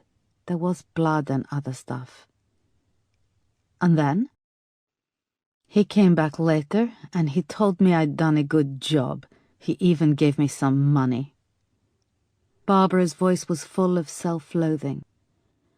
"And then we carried on again, as if nothing had happened. But he started to tell me about his work, How he'd meet girls from the buses at Victoria Coach Station, how they came to work for him. To work as what? Asked Erica. Prostitutes. The more I knew, the more Igor kept giving me money. He bought my mother a new electric wheelchair she could use herself. She didn't have to be pushed anymore. It changed her life. And how is Andrea part of this? I was so stressed I couldn't eat. My period stopped. Igor just didn't look at me that way anymore, so Andrea took over. She provided him with that service. Was all this going on when you went on the family holidays with Andrea? Yes. Did you know that later on Andrea got engaged? Barbara nodded and accepted another cigarette. And did Andrea know about Igor? Did she know what kind of work he did? Asked Erica. I don't know. I never discussed it with her. We'd been close at first, and we still were weirdly close on the holidays with her family. But I withdrew into myself. I think Andrea had this romantic notion that Igor was some kind of roguish London gangster, like in the stupid Guy Ritchie films. So how did you come to be in the witness protection program? Asked Moss. The body of the girl was discovered in my bag a few months later. Where? A landfill in East London. The bag had an old store card belonging to me in the inside pocket. It led the police to my door. They said they'd been watching me for a long time and that I could strike a bargain for giving evidence. And you did? Yeah. My mother, she died just before this, thank God. She never knew. Igor seemed to trust me by now. He wanted me to start coming to Victoria Coach Station to meet the girls. They thought they were coming to England to work as housekeepers. He figured if I was there, they'd trust me and get in the car. Igor was trafficking women to London to work as prostitutes? Asked Erica. Yes. Was he working alone? No, I don't know. It was all so complicated. There were other men involved, and their girlfriends. Where were the girls taken? How many girls were there? Asked Moss. I don't know. Barbara started. She broke down, heaving and crying. It's okay, said Erica, reaching out across the dark table to take Barbara's hand. She flinched and pulled it away. So what happened? Erica continued. Igor was arrested. Yes, it went to trial, said Barbara. Erica looked across at Moss. Even in the darkness, she could see the shock registered on her face. Trial? What trial? We have no record. What happened? The prosecution's case collapsed. There wasn't enough solid evidence. The jury couldn't rule either way. I think Igor got to some of the other witnesses. He knows too many people. Barbara now looked blank. I realize how I must come across, the terrible things I've done. I know what a terrible person I am, all from loving a man, she said. Erica and Moss were silent. When I saw those girls on the news, when you made your appeal, I remembered one of them, Tatiana. When she arrived in London, she was so excited, and I had to speak to you. You have to get the bastard. Have you seen Andrea since? Asked Moss. Barbara shifted uncomfortably. Yes. Was it the night of the 8th of January in a pub called the Glue Pot? Asked Erica. Yes. Was Igor with her? What? No, I never would have gone near her if... Was he there? No, said Erica. Moss shot her a look. Why were you there in London? You're in the witness protection programme. I go to London every month to visit my mother's grave. I tidy and I lay fresh flowers. Do you know how hard it is to be a stranger, to have a new identity? I texted Andrea, thinking we could meet for coffee. I know it was stupid, but Andrea kept changing where we were going to meet, and I know I shouldn't have gone, but I missed her. Moss was finding it hard to mask her disbelief. We only met for a little bit. She was on her own. She said she was meeting a new boyfriend later on. It was like nothing had ever happened with her. She wasn't surprised that it vanished, and then now I was back. She didn't care. When did you leave the Glue Pot? I don't know, before 8. I knew there was a train from London Liverpool Street just before 9. And you didn't see anyone else? No. Andrea said she was going to have a drink at the bar. There was a girl working. I wanted to say to her, watch out. That was me once, but I didn't. But all this will need you to go on record, Barbara. Barbara was suddenly silent. When she spoke, her voice sounded far away. I've had my mobile phone on recording this, she said, handing her phone over. I have a little more to tell you, but first I really need to use the bathroom. Really, it's dark and please, I have to, she repeated urgently. Okay, well, don't stray too far. We'll be here, said Erica. Here, use this little torch, said Moss, pulling one out of her coat pocket. Barbara took it, got up, and went off into the undergrowth. The thunder was rumbling now with increased frequency. A flash of lightning lit up the inside of the clearing. I'm calling Peterson, said Erica. When she comes back, we should make a move. Take her back to London. I mean, she's just revealed herself, so the new identity is no use. I don't know the procedure for any of this. Jesus, boss, what about that trial? There is no record of George Mitchell or Igor Kucherov. And when they ran the photo of him through the national database, nothing came back. I don't like it. This is getting weird. Erica nodded and lit a cigarette. We need to confirm her new identity, then cross-check all she's told us. Another complex twist in the murder of Andrea Douglas Brown, said Moss. Erica looked at the phone for the first time and fiddled with the buttons, managing to play back a little of Barbara's voice. We've got her on record. It's grounds to bring this George Mitchell or Igor Kucherov in. We need an address from her when she gets back, said Erica. Moss got on her phone and called Peterson, trying to explain where they were, but the signal was bad. It's breaking up, boss. I can't get through. Thunder rumbled and a flash of lightning lit up the sky above. Jesus, she cried. I'm not using my bloody mobile when there's lightning above. Peterson can wait. Okay, calm down. Let me try, snapped Erica. She tried her phone and then Moss's again, but there was no signal. The call wouldn't even go through. A strange creeping feeling was crawling over her. She's been gone a long time for a pee, said Moss. The light from Erica's phone cast a glow across their faces.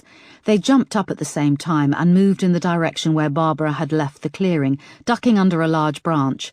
They pushed through some dead brambles and came back out onto the long track.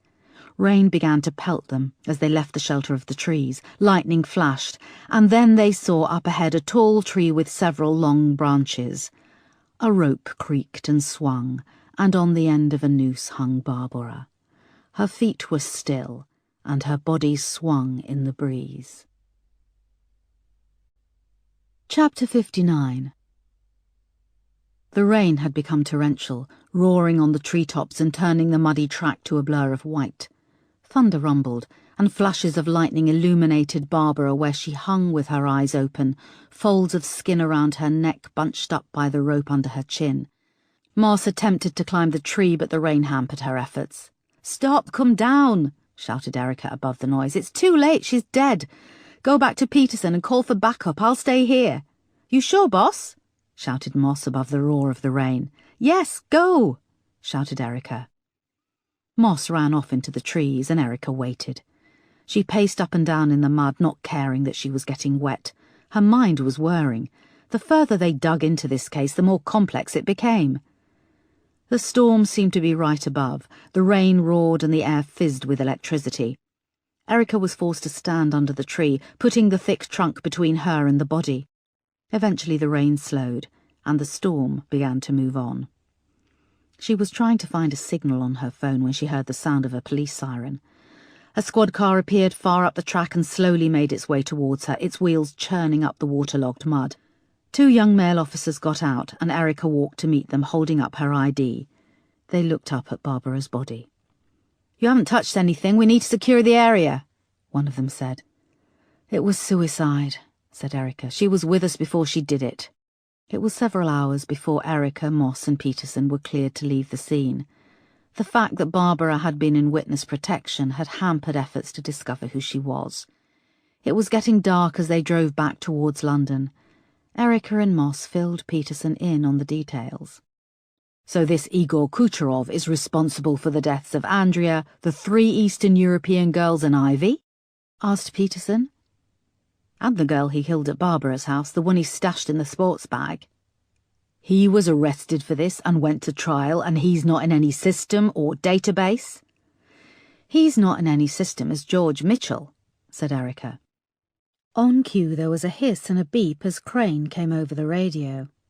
Boss, we found an address for Igor Kucherov from the council tax records. He lives in Kilburn. He's 37, of Romanian-Russian descent. He's married too. House is in the wife's name, a Rebecca Kucherov. They've got a 5-year-old son. Jesus, said Moss. How long has he been married? Asked Erica. 10 years, said Crane. Any employment history? He runs a landscape garden maintenance business. He's down as director, but the company is in his wife's name. We're just running our computers to find out if he had any contracts in the locations where the dead girls were found. There was a pause. Do you want us to bring him in? Asked Crane. Erica looked at the clock glowing on the dashboard. It was past 5 p.m. We should be back in London in about 2 hours, said Peterson, reading her mind. No, hold off bringing him in. I want to be ready for him. Put a surveillance team outside his house. Don't let him know you're there and keep him in sight. Yes, boss. We'll be back at Lewisham Row in a couple of hours. In the meantime, I want everything you can find on him. Bank statements, emails, companies he owns, any bankruptcy. Also, check out the wife, full profile. I bet anything else he's hiding stuff in her name, too. And try to unlock the new identity they gave Barbara Kardosheva. Now she's dead, it should be easier. We're already working on it, said Crane. He added, Are you all okay? We heard she topped herself right in front of you. We're fine, said Erica. Now get off this radio and concentrate on Igor Kucherov. Outside the car it was pitch black. The fields and fens around them were invisible. There were no moon or stars, and barely any light pollution, just the road in front, illuminated by the arc of the headlights. Erica longed to get far away from the bleakness of the ferns, from where Barbara's body had swung creaking from the tree. She needed to be back in the city, where buildings crowded around her, where there was noise and time didn't stand still. She pulled down the mirror above the passenger seat, and its light flicked on. She saw she had mud on her face. Peterson's reflection stared back from behind, bathed in the light. It doesn't get any easier, does it, boss? Seeing a dead body, he said. No, it doesn't, said Erica. She wiped at the mud with a tissue, and then snapped the mirror shut, plunging the interior of the car back into darkness. They rode the rest of the way back in silence, conserving their energy for the night ahead. Chapter 60. Erica, Moss and Peterson arrived back at Lewisham Row Station just after 7 p.m. The torrential rain had moved with them during the journey back from Norfolk and was pelting the car park as they dashed into the reception area. They were met by Crane, who buzzed them through from reception. Erica was impressed to see that the full team had stayed and the incident room buzzed with activity. Good evening, everyone. I take it that Crane has briefed you on what happened? Said Erica. There was a murmured nodding. Good, now what can you give me? One of the officers had brought up some towels from the police gym in the basement and threw one each to Moss, Peterson and Erica. They took them gratefully. We've gone back through records and found that the girl who was found dumped in the sports bag was 17-year-old Nadia Greco. A trial was held in Southwark Crown Court, explained Crane. And? Asked Erica, rubbing at her hair with the towel. And this is where it gets weird, boss. The trial records have been marked as CMP. Closed Material Procedures. What? Asked Erica. Why would Igor Kucherov's trial be put on the same legal footing as a classified secret intelligence trial? I don't know. As I said, very little is available. The transcripts have been redacted, names blanked out, said Crane. How do we know it's his case, then? It matches the keyword search I did for the murder. The location where the body was found and the details of the victim weren't classified. Are there any details of the trial verdict? Asked Erica. It says that the trial collapsed due to insufficient evidence. And there's no record of an arrest for an Igor Kucherov or a George Mitchell? No, We've done a Google search on Igor Kucherov, and several of the search results have been removed under the European Data Protection Law. And if Igor Kucherov had a record, it's been wiped. There's nothing for him, or for a George Mitchell in the database. I don't like the sound of this. We're going to keep working, boss. What about unlocking Barbara Kardasheva's real identity? We're working on it now, but the courts won't open until 9 a.m. tomorrow. Witness protection is a highly secretive department. They work on a different computer network. There was a silence. Erica stood and went over to the whiteboards, where photos of all the victims were pinned up. There were also CCTV stills of Andrea's last sighting, when she had boarded the train, and next to these was the photo taken of her with George Mitchell, now known as Igor Kucherov. There was also a new photo of Igor Kucherov, taken from his driving licence. And at the end were family photos of the Douglas Browns on holiday with Barbara Kardasheva, before she'd cut her hair short and dyed it blonde, and vanished in the witness protection scheme. "Okay, I know it's been a long day," said Erica, turning back to face the room. "But we need to get out our spades and start digging. I'm asking a big favour of you all, and I'd like to work on for a few more hours. I want to go back to basics and go over everything to do with this case with a fine-tooth comb. Everything. I'll order in food, coffee, I'm buying. We just have to find something. There's a link between Andrea Douglas-Brown, Igor Kucherov, and the rest of the murders. We need to find it, and it could be the tiniest thing we've missed. As I always say, there are no stupid questions. Now, with this trial being classified, we're dipping our toes into dangerous waters here. But don't be afraid to dig deep, in particular with Sir Simon. He was off limits before, but he isn't now. We have Barbara Kardasheva's recorded statement. I'll get it uploaded to the intranet. Now, who's willing to stay? Erica looked expectantly at the full incident room. Slowly people put their hands in the air. She looked at Moss, who grinned and raised her hand, as did Peterson. "If I wasn't such a bitter old cow, I'd kiss you all. Thank you. Right, let's make the next few hours count and get to it." The officers in the incident room sprang into action. "Where did you get those donuts from last time?" asked Crane, coming over with a pile of files. "Krispy Kreme, you have free rein to order," said Erica. "Where's Marsh?" "He left early. He's got the weekend off, taking his missus to some kind of art retreat," said Crane. "I didn't know he was into painting too," said Erica. "No, he's dropping her off. It's in Cornwall. I think he's getting some tonight, though. He's told us he's not on call, under any circumstances." Typical. We're at a crucial point in our investigation, and he decides to bugger off on a mini-break. "You want me to get him on the phone?" asked Crane. "No, hold off contacting Superintendent Marsh," said Erica, realising that this could work to her advantage. Chapter 61. The next morning, Chief Superintendent Marsh lay with Marcy in a beautiful hotel room. The name of the hotel escaped him, but he knew it was far from London, with a sweeping view of Dartmoor. Her head lay on his bare chest, and he had that warm post-coital rush. The feel and smell of his wife's skin was intoxicating. It was now light, and they'd woken from a night of repeated love-making, something unheard of since the twins had come along. The phone beside the bed screamed out, breaking the silence. Marsh rolled over and saw it was 9:30 in the morning. He reached over, lifted the receiver and dropped it down into the cradle again. "Did you order a wake-up call?" murmured Marcy. "Course not," he said. "Oh, that turns me on the most. You not answering the phone," purred Marcy. She kissed him, sliding her hand down over his stomach. The phone rang again. Marsh cursed, rolled over and yanked the cord from its plug on the wall. He rolled back to her and grinned. "I believe you were about here," he said, placing her hand on his growing erection. "Again, Chief Superintendent?" she grinned. Suddenly there was a hammering on the door. "Sorry, hello, it's the front desk," came a voice. "What the hell?"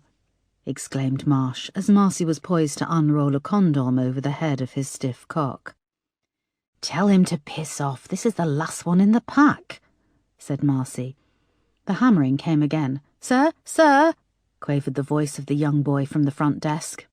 "I know you said not to bother you under any circumstances, but there's an Assistant Commissioner Oakley waiting on the line, on your phone, sir. He says if you don't pick up there will be consequences. That's me quoting him, that's what he said." Marsh leapt out of bed and scrabbled to reconnect the phone in the wall socket. "Where the hell have you been, Marsh? We have a situation," snapped Oakley, when Marsh picked up the phone. "I'm sorry, sir, I didn't know it was you. One of your officers, that bloody Foster woman, showed up on Sir Simon Douglas Brown's doorstep at 5 this morning with an armed response unit. She's taken him and his daughter Linda into custody.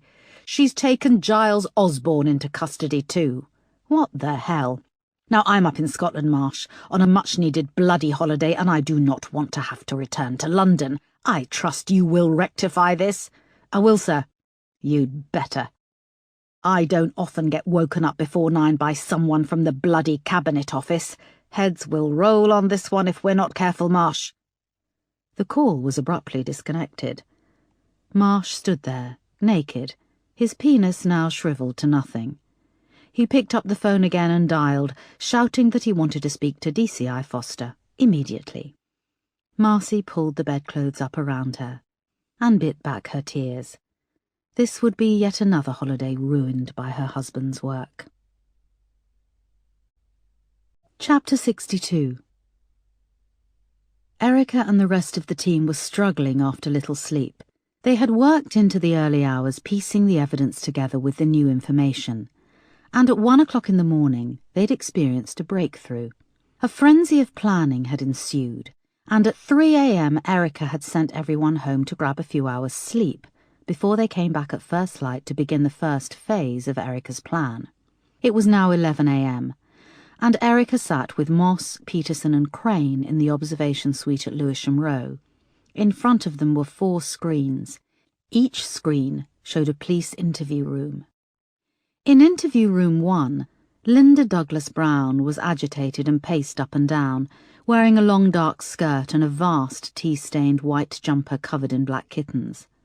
On the next screen, in interview room 2, her father, Simon Douglas Brown, sat impassively with his hands on the table staring ahead.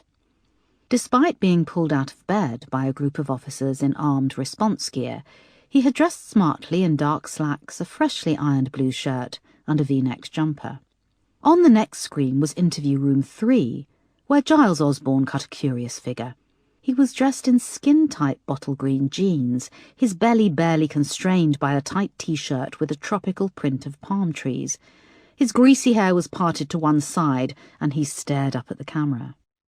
"He hasn't looked away from the camera for 20 minutes, said Crane, tapping his biro against the screen.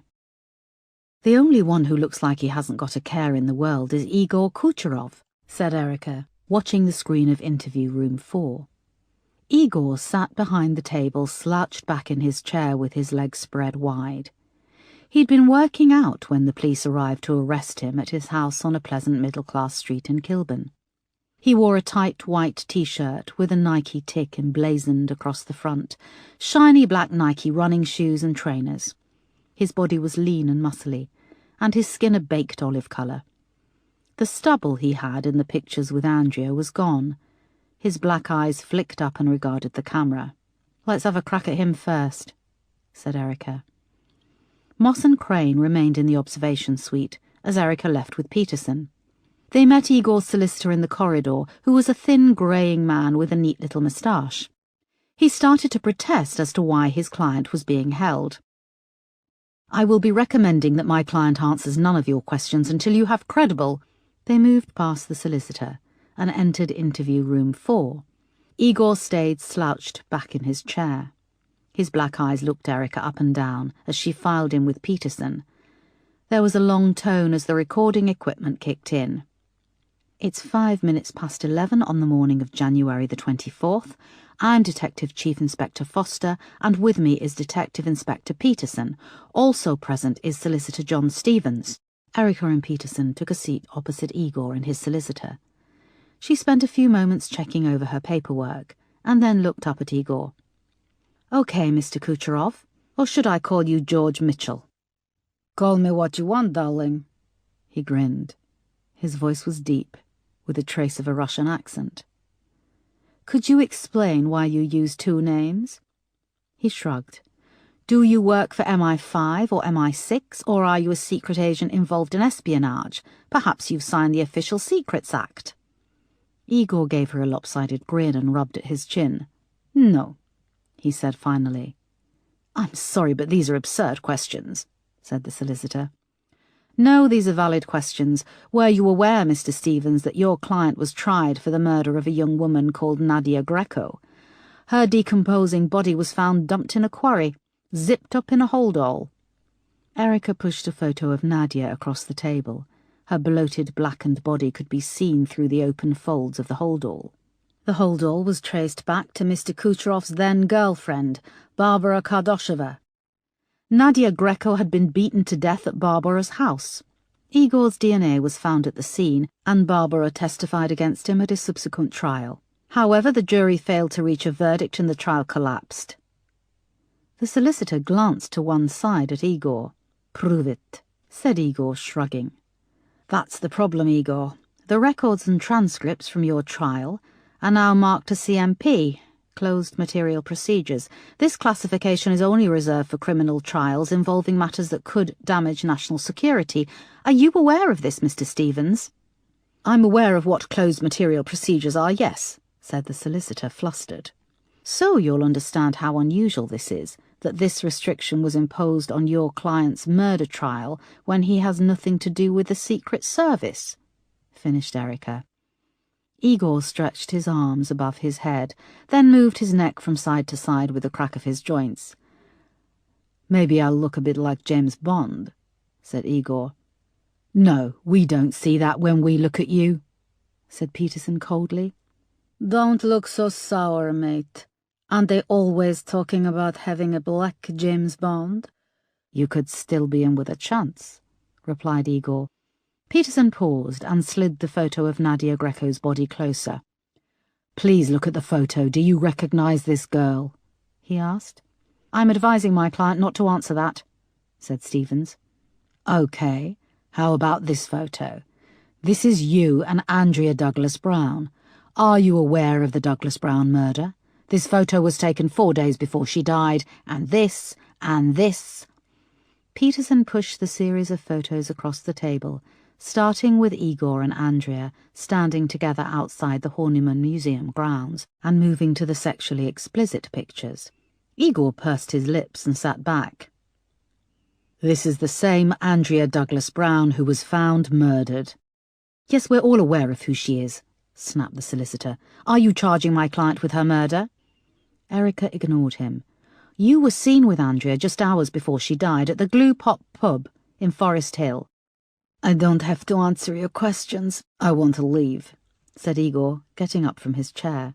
"Sit down," said Erica. He pursed his lips and folded his arms, still standing.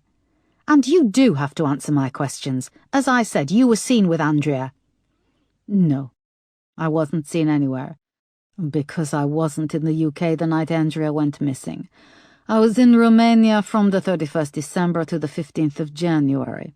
I have tickets, and you can check my passport records." "Is that the records of you or George Mitchell?" "You know, it's not against the law to change your name," said Igor. "You're Slovak, yes? And you have a name like Foster?" "It's my married name," said Erica. "Married?" asked Igor, raising an eyebrow. "How did that work out?" "I'll ask that you sit down," shouted Erica, slamming her fist down on the table. "If you are going to charge my client," started Mr. Stevens. Erica stood and left the room. "DCI Foster has just left the interview room. I'm stopping this interview at 11:12 a.m., said Peterson, rising, then following her out. "He's a bastard, isn't he?" said Erica, when she was outside with Peterson. She was shaking with anger. "I shouldn't have lost it so early with him. He's just so smug. Can you get Crane to check out his alibi, that he was out of the country?" "Yes, boss. Just don't let him get under your skin. We've only just started. Do you want to go back in?" Erica took a deep breath and shook her head. No, I want to have a crack at Simon Douglas Brown. Chapter 63.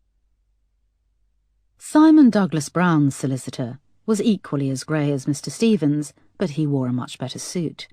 He was waiting outside the interview room, straightening his tie. "We're in here," said Erica, pointing to the door of interview room 1. "I'll be advising my client not to answer any of your questions until—" he started. But Erica and Peterson moved past him. Simon glowered at them as they filed into the interview room.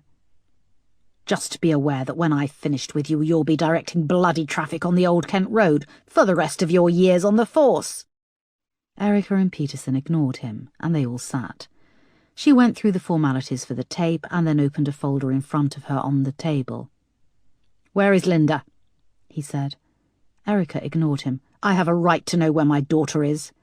"Linda has been arrested and is here in detention," said Peterson. "You leave Linda out of this, you hear me? She's not well," shouted Simon.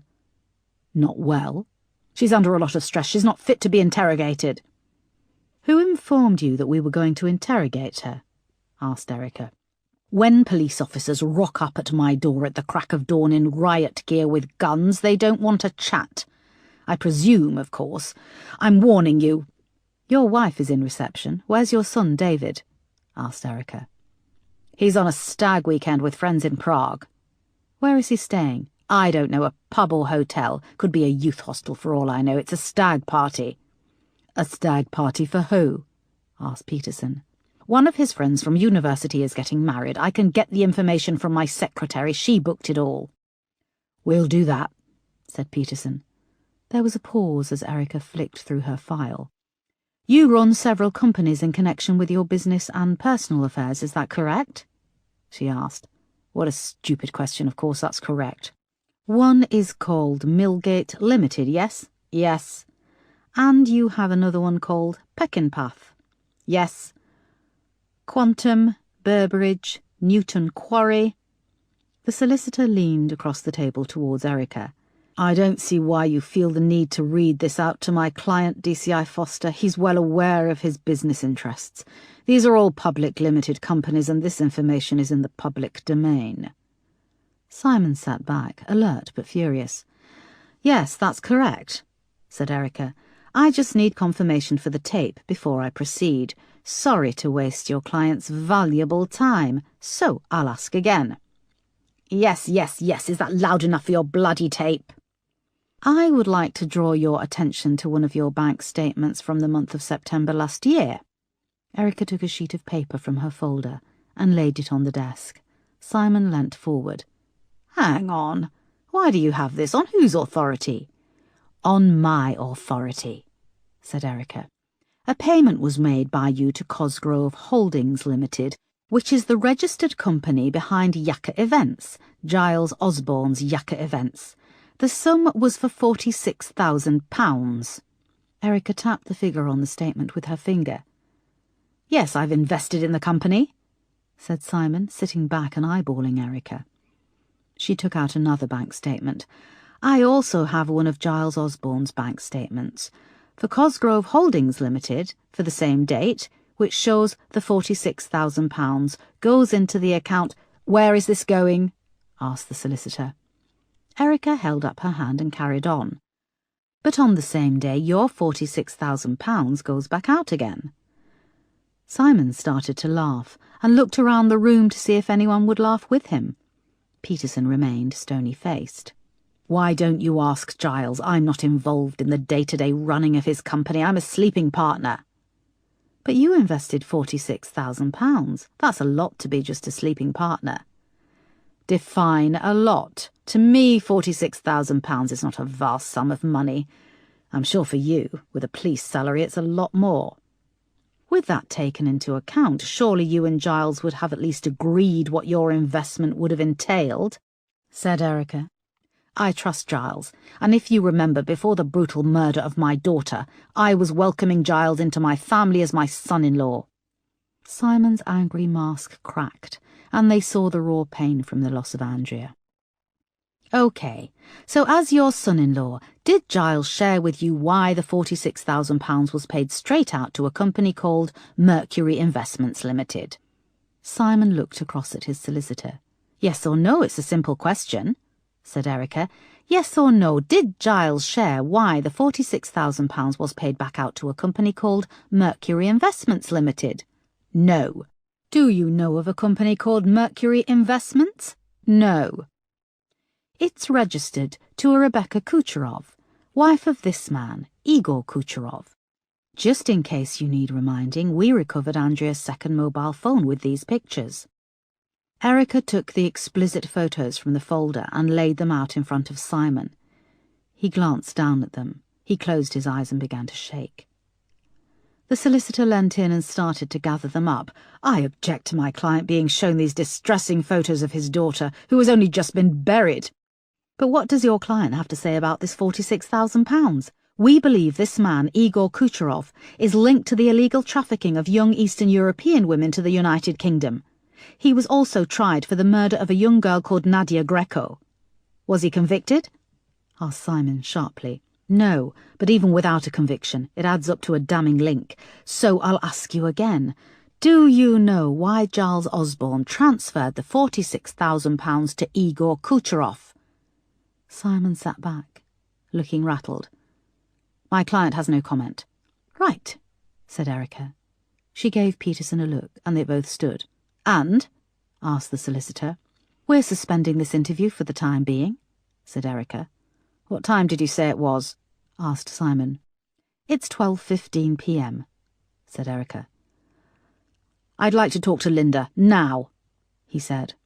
Erica ignored him as she and Peterson left the interview room. Chapter 64.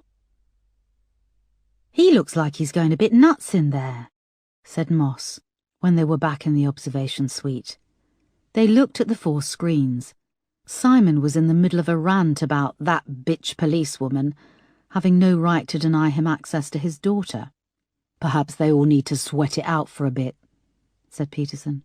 Yes, but remember we've only got them for 24 hours. If we can't charge them, then we have to let them go. If only we could rearrest Kucherov for the murder of Nadia Greco, said Moss. We don't have any new evidence, and our time wouldn't be used effectively trying. We need to get him on this link with the money from Simon and Giles, said Erica. And Linda is the link to Andrea and Igor. On the next screen, Linda was now sitting with her head on the table of the interview room, absent-mindedly tracing circles on the scratched tabletop. On the screen below, Igor sat back, legs splayed, resting his head against the wall. Giles remained impassive too, sitting in his chair and looking around, almost as if a waiter had forgotten his order. Let's take a few minutes, said Erica. She grabbed her cigarettes and made her way outside. When she came out onto the steps of the front entrance, Diana Douglas Brown was just lighting up a cigarette. She stood at the bottom of the steps and wore a long black fur coat. Her hair was immaculately blow-dried and feathered around her exhausted face. Erica was about to turn and go back inside when Diana noticed her. DCI Foster, what's happening? We're conducting our interviews, said Erica with an air of finality. She went to go back indoors, but Diana said, Please, would you give this to Linda? She reached into the folds of her coat and held out a tiny stuffed cat on a keyring. It was black with soft brown eyes and a tiny piece of faded pink material for a tongue. I'm afraid I can't, I'm sorry, said Erica. Please, you don't understand. Linda needs familiarity. Diana took a drag on her cigarette. When I gave birth to her, she was starved of oxygen. She has emotional problems. She can't cope with the world. The last part was almost shouted. Our duty sergeant can have a doctor here within minutes, but Linda is fine, I promise you. We just want to ask her some questions. Diana burst into tears. She bowed her head and her hair fell forward, covering her face. She brought the tiny stuffed cat to her face and sobbed. Erica turned and went back into the reception area. It checks out, said Crane, meeting her when she arrived back in the incident room.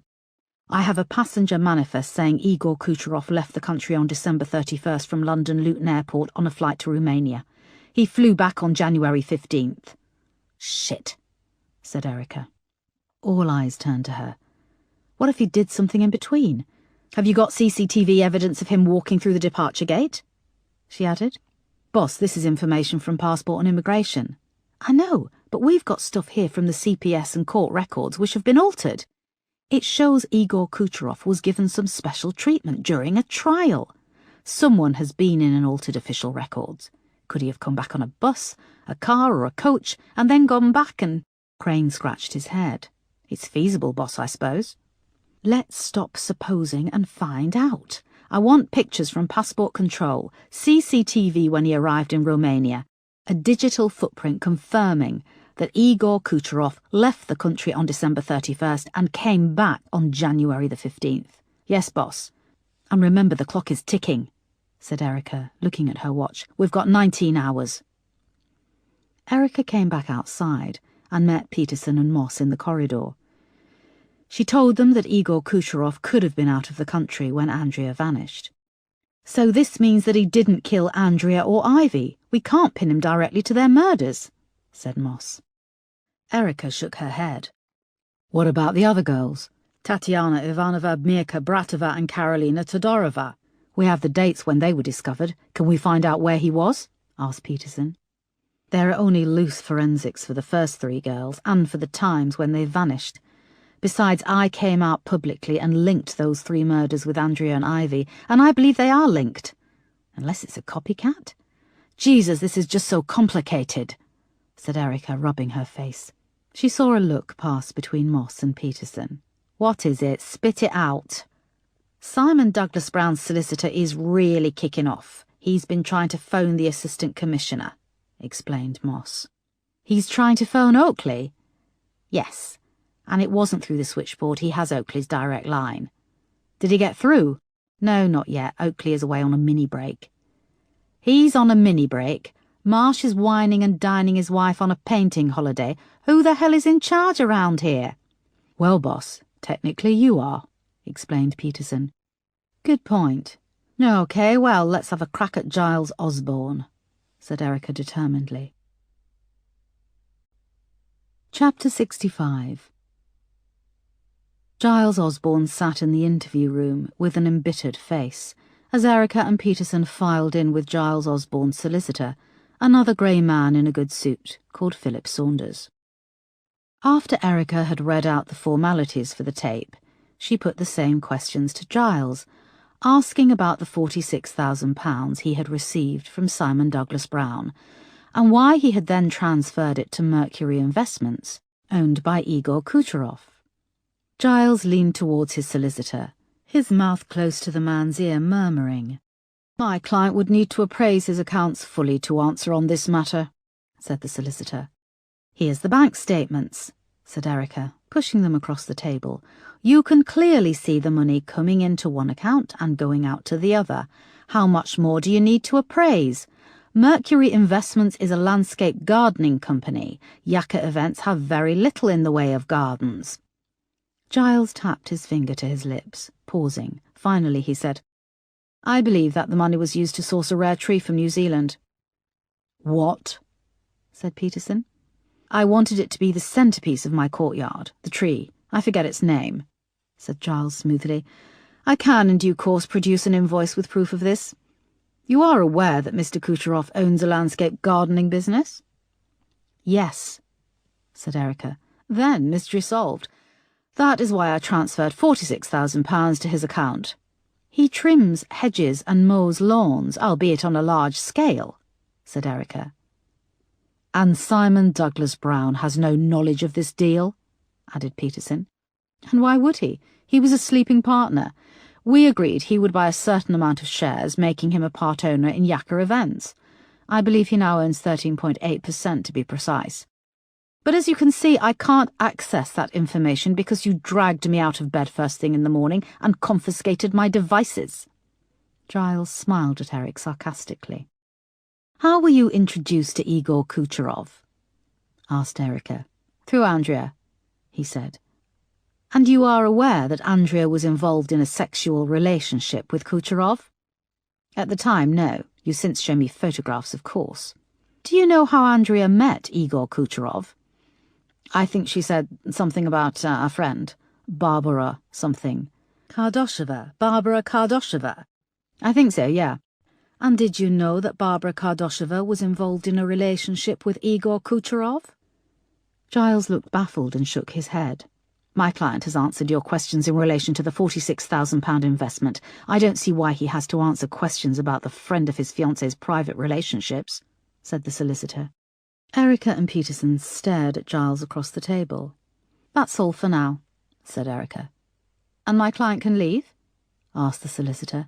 I didn't say that. Erica and Peterson stood up. And what now? Asked the solicitor. We'll be back, said Erica. They filed out into the corridor and back to the observation suite. Bloody hell, said Erica, eyeing Moss and Peterson. Do you think the rare tree bullshit will fly in court if we got there? Asked Moss, who had been watching everything on the screens. We've seen his office, full of pretentious touches. It fits with what he's saying, sighed Peterson. Yes, but where is the tree? Asked Erica. The money was paid over a year ago. Maybe they're waiting for it to grow, remarked Moss darkly. There was a knock on the door of the observation suite. It was Wolfe. Boss, I've got Marsh on the phone. He's demanding to talk to you. He's in his car on his way back to London. Does he say where he is? Still in Devon, said Wolfe. Tell him you can't find me. Boss, he knows you're interviewing them all. Use your brain, Wolfe. Make something up. I'll face the consequences. Just get us more time. Yes, boss, said Wolfe. When he'd gone, they looked back at the screens. Let's see what Igor has to say about this, said Erica. And then let's bring Linda into the mix. Chapter 66. He wanted me to find a tree for his office, said Igor, sitting back in his chair and stretching his arms above his head. Erica noticed he had yellow patches under his arms, and that the interview room was now starting to smell of stale sweat. And you can do that in your capacity as a landscape gardener? Asked Erica. This is London. Most people want crazy stuff in their gardens, and with the internet it's easy. Why is the company in your wife's name? It just is. And who introduced you to Giles? Asked Peterson, even though they knew the answer. Andrea, of course, Igor grinned. And does your wife know about Andrea? What do you think?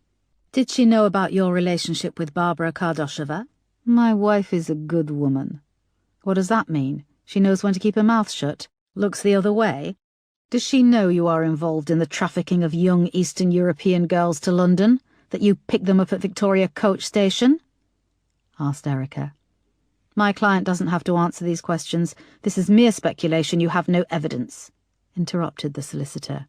We have a recorded interview with Barbara Kardosheva where she states all of this, and that you murdered Nadia Greco. And where is this witness? Asked the solicitor. She committed suicide shortly after the interview, said Erica, watching Igor. She was so scared of speaking the truth about you that she killed herself. I hardly call that a credible witness, a suicidal woman, and this wasn't a sworn deposition, said the solicitor. Igor sat back in his chair, smug and confident.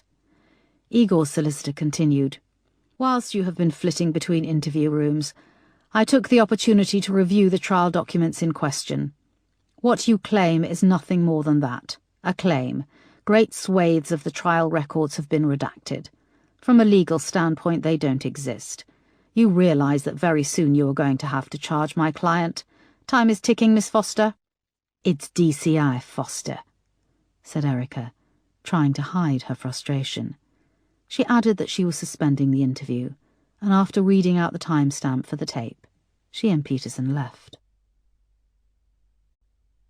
Chapter 67. Erica, Moss and Peterson were about to file into interview room 3 to speak to Linda, when the solicitor reminded them that legally their suspects were due a meal break. An hour later, and it was late afternoon. The day seemed to be vanishing. Linda, do you know why we've arrested you? Asked Erica. Linda sat back in her chair, cool and collected. You think I have information? You think I knew someone who killed Andrea? You think I killed Andrea, or perhaps you think I shot JR or President Kennedy. This isn't funny, Linda. This is Igor Kucherov. He's also been using the name George Mitchell. Andrea was involved in a sexual relationship with him before and while she was with Giles, said Erica, pushing his photo across the table. Linda stared at the photos laid out in front of her, regarding the explicit ones impassively. We know he took this photo of you and Andrea, Erica added. You don't know that, Linda sniffed, her eyes darting between the officers. How can you know that? Because we've arrested Igor Kucherov on suspicion of Andrea's murder, and the murders of Tatiana Ivanova, Mirka Bratova, Karolina Todorova, and Ivy Norris. Right now, he's being interviewed in the next room, said Erica. You're lying, and I don't talk to liars. Do I have to talk to these liars? Asked Linda, looking to her solicitor. Do you have evidence that this photo of my client was taken by the man you state? Asked the solicitor. Erica ignored him. Do you remember a girl called Barbara? She was a friend of Andrea's. Yes. She accompanied your family on a couple of summer holidays. She was sweet, perhaps a little too sweet, and eager. Even so, too good for Andrea, and, surprise, surprise, Andrea chased her away. How did she chase her away? Oh, the usual. At first she thought Barbara was the bee's knees, then her excitement cooled, and she made the girl feel like the poor relative. When she joined us on our last holiday, Barbara had lost a lot of weight. She was emaciated. Andrea thought it was the height of fashion. That was probably enough to excommunicate the poor girl.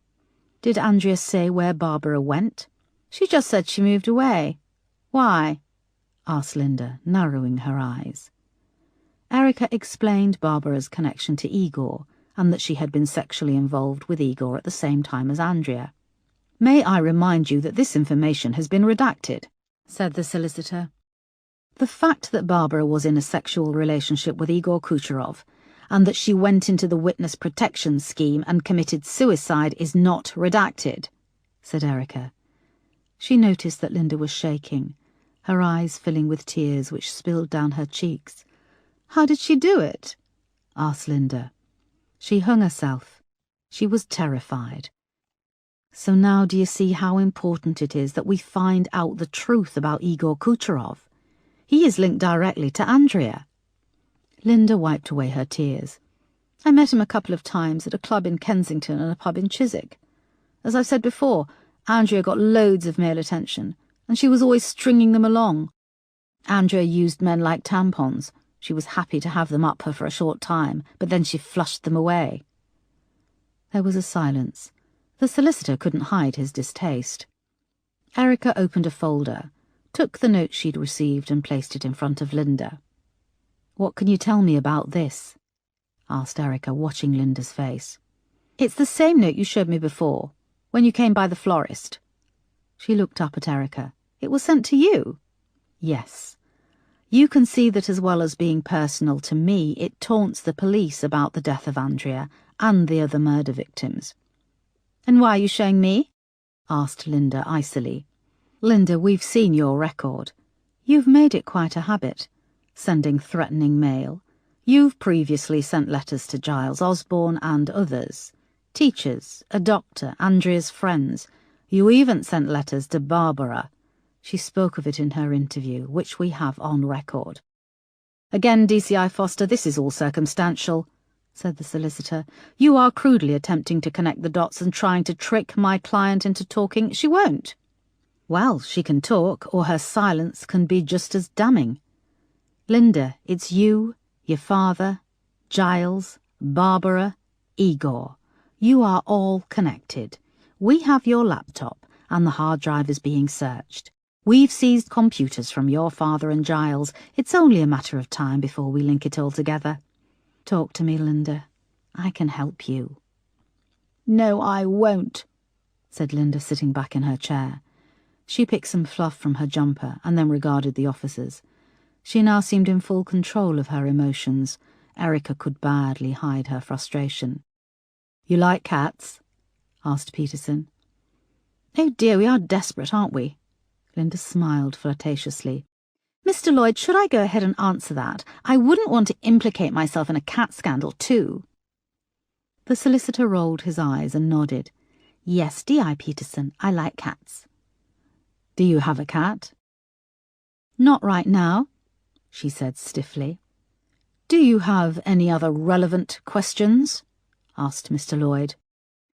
No, that's all for now, said Erica, trying to save face. When they came back outside into the corridor, Wolfe was waiting. What? She snapped. It's Marsh. Not now, I'll call him back. He's here in his office and he wants to speak to you. Chapter 68. Marsh was pacing up and down in front of the window when Erica knocked on the door of his office. When she entered, he stopped and stared at her. He wore crisp white chinos, an open-necked shirt, and had an arty flat cap on his head. Despite everything, Erica had to suppress a smile. Are you going for the David Beckham look, sir, or is that your painting outfit? Sit down, he said, pulling off the hat and chucking it on the papers piled high on his desk. Are you out of your mind, DCR Foster? Do you know the shitstorm you've stirred up, arresting the Douglas Browns? I've had calls coming in from the Cabinet Office. He seemed weary, fed up of the whole situation. Sir, if you'll listen, no. I'm ordering you to release Sir Simon, Linda, Giles Osborne, and Igor Kucherov from custody. Do you understand? You've exposed someone in the witness protection scheme. You've been openly discussing the details of a criminal trial marked CMP. Sir, Barbara Kardosheva killed herself, which means she is no longer in witness protection. Erica went on to explain the money transfer between Simon, Giles and Igor, and the statement from Barbara, linking Igor to the trafficking of Eastern European women. She left out the doubt about him being in the UK at the time of Andrea's murder. You've got to admit, sir, even as a coincidence, all this stinks. Marsh had listened intently. He was now breathing heavily and continued to pace up and down. She could almost see the cogs turning. What time is it? He asked. It's coming up to 5, said Erica. And when is their 24 hours in custody up? 9 a.m. tomorrow. Have they had an evening meal break? Not yet. OK, and they are entitled to an uninterrupted 8 hours rest. I know, sir. I need more time. Will you consider extending, giving me another 12 hours? I can't authorise it, and you can. I'm waiting on forensics. They took Simon's laptop and Linda's too. There are also bank statements we're going through. No, I can't extend. Marsh came and sat down. Look, Erica, you are a brilliant officer. Sir, you always say that right before you tell me not to do something. Marsh paused. I say it because it's true. Also because I can see how this is going to end. You're going up against powerful people here, and the odds are not in your favour. Sounds very Hunger Games. I'm serious, Erica. Release your suspects and I will do the best I can to protect you. Protect me? Asked Erica incredulously. Erica, are you blind to how things work? The establishment always wins. We've both seen it. You lack credible evidence. Please, walk away. Save your career. Sometimes you have to let things go. No, I'm sorry, sir. That's not good enough. 5 women have died. 5. What right do people in the so-called establishment have to get away with covering it all up?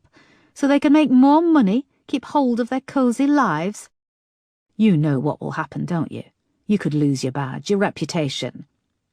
Sir, I've had almost everything taken from me.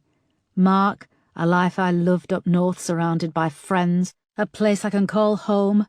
The only thing I have to hold on to is a sense of morality, and that until 9 a.m. tomorrow I might still get justice for these women. Marsh stared at her. The anger between them had gone. All there was between them was a messy desk, but it was as if they sat on either side of a vast canyon, and Erica was on the side that had the least stability. OK, you've got until 9 a.m. tomorrow to make a case, and you'll take the consequences, said Marsh. Thank you, sir. Erica got up and left his office, noting the sadness in his eyes. Chapter 69. Erica and her team continued to question the suspects, but as early evening slipped away, the case seemed to go with it. Igor, Simon, Giles and Linda sensed their lack of evidence and grew confident, clamming up and running circles around their questioning. Their solicitors were incredulous when Erica announced that they would be kept overnight and questioned again in the morning. It was close to midnight, and Crane and Erica were the last two left in the incident room. "Is there anything else I can do, boss?" said Crane, appearing at her shoulder.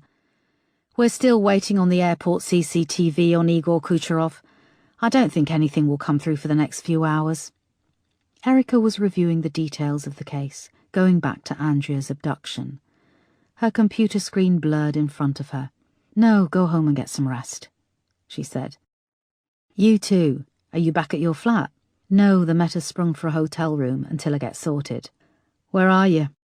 "Park Hill Hotel." Crane whistled. "It's nice. Had my nan's 90th there. Nice golf course too." "Night." "See you tomorrow bright and early," said Erica as he left. It was after midnight when she arrived at the hotel. When she came into her smart, elegant room, she felt 1,000,000 miles away from the case. The distance didn't help. She woke at 4:30, drenched in sweat, from the now familiar dream. Gunshots ringing around her, and Mark collapsing to the ground. She closed her eyes. The last image burned into her brain, the back of his head blown away by a shotgun. It was sweltering. She got out of bed and went to the window, feeling the radiator underneath pumping out heat. Her room was on the 6th floor, and beyond the inky blackness of the golf course she could see houses, rows of houses packed together towards Lewisham. A few had lights on, but most were in darkness.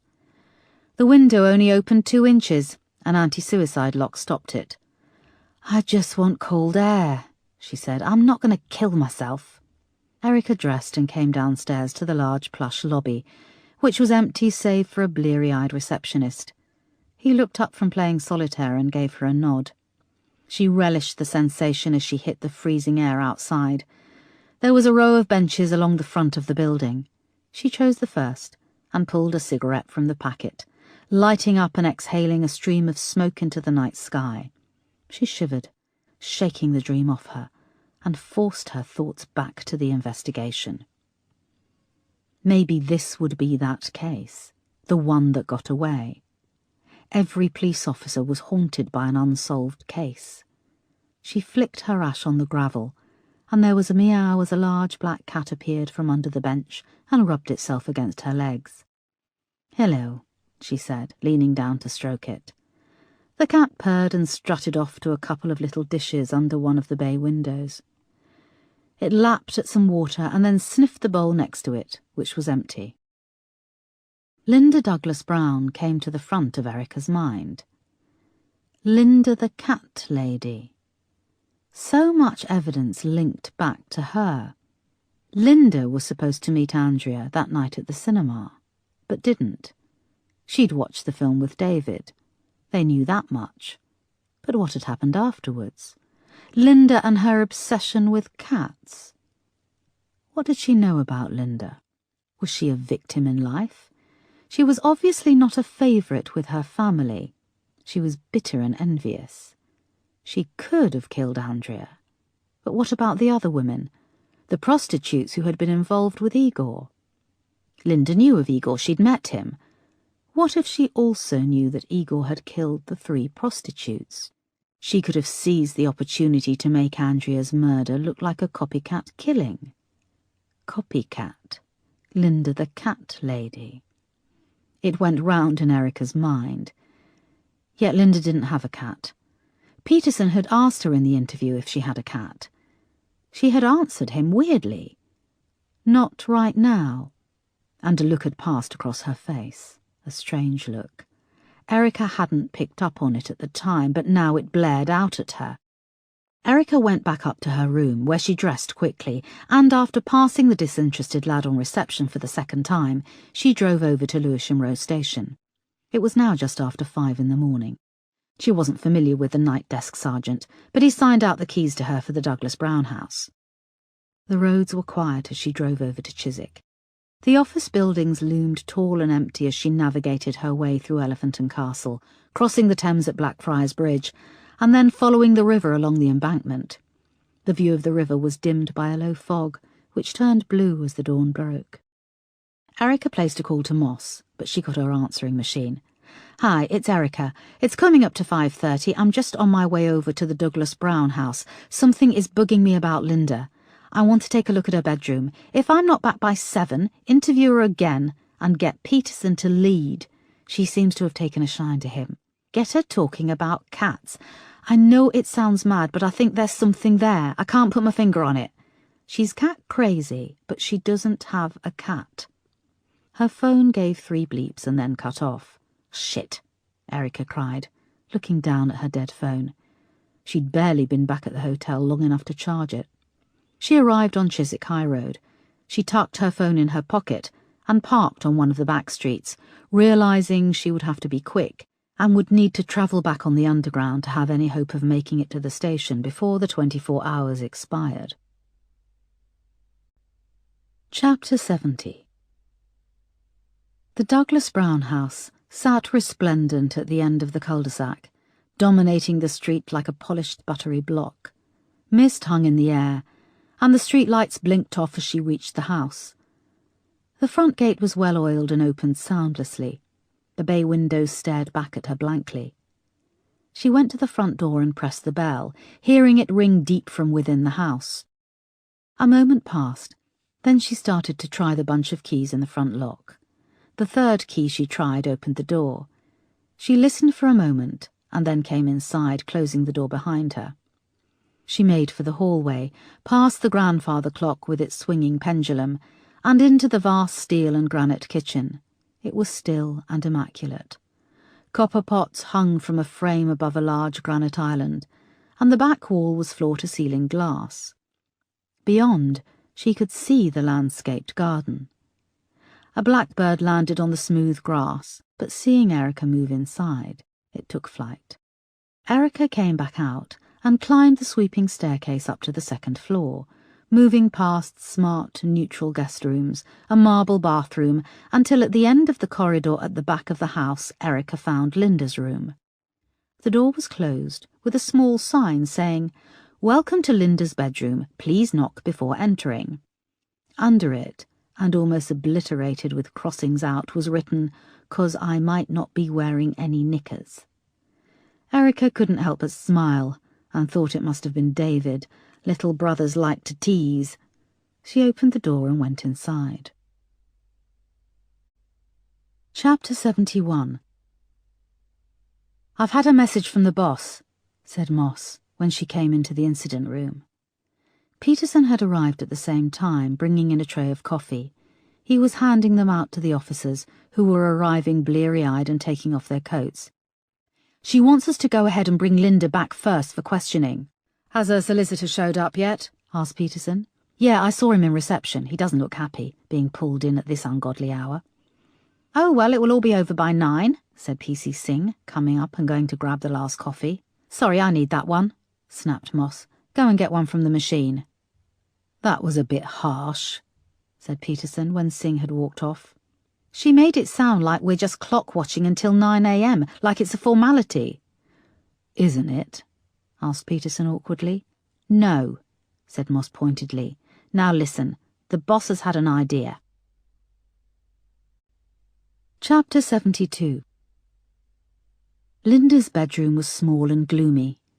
A sash window with a deep cushioned window seat overlooked the garden, and from above Erica could see that the lawn was still dotted with a few patches of dirty snow.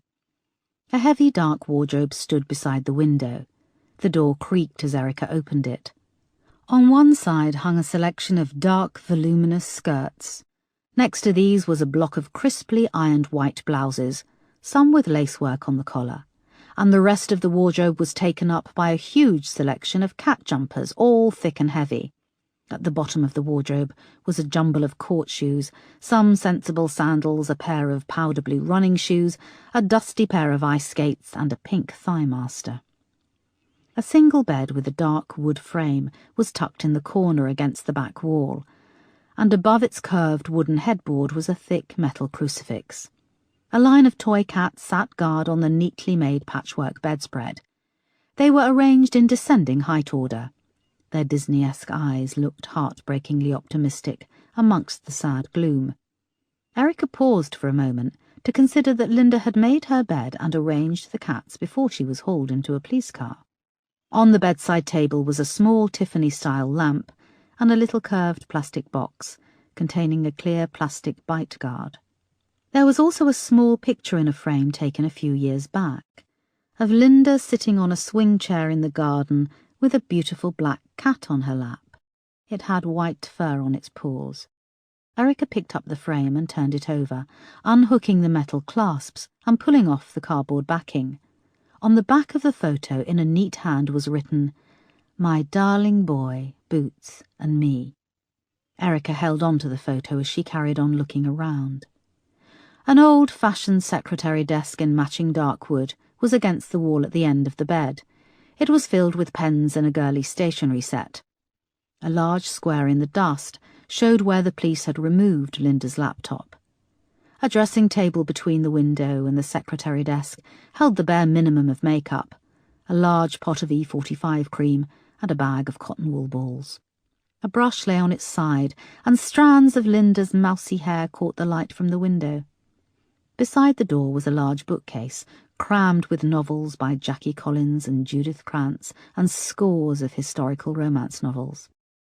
There was a couple of photos from the family holidays in Croatia, Portugal and Slovakia, mainly of Linda and Andrea with various stray cats, and there was a photo of Linda standing at the base of a cliff with a large tanned guy with dirty blonde hair.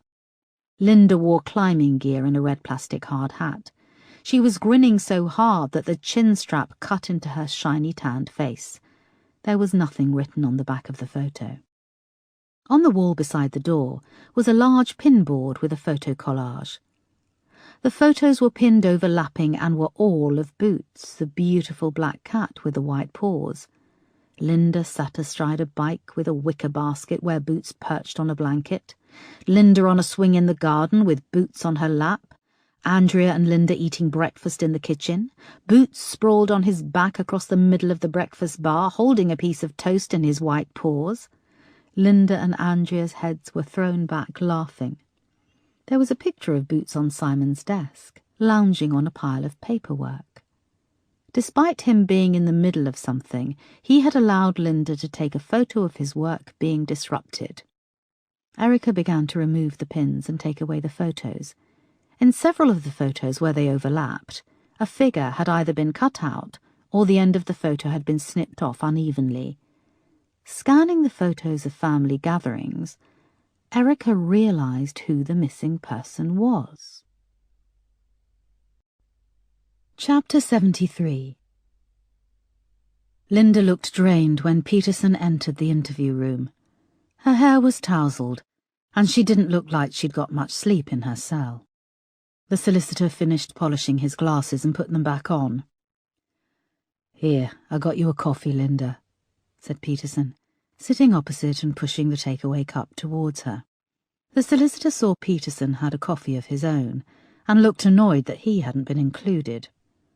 Peterson tilted up his cup to the light. "Look, they never get it right. I said my name was Peterson. They've written Peter, son." Linda stared at him for a moment, and then reached out for her cup and checked the side. "They got my name right," she said.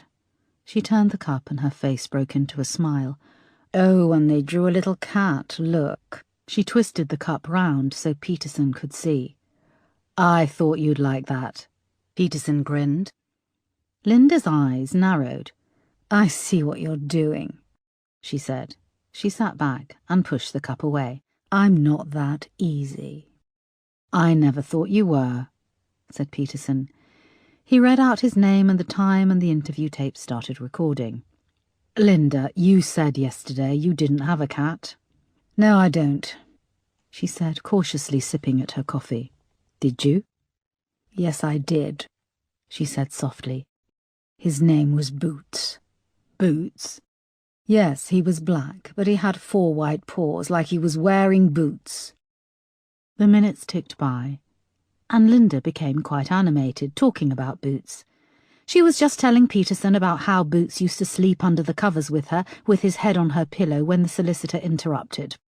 "Look, D.I. Peterson, what has this got to do with your investigation?" "I'm talking about my cat, thank you very much," Linda snapped back. "I'm working for you here, Miss Douglas Brown." "Yes, you are, and I'm talking about my fucking cat, okay?" "Yes, very well," said the solicitor. Linda turned back from the solicitor to Peterson. "I'm sick of people who think cats are just pets. They're not. They're such intelligent, beautiful creatures." Back in the observation room, Moss and Crane were watching.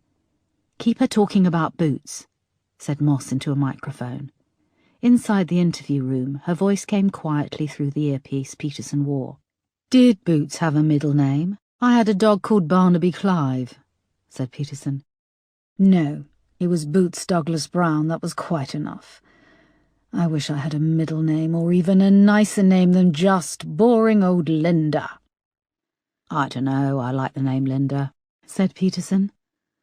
"But Boots is so much more exotic."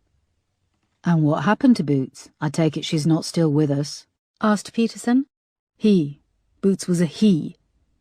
And no, he's not with us," said Linda. She gripped the edge of the desk. "Are you okay? Is this upsetting to talk about how Boots died?" pressed Peterson. "Of course it was upsetting. He died," shouted Linda. There was a silence. "OK, this is good. Peterson, keep on at her. We're breaking her down," said Moss in his ear. Chapter 74. The Douglas Brown house was silent and felt heavy and oppressive with secrets and unanswered questions. Erica hadn't noticed how long she'd spent in Linda's bedroom, staring at the family photos and absorbing the sadness emanating from Linda's possessions. She was now moving down the corridor, still clutching the photos of Boots the cat, and checking to see what was behind the doors. She passed empty guest bedrooms, a large bathroom, a huge linen closet, and 2 picture windows in the corridor, which looked onto the bare back wall of the house next door. At the other end of the floor, at the furthest point from Linda's room, Erica found David's bedroom. The door was open.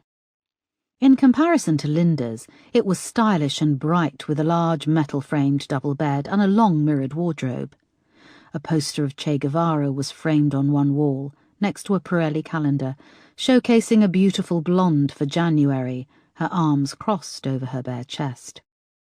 There was a faint smell of expensive aftershave, and on a large desk was a silver MacBook laptop which was open, and beside it an iPod docked into a large speaker set.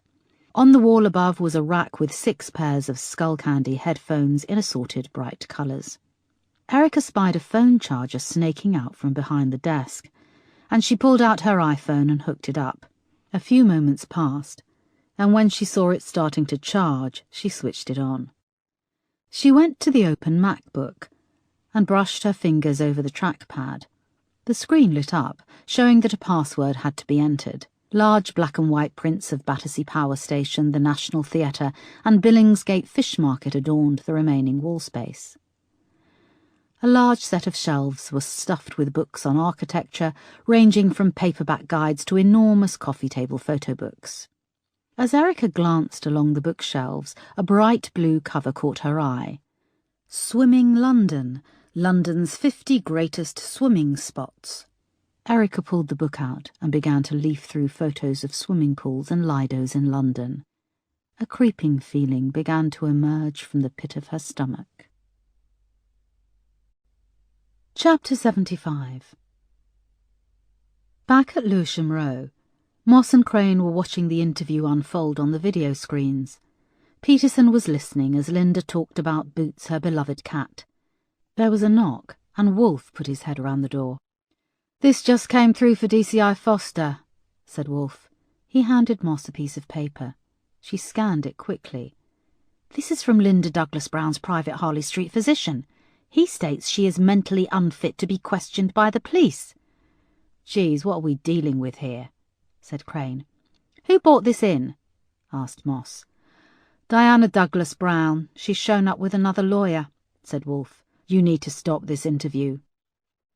We've been told she knows nothing, and yet this document is hand-delivered just before 7 in the morning, said Moss. You know I have your back, but this goes high up. Establishment stuff. I can see the edge of the cliff approaching, said Crane. Just a few minutes more, Wolfe. Go back out, come back in 10. Wolfe reluctantly nodded and left. OK, Peterson, push her harder, said Moss into the microphone. How did he die, Linda? Asked Peterson back in the interview room. How did Boots die? Linda's bottom lip was now trembling, and she gripped the coffee cup, running her fingers over the tiny cartoon cat. None of your business.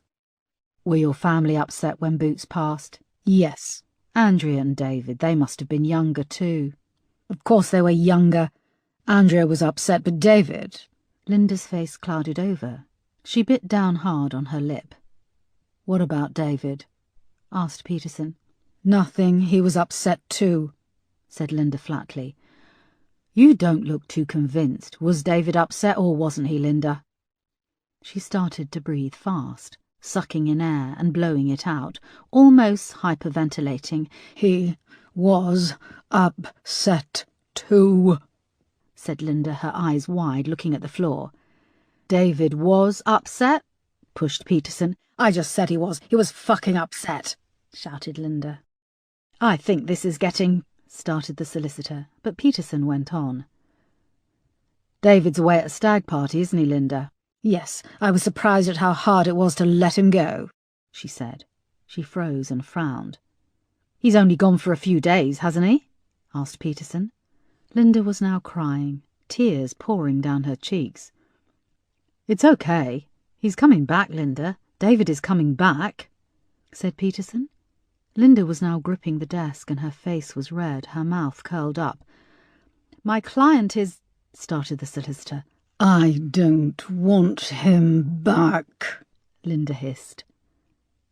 Linda, why don't you want David back? It's okay, it's me. You can tell me, said Peterson. He could feel the air almost prickling with intensity in the interview room. Far away, said Linda darkly. I want him gone far away. Gone. Gone. Why, Linda? Tell me why. Why do you want David gone far away? Because he killed my cat, she suddenly cried. He killed Boots. Killed Boots? No one believed me. They all thought I was making it up, but he killed my baby cat. He killed Giles's cat too, and made it look like it was me, that fucking bastard. David killed your cat, said Peterson. Yes. How did he kill him? Asked Peterson. Linda was now turning purple, gripping the desk, trying to rock it, but it was bolted to the floor. The words were pouring out of her now. He strangled him. He strangled him, like...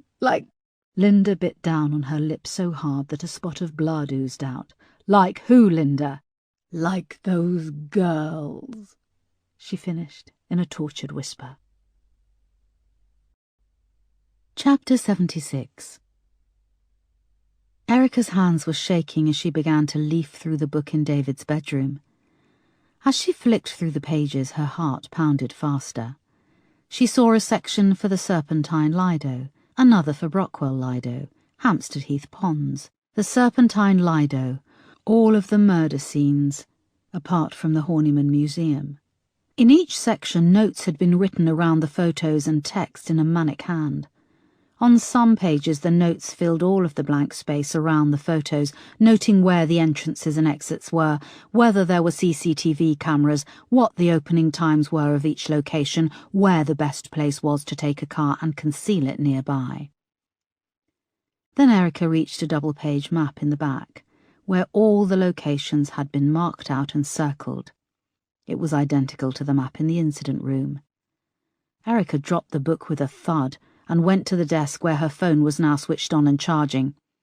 She picked up the phone and started to scroll through, searching for Moss or Crane's extension number back at Lewisham Row.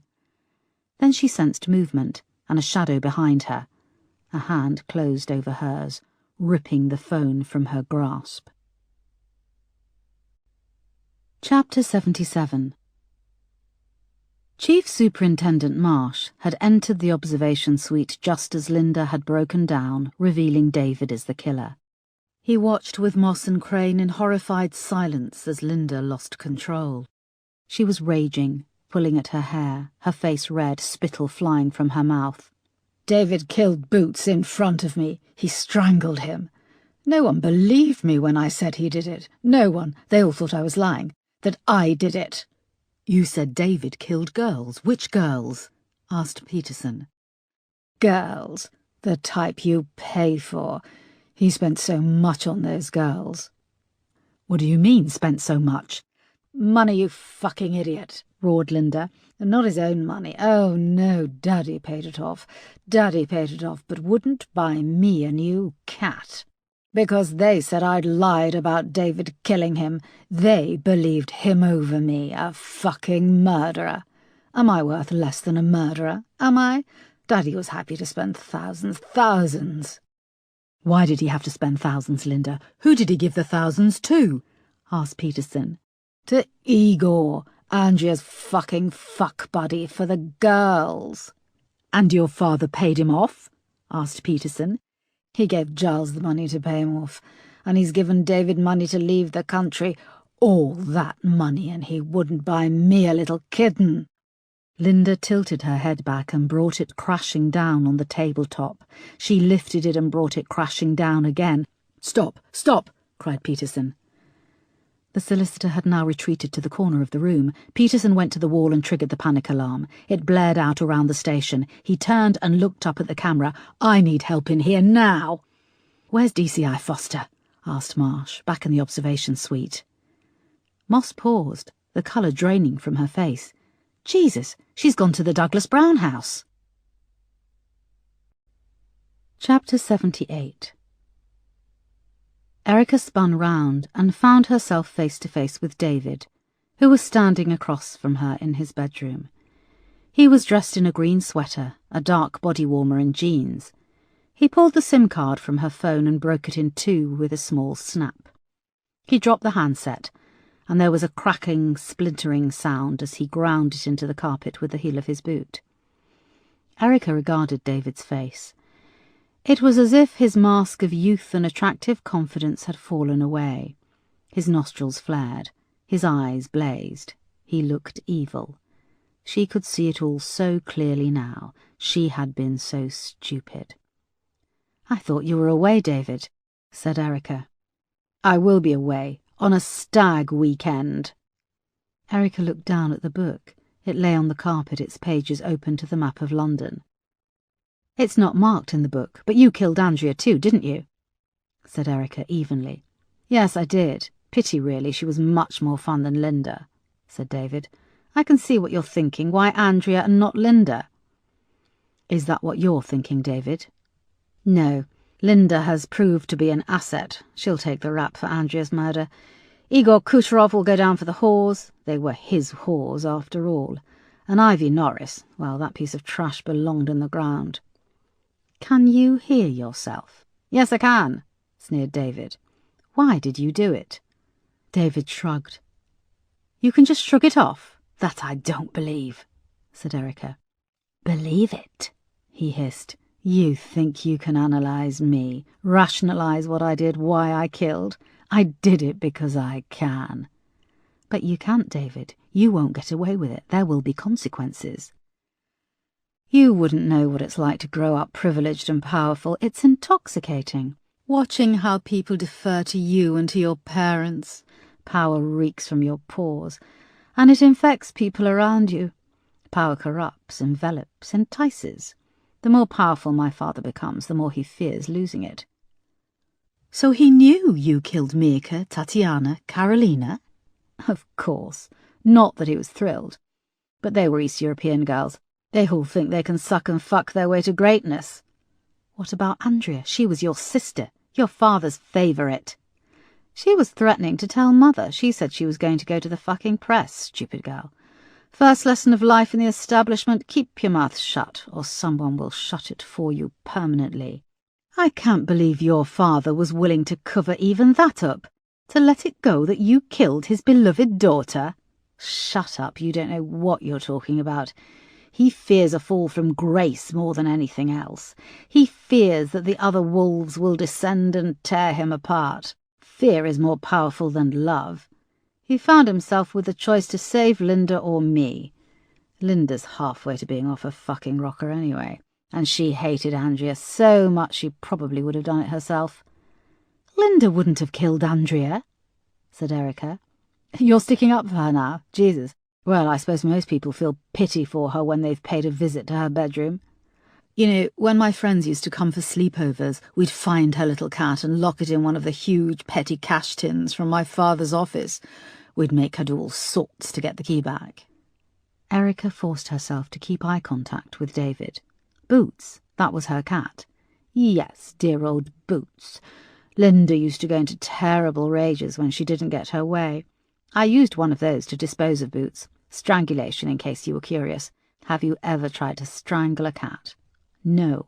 Kill a rabbit? You Slovaks like a bit of bunny, don't you? No.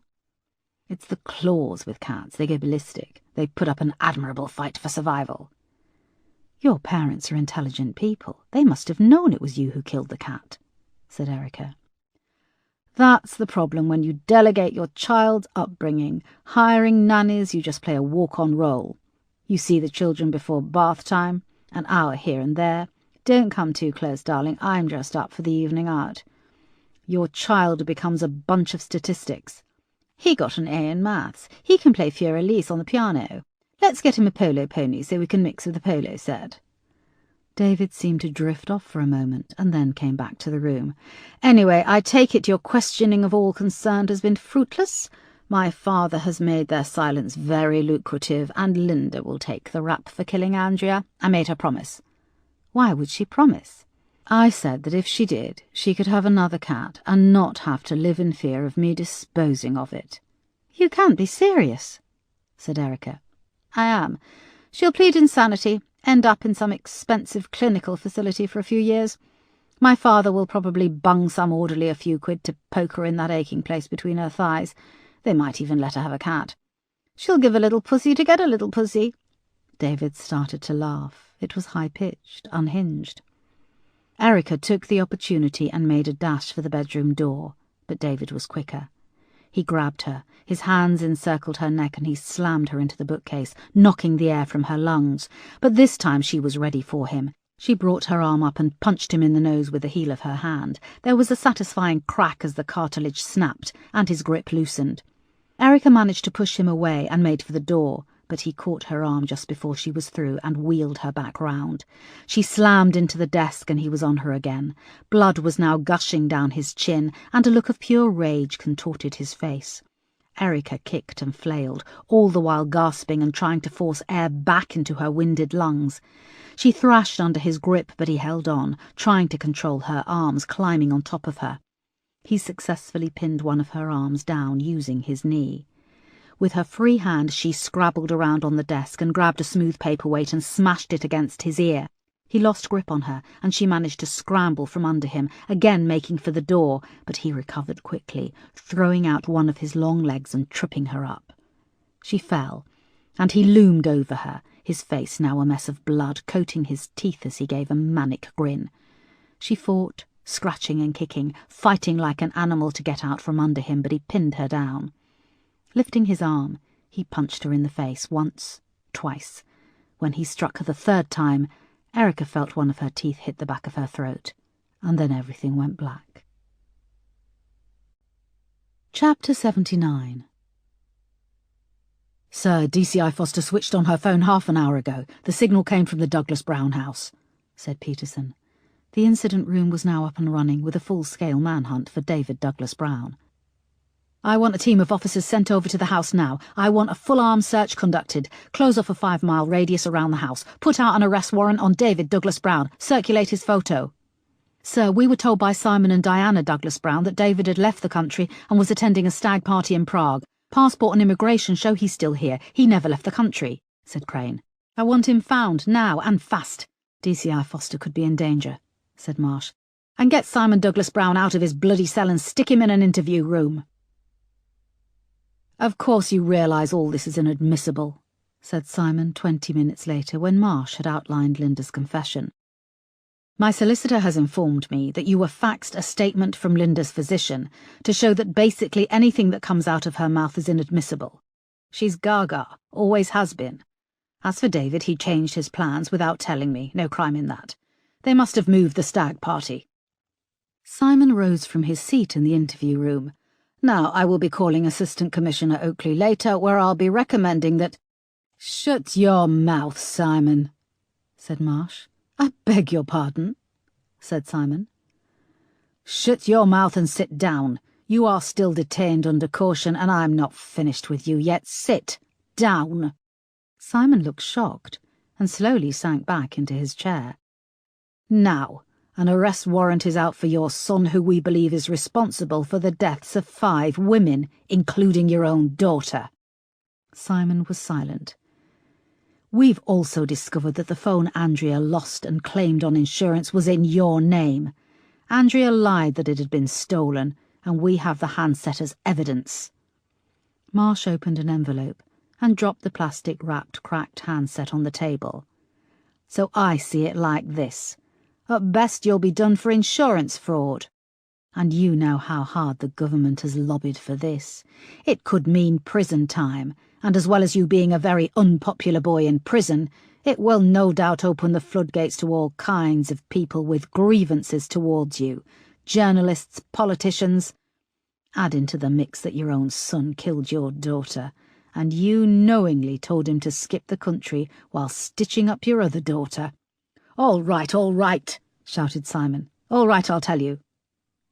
Simon Douglas Brown, Baron of Hunstanton, I'm arresting you on charges of perverting the course of justice and concealing criminal activity.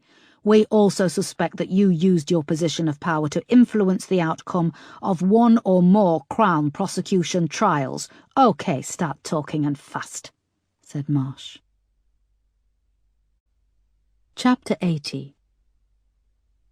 David had quickly cleaned himself up in the bathroom, packing his nose with tissue to stop the bleeding. He then grabbed his bag, passport and money, and carried Erica downstairs over his shoulder. He was surprised how heavy she was for someone so scrawny. They emerged into the underground garage, and the lights blinked on. He approached the boot of the car. Inside was the prostitute with the long dark hair he had picked up at Paddington Station. They'd driven around for a while, he and the prostitute, the girl attempting to make him hard, her hand inside his trousers, but that hadn't interested him. It had been a busy night, and all his usual places, the parks and Lidos, had too much action going on. People walking about, police cars moving slowly past. He had been forced to bring her home.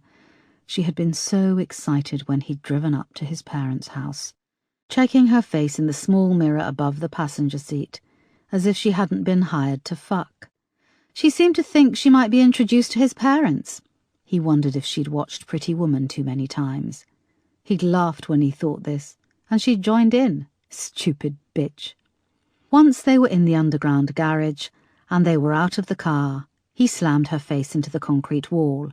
She never regained consciousness. This had made the moment when she died disappointing. Still, he now had the ultimate prize, DCI Foster. When he opened the boot of the car, the dead girl lay on her back. He had checked on her 3 times since he had strangled her to death, and each time it fascinated him to see how she'd changed, through the rigid, wide-eyed stare of rigor mortis to the tinge of purple on her skin, where she looked as if she was sleeping, and now her sharp cheekbones buried beneath swollen, bloated flesh, making her bruises bloom dark like ink stains. He laughed at her swollen face. She would hate to see how fat she was getting. He heaved Erica's limp body in beside her, closed the boot, and locked it. It was still early in the morning when he pulled out of the underground garage and into the cul-de-sac, but he drove carefully for the couple of miles to the M4 junction. Once on the motorway, he was able to join the rush-hour traffic, whipping round the M25 motorway orbiting the outskirts of London. Erica felt herself regain consciousness, but the darkness was absolute. Her face was pressed against something rough. One arm was pinned under her at an angle. She brought the other arm up to touch her face, but her hand hit a solid mass a few inches above her head. She shifted, feeling the pain shoot through her face. She tasted blood and swallowed painfully. There was a rumbling, swaying motion underneath her. She felt around her the curved sides of the confined space, the metal above her, the inside mechanism of the lock, and realized she was in the boot of a car. Then a foul, pungent smell hit her. It had a tang of rot, and she heaved, barely able to catch her breath when she was forced to suck the rancid smell back into her lungs in the confined space. The car sped up and took a turn, the road bumping unevenly underneath. The gravitational force pushed Erica across to the edge of the boot, and something heavy rolled against her. It was then that she knew she was in the back of the car with a body. Chapter 81. Information was coming through to the incident room fast, and Moss and Peterson were realizing with horror that DCI Foster could be the next victim. The Douglas Brown house had been searched and was empty.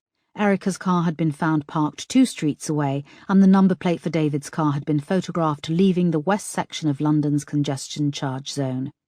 Simon Douglas Brown's secretary bought David a one-way ticket on the Eurostar to Paris, said Crane, coming off the phone. So not Prague, said Moss. Shit, what about DCI Foster? Asked Peterson. She's not in the house, she's not in her car, she must be in his, said Moss. Crane, how fast can we scramble a helicopter? When Chief Superintendent Marsh gives the order, 4 minutes, said Crane. OK, I'm calling Marsh, said Moss. Chapter 82.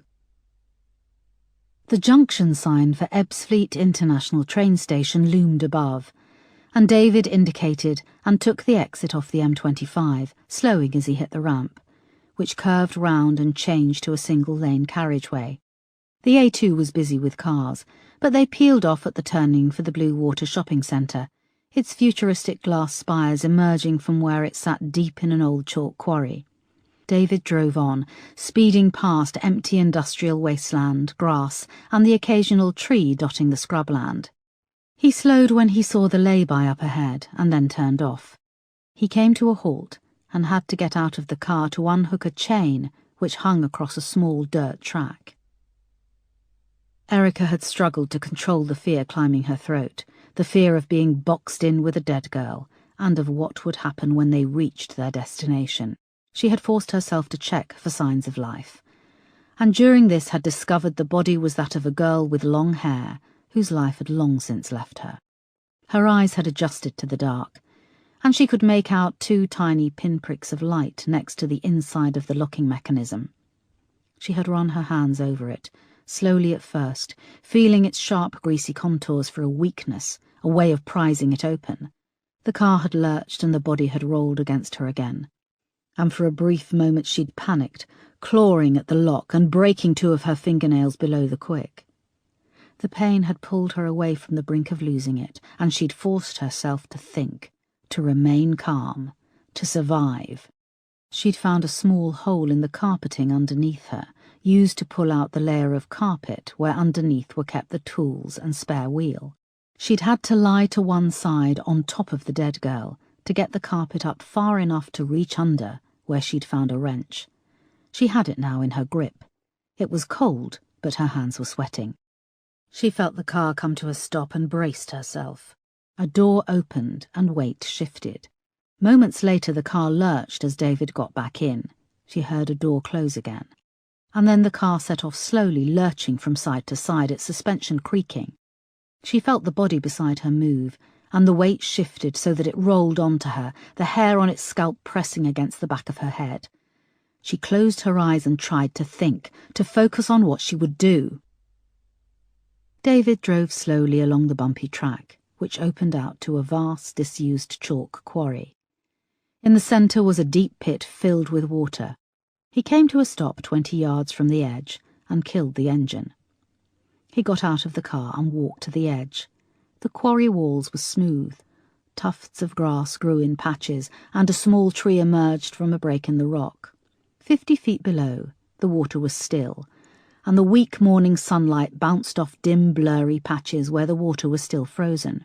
To the left, the Blue Water shopping centre sat low on the horizon, and a couple of miles in the opposite direction, a high-speed train left Ebbsfleet International, streaking past silently on its way to the Eurotunnel crossing to Paris.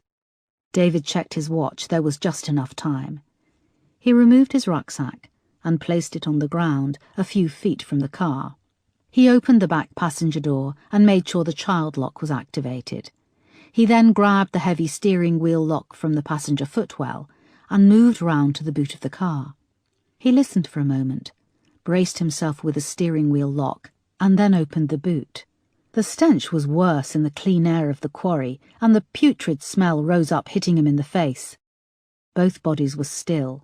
He leant in to pull Erica out, but her arms shot out as she caught him on the side of his head with a wrench.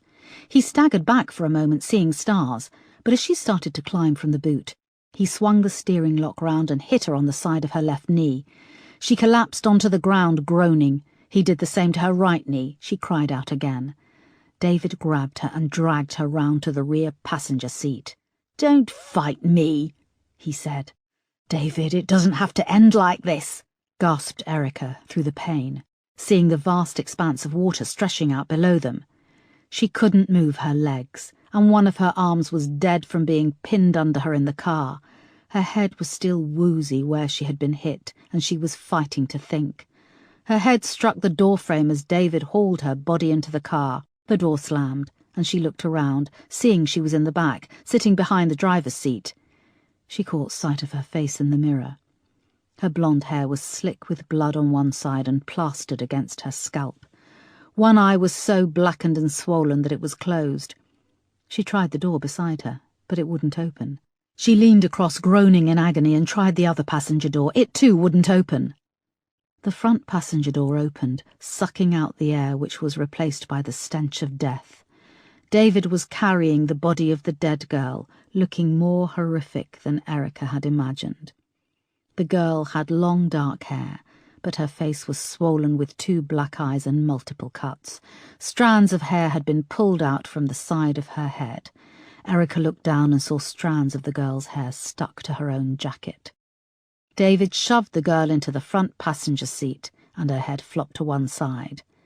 Erica could see that her eyes were a pearly blue, and her tongue had swollen, oozing from her mouth like a huge purple-black slug. "David, listen, I don't know what you're planning, but you won't get away with it. If you surrender now, I can—" "You really are an arrogant bitch, aren't you?" he said, peering through the seats. "Here you are with the shit beaten out of you, stuck inside a car in the middle of nowhere, and you think I'm going to surrender to you? David!" He leant over and punched her hard in the face. Her head jerked back and bounced off the passenger windscreen. Blackness flooded her vision for a moment. When she came to, she felt a seat belt being pulled around her and fastened with a click. The door beside her slammed shut. David peered through the seats, taking off the handbrake. She felt the wheels jerk free. "It looks like it's going to freeze again tonight," he said. The driver's door slammed, and seconds later, the car began to roll forward towards the edge of the quarry. The car quickly picked up speed. David broke into a run, still pushing.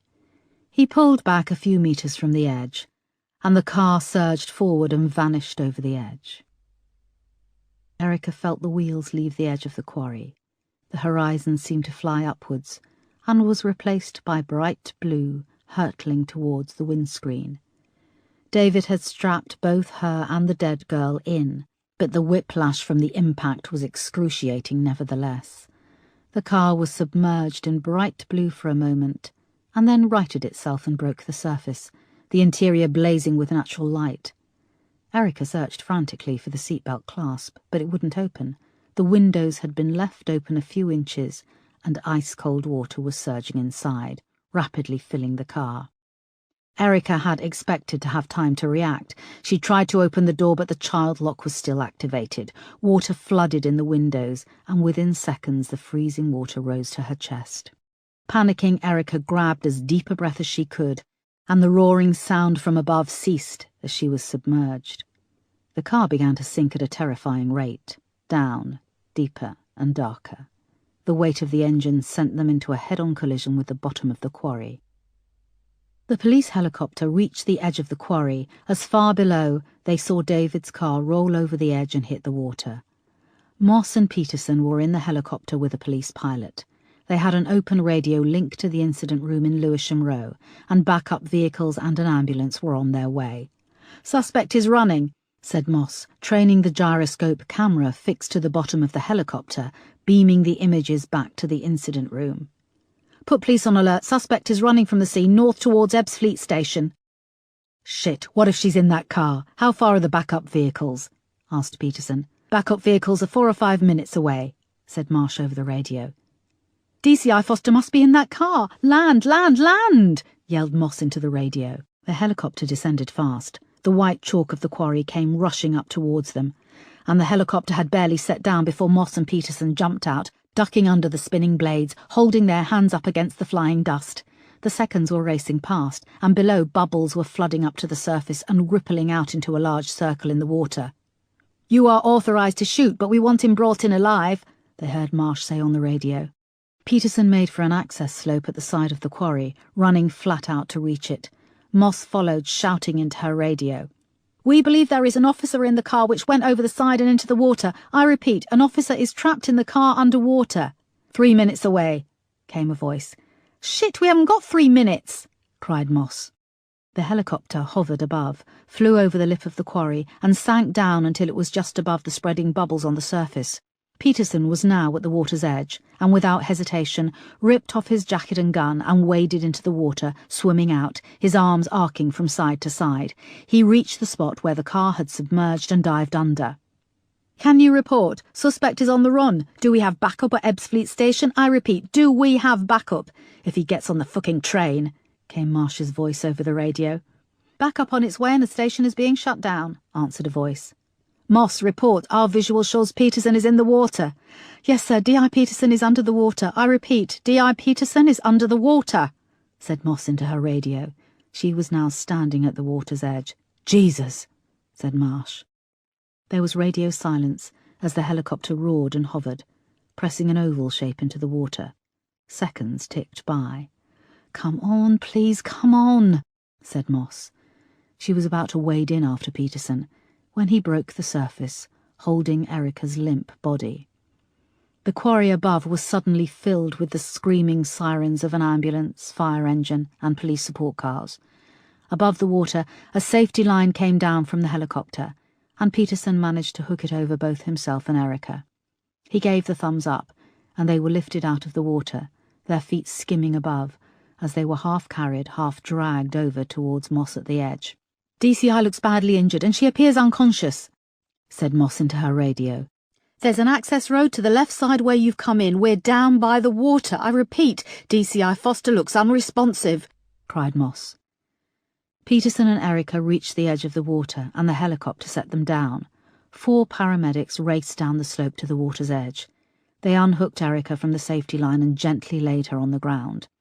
Peterson was drenched and shivering, and a foil blanket was quickly put over him. The paramedics started to work on Erica. There were a few tense moments, and then Erica gasped, coughing up water. "It's okay, on your side," said the paramedic, tipping her into the recovery position. She coughed, and more water shot out of her mouth. She gasped, pulling clean, cold air into her lungs. "DCI Foster is out of the water and she's alive," said Moss. "Thank fuck she's alive."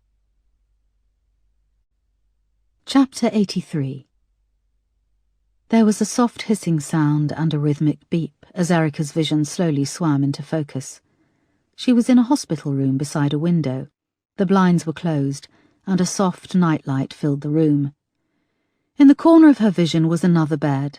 The bed covers moved up and then down, matching the hissing sound that she had heard. She rolled her tongue around the dry mouth and realized that the patient in the bed next to her was on a ventilator. Blue blankets were pulled up around her, and great swathes of her body felt completely numb. Her legs, one arm, the left side of her face. She felt no pain, just an uneasy feeling that pain was close by. Right now she was floating above the pain, but it would come soon and then she would have to deal with it. For now she could float above it, observing. Numb body, numb emotions. She closed her eyes and drifted off. When she woke again it was dark, and Marsh was sitting beside her bed. He wore a smart shirt and his leather jacket. The pain was starting to encroach. Her face, her legs, her arm. She also felt closer to her emotions, to the fear, the memories, that she thought she was going to die, the burning in her lungs when she hadn't been able to hold her breath anymore and she'd pulled in water, the dead girl in the back of the car with her, and then the girl's blurred face when the car had submerged, her dark hair spreading out in a halo around her head. "You're going to be okay," said Marsh, reaching over and gently taking Erica's right hand. She noticed her left hand was bandaged, and that she could only hear on one side, the opposite side to where Marsh was sitting. "You've had an operation. You've got a pin in one of your legs and a fractured cheek." Marsh tailed off. He was clutching a bunch of grapes on his lap. It was almost comical. "You'll make a full recovery. I've put a card on your bedside table. Everyone at the station has signed it. You did well, Erica. I'm proud of you." Erica tried to say something. On her third attempt, she managed it. "David?" They arrested him at Ebbsfleet. He's in custody along with his father, Giles Osborne and Igor Kucherov. Isaac went back through the forensic evidence and has found a match to some small hair fibres found on Mirka Baratova, the second victim. They match David's DNA, and we have Linda's testimony, and forensics are all over the car. They pulled it out of the quarry with the girl inside." Marsh smiled awkwardly. He reached out and took Erica's hand. "Anyway, there's plenty of time to tell you everything. What I really wanted to say is that I'm here if you need anything, and I'm here as a friend. Marcy sends her love. And she went out and got you some toiletries. I've put them in your locker." Erica tried to smile, but the pain was becoming sharp and angry. A nurse came in and checked Erica's chart. She went to the drip and pressed a button. "Peterson. I want to thank Peterson," said Erica. There was a beep, and Erica felt a coldness trickle through her hand. Marsh and the hospital room blurred to a pain-free whiteness. Epilogue. Erica breathed deeply, feeling the clean air fill her lungs.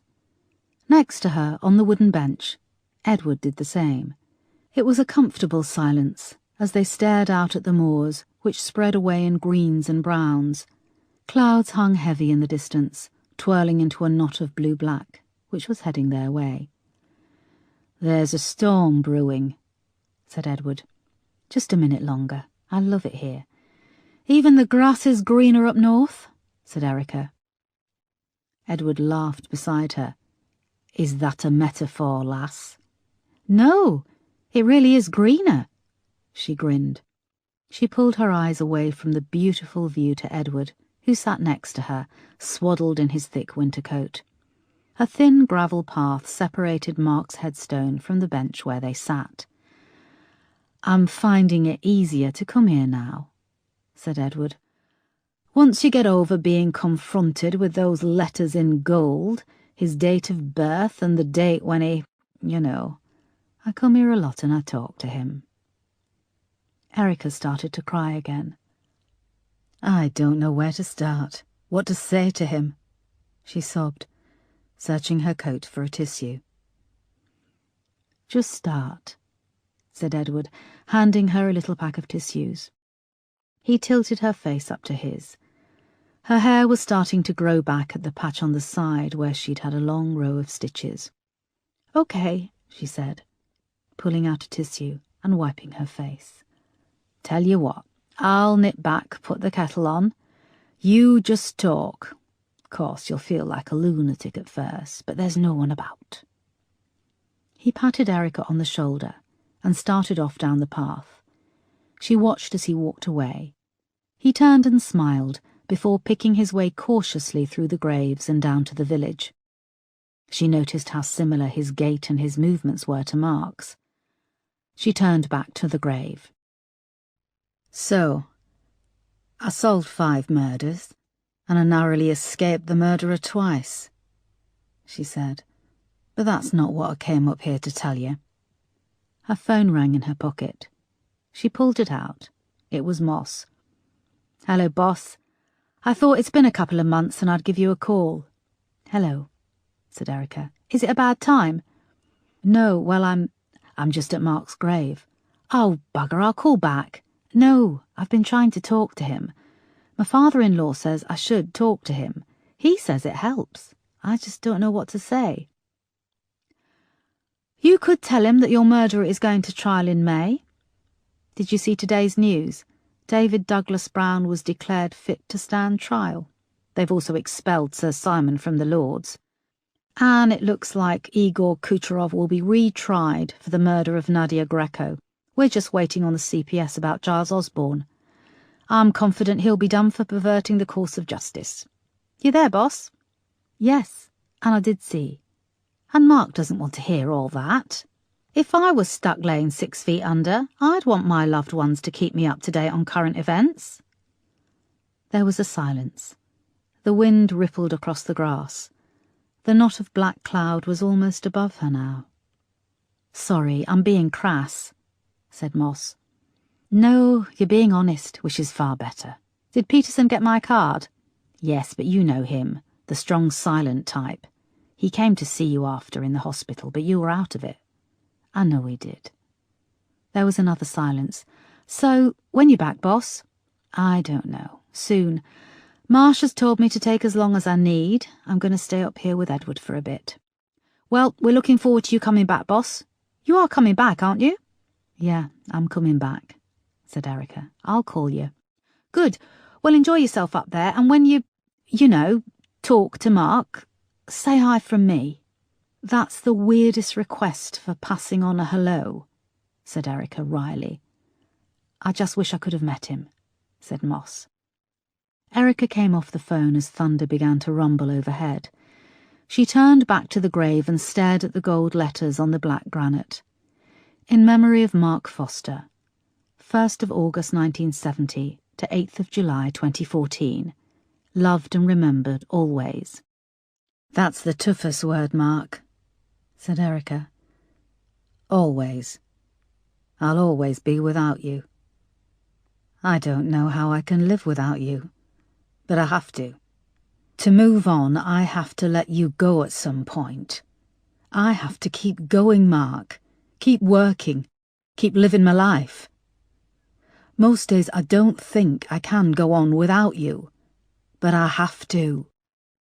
There's so much bad stuff out there that the only way I think I can cope with it all is to keep working, to try and make some kind of difference to the world." Water splashed onto Erica's cheek, and for once it wasn't a tear. The rain began to fall, spattering on the gravel and Mark's gravestone. "Your dad's making me a cuppa, so I'll be off. But I'll be back, I promise," said Erica. She got up, put her fingers to her lips, and pressed them against the cold stone, just under Mark's name. Erica hitched her bag over her shoulder and set off across the graveyard, back towards tea and cake and the warmth of Edward's kitchen.